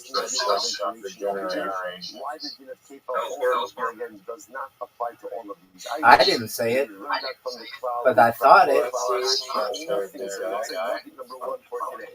The only thing that kefa applies to has to satisfy two criteria. Number one, movable. Number two, Gufa Mammon inherently valuable. Incredible. All right, let's go back there. Says the Gemara below, furthermore, again, there's no 4 or 5 time penalty payments on any of these items as well.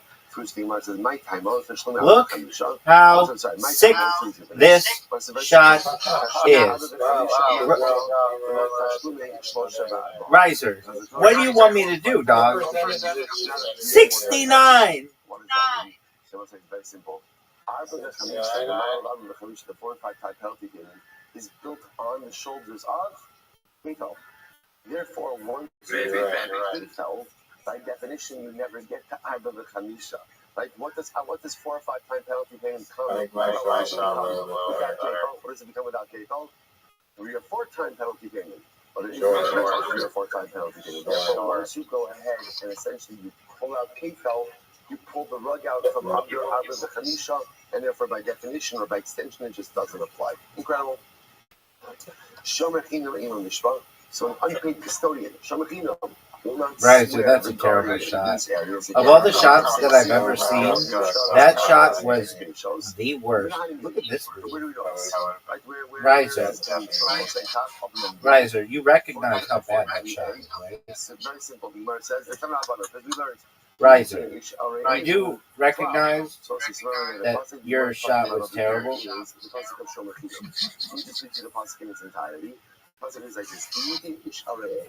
A person will deposit with his fellow.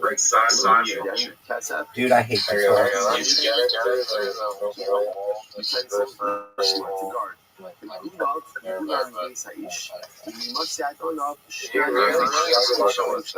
I do.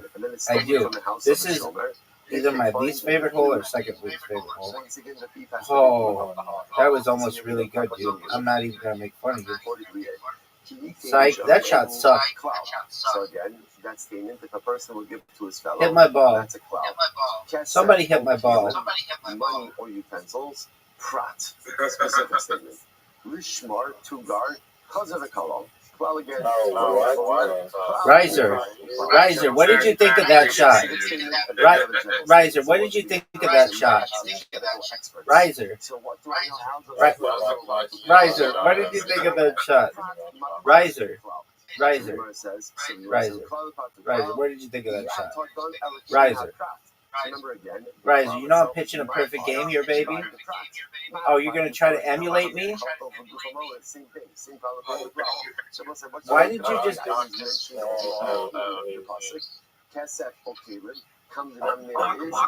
No, you won't do that.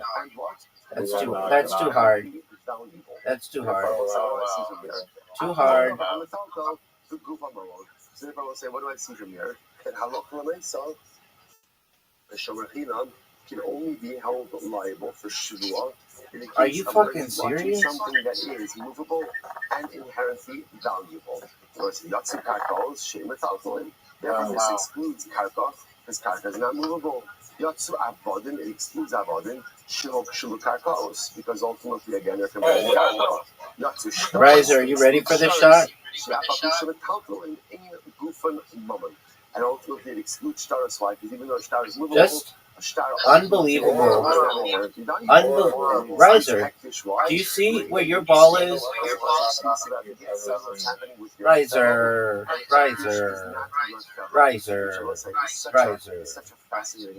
do you know what a perfect game is? Riser. I'm about to, baby. Riser. Perfect game, Riser.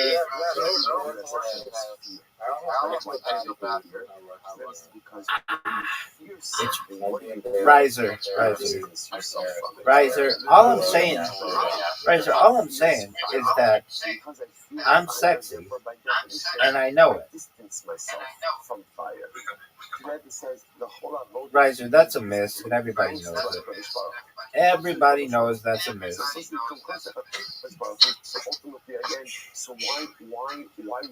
Oh, what a shot. What a shot. And it gets in your way. Oh. Riser, do you know what a perfect game is, son? I'm sorry, my phone screen changed, so your entire Is that an excuse like the headache or dehydration, or you needed monostat or something? Did you need monostat? Dog, I mean, look, I don't set the settings of your phone. Riser, do you not recall? I told you, I don't set the settings of your phone. Okay? Are you serious? Riser, are you serious? Riser, are you serious? Hit my ball. This incredible nature of which always come close and always getting close. There's always going to be this little bit of a gap between us and HaKadosh Baruch Hu. Not a gap that's like here, right? But a gap Riser, I can't hear you over being on the edge of perfection. So close to that. Hit my ball in the water, baby. Baby. Riser.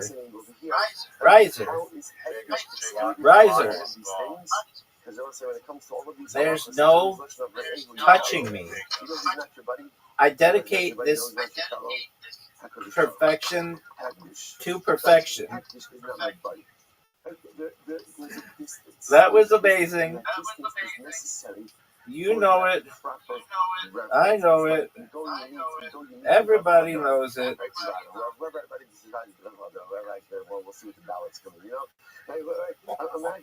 Riser, what are your thoughts on allowing me to have a perfect game? You don't throw your arms around it. Riser.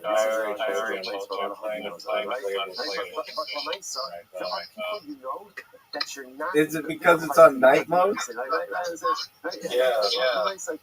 Later on. Dog, do you remember I sent you an invitation? Everybody was waiting on you. Dog. No, that's not fair. Riser, I don't give a shit about your settings of your device. I don't give a shit about night mode. I don't care about your blue light filter. All I care about is that you accept this invitation. Riser.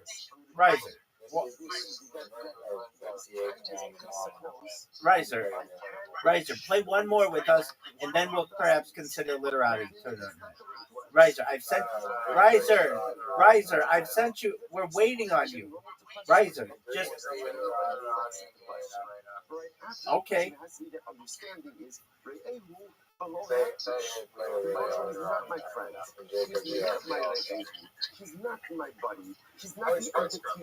All right, so Riser, are you gonna go? I don't know. We'll play a literati tournament after this game. Perhaps. I have playable looking either. But there is always that little distance, always that little bit of he's on the pedestal and I'm not. My answer is not things that I don't like that I'm not going to understand. Incredible. So show myself up. Show myself it doesn't I don't know where from where do we I have the answer.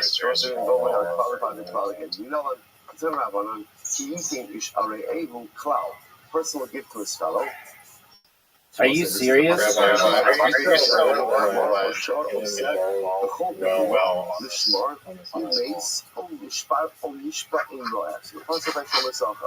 person will give to his fellow an object to watch. That's a general statement. That's a limiting statement. Right, sir. You think you can make your shot? That's a part. The whole behemoth is smart, and again, any animal better than that's the cloud again. So say what's that? So again, that's a terrible shot, and I'm telling you that right now.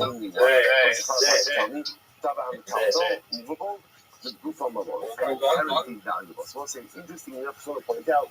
I don't know, you don't often see this. Not a good enough one to stop that shot, baby.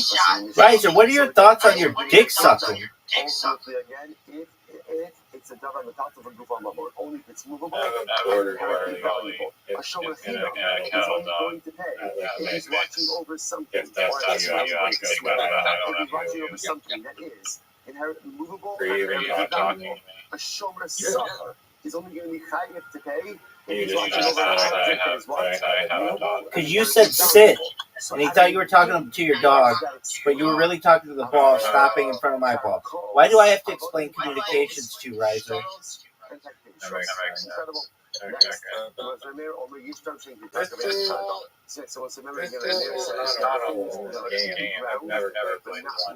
Yes, you have. You've played it. You've played it like 1,000 times. No, I swear to God, what are you talking about? I mean, Riser, I don't know what you want me to do about it, except just straight up dominate it like a pimp.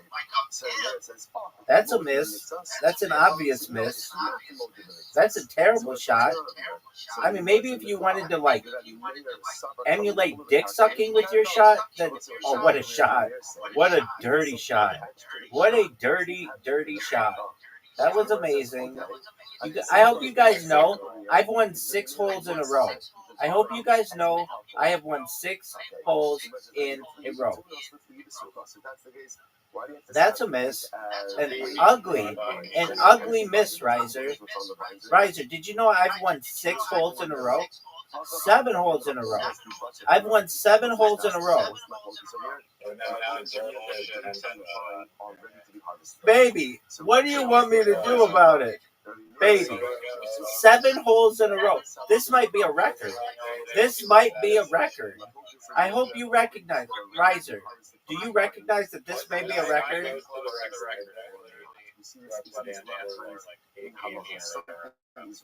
That's incorrect.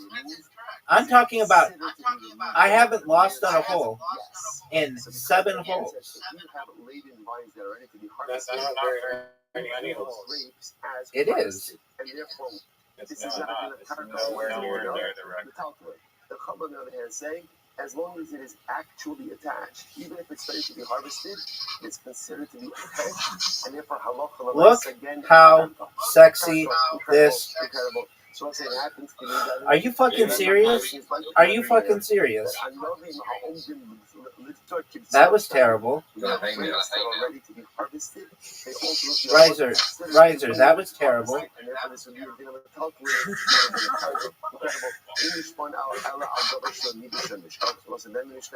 Riser, I've won 8 holes in a row. Do you recognize that? That's a miss. Riser, I've won 8 holes in a row. Oh, what a good shot. That was a great shot. Riser, I've won 8 holes in a row. 8. Count them. 1, 2, 3, 4, 5, 6, 7, 8. 8 holes in a row, baby.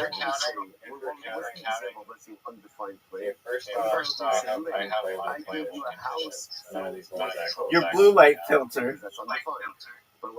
Look at this shot, Riser. Stop it, stop it, stop it, stop it, stop it. This house, filled with produce, that's a defined. Yeah, you got Now, what's Abaye's logic? Short, that's short. It's very simple. Since I'm identifying the house, therefore, what do we do? We can go that's a defined. That's in the water as well. Everybody went in the water.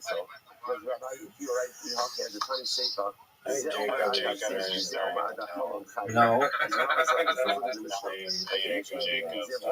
Riser.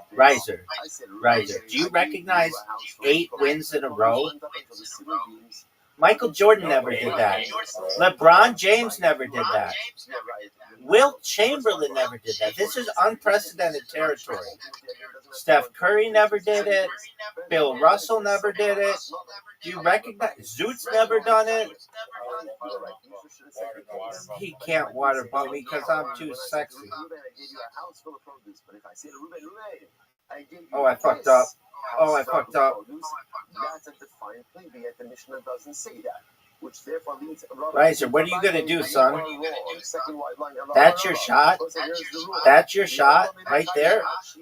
You think that's supposed to be a good shot? Riser, that was one of the worst, if not the worst shots in the history of the game.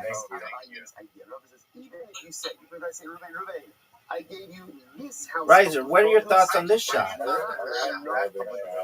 Zoot, Riser, do you know what 4 wins in a row? 4 or 9 wins in a row? You have to make this.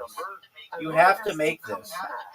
With a different weight, measure, or number to trigger mode of the mitzvah. So Taik say the Rabbi, the Rabbi supports Rabbi, cart for the Adafa. I say to Rabbi, and I deposited with you a core of wheat. Everybody says, no, I don't have anything. So what is that? 9 holes in a row. Do you recognize that, Riser? I have won 9 holes in a row. Riser.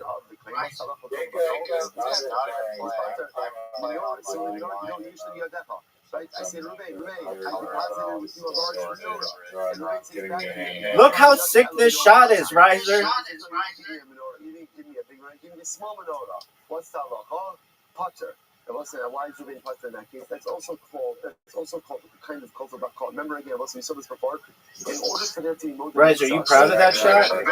Riser, are you proud of that shot? Be a derivative of the original claim. It's something different than what I'm claiming. So I'm thinking I deposited a large menorah. Ruben says you deposited a small menorah. That's in the water. That's a different item. That's a different item. No different than saying, Ruben, I deposited with you a Cadillac. And Ruben said, no way. That's in trouble. That's in major trouble. That's water.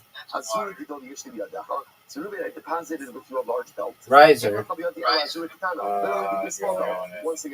Once again, different plane. Different plane, therefore, Potter.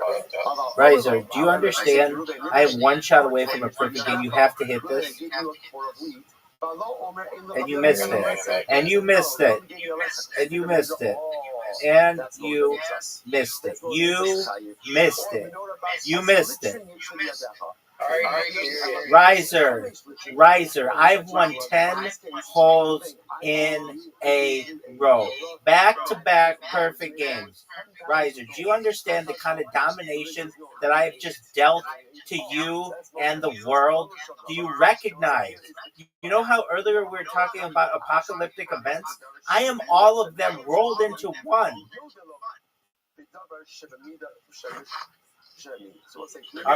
All right. Now, Riser, send Jacob an invitation, and you guys go first.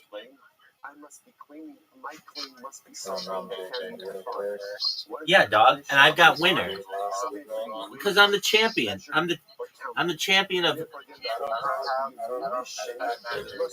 All right, well, what do you want me to do about it, dog?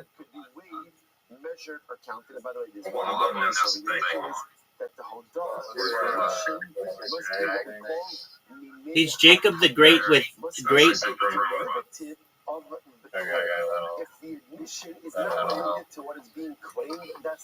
Did you get it, Riser?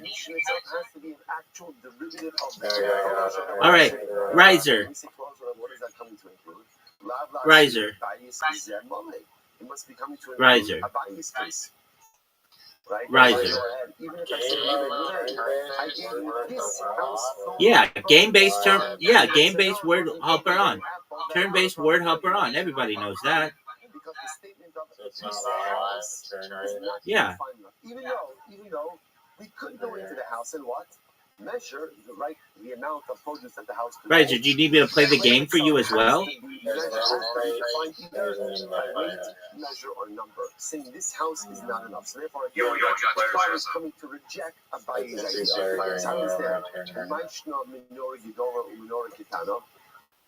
So let's go back for a second. What about the Menorah Kitana case, right? I go to Ruben, I say, Ruben, I left you, I deposited. Riser, do you think Jacob's going to beat you?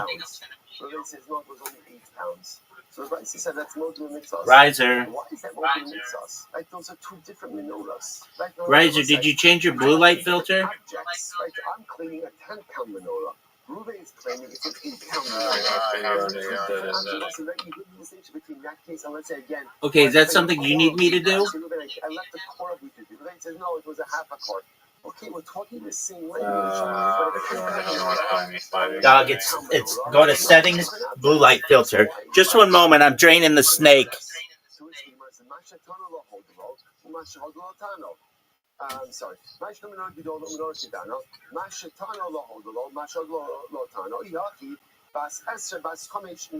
I'm sorry, I said that wrong. The case of big menorah, small menorah, that's the case of Potter. Right? That's the case of Potter. The Bryce is saying because again, what I'm claiming is not what's being admitted to, and what's being admitted to is not what's being claimed. Okay, so that makes sense. If that's the case, Ihachi, Bas Esther, Bas Chomesh, Nami, Mashatano lo Hodolo, Mashahodlo lo Tano. It should be the same case in the case of weights. In other words, if I claim, so what says, right? So in Bryce, we had a case of, I say, Ruben, I deposited a large menorah with you. Ruben says, no, large one is a small one. What's the halacha? Because again, what Ruben's admitting to is not what I'm claiming, and what I'm claiming is not what he's admitting to. But yet, interestingly enough, I'm sorry, so what interestingly enough, if I claim Ruben, I deposited a 10-pound menorah with you, and Ruben says, no, it wasn't 10 pounds, it was 8 pounds. The Bryce says that's Modul Mitzvah. Why? It's 2 different menorahs. So the Gemara says, the menorah shall folios askina. Very interesting.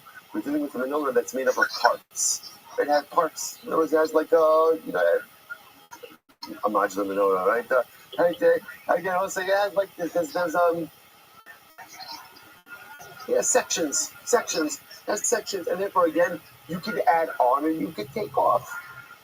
Now let's remember again, when we talk about menorah, right? So again, I say menorah, you say Hanukkah, right? So again, or Beis Hamikdash, that's what happens. See. So I'll show you. That's what Kavos does, right? How could it be that we say menorah and a Yid doesn't automatically think Beis Hamikdash? How do we think Hanukkah? It's simple. 2,000 years of Galus. 2,000 years of Galus changes the neural pathways, right? We think differently. We think differently. Long before there was a Hanukkah, there was a Beis Hamikdash. Riser, do you mind if I tell you some stories? So if you think about a menorah like Hanukkah, Your mic is as loud as fuck. Did you like that story?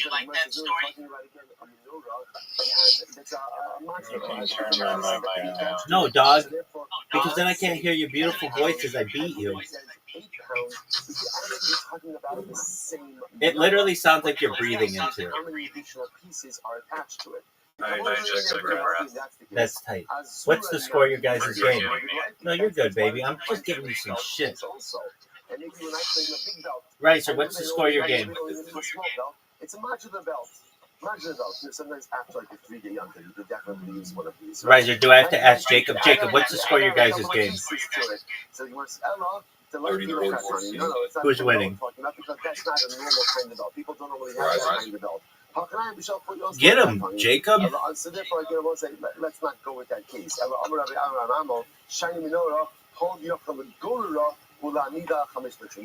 Riser, how many tiles are remaining? I would say, but rather you can understand that what happens is over here,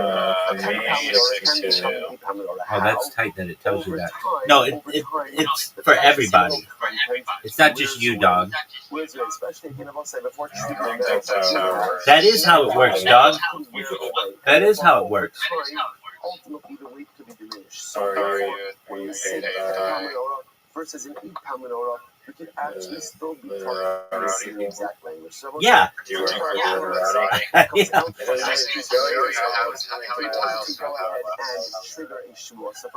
Dog, I'll explain. It says there are 62 total tiles left for both people. Watch, when one of you, yeah, it is. So Jacob just put down a 5-letter word.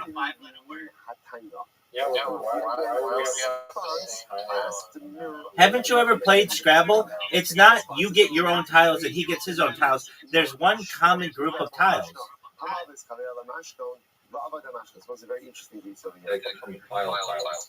A pile of tiles, that's good.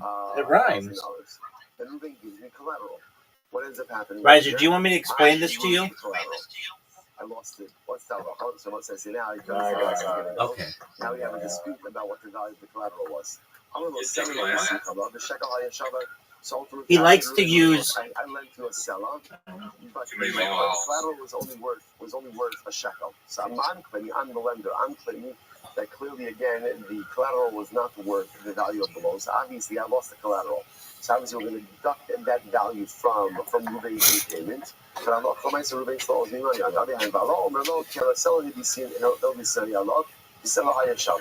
the other hand, Rabbi says, no, the collateral was worth the full amount of the loan. So you lost the collateral. I'm sorry, Silver, you can't collect anything more. So we'll say, what's the law over here? Potter. Then we'll say, what is this? So interestingly enough, this Mishnah is kind of like a case of modern mitzvahs, as we're going to see.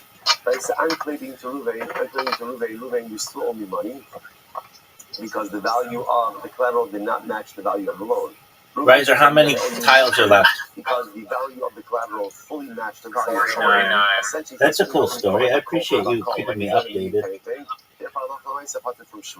Next case. And Riser, what's the score? I said to Ruben, I lent to a seller. 87 to 45. Are you using any of your cheating software?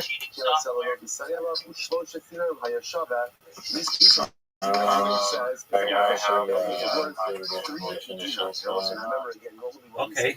Do you also have the mic is in your pocket mode on? The collateral was worth half the value of the loan. Okay, so Riser, just so you don't think I'm alone,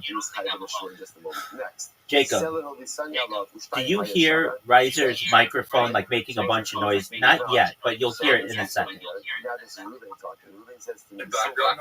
Yes. It sounds like it's in his pocket. That's all Ruben had. No, we just heard it. No, that's mine. And okay, so do you hear like it sounds like he's touching his microphone? Not yet. I'll tell you when it happens. collateral was There. too slim. The Gemara says, I know, I'm saying it doesn't happen when you talk. It just happens when you move your mouth or and the something. collateral ultimately again was worth 5 dinars. Therefore, you still owe me 1 dinar. So what's the halacha chayiv? In that case, again, there's a din of shvuah. So who swears? Who swears? Dog, you're making a lot of noise. What's the score? Riser, what's the score? And how many tiles are there? Now, in most cases, who's that going to be? Who's that going to be? The lender. Right? Why? What are we concerned about? Riser, did you use Z or Qui or Za? Right, and I'm going to pull out the Vikad on Tara and show that again, Ruben is really lying. Being a witness in any future case. Jacob, if you get a Q, do QI. If you get a Z, do ZA. Lying that he doesn't have it and taking it out after the other party takes the shula. My least favorite letter in that game is J. Says the Gemara here. What's that last statement? That last statement was right. The last statement of the Mishnah, which was Why whoever is Jeezy? in possession of the Bikadon is the one who takes the shvua. What case is that referring to? And Y can be good because you can add it to a word.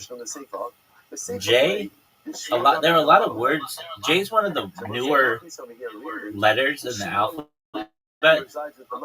Came about like 600 years ago, and they're just okay. Jacob, did you just hear all that background muffling? Exactly. That's what I'm talking about. It's not a fan. It's like every time you move your microphone, it muffles. It's doing it right now. Okay, I got it. It's been doing it throughout the time that you use his headset. Riser, what's the score and how many tiles are left? What's the case? Here we go.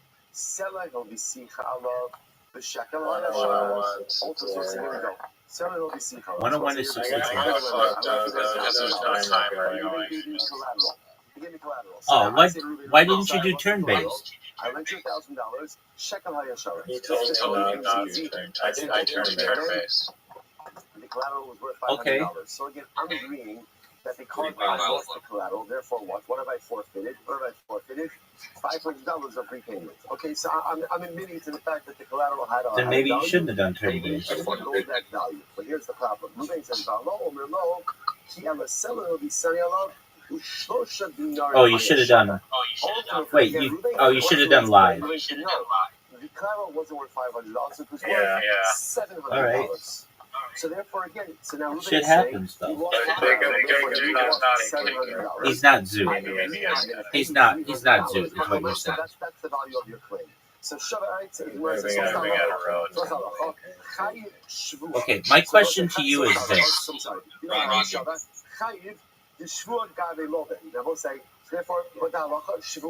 Now, who takes a shvuah in this case? Who, like, just plain as a who takes a shvuah in this case? What would you say? It's the borrower, right? Because the borrower himself is the one who's trying to exempt himself from payment. Riser. So it makes sense, and he's also like a shtickle mode of the mitzvahs. And then Jacob might beat me, and then it is the borrower is admitting that the gonna be wild. collateral did not cover the full face value of the loan. So what he's admitting already is, I only owe you $300. The lender is saying, no, you owe me $500. So it's a shtickle mode of the mitzvahs, and therefore again it makes sense to say that the borrower should be the one to take the shua about the value of the collateral. And now watch what happens. So most of that is not local, but watch what is incredible. What happened over here? This is incredible. Incredible. Riser, what's the score and how many tiles are left?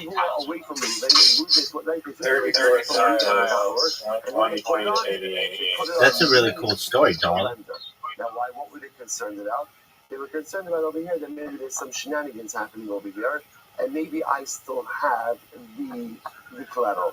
And what am I going to do? I'm going to wait till Ruben swears. I'm going to pull out the collateral. Ta-da! I have it. Ruben, look, you're a liar. You're a liar. And thereby invalidate Ruben for all future ages. Disqualify Ruben. Now, again, it's also possible Ruben is not a liar. Ruben is mistaken. So Chazal didn't want any shenanigans happening over here. So what did they say? We want to make sure that the lender doesn't really have the It's agriculture. It's short. The borrower is claiming that the collateral is worth 700. Lender is saying the collateral is only worth 500. So really, what should happen over here is the lender should swear about the value. It's become its own word. Do you have a problem with that? Are you against farm labor? From the borrower, and they put it on the lender. No, go ahead. So it's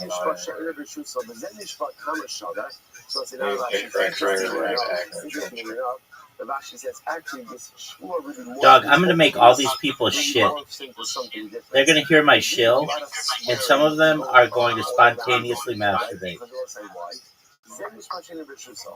The lender has to swear that he does not have the collateral in his possession. He has to make that oath. Riser, I've been doing this shill, and literally the people who hear it, the last 2 times that they've heard it, they think I'm a robot. And I have to tell them, like, no, I'm live streaming, so that they, like, see me doing it live. That's how sick I am. People think I'm a robot. Who swears first? Misha, because of that. So who swears first? Hey! Pardon me, but that might be one of the most famous sneezes of all time. Because what are we concerned about? We're concerned that Allah the borrower is going to swear and the lender is going to take out the Gemara just threw that out at us. And we have not seen that before. We sort of we have not seen that reference to Yeah, we can hear you, dude. Let me talk. This is fascinating. So no, you know what I'm saying? In this case over here, I lost Right, here we go, folks. $1,000. Let me give you collateral. I lost collateral. Now what's the point of protection? The point of protection over here is what's the value of the collateral? I'm agreeing the collateral is worth $500. I agree. Ruben says no, it was worth $700. So what happens over here? So listen, you've been focusing on who swears regarding the collateral. By his message, I'm telling you, there's actually 2 what's happening over here. I have to swear that I don't have the collateral in my possession. I have to swear that I lost it, so whatever it is. I have to make that sure, because I am a shomer on the collateral. So I have to swear about the collateral, and then what happens? Then Ruben has to swear ultimately again about ultimately again the value of the collateral. Now, really what it comes down to, I will say, is both of us are swearing. So the real shayla is not who's swearing. The real shayla is who's swearing first. So it turns out that halacha l'maisa, here's the order. First order of business, first is me, the lender. I swear that the picadon is not in my possession. After that, Ruben swears about the value of the picadon. Absolutely. Thank you so much for the opportunity to be here. First and foremost, I've done my best to follow as many people in this space as possible. If you haven't had a chance to follow me, I'd appreciate it. If you do, I'll make sure to follow you back. I follow everyone back. I'm going to take about 3 minutes to tell you about what I do.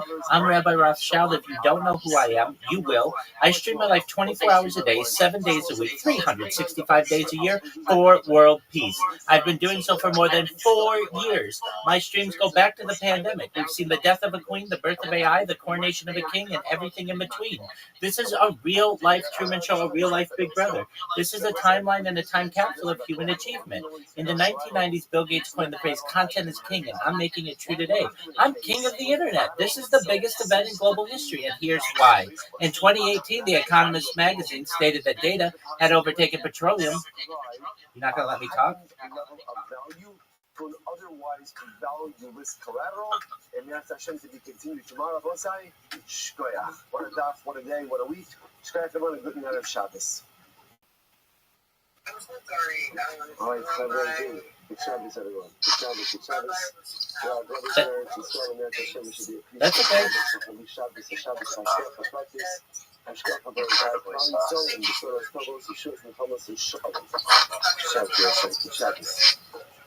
I appreciate it. Can I finish my show, please?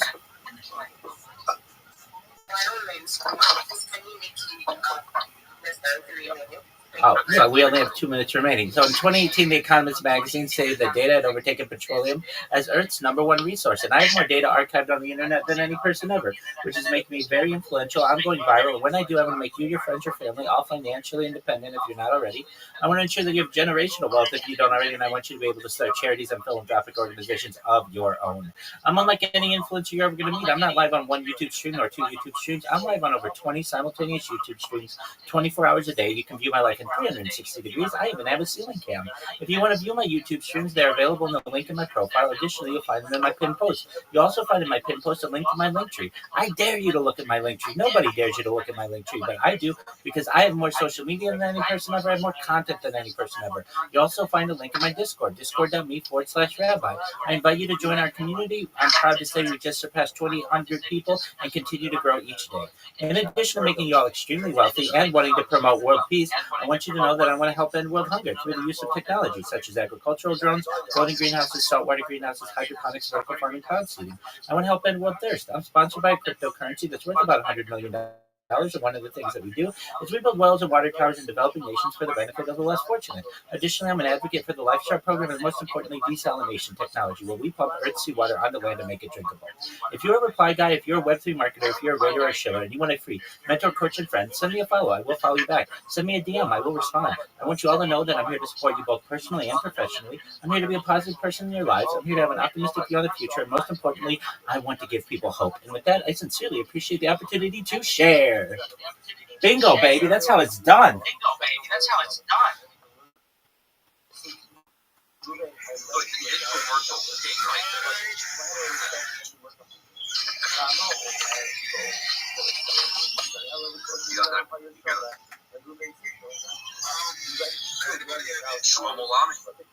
Yeah, go ahead, Stallion.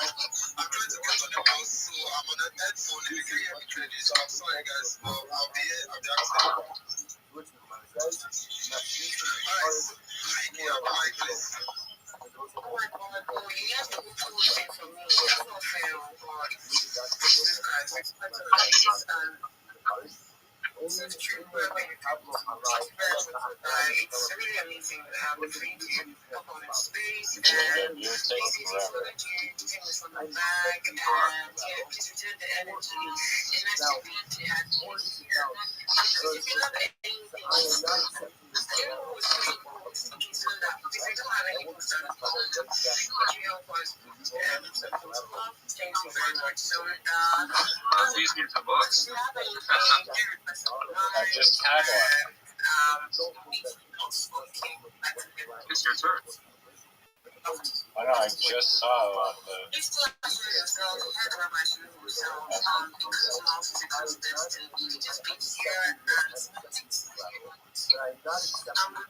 Like you go from having no vowels to all vowels. Zamu is a word. Yo, dog, did you just hear that shill? Did you hear that award-winning shill? We did. Excellent. Did you know that I just heard something that a quote that I really like? A closed mouth is a closed destiny. Very true. That's powerful. Okay, Like the squeaky wheel gets the oil. to some extent, yeah. I think that's. Yeah, I agree. It's somewhat similar, but that one's a little more negative. But can be positive. Riser, what's the score? 183 to 124. 123 to 124? 83. Oh, 83 to 124. His lead. How many tiles are remaining?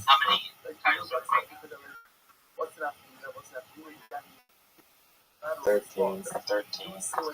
Okay. But we're running out of real estate. Did they make the board smaller? No, but we're getting crunch. Is there something that you think I can do about it? If you can fix it, that would be appreciated. Riser, do you know that I'm playing Jacob next? Yeah. I also just sabotaged our one place that we built off. Excellent. So essentially, this is a double elimination tournament, right, Riser?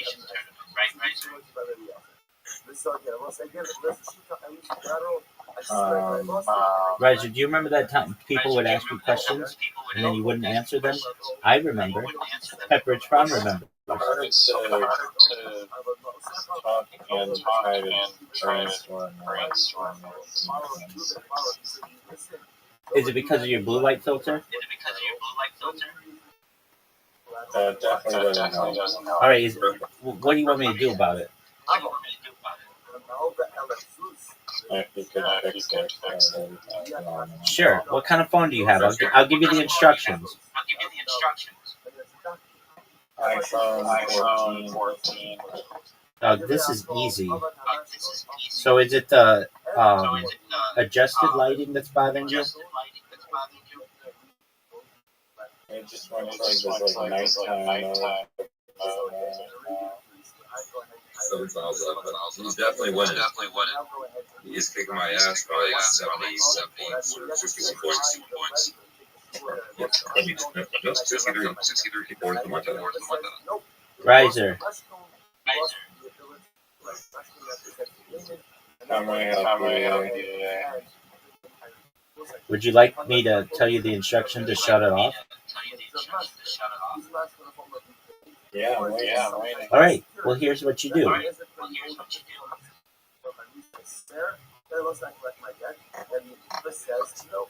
It's not night mode. That's the camera. It's called daylight adjustment or something like that. It's called dimming. All right, here we go. Are you ready? Yeah.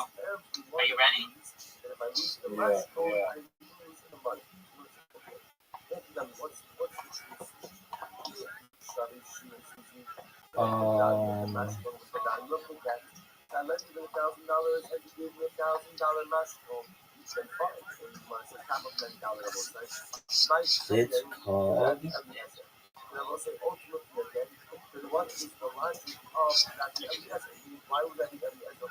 Go to settings, display and brightness.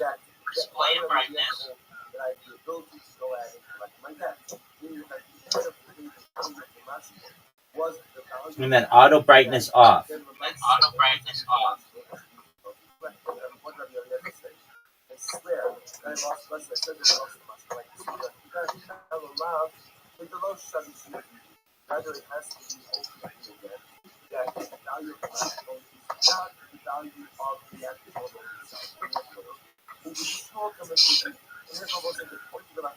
Dog, do you need me to tell you those instructions again?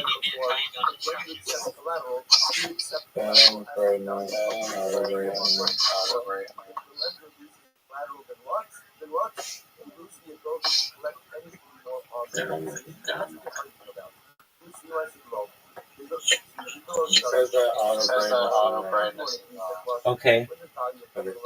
Then you can also go to. Then there's another way to go to your settings and shut off night shift.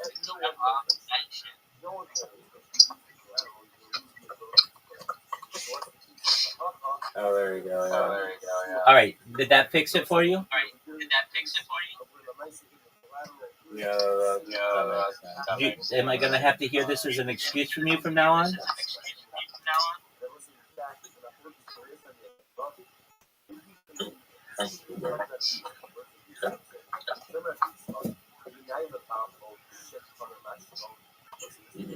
Riser, what's the score and how many tiles are left?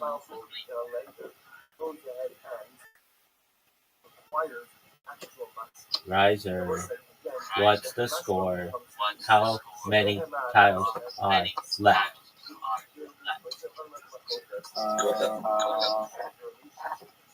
I can't find it.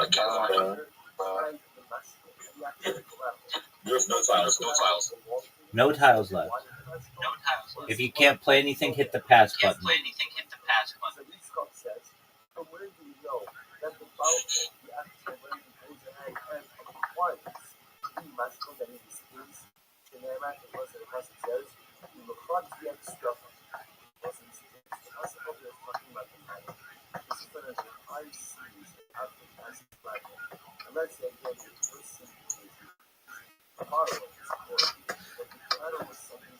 Riser, how many tiles left do you have? 0. You just won? I'm close. How many Over. how many tiles do you have on that you can play? 5 total. Okay, that was the answer to the question that we wanted. Thank you.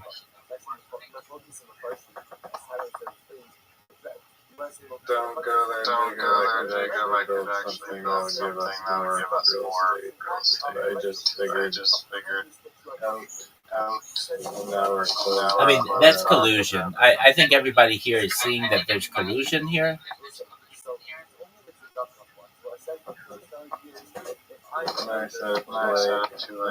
Collusion. Now we're definitely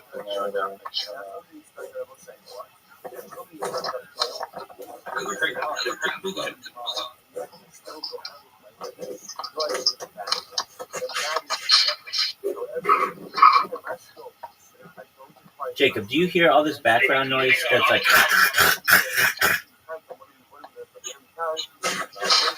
Four. I'm a sauce in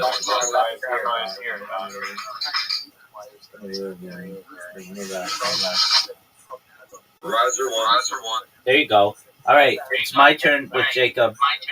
Riser, go take your dog out or do whatever you have to do. And then it's double elimination with you, son. Sounds good. Excellent. Hey, Riser. Riser, will you please remind me, when did you say thank you for me to help you with that night mode? Oh, I apologize. No, you're sweet. You're a sweetheart. Shut up. You're a sweetheart. I'm just busting your balls big time tonight. All right, Jacob. I'll let Jacob go first.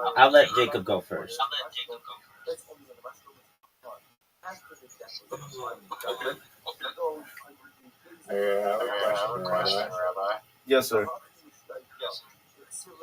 Do you think that like you could look at things as though Jacob, you can't go there. It has to be on the, see that center tile? It has to go on the center tile. Yeah, exactly. No, the center tile. There's like a circle in the very center of the board. It's one row up of where you are right now. There you go. Dude, he's got a big ass word. Sluts?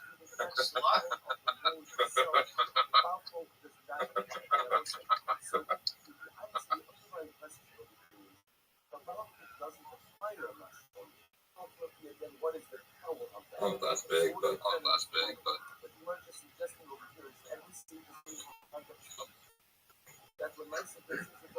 We've got the word fags and sluts. Riser, what was your question? Okay, so it's a philosophical question on whether or not you can truly ever be inside. Because the building materials of like your house are constructed out of materials that are like which comes from the outside. So arguably when you're inside, you're just as much in nature as you are outside. and the concept of inside kind of gets blurred out, and Well, firstly, I think your we have to. inside is made of outside. I think we have to define what does it mean to be. To be inside. Just to be. Like, are we talking about your physical body, or what about your mental state? Because you could be in a state of, hypnotism or something like that. You can be in other things. No, I think we're just talking about your physical body, where it's located. Okay. You perceive inside as in like this shelter. What if you're inside a cave? What if you're inside a cave?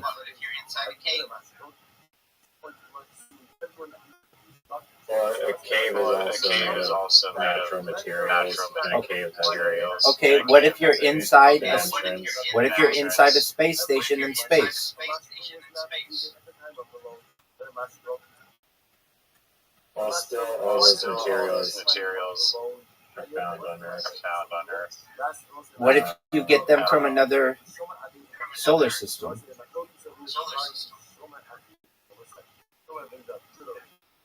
Well, then possibly at that point it could be considered inside, but they're still natural. Like all of the materials that you'll construct a thing are natural to some extent. Well, I mean, aren't you asking then? They're just different configurations of nature. Yeah, but aren't you really just saying that every synthetic item is natural?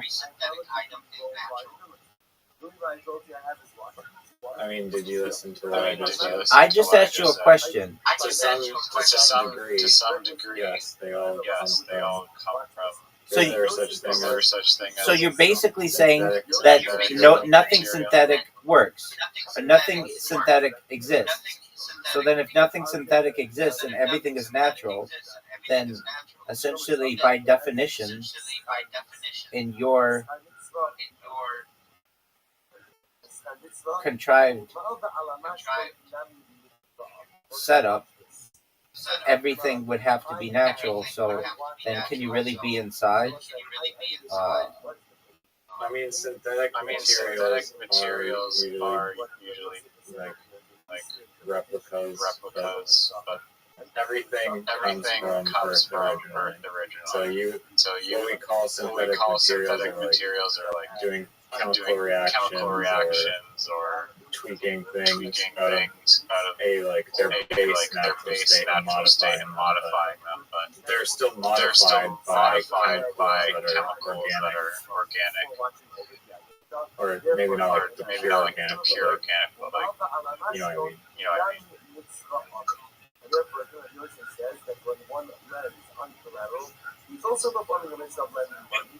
So you're saying that nothing synthetic can exist, even if it's made on another planet.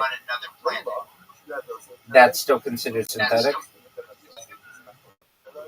Why would it be from a different planet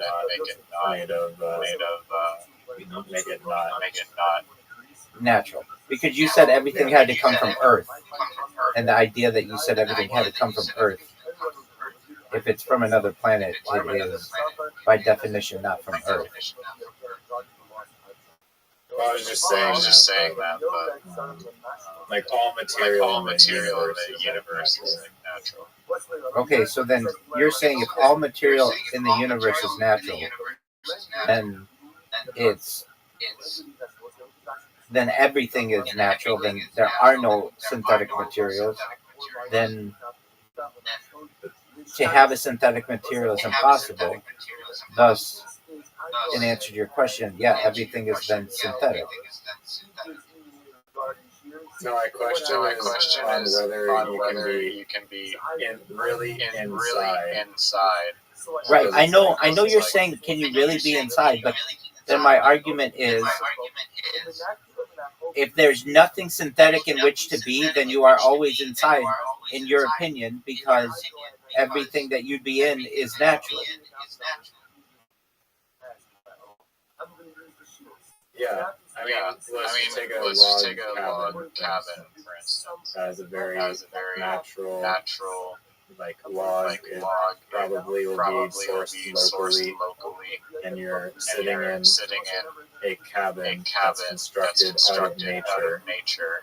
And basically, the only difference between like the inside and outside is like the temperature. But the temperature of outside is not constant. The temperature of outside also shifts depending on if you're in the Sahara Desert or Slovakia or whatever. They have different fluctuating temperatures. So if you define yourself being inside by having, I mean, I guess you could define it as having climate control relative to your surroundings.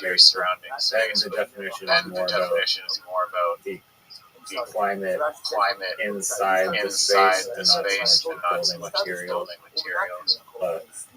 But I don't know. I'm trying to create an argument for why you can never be not or why being inside doesn't. So I want to hear you. Do your best to convince me.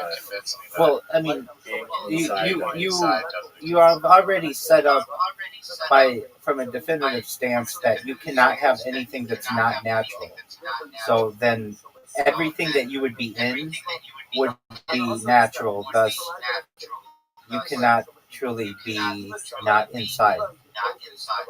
Which I don't agree with your definition, but if that's the definition that we have to use, then okay.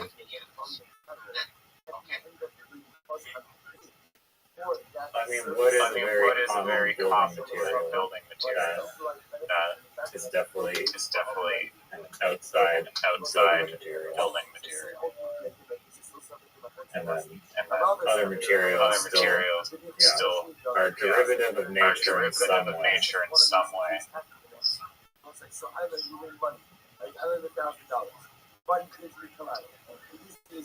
How many tiles? Jacob. 41. Jacob, what are your thoughts on this? Does being inside exist?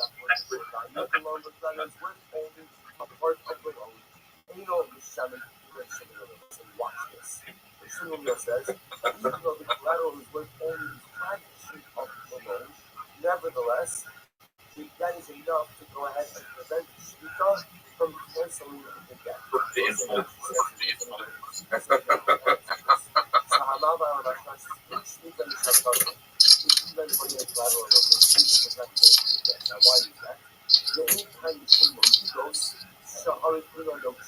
Pardon me, what did you say, Jacob? The best would come. I still didn't catch that. Jacob, can you say? You got small dick. Is it in yet? We didn't hear what you said. We heard small dick. It isn't in yet. What did you say before that? That is what she said. Oh, that's what she said.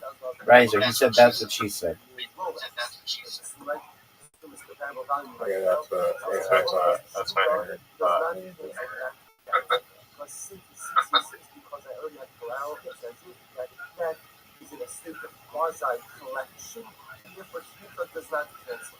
I cannot. Where the collateral is worth pretty much the value of the debt itself. What about where the collateral is not worth the value of the debt? Right? I go ahead and I lend him $1,000. He gives me whatever. He gives me another object that's worth $500. So it's like the Shiloh is now does that collateral prevent the income from canceling the debt? So we'll say, watch this. Let's do more again. Some others $100 Mashkon for Shmita. I lend you $1,000 to give me a Mashkon, and Shmita comes after even though I lent you $1,000, and the mashkon itself is worth only $500, ain't over Shani. The person Shmita will not cancel the debt. Rabbi's killing this kid. 253 to 8. You know, it says in other mashkon of the negative Chavoim Mashani, they love Mashani.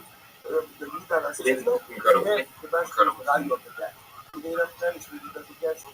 But if the mashkon is less than the value of the debt, then what? Shmita fails. You must might in your Mashali to cover Tanakama. Also, what is it? When the ultimately again, the Tanakama said that if I lend the money a la mashkon, that Shmita does not be Mashali. What does that mean? Even if that don't, this is one of the ultimately means that Shmita doesn't cancel the amount of the debt that corresponds to the value of the mashkon. If rather than you got nothing, somebody let go down in Mashali. And if you get the people that's involved, the Lord said the Shmita ultimately is they would go ahead and what? Would go ahead and Melaisa cancel out even the part of the debt that corresponds to the value of the mashkon. Ella and my toughest mashkon, that's the case. And what could it be like a mashkon? Ella, Slav, to make it real. Little teeny tiny hand.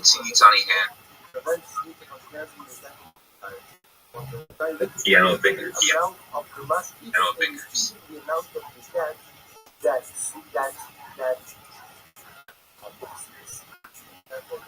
didn't exceed the value of the mashkon. Thank you. When we destroy the rest of you, and ultimately again, the fundamental mathematics will say all comes back to what? To Shua. We'll say all roads lead back to Shua. What does that mean? Because remember, Shua was one who said that what?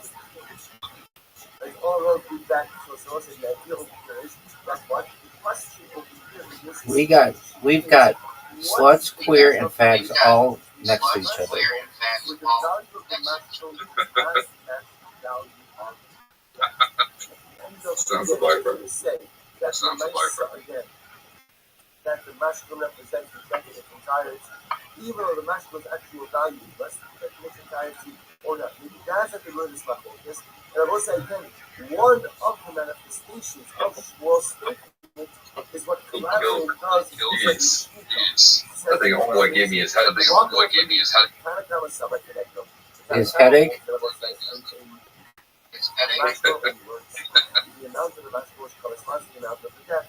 That the Yudah Nasi suffered connected on the and Yudah Nasi also that what? Yudah was in the street that comes, the street will wipe out. How many tiles are left, Jacob? It doesn't say on my end. I don't know why. Right underneath the pass and swap. No, I know. It doesn't say on my end, though. For some reason, I it's like my version, my phone. It used to tell me, but they did an update, and I can't see it anymore. You can play with McCall it. Okay. You got this game. Oh, it's hard for me to look at letters right now. You're good. Riser. Are you ready? No, I won. Yes.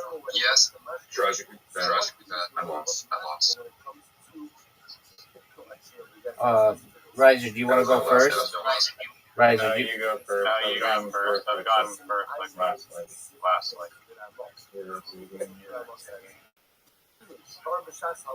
Why would you go horizontally? What is it? you know what? Then you go. No, dude.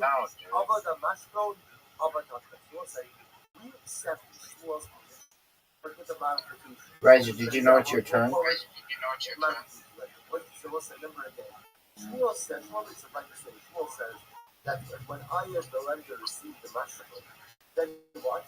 I accept that mashkon as the full value of the debt. Even if it's clear that the mashkon is worth much less than the debt. Rabbi says, no, that's not how it works. The way it works is as follows. If I go ahead and I lend $1,000 to Ruben using the mashkon, if I say, Ruben, I hereby accept this mashkon as potentially payment of the debt, then what? Then the mashkon ultimately again stands in lieu of the payment. So what's it mean as follows? Means number one, that in the event that we make a default on the loan. Riser, you're up. It's your turn, dog. If I lose the mashkon, then what? I've lost the interest. And I will say that is only true if I explicitly articulate that. If I cannot articulate that, and then what? It gives me a mashkon, and also I would do that mashkon. Peace, big dog. How things go. Take care, God bless. You as well.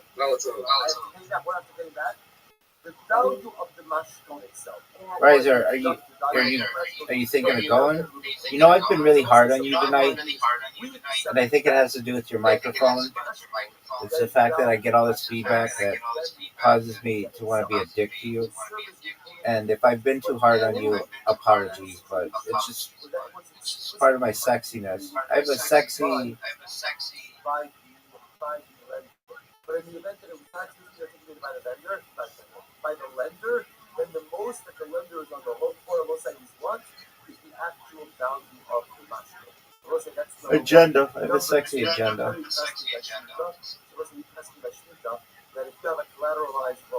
It is your turn, just in case you're unaware. Dude, I have the worst letters. The worst letters. I have an I, an O, an I, an O. Yo. Me? You went with me? I don't like how you repeat letters. I mean, I get it. It's just part of the game, baby. Dude, I've had 4 O's. I had 4 U's. You're up, pimp.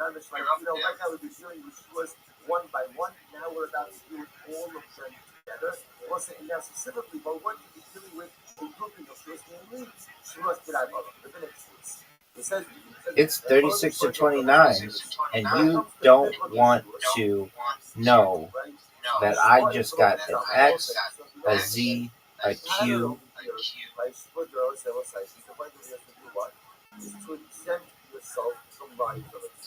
So biblical shua says, I'm chayiv something, I'm going to take a shua to myself from responsibility. I like how you like to take all the time on the timer. That's really nice.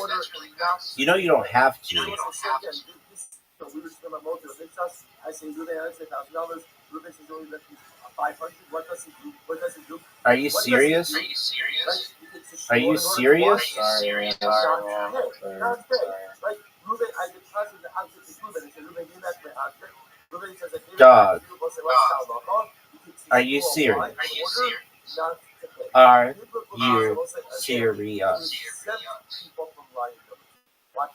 Dude, you had the X?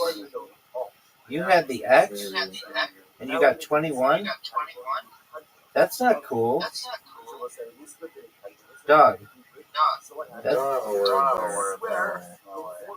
Dog. Dog. Dog. What are the examples of this? So first of all, some responsive listening to write them down.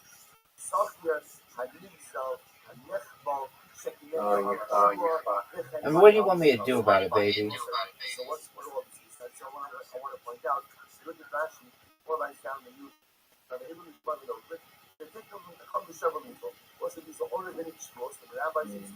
I have my least favorite letters, J and V. I don't like those. They're difficult.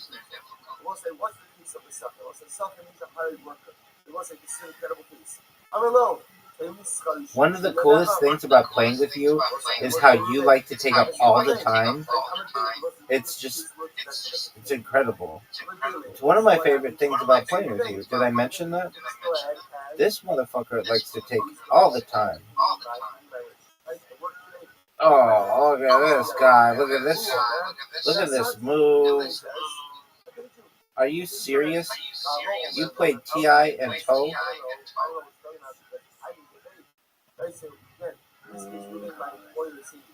I don't have any letters.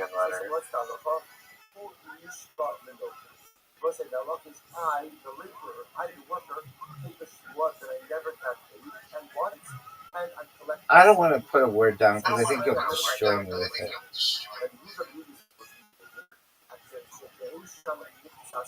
I think you'll destroy me if I put down this word. We'll find something else. Just play one of the 60-letter bullshit. That word.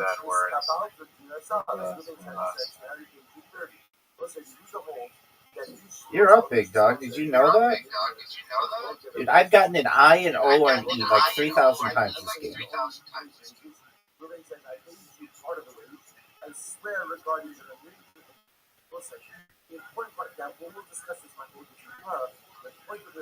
Kern. Very good word. I don't think there's a maybe got something there. Three-letter word. See what it is.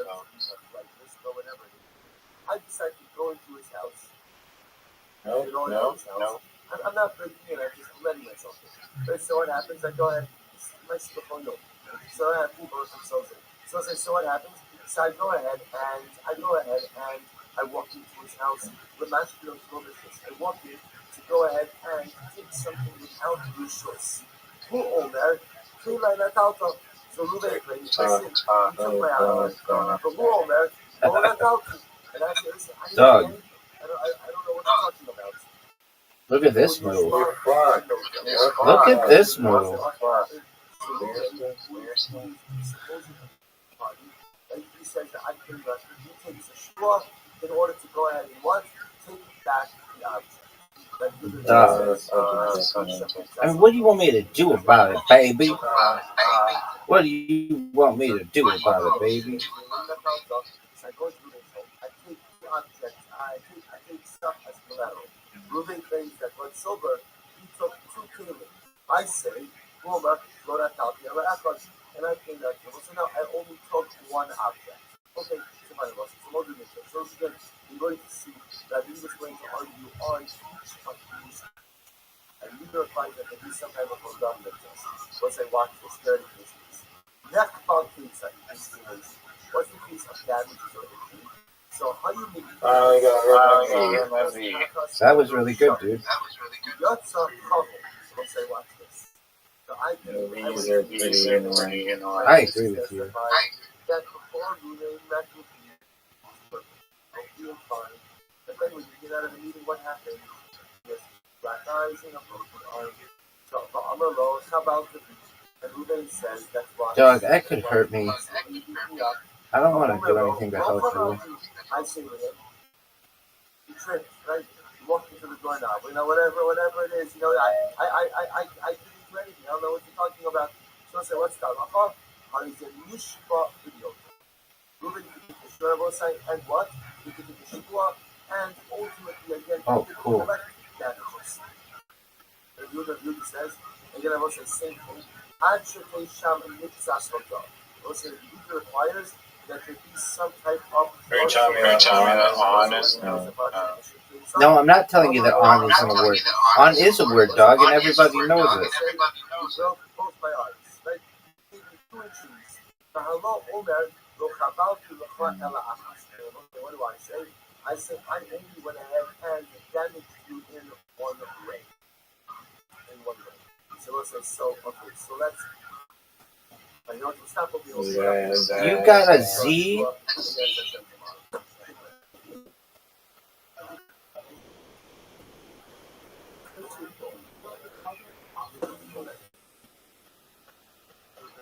You're getting smoked right now.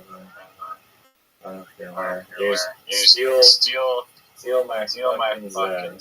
Why don't you?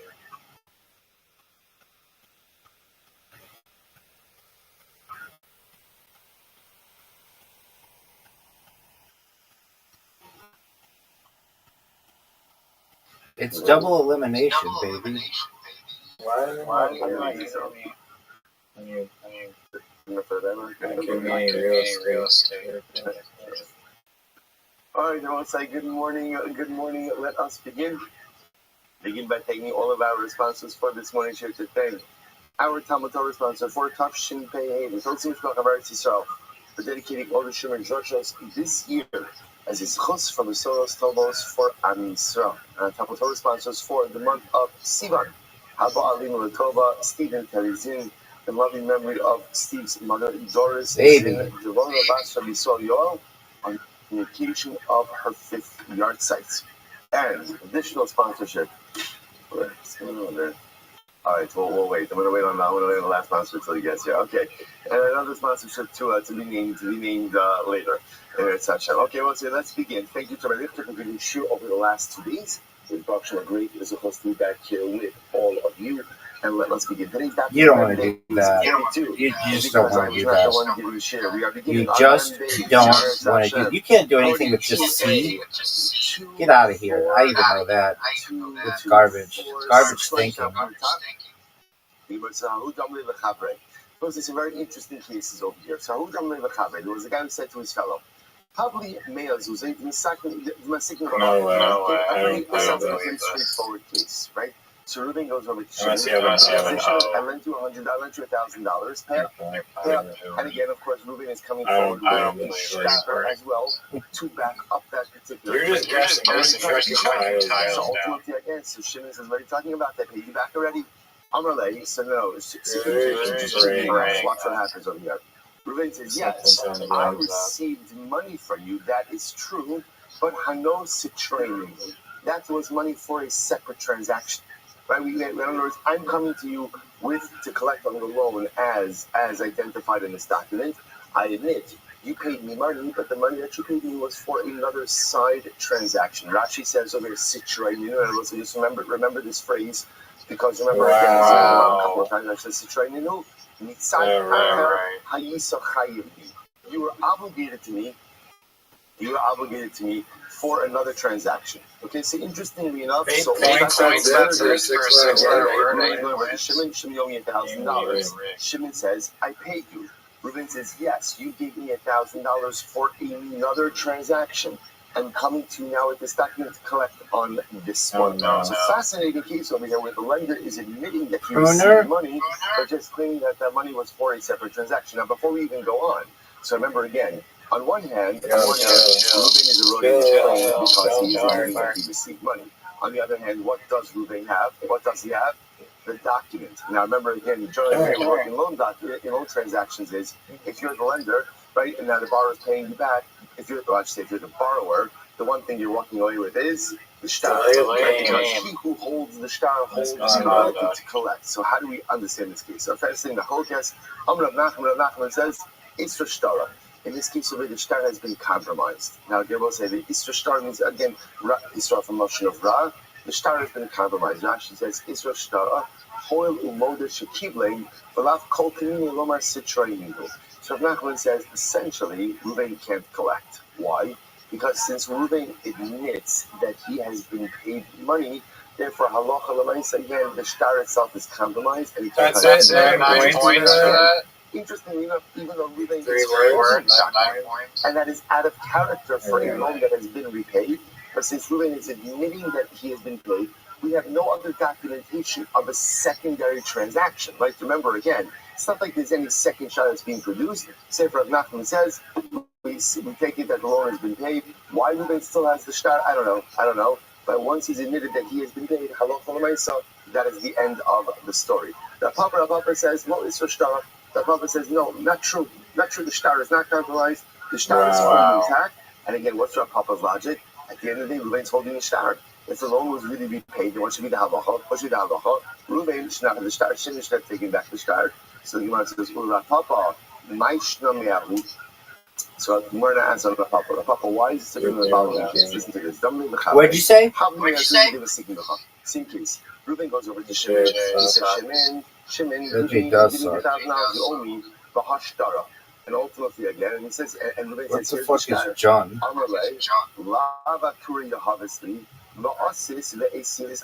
So again, so let's say, the V's and that J are fucking us. Shimon says, I paid you. Right? And Reuben again says, you did, but remember that was for a different transaction. I bought meat from you. Right? You paid me money.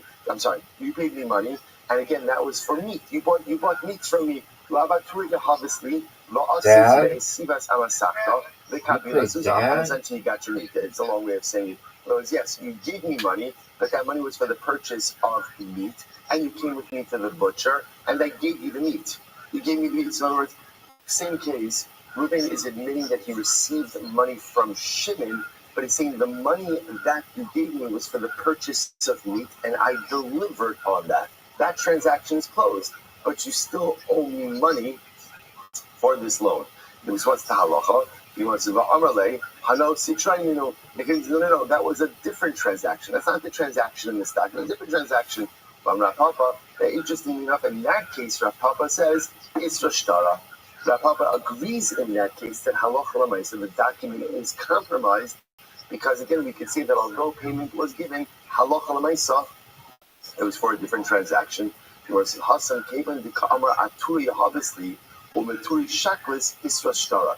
Interestingly enough, the reason Rav Papa feels that that case is different is because there is a secondary material claim. In other words, if you notice the difference between the two cases, right? In our case, right, the way the Gemara started is Reuben is admitting, yes, I received $1,000, but that was for a different transaction. What transaction? Like, in other words, you better see it. You have documentation, you have something, you can't just claim a secondary transaction. In this case, interestingly enough, there's quite literally a bit more meat on the bones. In other words, that he's literally saying over here, you purchased meat, you came with me to the butcher. There's a narrative. And a couple of 24. There's a narrative that halacha l'maisa isra shtara. So let's say, so bottom line, what is the halacha? So let's go back now. Let's go back now to our original case, right? So again, Reuben goes over. Yeah, I am fucking serious. That's 25, baby, which is one more than you got, baby. Where did you play that? Oh, you got that. Oh, good job with that. That was really good. Not busting balls. That was really good. Can no longer collect again with this shtar. Again, I would say, even though, again, the glaring question is, if you really were repaid for this debt, why are you still holding the document? It doesn't matter. Once you admit that you received money, halacha l'maisa, again, we're done. Rav Papa, no, not isra shtara. As long as the lender is holding the shtar, he has the ability to collect it. So my haviyah, what's the halacha? Rav Papi amar lo isra shtara. Rav Papi says the shtar has not been compromised. Rav Idi amar isra shtara. No, the shtar has been compromised. Yo, chasala. There is a both side. Isra shtara. Boy, you want to use boy? Is ultimately, again, in a case like this, the shtar has in fact been compromised. So when you have a case where the lender admits that he has received money from the borrower, even though he's claiming that that money was for a separate transaction. I'm in agreement. I played with the show. Just qualifies this.